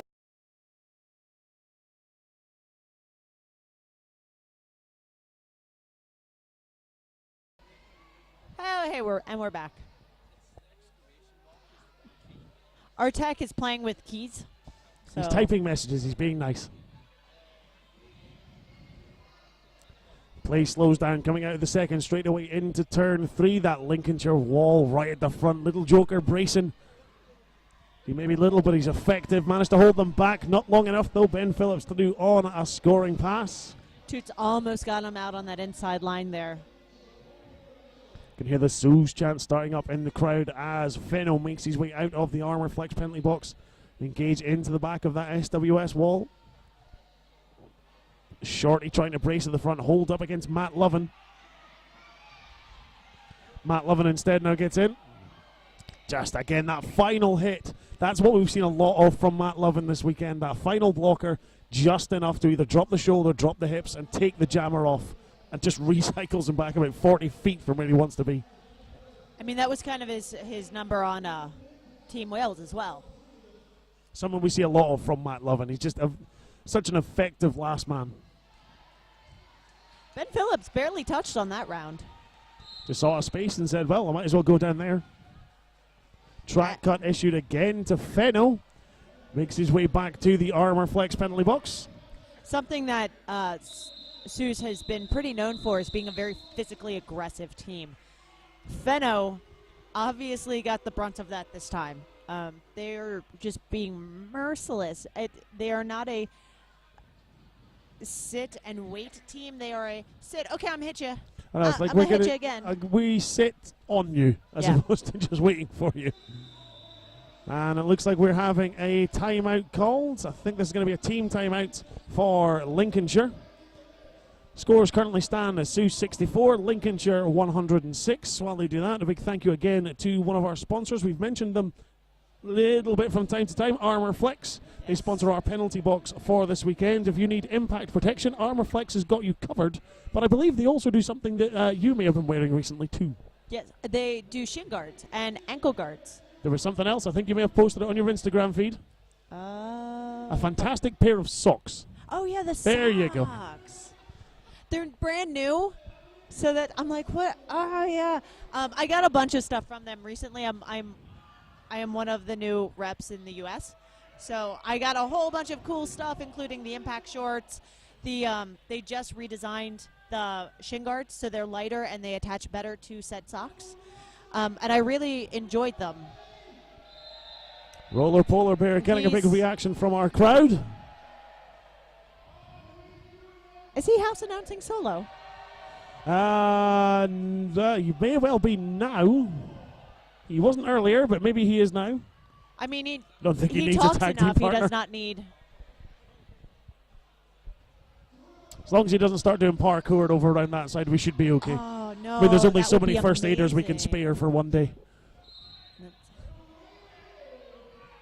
It looks like he was actually joined by a tag team partner, but microphone is broken, unfortunately. Oh, no. One thing that's not broken is Finch's jamming ability. He's out once more for lead jammer. Sully is sitting in the. Yeah, we've got a Armor Euro Flex. Hostile Power Jam. Yes. Start this one, pointed out by Ashby on the live feed. Very, very good point. What the Buck is playing some great offense this game, and we saw it earlier on from the Tynan Fear game as well. He seems to just appear out of nowhere and just create chaos amongst opposition walls. Hey, that's me. That's you. He creates you in amongst other walls. Sully out of the penalty box. How on earth did Sully stay on track there? Oh wait, he didn't. Sorry. He didn't stay on track, but that was. He went off and came back again. Um, I think there may I'm have ju- just been a quick recycle on the inside. Okay. As he goes to work now on this Euro Hostile Power Jam, Finch trying to push his way past Tomahawk. Just finds a gap. Finch smartly there. One skate came down, realised that, and stayed off track. Didn't want to step back in. There's no point trying to risk it. Call the jam. Still enough time left on the clock to get another one in. You may as well start it on a Euro Hostile Power Jam as Sully's seated in the Armor Flex penalty box. Geriatric, Tomahawk, and I believe that was. Oh, I didn't. At 17. May have been Benno. Benno. Yeah. Yes. We have Fenno and we have Benno. So Benno. But they did a really good job of taking the pot shots that time. Take all the abuse and everyone else to stand off. Who have we got now up Mr. jamming? Stabby again. Mr. Stabby. I think this is only the second time we've seen him jamming. Yeah, second jam for Mr. Stabby. Successful. Got lead, if I remember rightly, in his last one. Oh, needs to be careful. He is right on that line and just disengages. Smart. Sully, meanwhile, busts out of the box and is back on the track. Out of the box out of the pack into lead jammer for Sully. He's just that quick. Mr. Stabby, though, is out of the box, trying to get that cover back on his helmet. Needs to do it quick, because if he doesn't, he's not going to get any points for it. Again, talking to Sully earlier, man didn't come to Derby with any skating background. Indeed, as we hit the half time now, we're just having a quick look at an instant replay. It's where Sully, you see, just as he comes out, runs through, runs round. So just that's drops so low, Sully. It's so insane. I was happy because with the smoothness with which he skates, he has to come from somewhere, right? Exactly. So, So we currently have Lincolnshire Rolling Thunder, goodness me, on 110. Southwest Silures on 70. Interesting first half. yes. Going to be interesting to see how this pans out. Obviously, Seuss now down by the mechanic. Yes. That could play heavily into not just their jammer rotation, but their overall gameplay, because they do rely on him quite heavily. They do. It's going to be a matter of what the endurance of the other jammers come down to, and if they have a deep enough rotation to go, because they've already pulled deep because they're missing people. Well, we've now seen Mr. Stabby jam twice. Right. I mean, and that's. I believe this is the first time this weekend we've seen him take the star. So far he's been stepping up. If he can continue that, Suze has a good chance of closing the gap. It's only a 40-point difference. Indeed, we saw the Flying Welshman jam earlier on in the first game of the day as well against Tynan Fear, so they may start reverting to him ever so slightly if Mr. Stabby does start to struggle, but we shall find out in the second half of this game. We'll be back in around about 13 and a half minutes time. Until then, go get yourselves a beverage and we'll catch up with you all again soon for the second half of LRT versus Seuss. It's just easier that way.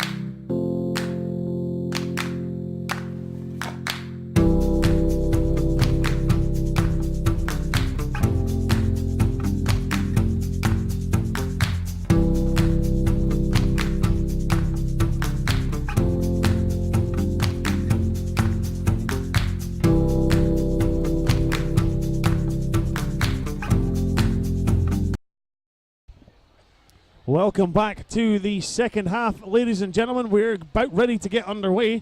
Teams are already lined up on track, but like with earlier in the game, there's still time left on the halftime clock, but they're so keen to get this third and fourth place game underway at the Walker Activity Dome.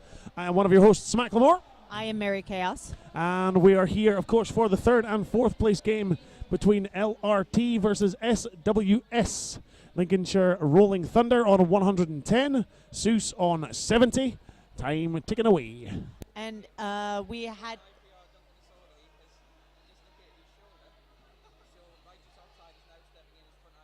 Oh.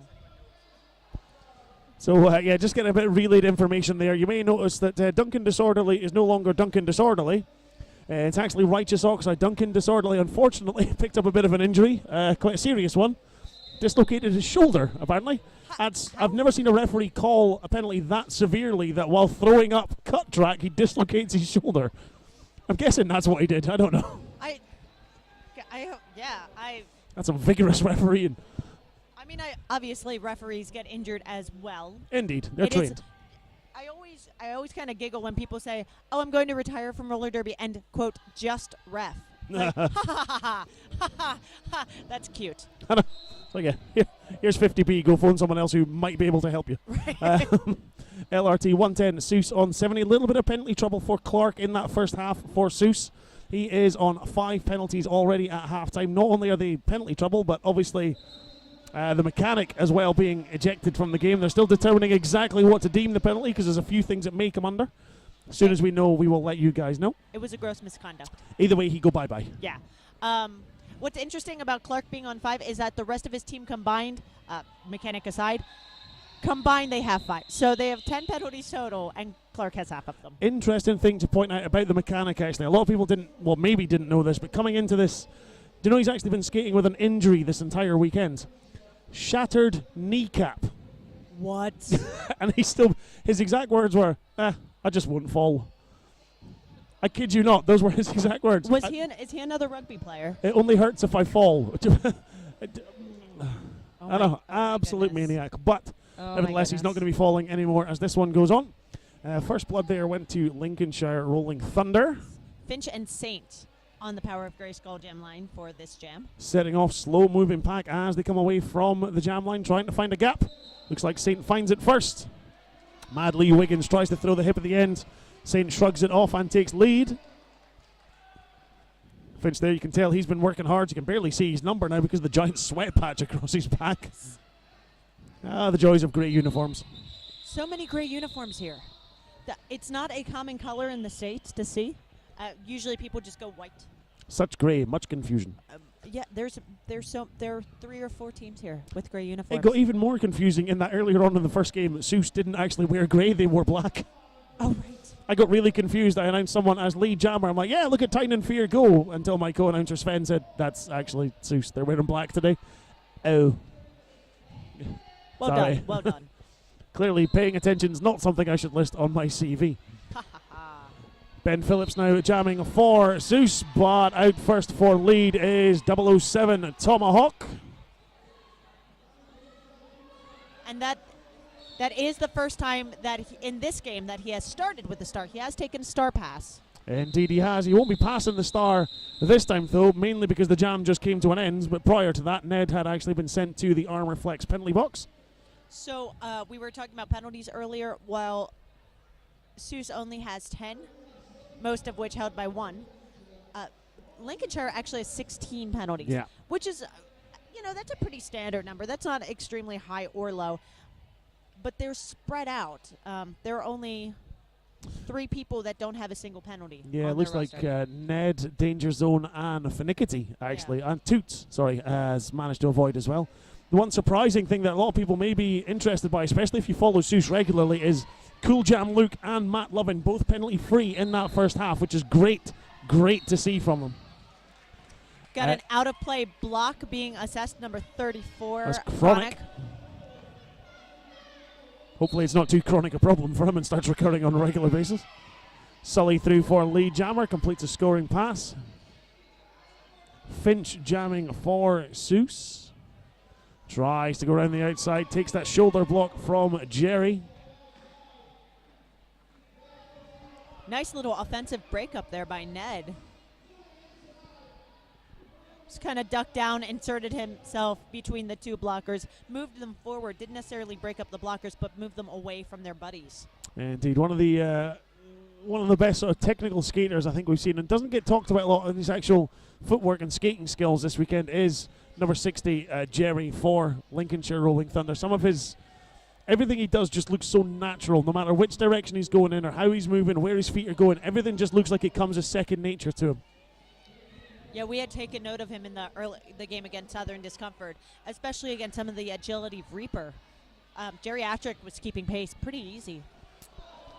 Ooh, looks like what the buck just went for. A last block. Sully shrugged it off as Chronic went for him.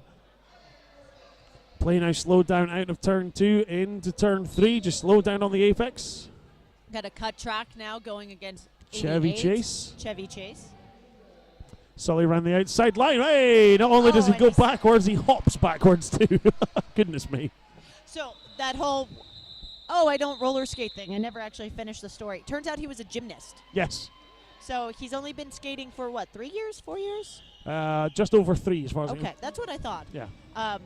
And I kind of went, what the what? Yeah. But Say yeah, what- gymnast. Say what now? Who now? Quick action replay here for you.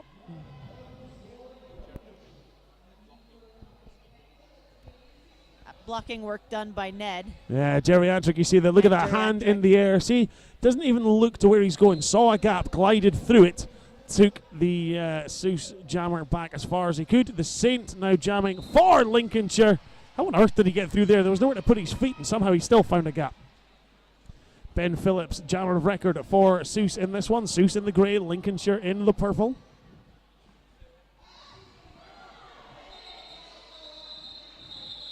And as that jam comes to an end, again, I think we'll have a look at a quick instant replay. This could be an interesting one for you to keep your eyes on. Just watch Saint go down this line here. Oh. Yep. Here he comes. Look, see, he just goes on his toes. Bye. And it looks like Lincolnshire has had a 100% lead percentage so far in this half. Yeah, starting off as the end of the last one. Dominant performance from Lincolnshire at the moment, but it's still been a very, very tight and close game. LRT 139 at Seuss on 70. 23 and a half minutes left to go in the game. Flying Welshman shuffling up front against the Lincolnshire Blockers. This is his first time with the star. I think it's the first time he started. He did take a star pass in the first half, but this is the first time he started off with there in him. Flying Welshman now turning into the recycled Welshman as he makes his way all the way back past the Power of Greyskull jam line. Trying to find a gap. He's very new to Seuss. I think he's only been with the league for around about 6 months. Okay. Lincolnshire are doing a great job of being patient. We saw them get a little bit frenetic in the SDRD. A little bit game. anxious, a little bit panicky. Yes. They try to force the issue. Yes, and that's, I was speaking with Toots, and he said that used to kind of be their MO, Yeah. what they did, and they've just really been practicing being calm, sitting, playing their game, concentrating on forcing the game to happen the way they want it to. Yeah, trying to control as opposed to drive. You know, it's one of those, they don't want to force everything. They don't want to try and be chasing after anything. They want to slow down, play their game. As they always say, it's a lot easier to play to your strengths than it is to your opposition's weakness. Something else he had been talking about, too, was just the general collective calmness of the team and how a bunch of them kind of realized more recently that it doesn't do anyone any good to get riled or get angry, because it's a contact sport. They're on that floor to hit each other. So why get riled? It just messes with your head. Part of the game. The reason that part of the minimum skills assessments is giving and receiving hits is because it's going to happen in gameplay. Yes. Can see it happening now, slowly but surely. This is Sully trying to work his way down the outside, and Ben Phillips in grey for Seuss. Sully's another one who has really nice jammer patience. This is something we were talking about in the SDRD game, because him and Reaper would both every now and again just pause. Yeah. And they wait for the other team to make a move because they know that they're going to.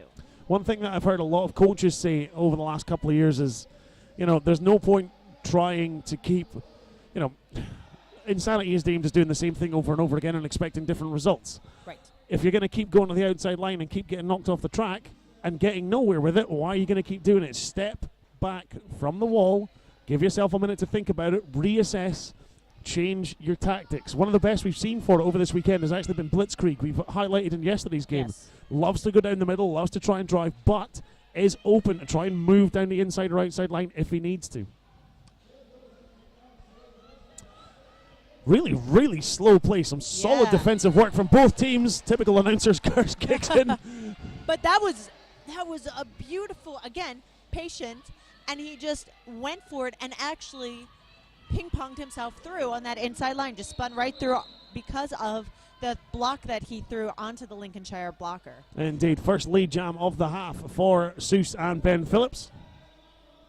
I like how many high fives I'm seeing between the teams. That was Matt Lovin, yes? That just went off? Yes. Yeah, and on his way off for his penalty, gave a little high five to Sully. Matt Lovin is, again, one of the most consistent blockers we've seen throughout the weekend, but also one of the most respectful blockers. He might hit someone, but he'll also talk to someone. They are going to have a quick look at a replay. I think on here we're going to see Ben Phillips making his way through the pack. You can see here, he gets recycled, sees a spot there, boom, hits the spin, off was he Toots. comes. He used Toots as the Yeah, just as used the him. ricochet. Yeah, just used him like the those lane guards you see at the bowling alleys. Oh, see, I was going to go Ninja Gaiden. That works. Like how you bounce off the walls. I don't know. The closest I get to any form of martial arts is sitting up. Oh, no, it's a video game. Ah, okay. Never In that mind. case, I'll I'm explain it definitely to lost. when you're older. Yeah. Comic books, I'm in. It's all a win. Video games, no, that even that involves a lot of handwork. Lead jammer now out to the Saints. Mr. Stabby not too far behind. Stabbing his way through the pack, completes his initial pass, and on his way to the penalty box goes Madley Wiggins. Only 2 on the track right now for Seuss. Stabby trying to find the gap. Track cut called to Mr. Stabby. And I think there's going to be only, and still 2 on the track because we've had 1 return. Yeah, and there goes Chronic now on his way for a forearms penalty. Called by obviously our stand-in front inside pack referee, Righteous Oxide, stepping in for the Duncan Disorderly, who's unfortunately injured in the first half. Clark now on 6 with that one. Yeah, looks like he was sent off but told to return to track as the penalty box was full at the time. So he will remain in the queue. Looks like he may be reporting there now.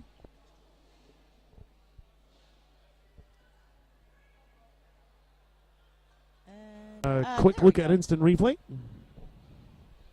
It's always a surprise for us what we're going to see, too. Oh, it's Matt Lovin with little apex hops. Even blockers can do it too. Everyone thinks jammers are the only ones you're going to see doing these apex jumps and apex leaps, but so many times you'll see the 180 ones from blockers to get themselves to the front, turn, recycle, set, and act as a brace or act as that last blocker. Honestly, one of my favorite drills to run is where you set up a cone or something on the apex, and you have one line of players who are acting as jammers on the outside and one on the inside, and the blockers have to jump the apex and catch them within 15 feet of that cone. But it looks like Yeah, it looks like that was actually penalty number 7 7. for Clark. So Yes. not only have we had the mechanic expelled earlier on in the game, but it looks like Clark has now fouled out as well, guided off track by our alt ref Max Payne.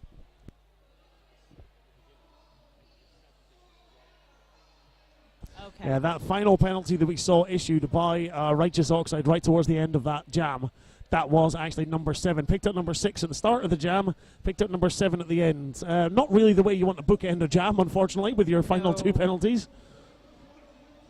No, and that's, even though he was in the box a fair bit, he was also doing a fair bit of work when he was not in the box. So, Yeah.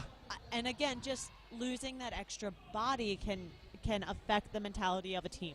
Indeed. Well, LRT with almost a sort of double advantage over Seuss here. 74 points for Seuss, 147 for LRT, and lead jam for Tomahawk. And it was just Cool Hand Luke on the track at the beginning of that jam. Now there are 2 Seuss blockers. He was rejoined by Madley Wiggins. Oh, Tomahawk tries to defy gravity and hold himself on track. Couldn't do so. Oh! Oh, goodness me! Madley Wiggins Tomahawk on his way to the Armor Flex penalty box, and as he came back on track, goodness me, Tomahawk didn't realize he'd been called on a penalty, came back around the way. He'd actually been called on a back block, so he'll make his way down for a seat. Yeah, we actually have a call off for injury. Yeah, there is a call off for injury. That's the way down.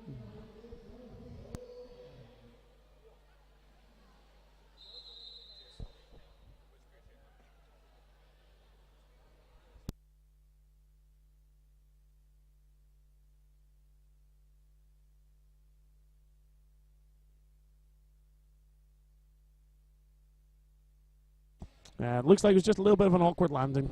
Unfortunately, the block went in from one of the Seuss blockers onto Tomahawk. Tomahawk's landed awkwardly on top of one of the Seuss blockers, who's just a bit of an injury now. So while he's down, we're going to go to a quick ad break and thank our sponsors, Roller Derby City.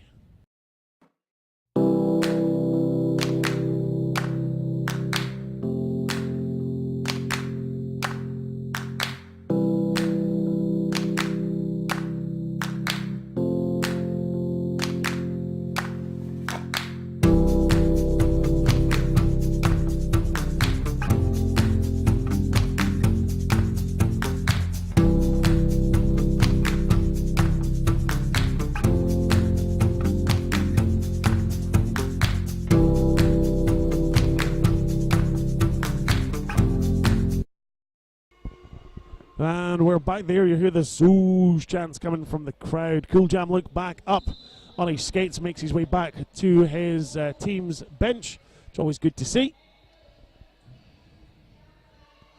5 seconds down. Lincolnshire Rolling Thunder on 152. Seuss on 74. And Jamming for Seuss is Ben Phillips. And we're actually going to start with a Eurohosto Newcastle Power Jam as Tomahawk is sitting in the penalty box right now. Indeed, sent off for a back block just before that little incident that resulted in the injury for Cool Jam. Look at the end. Oh, side skating from Ben Phillips. Went round the wall like it wasn't even there. Almost made that look easy, and I can guarantee you it's not. Yes. It's one of the things that looks like the simplest thing to do for a lot of skaters, just opening up your body, opening up your hips, and just side surfing all the way around. You know, so until you get your body trained into doing things like that, it does not come that easily to everyone. Lincolnshire starting off in a box formation and then not closing the door quick enough. Ben Phillips was able to get through them. Luckily, the sheer strength and persistence of Lincolnshire was able to save them. Geriatric there with a last-ditch hip check takes Ben Phillips off to the outside. He calls the jam as Tomahawk had gone through, hands in the air like he just didn't care as he completed his pass out of the box. He does care, though. He's quite serious when he wants to be. Play setting away. 16 minutes left to go in this game. LRT 152, Seuss on 84. Seuss obviously down by Clark, who has fouled out, and the mechanic, who was removed from play in the first half. Jamming for them now is number 2828 Finch. And Sully taking the track for Lincolnshire Rolling Thunder in those iconic white skates. You can spot him a mile off. If it's not enough with his skating stance, you can certainly tell it with the skates or that kind of footwork that takes him around the inside. Gets lead, but unfortunately recycled back in. Track cut called on Mr. Stabby. If they're white skates, it's either Sully or the enabler, but Texas is not here, so. They're not here right now, so we'll assume it's Sully. Especially when they're that bright. Other people do have white skates, but not quite that bright. I believe now, it takes trainer whitener if we're with talking bright skates, then that's Kenbo. Maybe even give it to Tomahawk with his bright pink ones today. Pack still slowed down there right in turn one. Sully shrugs off the shoulder. And a block to a penalty issued to Matt Lovin. I've never seen someone so happy to make their way to the Armor Flex penalty box. I can't tell if that's his stride or if he was skipping. It's a little bit of both. I think that's how he naturally skates. He just controls it a little bit more for Derby. Finch on his way to the Armor Flex penalty box as well. Yes. So I get so, not excited, but I get so distracted by the hand signals that I... Oh, goodness me. Dapper Fox just not having it. No, really. Danger Zone getting in on the action as well. Wow, that's just... You ever played human pinball? Okay. You just witnessed it right in front of you. So, we as officials have spoken of the Man Jam, which happens. Every single MRD bout that we have ever been involved with has one or two jams where just all this derby happens. And I think we just saw it. Yeah, we're just going to see a quick replay here as well. Sully just shrugs off that block and then puts in one of his own on What the Buck. And Matt Lovin there, just at the end, skating away with the biggest smile on his face. do, do, do, do, do, do. Off he goes. That's a lot of derby just happened. I know. So many things, stuff, excitement. All of the things. So we are just in a quick timeout now. It looks like a team timeout that was called by Zeus. The Dazzle is in the middle talking. Everyone's got smiles on their faces. They seem pretty relaxed. Everyone's just in for an adder. Yes.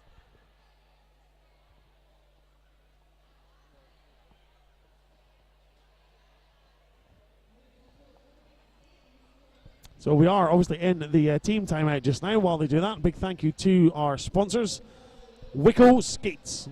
Your feet cold, they need a hug. Have you seen Wico skates? Yes, Oh my God, they're so pretty. I know they are. Like, I love my skates, but Wico skates, oh my day. Handmade custom boots from Finland. I have actually been in contact with the people from Wico Skates, and I have had a chat with him about their cobbler. Apparently he is a small man who sits in a room all by himself in the dark, stitching leather. I thought originally that was how Santa's workshop worked, but I apparently was not. going to say, that I think there are myths about that guy. He's never been seen in daylight. The Saint now trying to push his way through, jamming for Lincolnshire.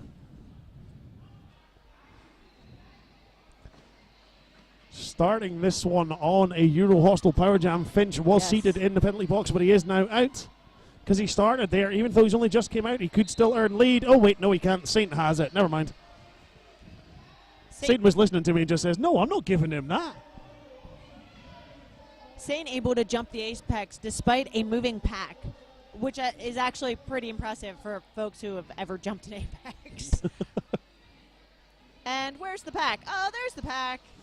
There it is. It disappeared for a second. I wasn't sure. It vanished. It returns. Holy Smith knocked off to the outside. Finch with a strong block. Track cut assessed, though, to Holy Smith. Jerry takes Finch off. Look at that. Again, just natural footwork, natural grace. Allows Jerry to recycle Finch back. I didn't see him coming this time, though. Ben Phillips, a little bit of distraction. Jerry comes in to join in. Finch goes off to the outside. And looks like number 17, Benno, going to recycle him back.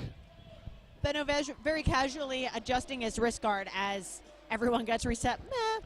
Safety is key, and Benno knows it, even during mid-play. Flipping pancakes happening. That means that number 34, Chronic, going to the box for a clockwise block. He'll take a seat in the Armor Flux penalty box for 30 seconds and think about what he just did. Zeus has been very good about walking that line of no impact, no penalty. Hey! Oh, not only an apex jump while blocking, but a backwards apex jump while blocking. Oh, goodness me. Tomahawk. Look at the smile on his face. Madly Wiggins just came back and said, no, sir, not today. No, not for you. None for you. That, I think we're going to see it here in an instant let's see replay. which part of this we're going to see, because I am curious myself. Here goes Tomahawk. He's lining it up. Whee! Clap, Lands. clap. Oh, we didn't get the second hit. Just missed the hit from it. Madly Wiggins says, yes, well done. That's Well nice. done, Watch well this. done. Boom. It's like, ha ha ha, bang. Such a mean man, Madly Wiggins. But effective nonetheless. Mr. Stabby now out jamming for Zeus. And Pivot going down hard, taking a second to get back up. Mr. Stabby.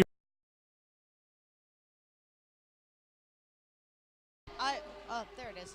Gets lead jammer for Zeus.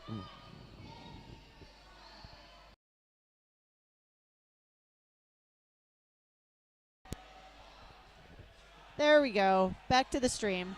Stream back on. Sully on track as well. Sully being stymied in this jam. Wow, Mr. Stabby on a bit of a roll. Now Toots getting in there to help out with a little bit of offense, just try to break him up a little bit. Flying Welshman trying to help out his buddy. Kind of just getting smushed in the middle of that box, though. Matt Lovin trying to recycle back.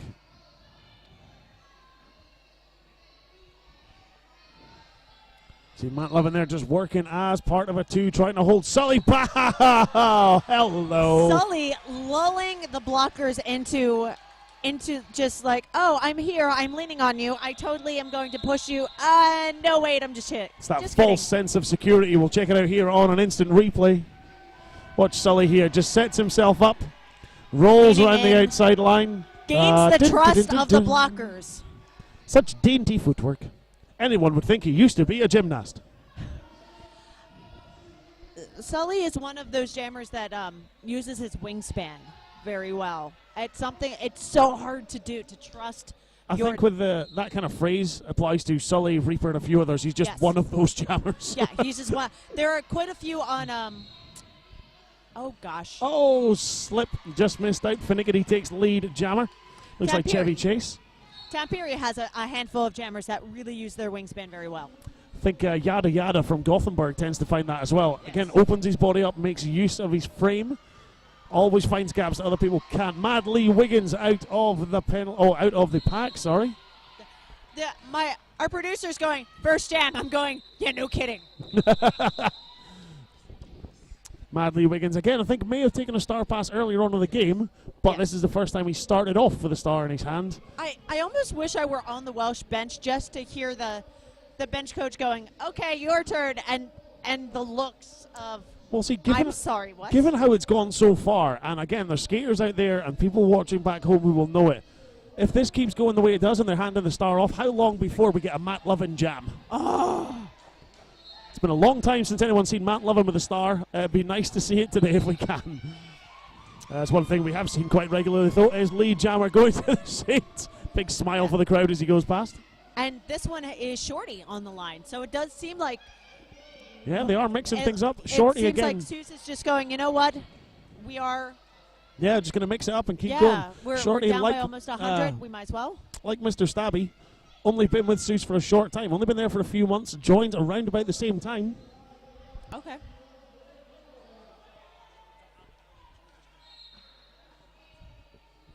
Pack at a standstill, and now we've got it's Dapper Fox going up. Dapper Fox has been in the box a fair few times. Yeah, I think he's going to have to keep an eye on his penalties. He's Sorry, going to be either 5 or 6 at this point. yeah, as we were saying with Shorty, it's not that he's only been with Seuss for a short time. He's only been in their jammer rotation, kind of like being utilised as a jammer for a short time. Working to full effect. It gives them a different option alongside Mr. Stabby to what you normally see from their jammers. Completely different style to the mechanic, completely different to what we see with Jones in the past. Gives teams something to think about. It's not what they're used to. Whoa, goodness me. That's full of energy there. Oh, there he goes. What the buck, working offense at the front with Lil Joker.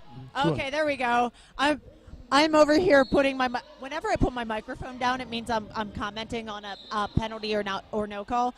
But they got it. Lil Joker cut track there, and it just took a second to process. Oh, inside line there for Shorty. Looks like a second penalty issued to, I think that was number 8, Gazabite. 2 penalties issued to him, so he gets a full minute in the penalty box. Double the amount of time. Remember when minute penalties used to be a thing? Matt Lovin and the Saint giving some love to each other. Saint having a really hard time. Toots just laughing and joking away. Anyone who hasn't seen him, he does put up a lot of videos online where he tends to have faces quite similar to that, Toots. Always smiling, always laughing and joking. Toots only back from a sprained ankle, right? At the World Cup, he hurt his ankle pretty bad.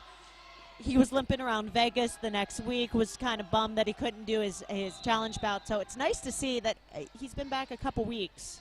Yeah, looks like we're getting a team timeout now called by Lincolnshire, I believe, in the corner. 6 minutes, 6 and a bit minutes left to go in the game. We'll say a quick thank you to one of our sponsors. How about Green Monster Roller Sports? Not sure what skates to put on your Christmas list? Want to try some antics, get your hands on some gumballs, or discuss Duras on some reckless or heartless wheels? The guys from Green Monster Sports are the experts. Find them in the merch village or online at greenmonster.com. Gernmonster. Ermagerd, Gernmonster. Take away the vowels, you've got Green Monster. Quick thing there about Toots. Before this weekend, since his injury, he's had 3 training sessions and 1 scrim. Right, I knew that it was something ridiculously short. Oh, sorry, one of those training sessions actually was a scrim. It's like he's a natural. Well, it's the cross training. If anything, CrossFit does train you to play injured. Is that a cult? No. I often hear people going on about this CrossFit thing, and it always worries me about people meeting in like a random shed or a shelter somewhere just to sort of sweat and throw things around for a bit. Yeah, that does happen. I mean, if I try and get fit, I get cross. It doesn't quite work out the same way as CrossFit. Sometimes I don't even know how to answer you. I don't blame you. 109 to 199, Lincolnshire Rolling Thunder is up and Sully on the jam line, but Ben Phillips stumps them all. Hashtag Ben Phillips, hashtag lead jammer. Sully's out of the pack and away. Oh, Ben Phillips round the outside of the He's just pack. going to do some laps. Seen him go round the outside of that pack once or twice before. 2 points up at the end there from Sully. Little Joker still seated in the penalty box.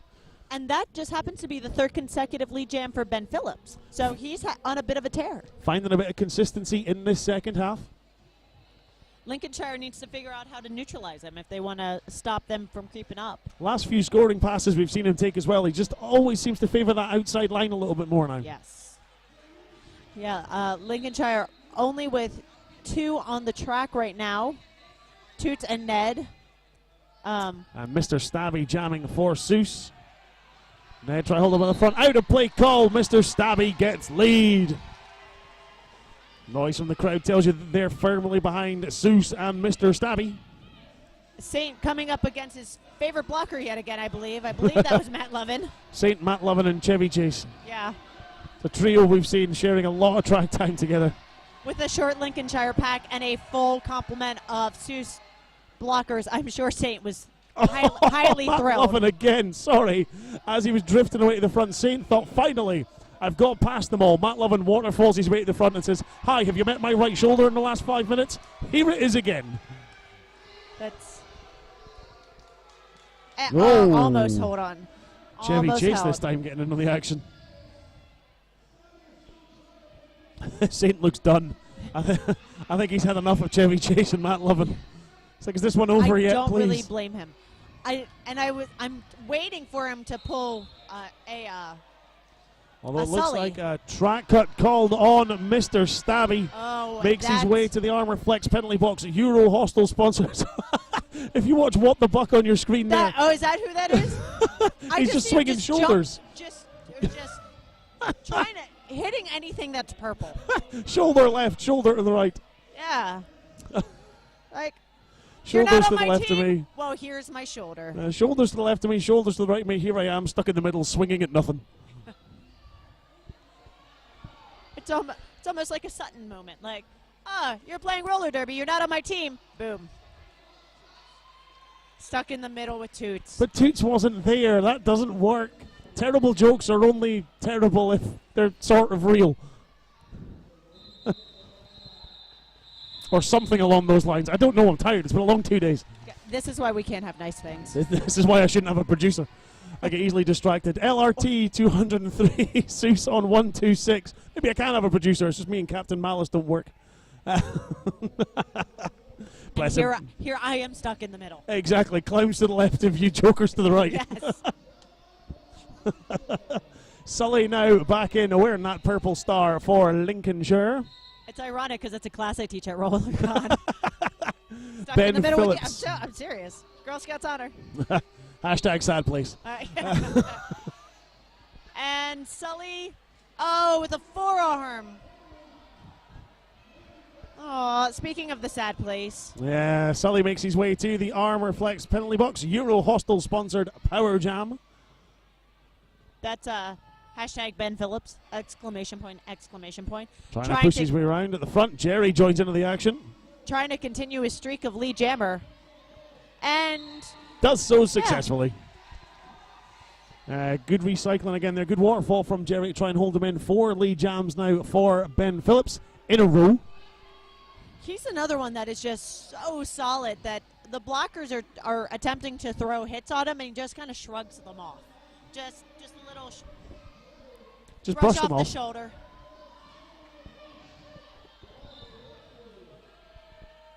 Sully now out of the armor flex penalty box, trying to find his way around that inside line. Seen it work to full effect earlier, does so again now. Completes his pass out of the box.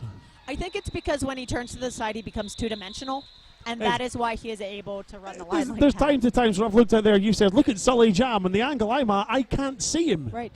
Yeah. I just see these wheels, I'm like, Oops, where are they open attached to? I don't- He's like a shadow. We don't know if he's real. Getting strange looks from one of the Power of Scotland skaters there as he walks past me. I think he's joining in, saying hello to Nicholas Rage. I was just going to point out Nicholas Rage. I made friends with all the Team Netherlands guys, and he was one of them. One of their coaches used to be with us up in Aberdeen in the Granite City. Oh. On track right now, charging through for lead jammer is Finch. Why dance when you can just bowl people over? Exactly. When all else fails, charge. Tomahawk jamming for Lincolnshire. Who has been very successful with the star and with the pivot cap. Indeed, seen him start with the star a little bit more than we have taken the passes in this jam, in this half, sorry. Out of play penalty assessed to Chevy Chase. He'll make his way to the armor flex penalty box. Indeed. Again, just sort of high fives and hand slaps from Matt Lovin and Tomahawk as he made his way around at the end there. And it looks like even without a timeout, we'll be getting another jam in. Looks like they're going to have just enough time to squeeze one in. Fair and anything is possible. Exactly, you just never know. They're going to try their best. Everyone's lined up ready to go. Sully versus Ben Phillips. Purple versus Grey. Seuss versus LRT. I will say that despite the foul out, despite the ejection, Seuss has really stepped their game up. The only chance you'd really say Seuss had there for playing catch up with 72 points in one jam would have been potentially getting lead there, but Sully goes through and takes it. Getting plenty of noise from the crowd there. Oh, Mad Lee Wiggins. What a block. Because why not? If you can, do it. Ben Phillips got the star in his hand now. Not really a stash, but certainly off his cover. And Statman, I know that more than 40 points has been accrued in one jam before because if nothing else, Sandrine Ranjan did it.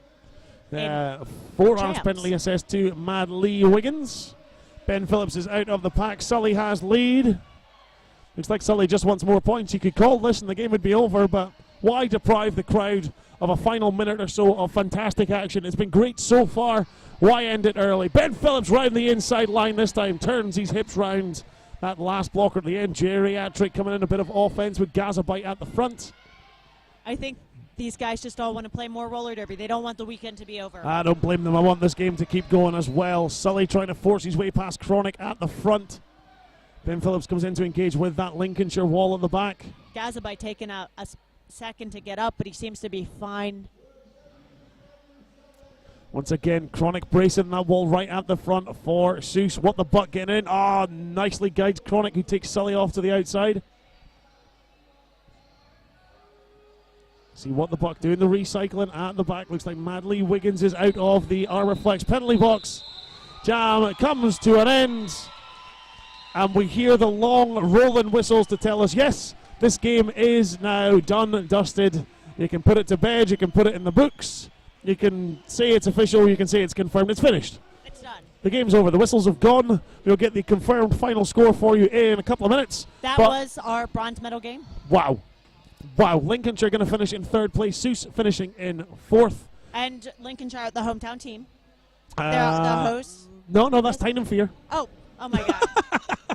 It's been a long day. They're I a just had little bit coffee further for down the dinner, road. So A little bit further down the Never road. mind. The Thunder Ducks ending Thunder on a Ducks, high yes. note. a Indeed. fantastic high note for the Thunder Ducks as well. And that's a lot of people were hoping that the way the brackets worked out, Lincolnshire played So Disco earlier today, and a lot of people were kind of hoping that it would work out so that Tyne and Fear would play So Disco earlier, and that this would be the Lincolnshire would get to play So Disco in the final. But brackets being the way they are.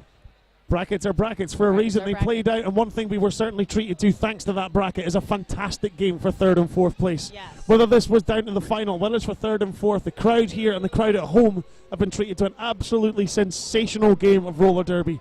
Lincolnshire taking the win, confirmed final score now. South Wales, Silures, SWS, Zeus, call them what you will, finish on 144. Lincolnshire, Rolling Thunder, LRT, the Thunder Ducks on 217, winning that last jam 9-8. So it didn't really change much in the way of overall points difference, but did make for a fantastic game. Yes. Mary Chaos, what are we going to expect from the final now? It's going to be interesting. It depends on what Tyne and Fear team shows up. And that's what everyone's been saying, is it depends on how well Tyne and Fear can control Reaper, and if they can neutralize Blitzkrieg, who has actually been the top scorer this weekend. Indeed, we're just finding out there as well from Ashby. It's actually the first time the LRT have beat Zeus. I'm guessing Ashby's trying to hint that it's because he's not here. Right. But I'm joking. Please don't hurt me. It's going to be a great game this afternoon. SDRT have been very strong. So Disco have been strong from start to finish this entire weekend. Yes. They've been start to finish this entire year, if we're honest. But Yeah. home crowd, is that going to give an edge to Tyne and Fear? Tyne and Fear do hold a victory over SDRT in the last 18 months to a year or so, I want to say. That's going to be in their head. They know that on their day, they can beat Southern Discomfort. It's going to be a matter of which team holds their mental game. So Disco, if they keep their walls and they keep their formations and they play that boring box, that works. Yeah. It's going to be really hard for Tyne and Fear to combat that.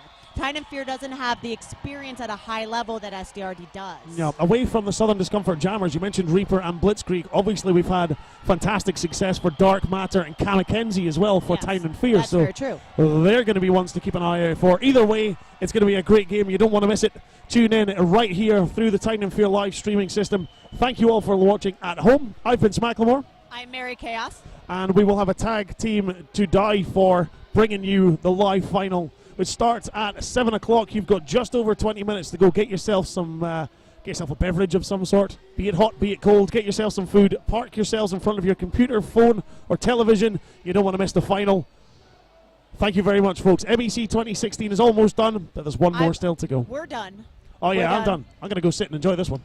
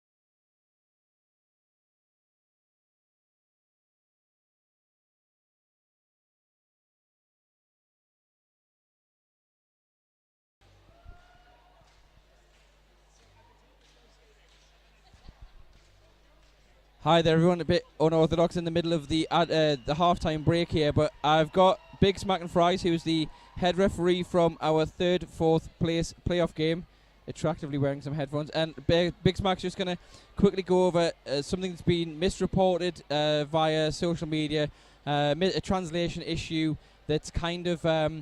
we just want to clear it and make sure it doesn't have any effect after the game. So I'm going to hand it over to Big Smack just to give the official wording on this, okay?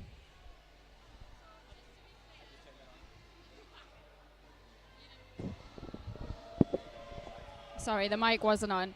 Okay, so just to be clear, there was a slight translation issue during the jam that resulted in Grace 7-9 being expelled from that game. Basically, I misreported the action to the announcers, and we may have used the wrong terms. He has been expelled for unsporting conduct for the reckless use of elbows. We are still saying that it was reckless use of elbows, but some reports say punching because it was a word that was used when explaining it to me. I got the wrong end of the stick. We've just cleared that up in the meeting, but for the sake of the mechanic's reputation, we do not want to report that he was fighting. So my apologies if it's been translated as such. Thank you, Big Smack. I hope that clears it up with everyone at home, and I hope everyone now realises and gets the idea that it was, as I say, an unsporting conduct call for the reckless use of elbows or unsporting use of elbows, and wasn't anything to do with fighting or punching. So we hope that clears it up, and we hope that filters its way back to social media. Thank you very much, and so we'll be returning in about 2 and a bit minutes to get into the final of MEC 2016, where we'll be handing across to our feed announcers for that game. So stand by for that. Thank you very much.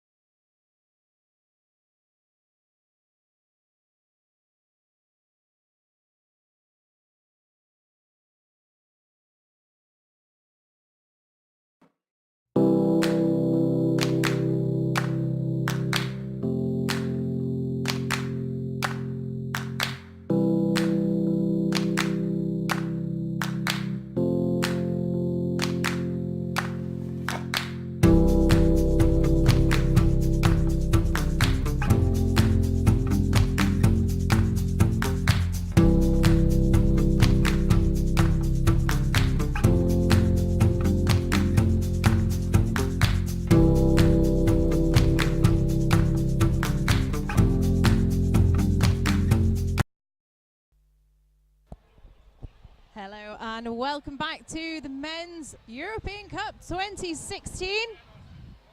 Just scooch over this way a little bit.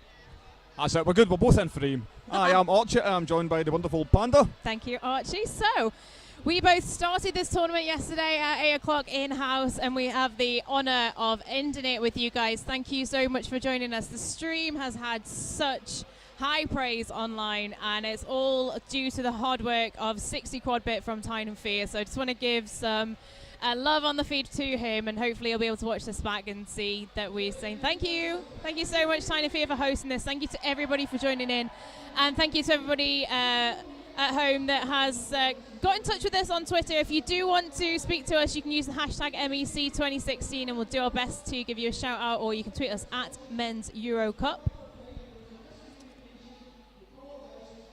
We have Haliverans here, just getting things going with the crowd. We'll quickly run through the rosters for this final. In the white is going to be Tyne and Fear Roller Derby. Number 0 Barnabash, 00 Moore, 1 Dark Matter, 181 Tank, 19 Rogan Josh, 26 Chemical, 42 Badam, 44 Car McKenzie, 46 Blockbeard, 50 Bull, 6 Yogi Bear, 82 Dog, who is the captain, 83 Nicholas Rage, and 9 Moo.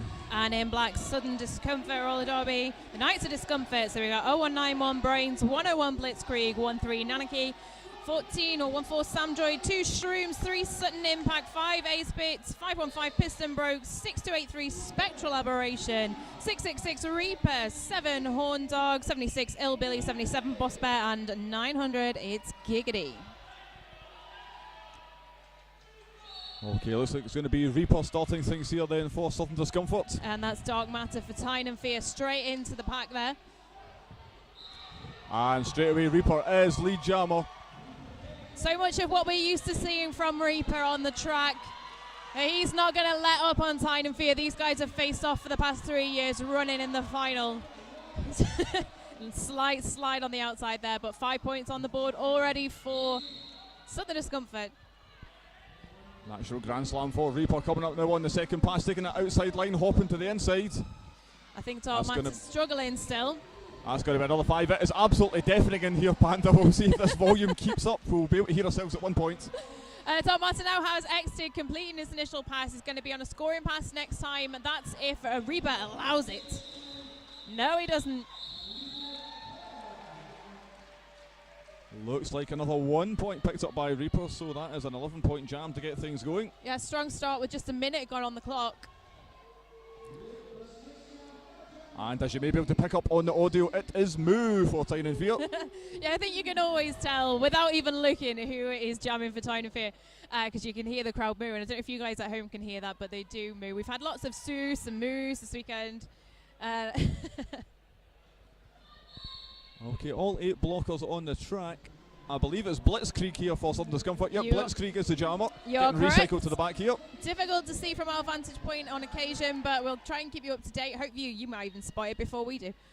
Tyne and Fear with the 3-in-1 formation here with Pivot Bull going full offense. Blitzkrieg picking up lead jammer for Southern Discomfort. Boss Bear recycling Moo to the back of that engagement zone. Strong wall up at the front from Tyne and Fear, holding Bull, Nicholas Ranger, More Than a Woman. Can they do any damage? Absolutely not. Oh, gymnastics up at the front there, almost a somersault from Blitzkrieg. Said this several times this weekend, but the agility of Blitzkrieg for a bigger guy is absolutely astonishing. Moo saw that and thought, I want to have a go. Nice pirouette up at the front.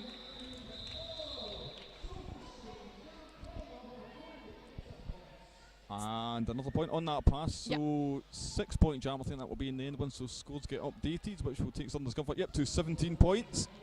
Strong start from Southern Discomfort. Couple of really short jams just to get us going.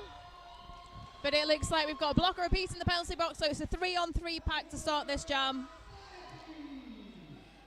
Looks like Rogan Josh here for Tyne and Fear. And I think it's Nanaki. Yeah, Nanaki.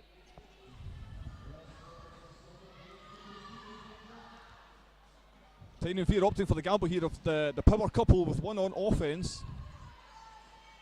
Now matched by Southern Discomfort, who have sent Giggity on offense. Yeah, Nanaki struggling to find a break up at that front. Strong wall, Barnabash on him, but Badham doesn't manage to keep him down. Coming through, picking up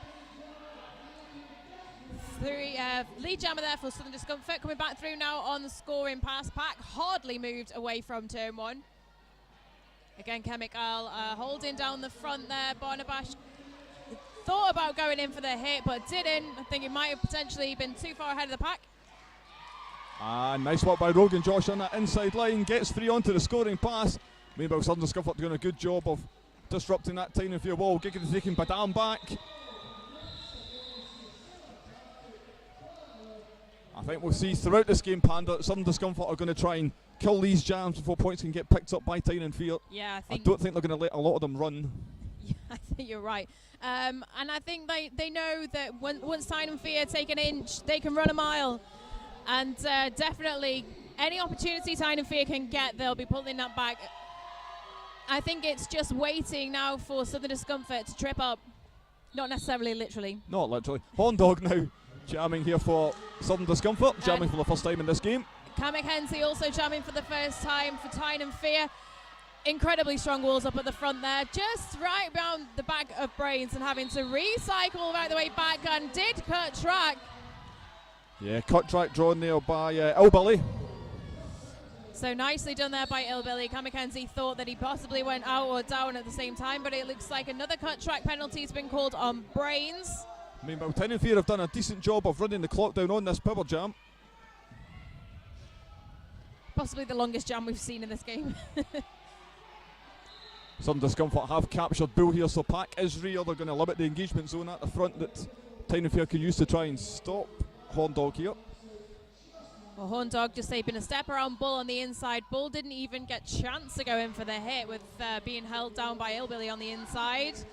Oh, Boss Bear goes for a hit on Blockbeard and just wipes him off his feet. Mackenzie with the start in his hand, back on track, taking it into the infield there. Boss Bear recycling. Yeah, needs to be careful of inside line, because sometimes his feet can just get away from him a little bit. Trying to go, stay in on his toe stops, but just over the line. Needs to keep it in a little bit tighter. It was a penalty call from the outside Pack referee. Then I think Cam Mackenzie thought it was for him, but it wasn't. Yeah, Horn it looks Dog like that was rescinded. Horn Dog back through for another scoring pass now. Just taking a look at the Pack and thinking, whereabouts can I get a break in here? Oh no, he's off the track.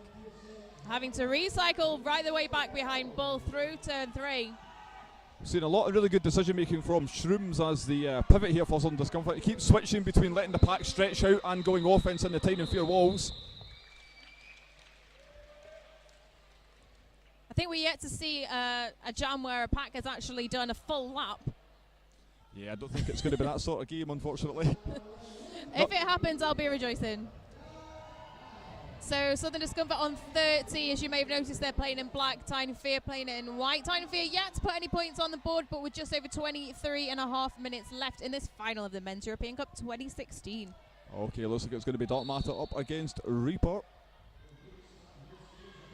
Two jammers that have skated together with Team England as well, so tactically I think they know what each other's capable of and what their gameplay style is like. I mean, even from having played against each other as well. Yeah, these two teams have played several times in recent times in both European Championships and British Champs, so they are familiar with each other. Reaper through on the outside, nice little bit of footwork. Natural Grand Slam, 5 points picked up. Badham going in for a hit on Samdroid. Just a little nudge. Yeah. Dark Matter with the shimmy there just to take certain impact the wrong way, but he's been recycled once more. Reaper didn't manage to land that apex jump inbound, so went back round for another pass, favouring that outside line again, and Chemical just gets the booty block in there. Reaper now having to recycle back. He's going right the way back behind Badham and Dog by the looks of it.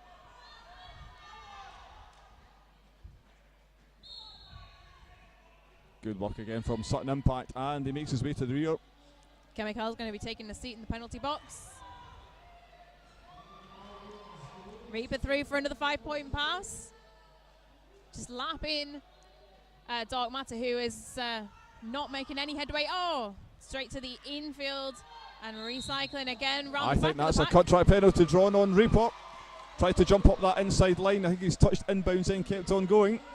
Dark Matter now really got his work cut out to try not to waste this 30 seconds. But that wall of SDRD at the back, they're really not giving him any leeway whatsoever. So tight. Yorkie Bear desperately trying to disrupt things, but great recovery from Southern Discomfort once more. That's 0-0 Gigate. And Dark Matter putting a foot out onto the inside line, but luckily the Pack had gone past him again at that point. He's trying to find a break up at the front, but Reaper is standing in the penalty box, so he's not going to find much. Got the stud in his hand, and he has passed that now to the pivot. And that's the full 2 minutes. Just as Reaper stepped out of the penalty box, so we're going to have both of our jammers on the track. Starting on the Power Grey Skull jammer line, we've got Moo for Tyne and Fear, number 9, in his lovely bright green shorts. Just got a tweet here to read out. Stinks Like Abby, thanks for the live stream. Tyne and Fear, go SDRD. Thanks very much for getting in touch via Twitter. Use the hashtag MEC2016 or at Men's Euro Cup. Back on track, we've got Blitzkrieg jamming for Southern Discomfort. I think cut track penalty has been signalled, so Euro Hostel power jam here for Southern Discomfort and Blitzkrieg. Moo's going to be taking a seat in the Armour Flex penalty box, but he had to pretty much do a full lap at the track to get there. Blitzkrieg can get so low when it goes for those bean dips, as they call them. Absolutely. Definitely one of the lower blockers, but he's still quite tall, but he's very, very flexible. Nice work on the outside there around Bull More Than a Woman. Shrooms coming in for a bit of offense up against Blockbeard. Blockbeard's just pinballing his way through the pack off of the SDRG block as Blitzkrieg's now coming back through for another scoring pass. Oh, beautiful footwork up at the front, and Nicholas Rage taking him down. Takes advantage of no pass, no penalty. Nicholas Rage right down after that hit, so Blitzkrieg does continue. Munau at the back of the pack, straight into the back wall behind Illbilly and Brains. Struggling there, not giving him any leeway. I think a low block penalty was picked up there by Nicholas Rage with that action on Blitzkrieg. Meanwhile, Sudden Discomfort just pinning Moo at the rear of this engagement zone, so they do have control of the pack definition here. Oh, Moo taking a huge hit on the inside. Heard it from here, heard him hit the deck. He's having a really, really hard time, but I don't think they really expected much else from Sudden Discomfort, to be honest. Albella getting the favour to return there when the out of play call was given. Nice little bow to the crowd there, Blitzkrieg. So that was a 19-point jam, takes Sudden Discomfort up to the 60-point mark. Tynan Fear yet to put anything on the board. 19 points left on the clock. Going to be Rogan Josh here for Tynan Fear.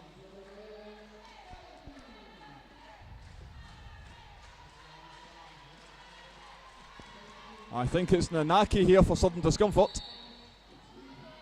Yes. Using the scoreboard there just to keep up to date, because those jammers are so hard to see in the pack. You can see the helmet cover and their skates. Badam trying to hold down on the outside. Good job there, holding Nanaki, but not managing to keep him down. Frantic work here from Rogan Josh, trying to work his way through this pack, but the reformation of Sudden Discomfort simply outstanding to watch.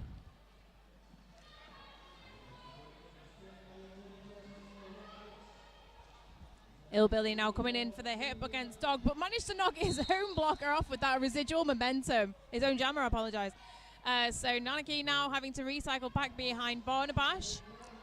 Rogan Josh with the star in his hand, but his pivot's a long way away, so I'm not sure if those Sudden Discomfort blockers are going to be. Illbilly sitting in the Armor Flex penalty box. Good work from Dog here, recycling Nanaki. But Sudden Discomfort are still in control of the jam. Nanaki is lead jammer. It looks like he was going the full engagement zone back behind the pack there as well. Sudden impact with some serious shoulder hits here on Rogan Josh. That pack spread very far between turns 3 and 4, all the way back around to the Grayskull jammer line. Some absolutely relentless blocking. These guys put so much effort into it, and I think sometimes what you can't tell is from just watching it at home. You can't see much movement, but the power that's going into them is absolutely phenomenal. Yeah, for all that work, that was a 2-point jam, Panda.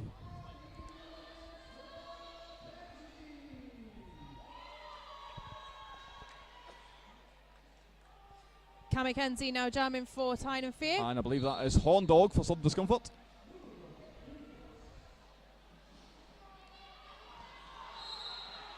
No pack call from the inside pack refs. Mackenzie struggling still as Shrooms is going to the penalty box. So Shrooms going to be taking a seat for the next 30 seconds. Bull with the offense here, just turned that into a power couple now, Sudden Discomfort at the front. And Mackenzie has made his way out, and this building has erupted. I'm sure you can probably hear that at home. Tynan Fear's first lead jam. Hopefully they'll be putting some points on the board at this point. Yes, at least a couple. Through for a 4-point pass. 5-point pass. Horn Dog has the star in his hand, and I think he has committed a cut track penalty, so we have a Euro Hostel power jam now for Tynan Fear. So Mackenzie's going to be happy about that. He's going to need that offense from his blockers, though. He's going to need those holes in the pack. For as much as that footwork is fantastic, it certainly helps to have the backup of your blockers. Another 5-point pass on the board for Tynan Fear. 180 apex jump to land those points, that's what we want to see. Opting to call off the jam and freeze Horn Dog, so will be the power start as well for Tynan Fear. Great sportsmanship here from Southern Discomfort. They are actually applauding that Jammer work from Mackenzie. He's, for me, been standout jammer for Tyne and Fear, and he's come such a long way in the past even 6 months. Just phenomenal work that we've seen coming from him. I apologise if that sounds like I'm shouting, because I actually can't hear myself. It's extremely loud in here, Panda. All right, so we've got Dark Matter lined up on the Power Grayskull jammer line for Tyne and Fear. Horndog, I believe, standing. Can't actually see him from my vantage point, but I think he is standing in the bin for Southern Discomfort.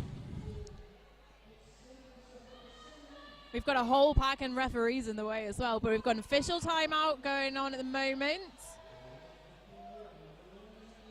I think that'll be resolved very quickly. Just to check the score, that was a 2-point pass there in that last one for Tyne and Fear, so that was a 12-point jam in the end.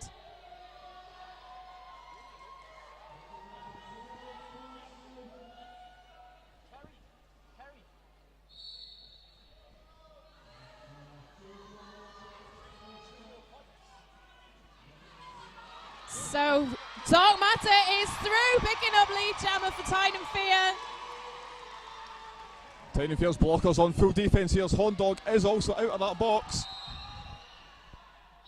Oh, great work from Horndog. No, Wow. Announcer's cuss there. I thought he'd ran up that inside line perfectly, but Jammer ref with a better viewpoint than me. It looks like he's touched in bounds. Right back where he started from. Dark Matter now using this momentum. Definitely putting that passion into the blocking, but coming up against... Right, oh, a clockwise block by the looks of it. Yeah, direction of gameplay penalty on the Southern Discomfort pivot, that's Giggity. And Horndog once more getting frozen here in that bin.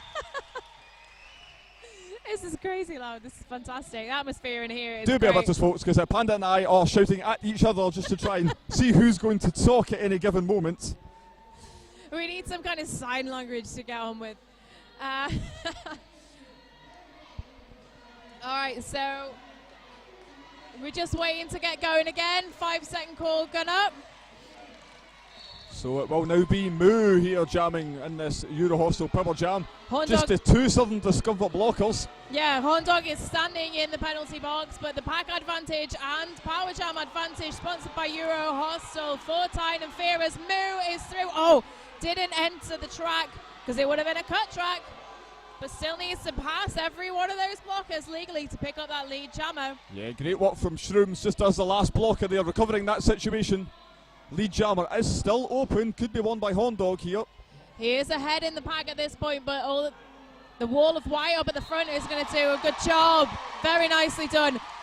It was a straightaway jump from Moo. As you may be able to hear, Moo is your lead jammer.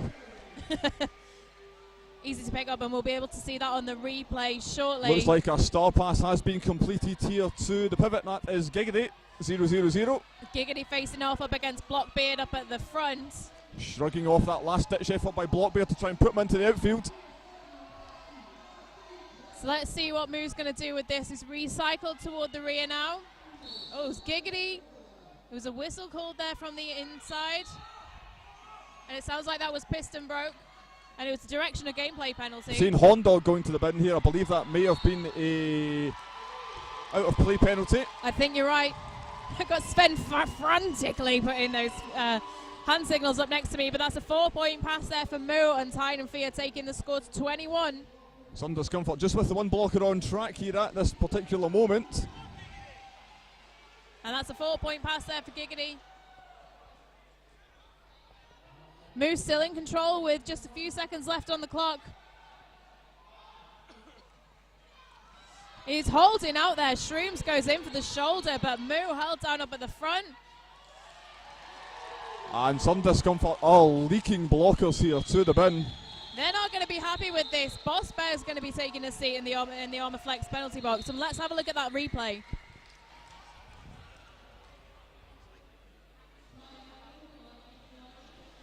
Coming down the inside line for a jump around the pack on the straightaway.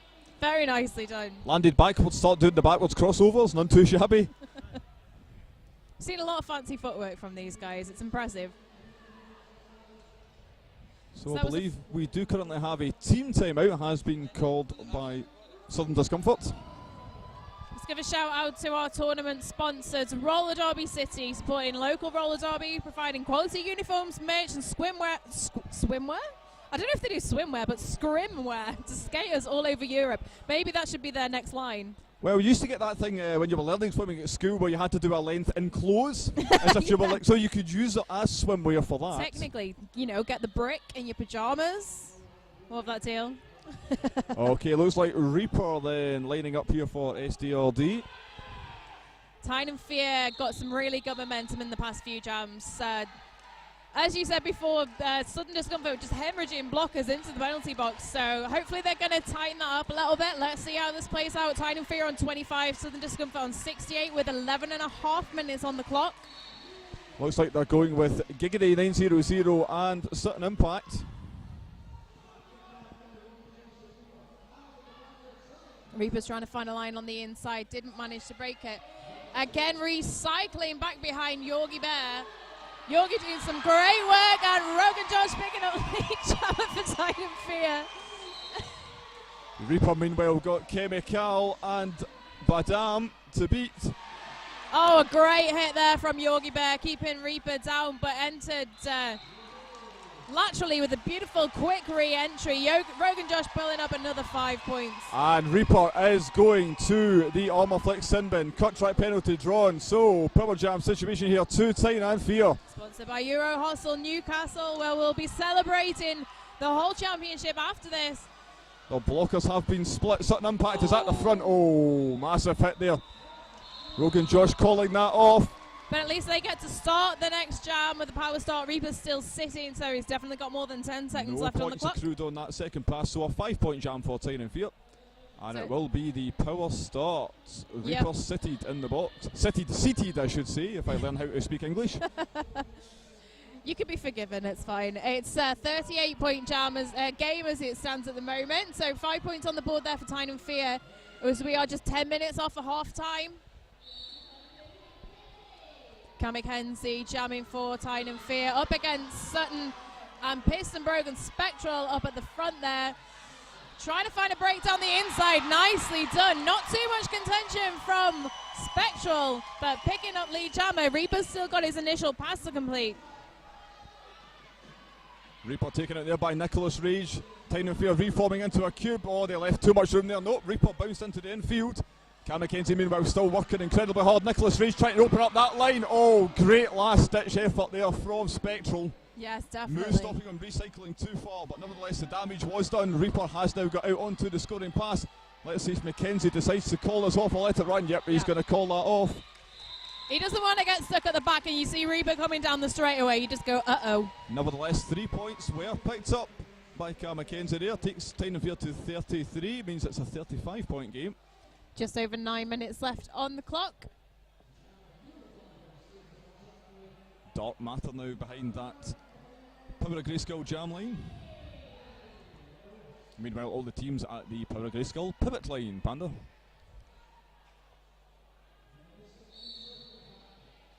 All right, nice little, just quite a swift and easy stroll up toward the back there. I think that was quite a calm and collected start to that jam. The past few jams we've had quite frantic starts. Manaki being recycled there by Dog. Tyne and Fear try to reform again into that tripod. Chemic Al really trying to make some damage in that front line. Barnabash holding up I the think fort. a cut track penalty has just been drawn. So yes, we have firstly lead jammer for Dark Matter and another Euro Hostel power jam. Oh my goodness. And what a turn this has taken now. Dark Matter can put more points on the board, inching ever closer to that Southern Discomfort lead. They're definitely putting the window Southern Discomfort at this point now. Strong walls with starting the to full break. offense. Believe that's going to be a switcheroo. Multiplayer block actually drawn on Dark Matter. Not often you see that on a jammer. Really but I'm isn't. assuming it can often happen if you try and take a close whip off one of your teammates and someone tries to pass that link as you try to take the whip. I think sometimes you even get to the point where you just lose your balance slightly and grab onto the closest thing. Yeah, if the link is challenged, it is going to be given. I think a cut track immediately on the Naki there on that inside line. So another switch in the penalty box. We'll see a replay of that after this jam is done. another cut track drawn there also on Chemical as a blocker. Dark Matter is screaming at the penalty box because they haven't released him. Nanaki was sitting for at least 5 seconds, and he was waving, going, he's sitting, because they were sitting Chemical. Dark Matter stayed in bounds here, kept on going. He's definitely not going to be happy about that. But he's back on the track and scoring some points. Nice little bit of footwork up at the front there, and a 5-point pass for Tynan Fear with just 5 seconds left on the clock. I think that's a low block penalty on Brains going to the bin there. So we potentially had a jammerless jam situation there, but let's have a look at that replay.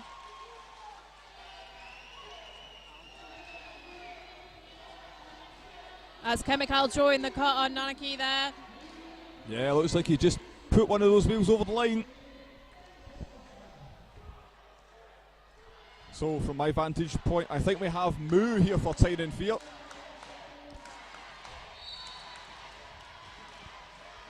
And I think that's Blitzkrieg for Southern Discomfort. Yes, it is. So full force on the track from Tynan Fear. Southern Discomfort, a blocker down. But Blitzkrieg has picked up lead jammer. Southern Discomfort for the first time in a few jams picking up lead jammer.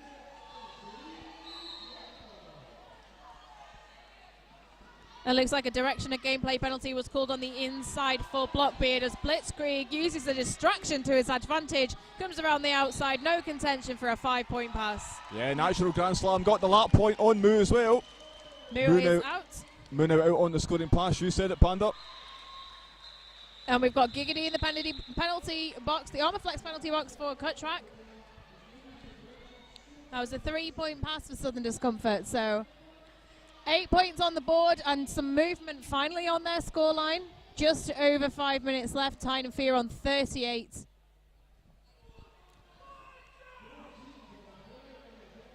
.76 points here for Southern Discomfort, and I think that is Hondog going to be jamming now. And we've got Rogan Josh up for Tynan Fear. All blockers compressing here at that jam line.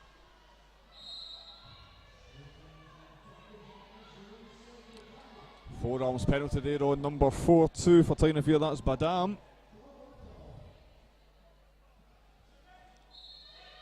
This pack not moving very far at all, but a forearms penalty assessed on the inside, so that's Chemical's going to be taking a seat in the Armorflex penalty box. Another whistle from the inside again. Lead goes to Horndog. Shroom's holding that line up at the front, but Rogan Josh putting the effort in. Oh, no, to no avail. Really strong blocking there from Shrooms, taking Rogan Josh all the way back. Buying time for Hondog, who just has Blockbeard to beat, and he's going to get the Natural Grand Slam. 5 points on the board. Indeed he does. Rogan Josh still trying to find a line through that bag, and he's only got Blockbeard, who's going to just focus his attention on the jammer coming through. That's an awful lot of responsibility for one person when you're the only blocker on track, but he's now joined by Badam for to hold the fort, that back line, holding Horndog down. Horndog now just with Blockbeard once more to beat. Direction of gameplay penalty called on the outside there, sending Blockbeard to the penalty box. It's going to be taking his seat for the next 30 seconds. Tynan Fear Pivot Dog now returning from the sin bin also. Going straight in for offense to try and get Rogan Josh a bit of a gap here to try and manipulate. So another 5 in the sky for Horndog. And that was a 15-point jam there, taking Southern Discomfort's lead to 91. Tynan Fear on 37. We've got a timeout that's been called. An official review that's been called by Tynan Fear. And we will find out shortly what that is for. We'll get an update from our head referee. Well, at the minute they've got Blockbeard in the penalty box. Wouldn't like to speculate because I'm not too sure what that would be for, but that's what our referees are there for.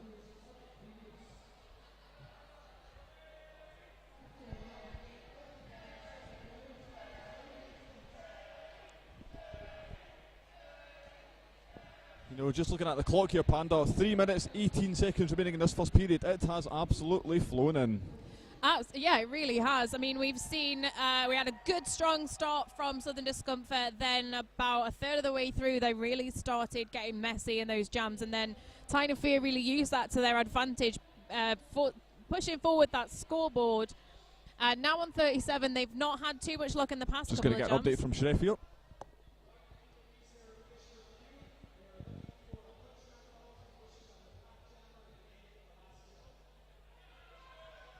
Okay, so Tyne and Fair have called this official review and they are looking for a cut track penalty to be issued on the Southern Discomfort jammer at the end of that last jam. Okay, shout out to Charlotte Barthram on Twitter. Thanks for getting in touch. She's once again watching with Lauren and Martin and Charlotte. Go SDRD. If you do want to get in touch with us, you can use the hashtag MEC2016 or use the handle at Men's Euro Cup. We'll do our best to read your shout outs. Okay, get an update from Shreff here.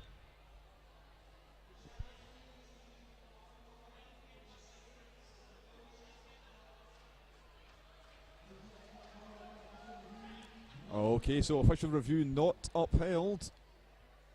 So Southern Discomfort will now be fielding Reaper 666. Nice shot of the jammers there. Some good work from our lovely cameraman Adsynth.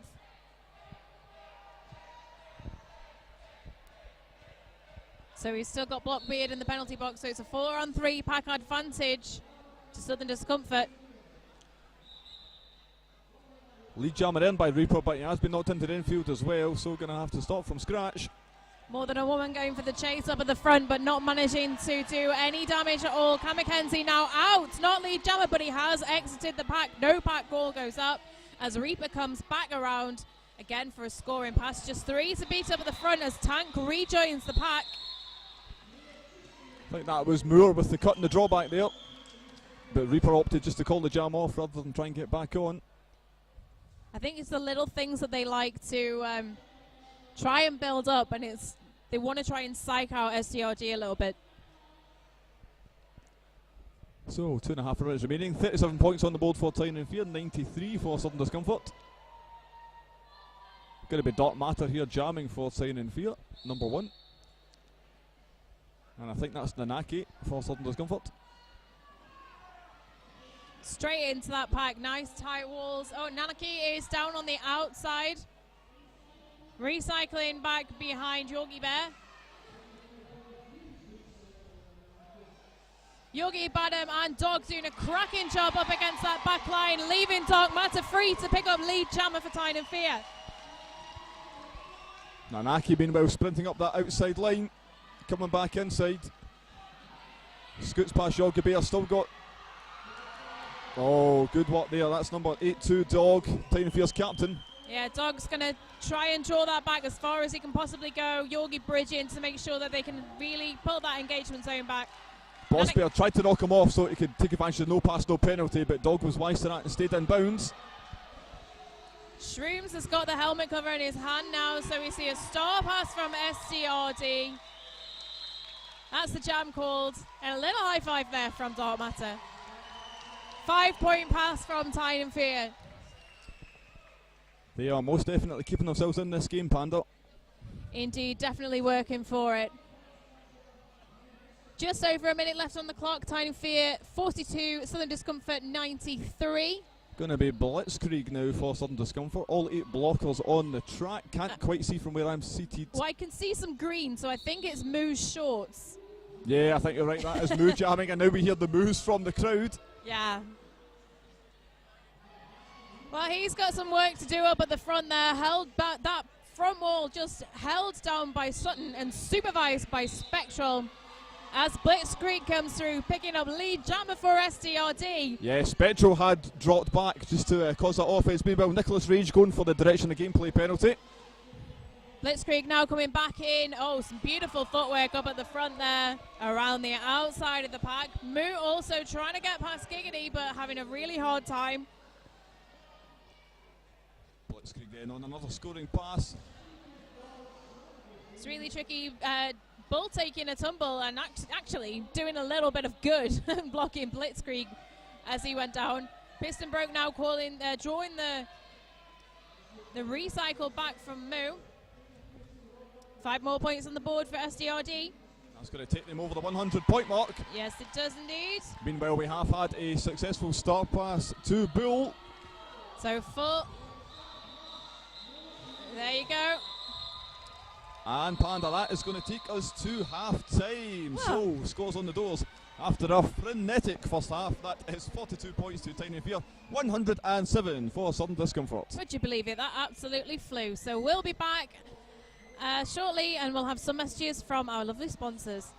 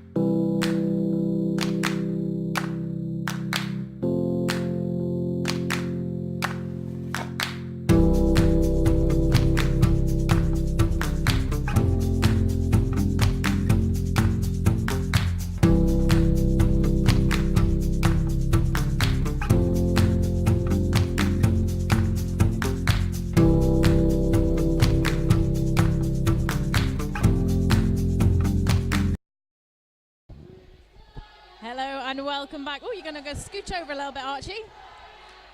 See, this is the problem, Panda. I don't like being in front of this webcam because it looks like I have a comb over for whatever reason. The way this the light hits my head. That's my line. Well, this is the thing. We're colour coordinated again. You with the red and the black, and me with the blue and the black.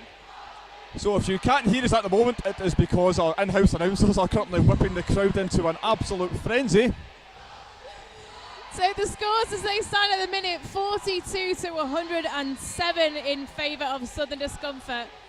As you can probably see from the main picture, we've got some crazy dancing going on there. I don't know what Deliverance looks like. He might be having a seizure or something on the inside there. We had all of them listening of the YMCA just a few moments ago. We also had a dance-off before that. Yeah, we did manage to capture a little bit of the YMCA on the feed there for anybody that was watching. It was it was good fun. Unfortunately, we did miss the dance-off a little bit, but if at any point we recover that footage, I'm sure it will make its way onto social media That is at some on point. the Director's Cut DVD.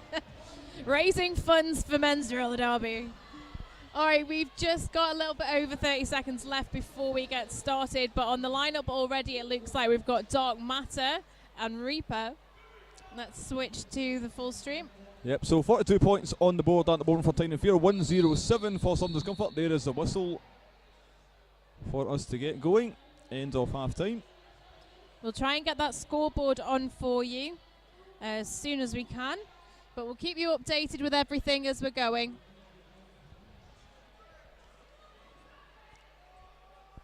I see our technical whiz 60 quad bid literally sprinting his way back to the desk here in order to get our scoreboard set up. Man's been doing a tireless job all weekend. He really has. It's been an absolute cracking job getting all the feed and everything set up, but straight off the line, Dark Matter coming up against Spectral, but it's Reaper picking up Lead Jammer as Mistrial takes a hit on the inside. Dark Matter only had one to beat, but when that one is Spectral, you're in for some trouble because he is just exceptional. Some good blocking of White up at the front there. Chemic Owl getting Reaper out and recycling back now with Barnabash toward the back. Piston Broke getting back to reform with his teammates. Spectral taking Dark Matter off once more. Meanwhile, that's Barnabash heading to the bin. Reaper going in for the apex jump around the back, but landing it outbound, so having to redo that one. Coming up against the back of Badam and Dog. Didn't manage to keep him down. Found a break as Spectral just took a step back and allowed him through because there you go, sir. So calm and collected Spectral when you see him doing that. Reaper, sorry, I should say. He just takes his point and then he also tries that. Calls that off because I don't think that was going to be legally landed. And there we go, folks. Thank you very much. We now have our scoreboard back. Thank you once more to 60 Quad Bit for all his work. All right, so that was a 5-point jam. Southern Discomfort on 112, Tyne and Fear on 42. Referees were just confirming if there were any more points on that last pass by Reaper. Decided it is 0. On the Power Grayskull Jammer line, we've got Moo and Blitzkrieg.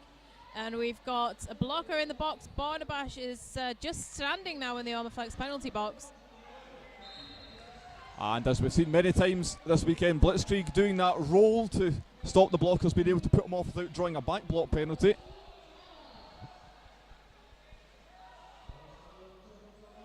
Blitzkrieg now having to recycle as Bull goes in to draw that all the way back towards turn 4. Yeah, big collision with Barnabash there.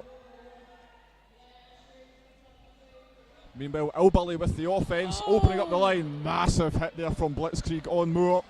Just taking More Than a Woman straight off of his feet. So 5-point pass there for Blitzkrieg. Coming back through now around the outside. Southern Discomfort tending to favour the outside. It's more of a difficult line to uphold as a jammer. But they tend to pull it off really nicely. Moo just with a fake star pass there to Bull. Bull made a run for it, didn't actually have the star. Caused a couple of Southern Discomfort blockers to move, but they have now regained control. Moo at the back of the engagement zone is still the jammer. Yeah, Stroom's very astute on track there. Keeps an eye on what's going on. Great awareness when blocking. I think that's definitely why he's in the spotter's pivot. Lovely jute there from Blitzkrieg. Just sent everyone's body weight the wrong way, then committed to the other side. I believe Moo is going to the box here. And the out of play warning went up for Bull, so that means that he was not Jammer. Yeah, and by putting the panty on, he therefore is drawing the legal procedure penalty, so he will be joining the jammer. He's just going to hand that over to Moo in the arm flex penalty box. He's like, hey, go, mate, that's yours.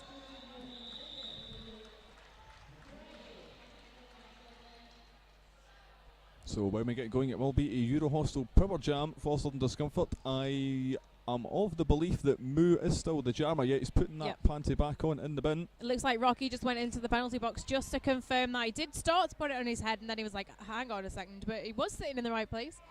That was a 28, no, scratch that, 33-point jam there for Southern Discomfort, their largest in this game, so 145 to 42. And it is Giggity taking the star here. He took a star pass earlier, but I think this is the first time he's started as jammer for Southern Discomfort in this bout. Potentially, and definitely in this half anyway. Coming back now on a scoring pass, back stationary in turn one. Moo standing in the bin now, joined by his pivot.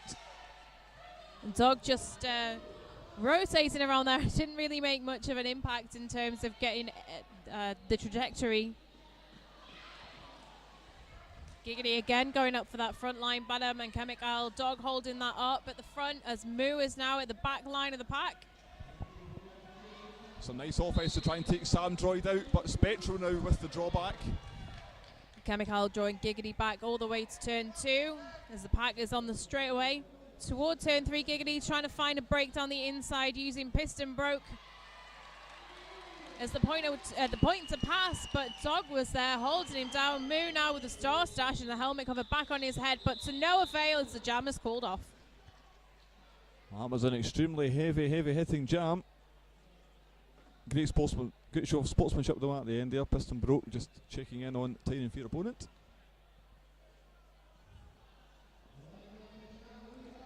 So just a little bit less than 25 minutes left on the clock. Looks like Rogan Josh. Does indeed, and it looks like Nanaki. And Nanaki. Spectrum currently sitting in the Armorflex sin bin, so 4 and 3 pack advantage for Tiny and Fear. Looks like they're going full defence. I think that must be Spectral's first penalty because we haven't seen him taking a seat for very much of the time. Tiny and Fear shouting from the crowd as More Than a Woman draws back Nanaki.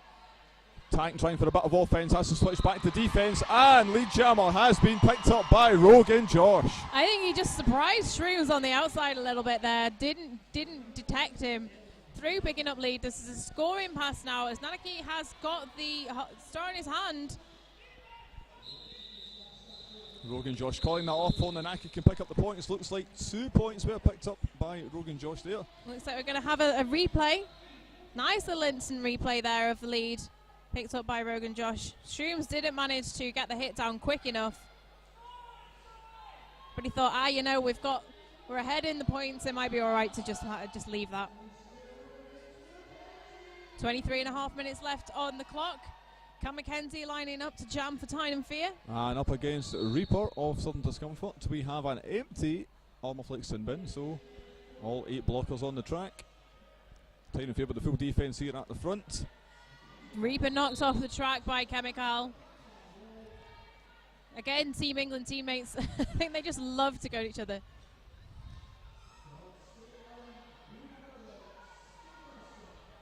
Cam McKenzie just saving himself from the cut track penalty there. Thought that last second he couldn't re-enter the track legally. Yogi went in for the hit but didn't manage to cut it as Cam McKenzie exits the pack. And I think Tiny Fear are going to start to speed that pack up a little bit now. And Sutton going in with the hit on Badham, knocking him out. Reaper fast catching up on those Tiny Fear blockers. I reckon this is going to be a smash and grab. As soon as he gets anything, he's going to call this off. As Cam McKenzie's still got some work to do just to get up to the front of the pack. Oh, huge hit from Yogi Bear on the outside. Taking out the outside pack referee as well. Oh my goodness. And a big high five there from Reaper. He was impressed by that. Looks like 2 points were picked up. Takes on Discomfort to 156. Tine and Fear, no movement on 44 as we've got just over 22 minutes left on the clock. Tine and Fear playing in white, Southern Discomfort playing in black. Pivot Grayskull pivot line start here, giving Blitzkrieg a run up. I'm not sure if I would do that if I were a blocker. Oh, good work though to take Blitzkrieg off into the outfield. Dark Matter's got his way out front, and I think a blocking out of bounds penalty issued there on Dark Matter. Must have initiated from the infield there. So we do have the Euro Hostel Power Jam for Sudden Discomfort with Blitzkrieg as the jammer. Sudden Discomfort now rushing in with the full offense, trying to splinter that Tynan Fair wall. They've turned them into twos. Blitzkrieg just with Moore to beat here. Yeah, More Than a Woman trying to hold up that front line, but did manage to. So Blitzkrieg now recycling back toward the rear of the pack. It's going to be, that's now Dark Matter standing in the penalty box. Just having a bit of a chat with Nicholas Roach before he leaves. Blitzkrieg again coming up against More Than a Woman and Bull. It looks like a direction of gameplay penalty was assessed on Bull there. Yep.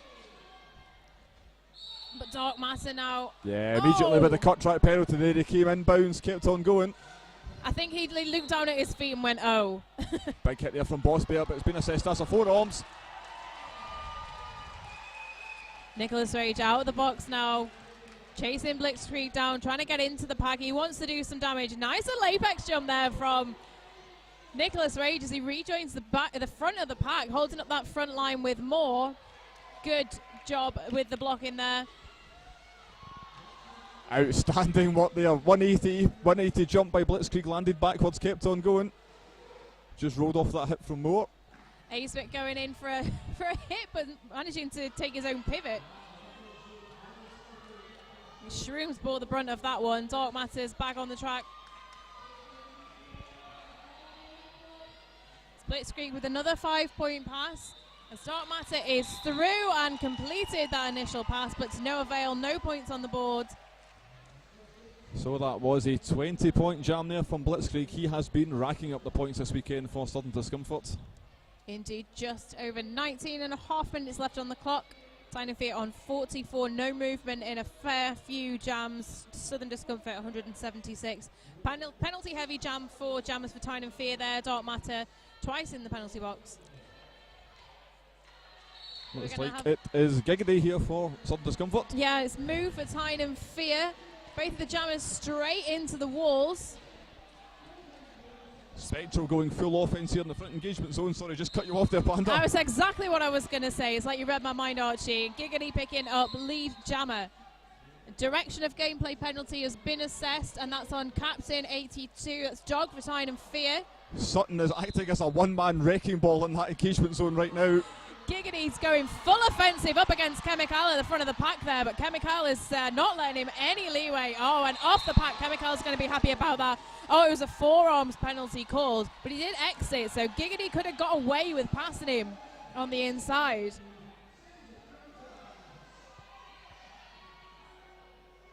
Move with the star in hand now up against that tripod. Giggity makes his way through meanwhile. Natural Grand Slam, 5 points, all 4 blockers and the jammer that point. And that puts them past the 181 mark. And as Moo got Spectral to beat up at the front there, completing that initial pass. Is he going to be in a position where he can actually reach the back of the pack? As I say it, no. The whistle has gone. So that takes the score to 44 for Tynan Fear, 181 for Sudden Discomfort. I just want to point out, Panda, a fantastic comment on the live chat. Someone saying Blitzkrieg always does something that makes me think I'm playing Tony Hawk's on the PlayStation. That is the sort of jumps and tricks that he does and lands. Yeah, that is so true. Right, it looks like we've got Rogue and Josh lining up to jam for Tynan Fear. And Nanaki, but we have a timeout. I think it's an official timeout here, just to... We didn't have one of our jammer referees on track. They are quite vital to gameplay, I'm going to admit. Yep.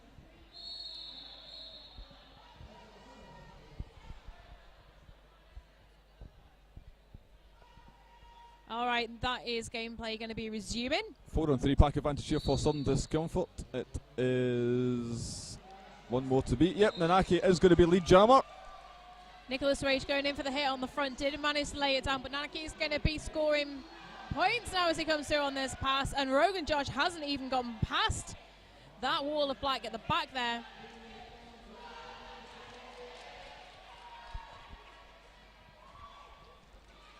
Nicholas Rage recycling an Aki all the way to the outer play call there. Very nicely done as Rogan Josh is out completing that initial pass. But remember, lead has been issued and Naki is up on a scoring pass. Picks up the points. 5 on the board. Calls it off. It's 189 now to Southern Discomfort. Tyne and Fear, no movement in a good 5 minutes or so. Looks like Reaper 666 now taking the jammer panty here for Southern Discomfort. Just a little bit less than 17 minutes left on the clock. Cam McKenzie lining up to jam for Tyne and Fear. Empty Sunburn. Yeah, full force on the track from both of our jumps. It's like you read my mind. Yeah, it's don't know what's going on there. Commentator telepathy. I like it. So Reaper now being drawn back back behind Bannerman, who takes a tumble on the outside there. Dog going in for the hit. Can they manage to keep him out? Chemical taking it upon himself to try, but no, the out of play warning goes up and the 2 whistles straight out. Reaper's ability to stay in bounds when he takes those hits is just astonishing to watch, and they've left him too much room there. That's going to be Apex jumping 5 points. Huge jump there and a huge hit from Piston Broke, and it looks like that was 4 hours penalty, I believe, assessed here. yeah. So a pivot apiece in the Oh, that's going to be a cut track on Reaper. Stepped right out and back in. Chemical shot back to draw that cut track. Cam McKenzie now with just over a minute of gameplay in this jam. Are going to be running for the full 2. Needs to get that stall back on to be an active jammer, can score points. There we go. Absolutely. Now he's coming into that wall and he's going, oh, beautiful on the inside, landed it on his front wheels and toe stop. We're going to see that again after this. Look at his little face, he's really happy. I think Southern Discomfort were showing him that gap, thinking he wouldn't take it to make him commit, and then he said, well, I'll just have that, thank you very much. And around the outside again for another 5-point pass. Reaper has exited the Armour Flex penalty box. Both of our jammers going back toward the pack now with just a little bit less than 30 seconds on the clock. Oh, Reaper is off the track again. Yeah, back block penalty is what's being signalled by the jam ref. Well, there you have it. Another Euro Hustle power jam for McKenzie. Second one in this jam. Less than 30 seconds remaining on the clock, so Reaper will be stuck in the bin. So going down the inside now, Cam McKenzie not managing to land it. He could pretty much stay where he is. He's going to look at the scoreboard and go, do you know what? I'm going to leave it at that. I have had enough. Great work from Cam McKenzie there. Now, looks like an official review is being signalled here by Tyne and Fear's bench. Well, let's have a look at that replay again of that lovely footwork from Cam McKenzie on the inside line. As he They comes showed him down. this, and I think they thought he won't take it, and if he does, we'll take him off. No sorry. Pretty much lands it on his toe stop. That's impressive. So we've got an official review has been called. This is probably to do with the penalties that have been called on Reaper. We'll just find out here. We'll get an update from our head ref as soon as we can. In the meantime, let's give a shout out to some of our lovely sponsors. We've had loads of people joining us and selling merch this weekend, including Wickle Skates. They said, your fit calls, they need a hug. Wickle Skates, custom handmade boots from Finland. I'm seeing a lot of those Wickle Skates around just now. Some of the custom designs people are getting, they're absolutely fantastic. Yeah, and if I don't know how closely you can actually see on the food, but Shrooms has got some excellent boots on with his little mushrooms on it. Okay, we're getting an update from Shref here.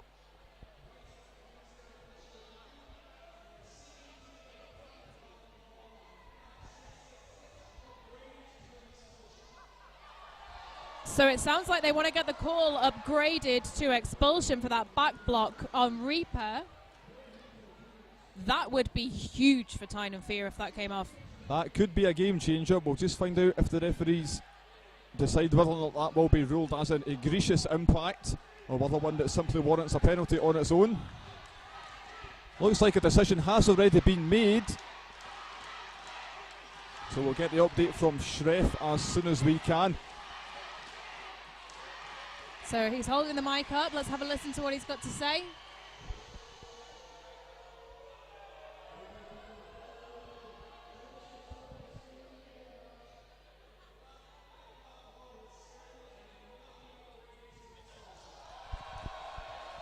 So it will not be upgraded to an expulsion was the outcome.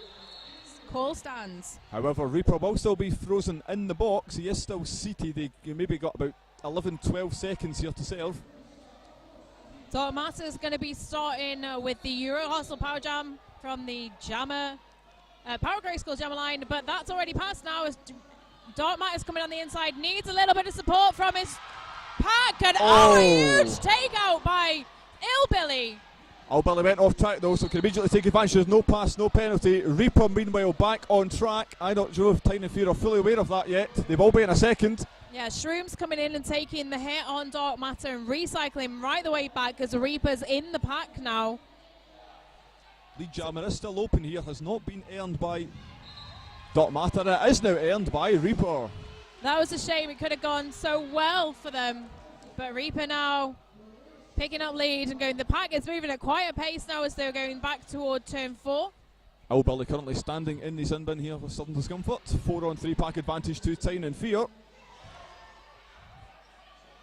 Reaper going for a little jump on the inside, calling it off. Looks like 2 points were picked up by Tyne and Fear, but all 4 by Reaper. I think as soon as Reaper got out of the pack there, Dark Matter wasn't very far behind him at all. And again on the scoring pass, he wasn't too far behind, but didn't quite manage to go the distance and pick up the 4 points. That takes Southern Discomfort to the 200-point mark. It does indeed. Tyne and Fear finally getting some movement on the scoreboard, 59 points on the board. Moo now jamming for Tyne and Fear. And we're seeing Giggity starting again on the jammer line. He's starting to get put into the main rotation here in the second half.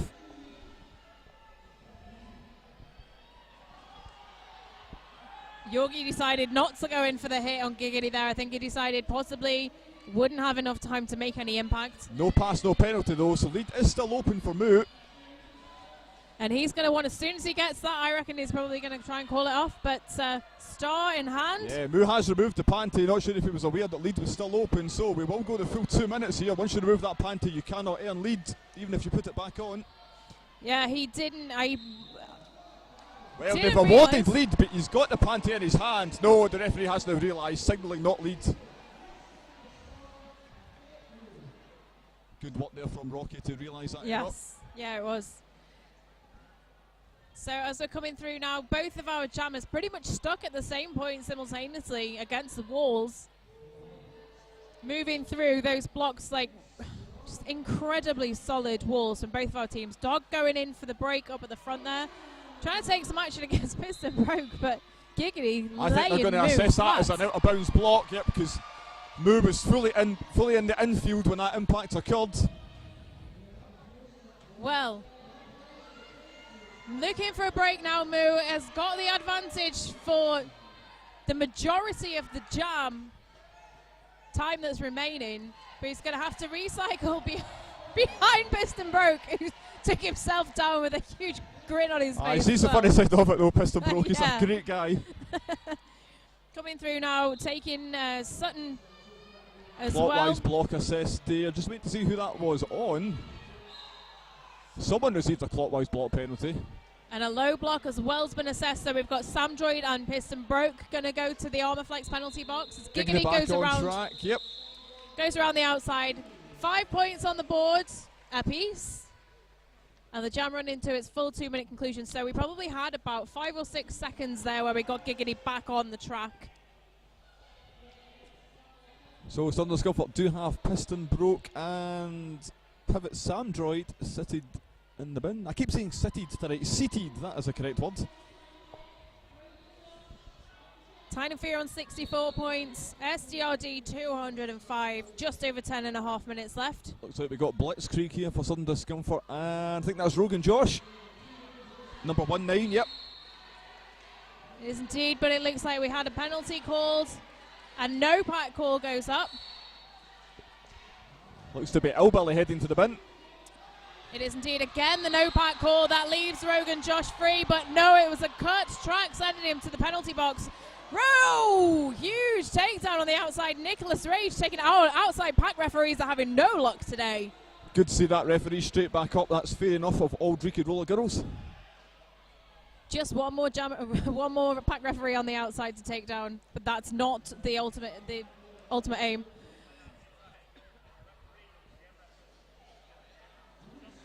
Strong wall of wire up at the front now. Rogan Blitzkrieg Josh. knocked to the inside. Sorry, just going to say Rogan Josh now standing in the Armorflex penalty bin, so he'll be released within 10 seconds. Tyne Fear doing a good job holding back Jammer for this penalty time. Rogan Josh now back in the pack. Fighting against that front wall. He's trying to get nice and low, trying to get the arm in there, trying to get the shoulder in, find a break, but not managing to get a hold of any gap there. Blitzkrieg has managed to go through for another 5-point pass. Just rolls off those hits with his body strength. That's going to be 5 more points. And a clockwise block assessed on the inside there, but Blockbeard holding the front line against Blitzkrieg. Did he take a tumble out? But there you go, Nicholas Rage finishes the job. Yeah, he managed to stay in bounds off the hit from Blockbeard, but Nicholas Rage got in front. Rogan Josh suddenly realised, actually, I can re-enter in front of Nicholas Rage. Why didn't I do that? Now he's gone up against the front of the pack, but taking a hit backwards, but stumbling, not falling. Playing Blitzkrieg's content just to let the clock run down now. Another 2 points on that pass. That will take Southern Discomfort, if I can just see the scoreboard, up to 212 points. Indeed, that was a 7-point jam there. Tyne Fear, no movement on 64, 212 for Southern Discomfort. Just over 8 minutes left on the clock.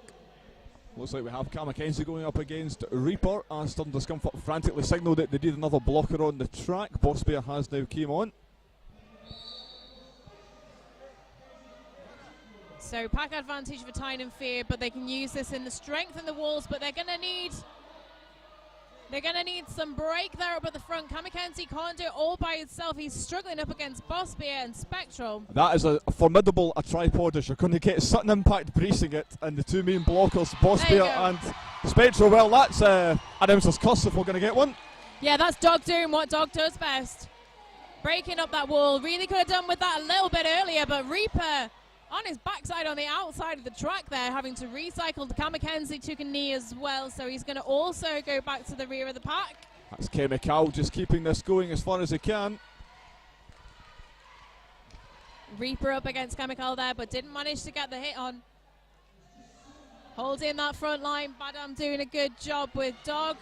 Didn't manage to keep him down. Reaper has now completed. Cam Mackenzie opting to call that off now before Reaper can get on the scoring pass. 2 points. 66 for Tyne Fear now. Southern Discomfort 212, no movement on their scoreline. Just over 6.5 minutes left on the clock. Yeah, I just looked at the clock there and I'm really disappointed, Panda, because I want this game to keep going. They just want to keep doing this forever. These guys would be pretty tired. I wouldn't have a voice left by then.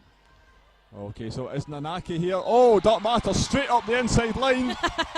Big smile on the face. It looks like there was a little bit too much space on the inside there, but Nanaki taken off by Nicholas Rage on the outside. Very nicely done. As we have a natural on track Grand Slam. I can't even speak. Don't worry, I've been doing that all night. Good work from Tank. Oh! Beautiful little hop. Looks like he was riding a pony around the corner there. We'll see that on the action replay afterwards. 5-point pass, very nicely done indeed. Didn't manage to stay in on his toe stops on the outside, but recycling behind Illbilly. Calling it off. That was a great jam for Dark Matter. I think Dark Matter's just tying his shoelaces here. He's taking his skate taking off. His skate off. I don't know if he's perhaps had a skate malfunction here. He's going to have a look at that indeed. So that was a 10-point pass for Tyne Fear. Let's have a look at the replay. I'm not sure if we're about to perhaps get a timeout here. There's a massive rest here. Official review has been called. Beautiful. Official review being called by Southern Discomfort. We'll get an update from our head ref as soon as we can.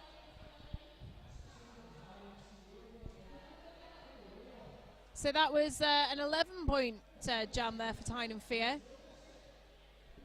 So 77 on the board. Southern Discomfort on 212.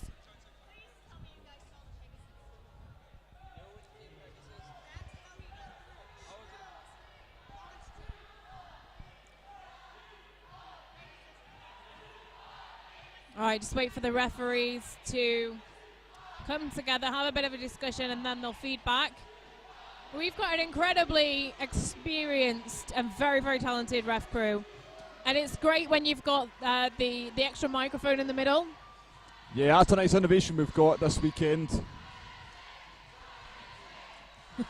Just getting drowned out by the audience here.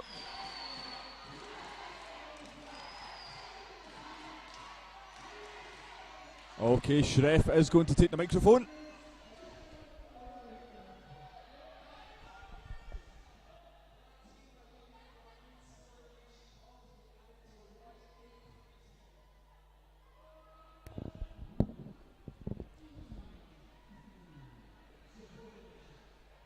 Okay, Panda, I did not hear exactly what that was, but it's to do with Nicholas Rage. It's white 8-3 that the black team are looking for something on. I think I heard the word insubordination. So I think they might be wanting it upgraded to a minute and adding that insubordination on.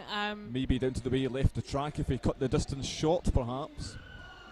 Let's see what the outcome of that is. Feeding back to the captains at this point. Okay, just a note that Doc Martin has been checked by the medics. He has got his skates back on, which is good to see. Meanwhile, Deliverance is running around past us here, whipping up a storm.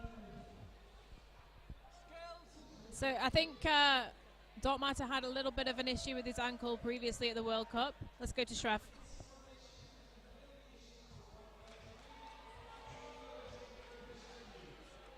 Okay, looks like official review upheld. So some discomfort retain their official review for this half. And Nicholas Rage will be serving an additional 30 seconds. So we've got Moo jamming for Tynan Fear. Pack advantage to STRD as Horndog now makes his way through to that 3-wall up at the front. Broken down by Spectral, but reformed very nice and quickly. But I'm trying to hold him through. Dog and Chemical doing a great job up at the front there. Clockwise block there on Sutton Impact.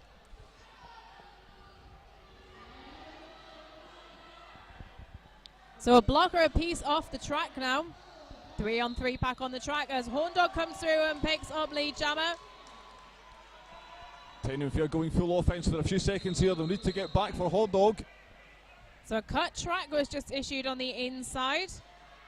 2 penalties actually. So SDRD are going to have a blocker queued. Yeah, oh no, Spectral doesn't have to go very far. Yeah, contract penalty was on Spectral, but I think they're telling him he needs to skate round. He did exit Has the to go penalty back box. on track, then get the call to go back to the bin. Moo now coming back for that scoring pass up against Spectral, who is queued for the penalty box. So it won't be long until he's asked to go back. Piston broke, trying to draw the cut back. I think the no play warning went up, or the no pack warning went up.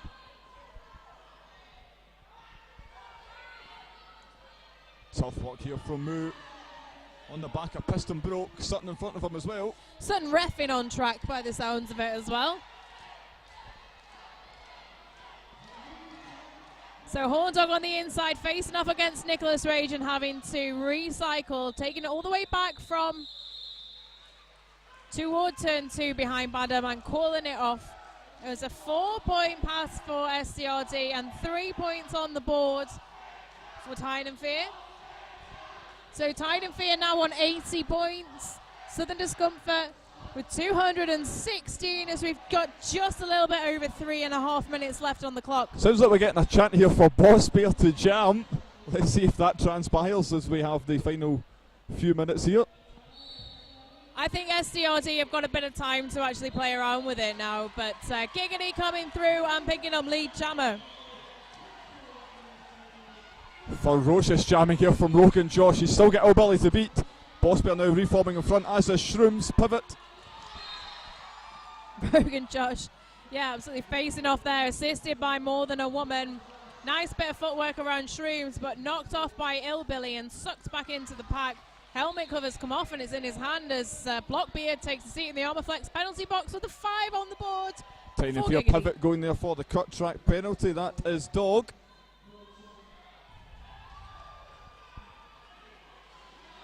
Rogan Josh going in for the hit on Illbilly and just bouncing off of him.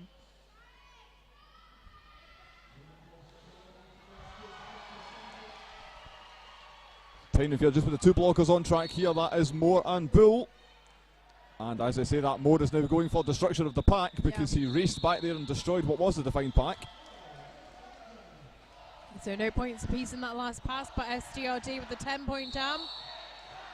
Timeout.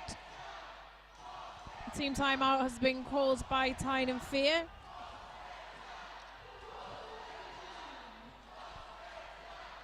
I don't know if you can hear the crowd in the background.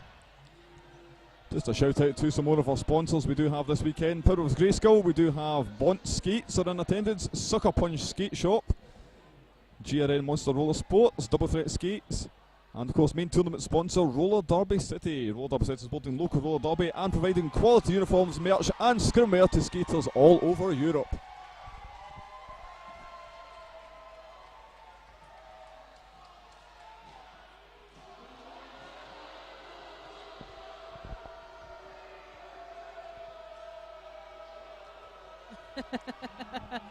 Hear the mooing.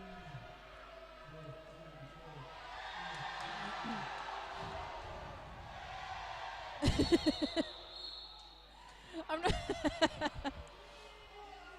They're just moving for the sake of it now. We've got Kurt McKenzie lined up on the jammer line for Tyne and Fear, and it's Reaper for SDRD. Chemical, the only blocker on track for Tyne and Fear as Reaper gets out as lead jammer. Whistle on the inside again. Nice apex jump from Reaper on the inside. Chemical's going to be taking a seat next to More Than a Womanless Dog. Comes back around to the rear, holding the line with Blockbeard, taking Reaper off track. Nicely done. Great juking to pull him out. McKenzie got a full cube there. I think that's going to be a cut track penalty. Yes, indeed it is.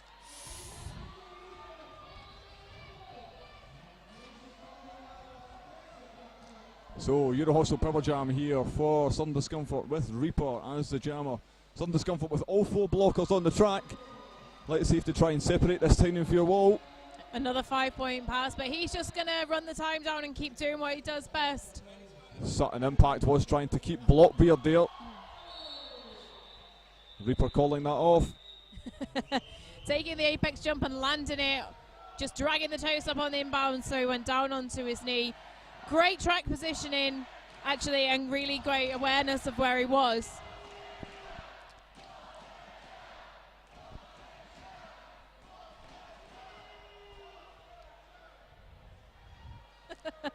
Kamikaze is still sitting in the penalty box. So Euro Hostel, Newcastle, power start for Nanaki. And this maybe will be our final jam of the final.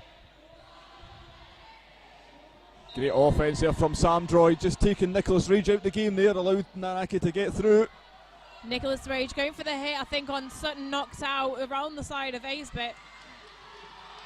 Oh, Acebit going in for the hit while he was on his knee as well. Kamikaze completing that initial pass. Oh, that is the jam called.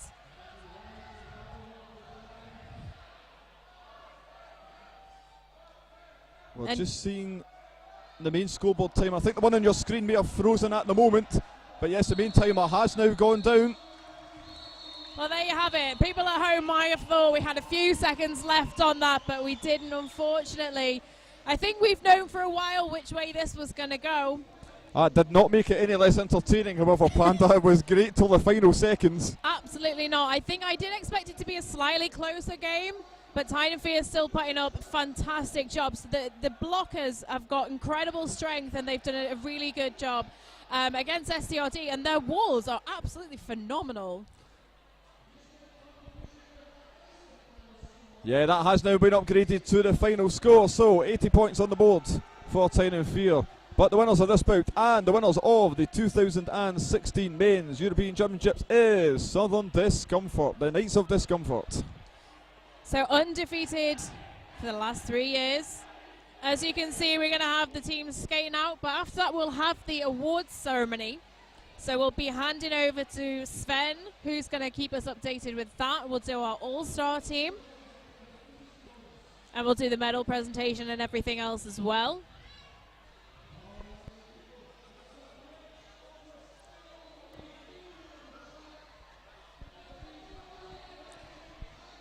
So we do have a few spare moments. I just would like to offer personal thanks to Tyne and Fear for having me this weekend. It is my first tournament as an announcer. I've had a great time. Thank you very much for having me, Panda. Would you believe it? You sound like you've been doing this for years.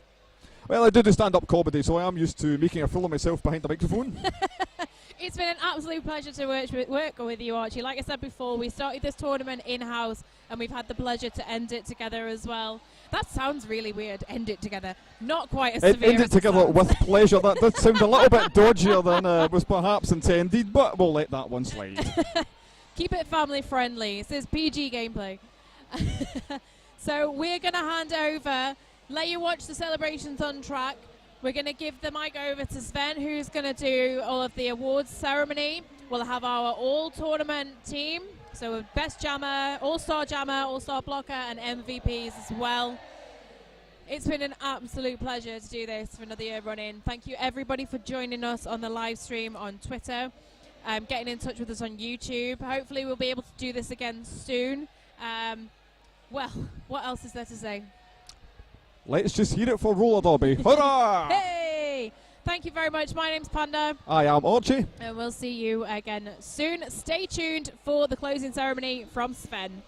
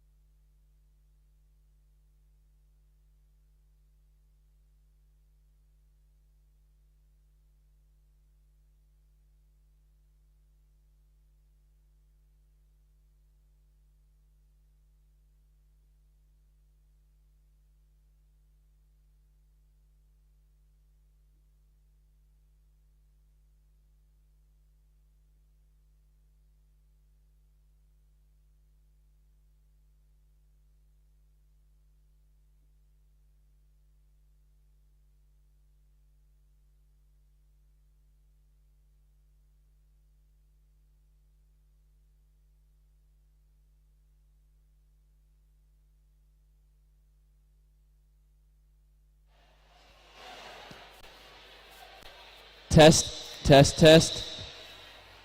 Test. Mic live to feed, mic live to feed, test.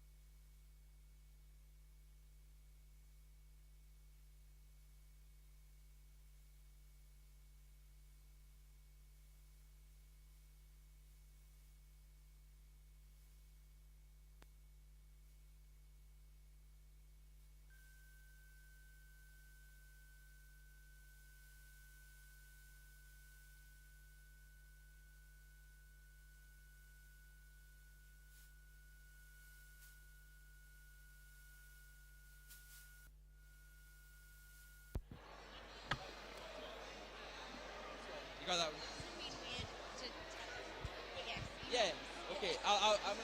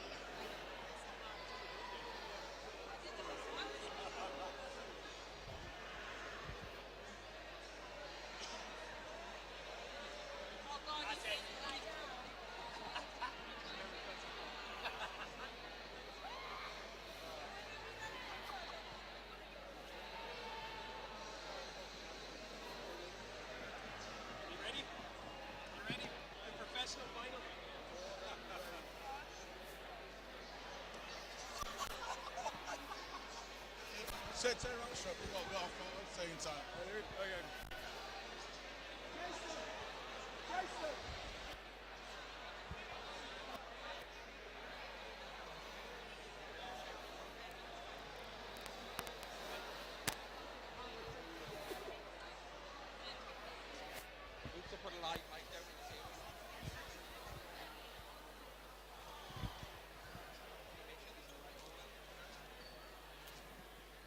You're 100 meters.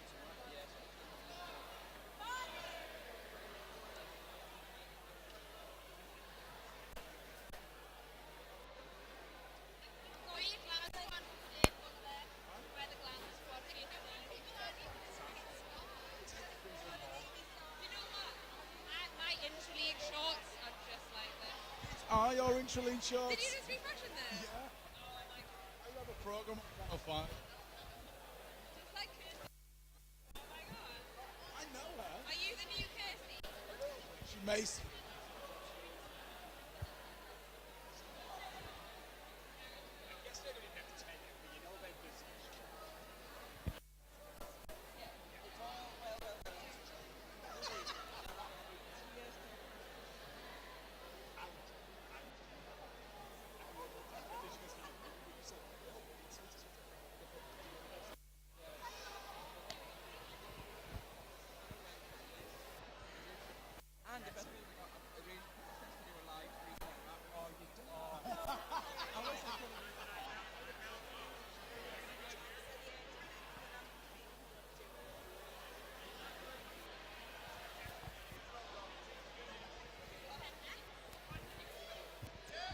Quarters, can you hear me? Okay. Right, everybody. We are getting ready now, I think. Are all the teams in place that are in place? Brilliant.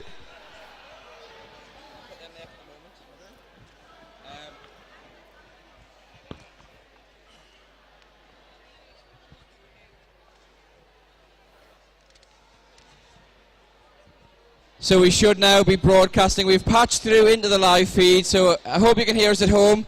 Wave to the people at home. No. Camera. Quarters, channel 4 on the box if you need to turn it down.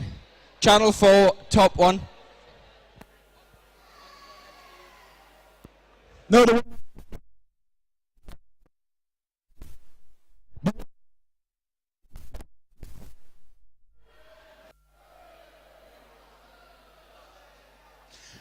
Lots of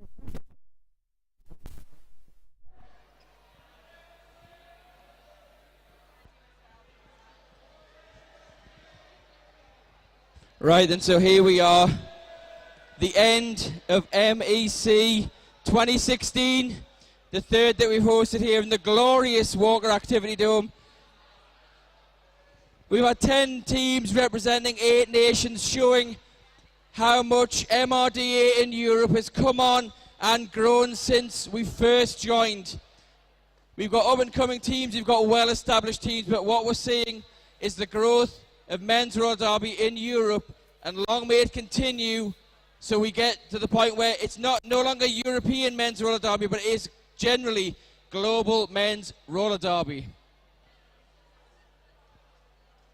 I'd just like to thank all of the teams who've done what they can to fundraise to get here. Some of the smaller teams have obviously had to do a lot more fundraising, especially the ones coming from overseas. So let's give some appreciation for all of the teams who've managed to get here to put on this spectacle for us this weekend.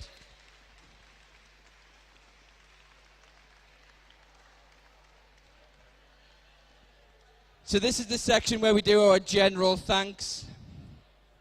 So, if we can have a massive round of applause for all the teams from this weekend. And where there are teams, we need officials, so please show much love and respect for all of the officials in black and white and in blue. If you see an official now, give them a high five. If you're at the after party and you see an official, buy them a drink. They can drink now and they will appreciate it. We'd like to thank the crew in yellow, the volunteers. Again, tirelessly, mainly made up of volunteers from Newcastle Roller Girls and the unrostered and B team Tyne and Fair skaters. They've done everything from selling raffle tickets to picking up litter to clearing the dome at night to make sure it's nice again for you coming in the next day. And we've got to give a big shout out to all the sponsors this weekend that made this tournament what it is. From Sucker Punch to Bonds to everybody this weekend, all the sponsors, a massive round of applause.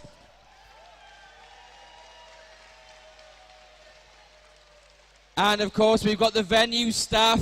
The venue staff have been great. They are now working behind the scenes, behind you, sorting out, picking up all of the rubbish that you've left behind like little Walker Dome wombles. So look, show your love, turn around and show some love to this representative of the Walker Activity Dome, venue staff.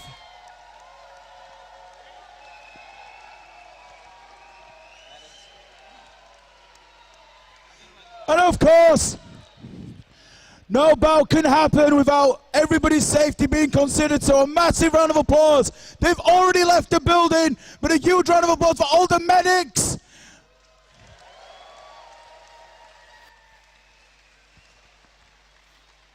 Now this one's very personal for me because I really want to thank the tireless work of the announcers and the feed crew. We've struggled the last couple of years to get a reliable feed out to the outside world to show them exactly what's going on here. And this weekend we managed to put out one of the highest quality roller derby feeds that's free or otherwise, that is not on ESPN. We've broadcast in 1080p high definition, 60 frames a second, all over the world. And we've done it all with some amazing help and support. And the announcers have been there telling the story of this tournament to the entire world.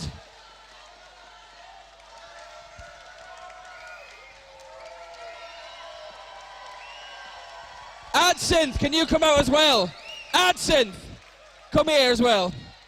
Okay, we've got some special presents for Adsynth, who's been manning our camera and helping run the whole stream as he's done the last 2 years, and 60 Quad Bit, who went from jamming superstar to feed director and IT guru at the blink of an eye. And of course, no tournament can be complete without all you guys. So turn to each one another and give yourselves a massive round of applause. A high five.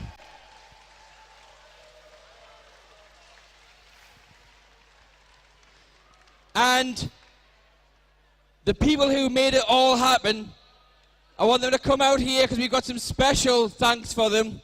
So where is, well, I know where Carl Jojo is. She's on the camera, so come down here. And Sniper and Moo, the three people who put this whole tournament together and have made it run like clockwork.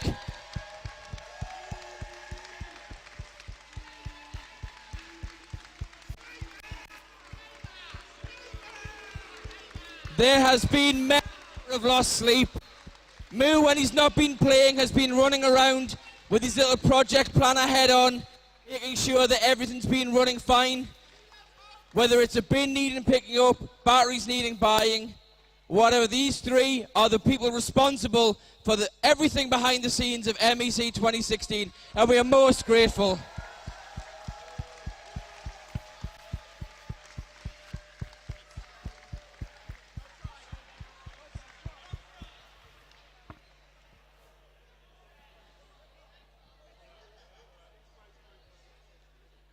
Big Smack. Can I have Big Smack and Fries, please, one of our crew head refs? Big Smack and Fries is one of the home referees here, has been one of the crew head refs. This is her first time crew head reffing a tournament.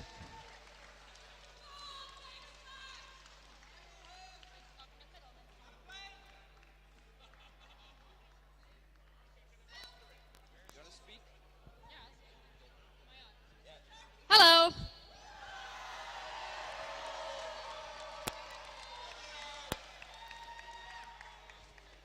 So as most people are probably aware, this is Sleaze's last ever roller derby event. Please come in the middle so we can embarrass you.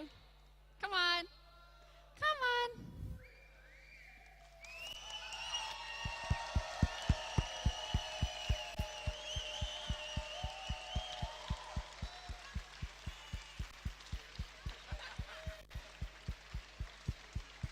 I don't want to talk for very long because I will start ugly crying, but I just want to say that I love you very much and thank you for everything you've done for Roller Derby.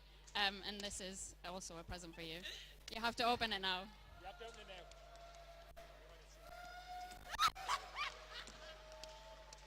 Show the audience. Okay, she loves kittens. But it would be irresponsible to actually get her kittens.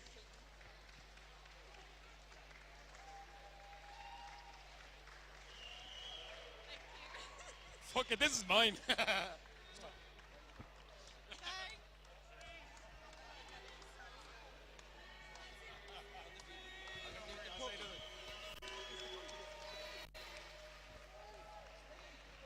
Is the puppy still in the building? Can the puppy please come to Sleaze, because we want to see tears.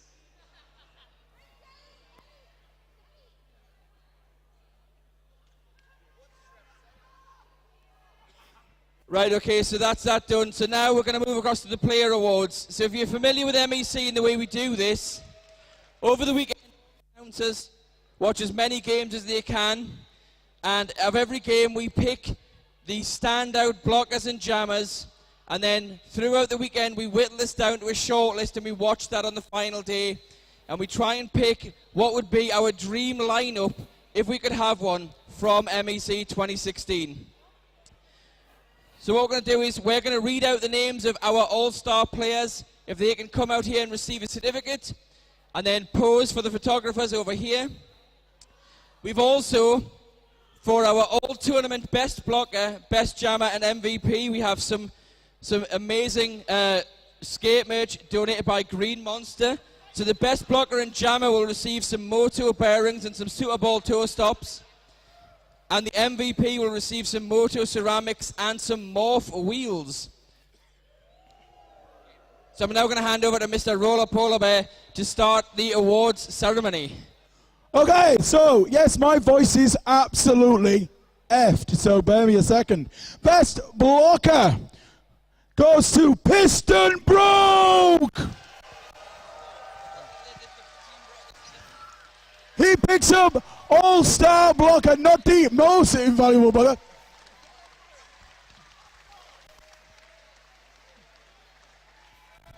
Next blocker for the All-Star team goes to Shingiyami.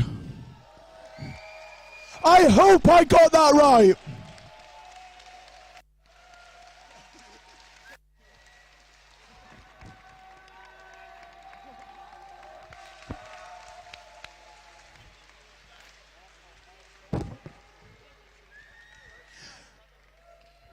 Next blocker to make the All-Star team goes to Ronnie 308.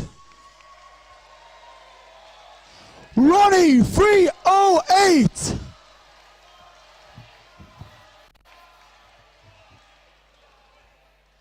Do we have a Ronnie 308? Do we have a Ronnie that could take the award? Next one. Next one. Next for the All-Star team goes to Kara 00 from Tampere.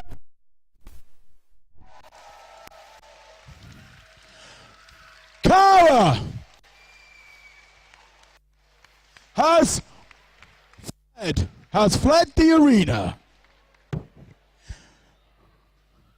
Next blocker for the All-Star team goes to Yogi Bear.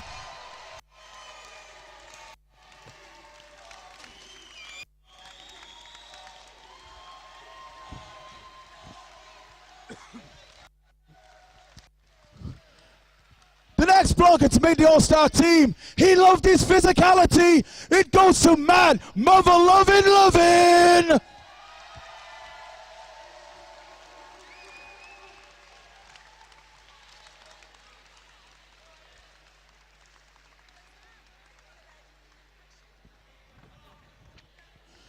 Next blocker to make the All-Star team, he can't even grow a beard. It's Toots.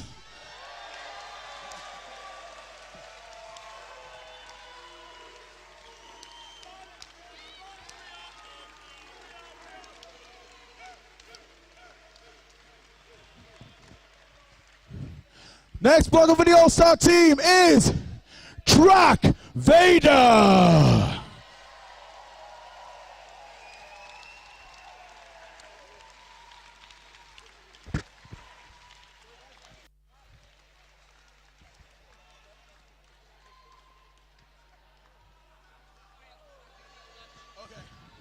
Now we are on to the jammers.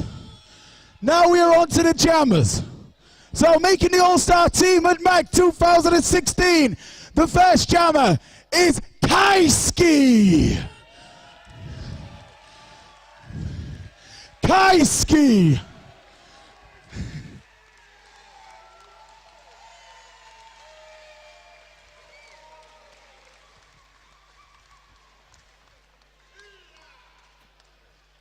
Next jammer for the All-Star team is Yada Yada.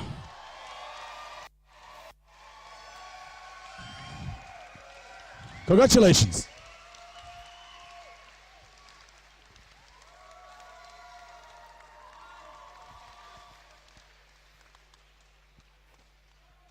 Next jammer making the All-Star team is Mirage. Mirage.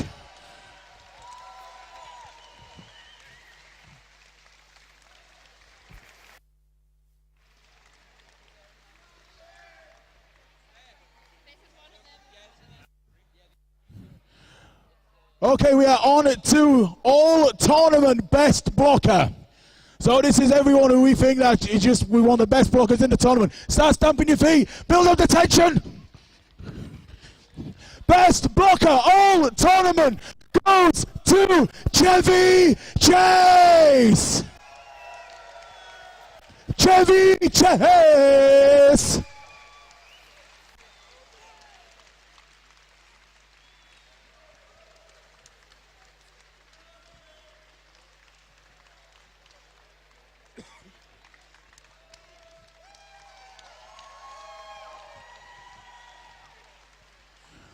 All tournament best jammer. So again, build the tension. Stamp the feet, stamp the feet, stamp the feet. Goes to Mackenzie.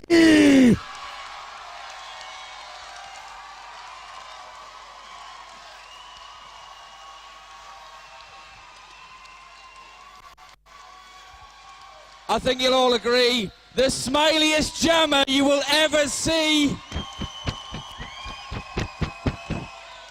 The postman with the most man. And your all tournament MVP. So again, do the thing, do the thing, do the thing. Including you, Sven. Do the thing, do the thing, do the thing, do the thing, do the thing.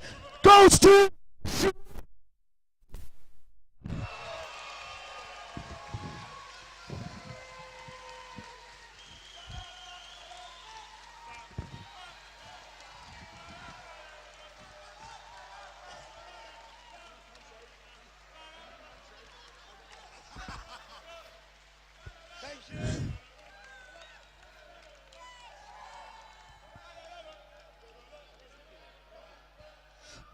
Ladies and gentlemen, please put your hands, your feet together for your all-star team.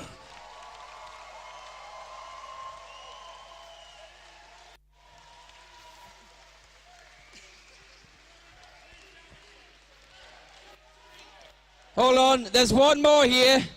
It's written out as best dressed. It's Roller Polar Bear. I can retire now.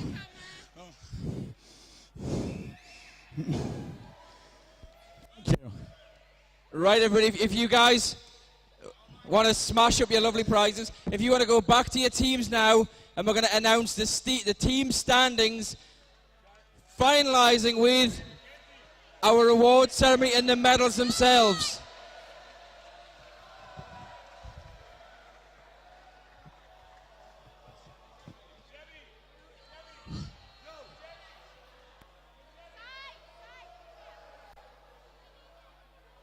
Also, ladies and gentlemen, we've kind of forgotten about them, but they are here at every game. A massive round of applause for all the photographers who will all be tagging your photos in and making us look quite nice.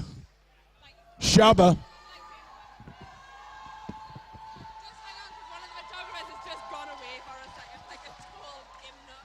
Okay, finally, after 2 days of intense play, we are going to run through the teams now. 10-4. After each team is read, we'd like a show of appreciation. When we get down to 3, 2, 1, they will come up and receive their medals. Okay, so in 10th place at the Men's European Cup 2016, it's the Mad Riders. Coming in at 9th place, give it up for the Gothenburg Salty Seamen.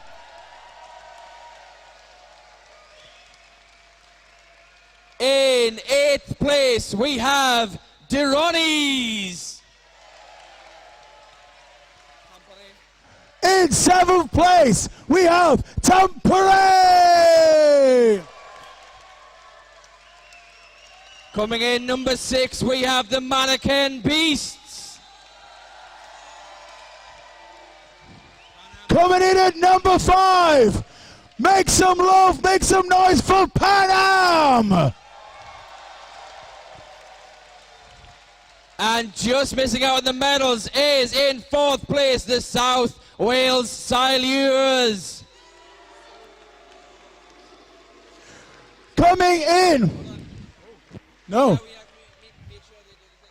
So, now we go into the last three teams.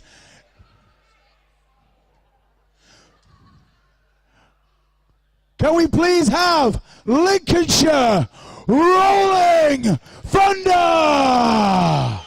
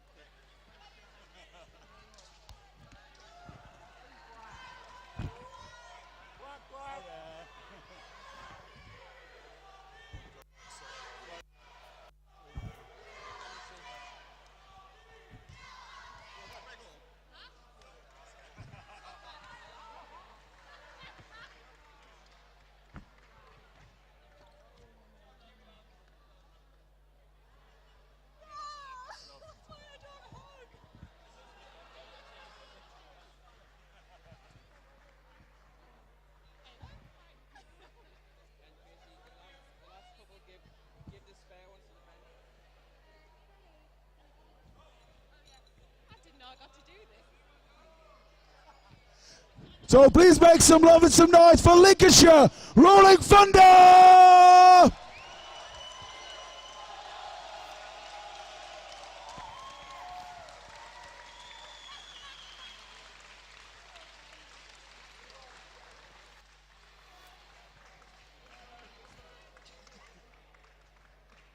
And the silver medal winners of MEC 2016, Tyne and Fear.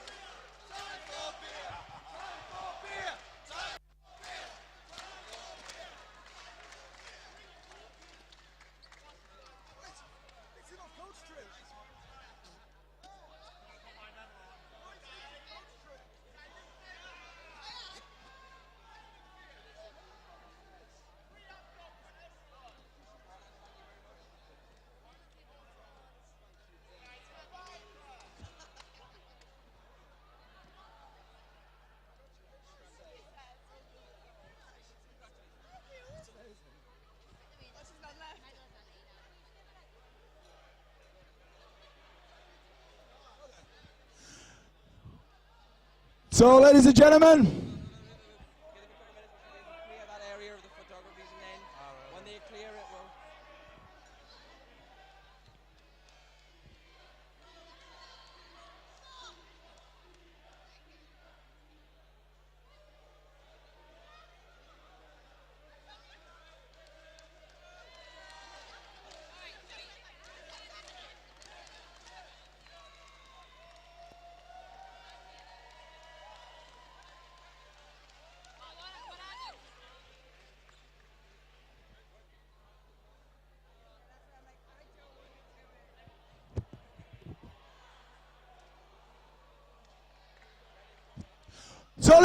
we come to one of the final parts of this evening.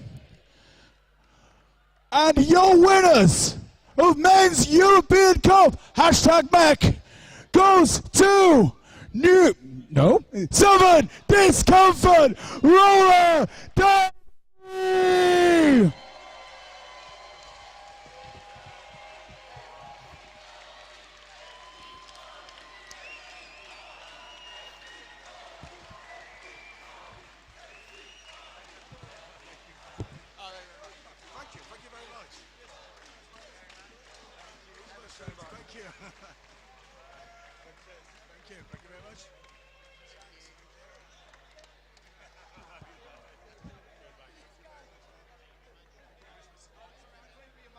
Thank you, Mr. Dog. Looking fabulous. but yeah. I scored one of them.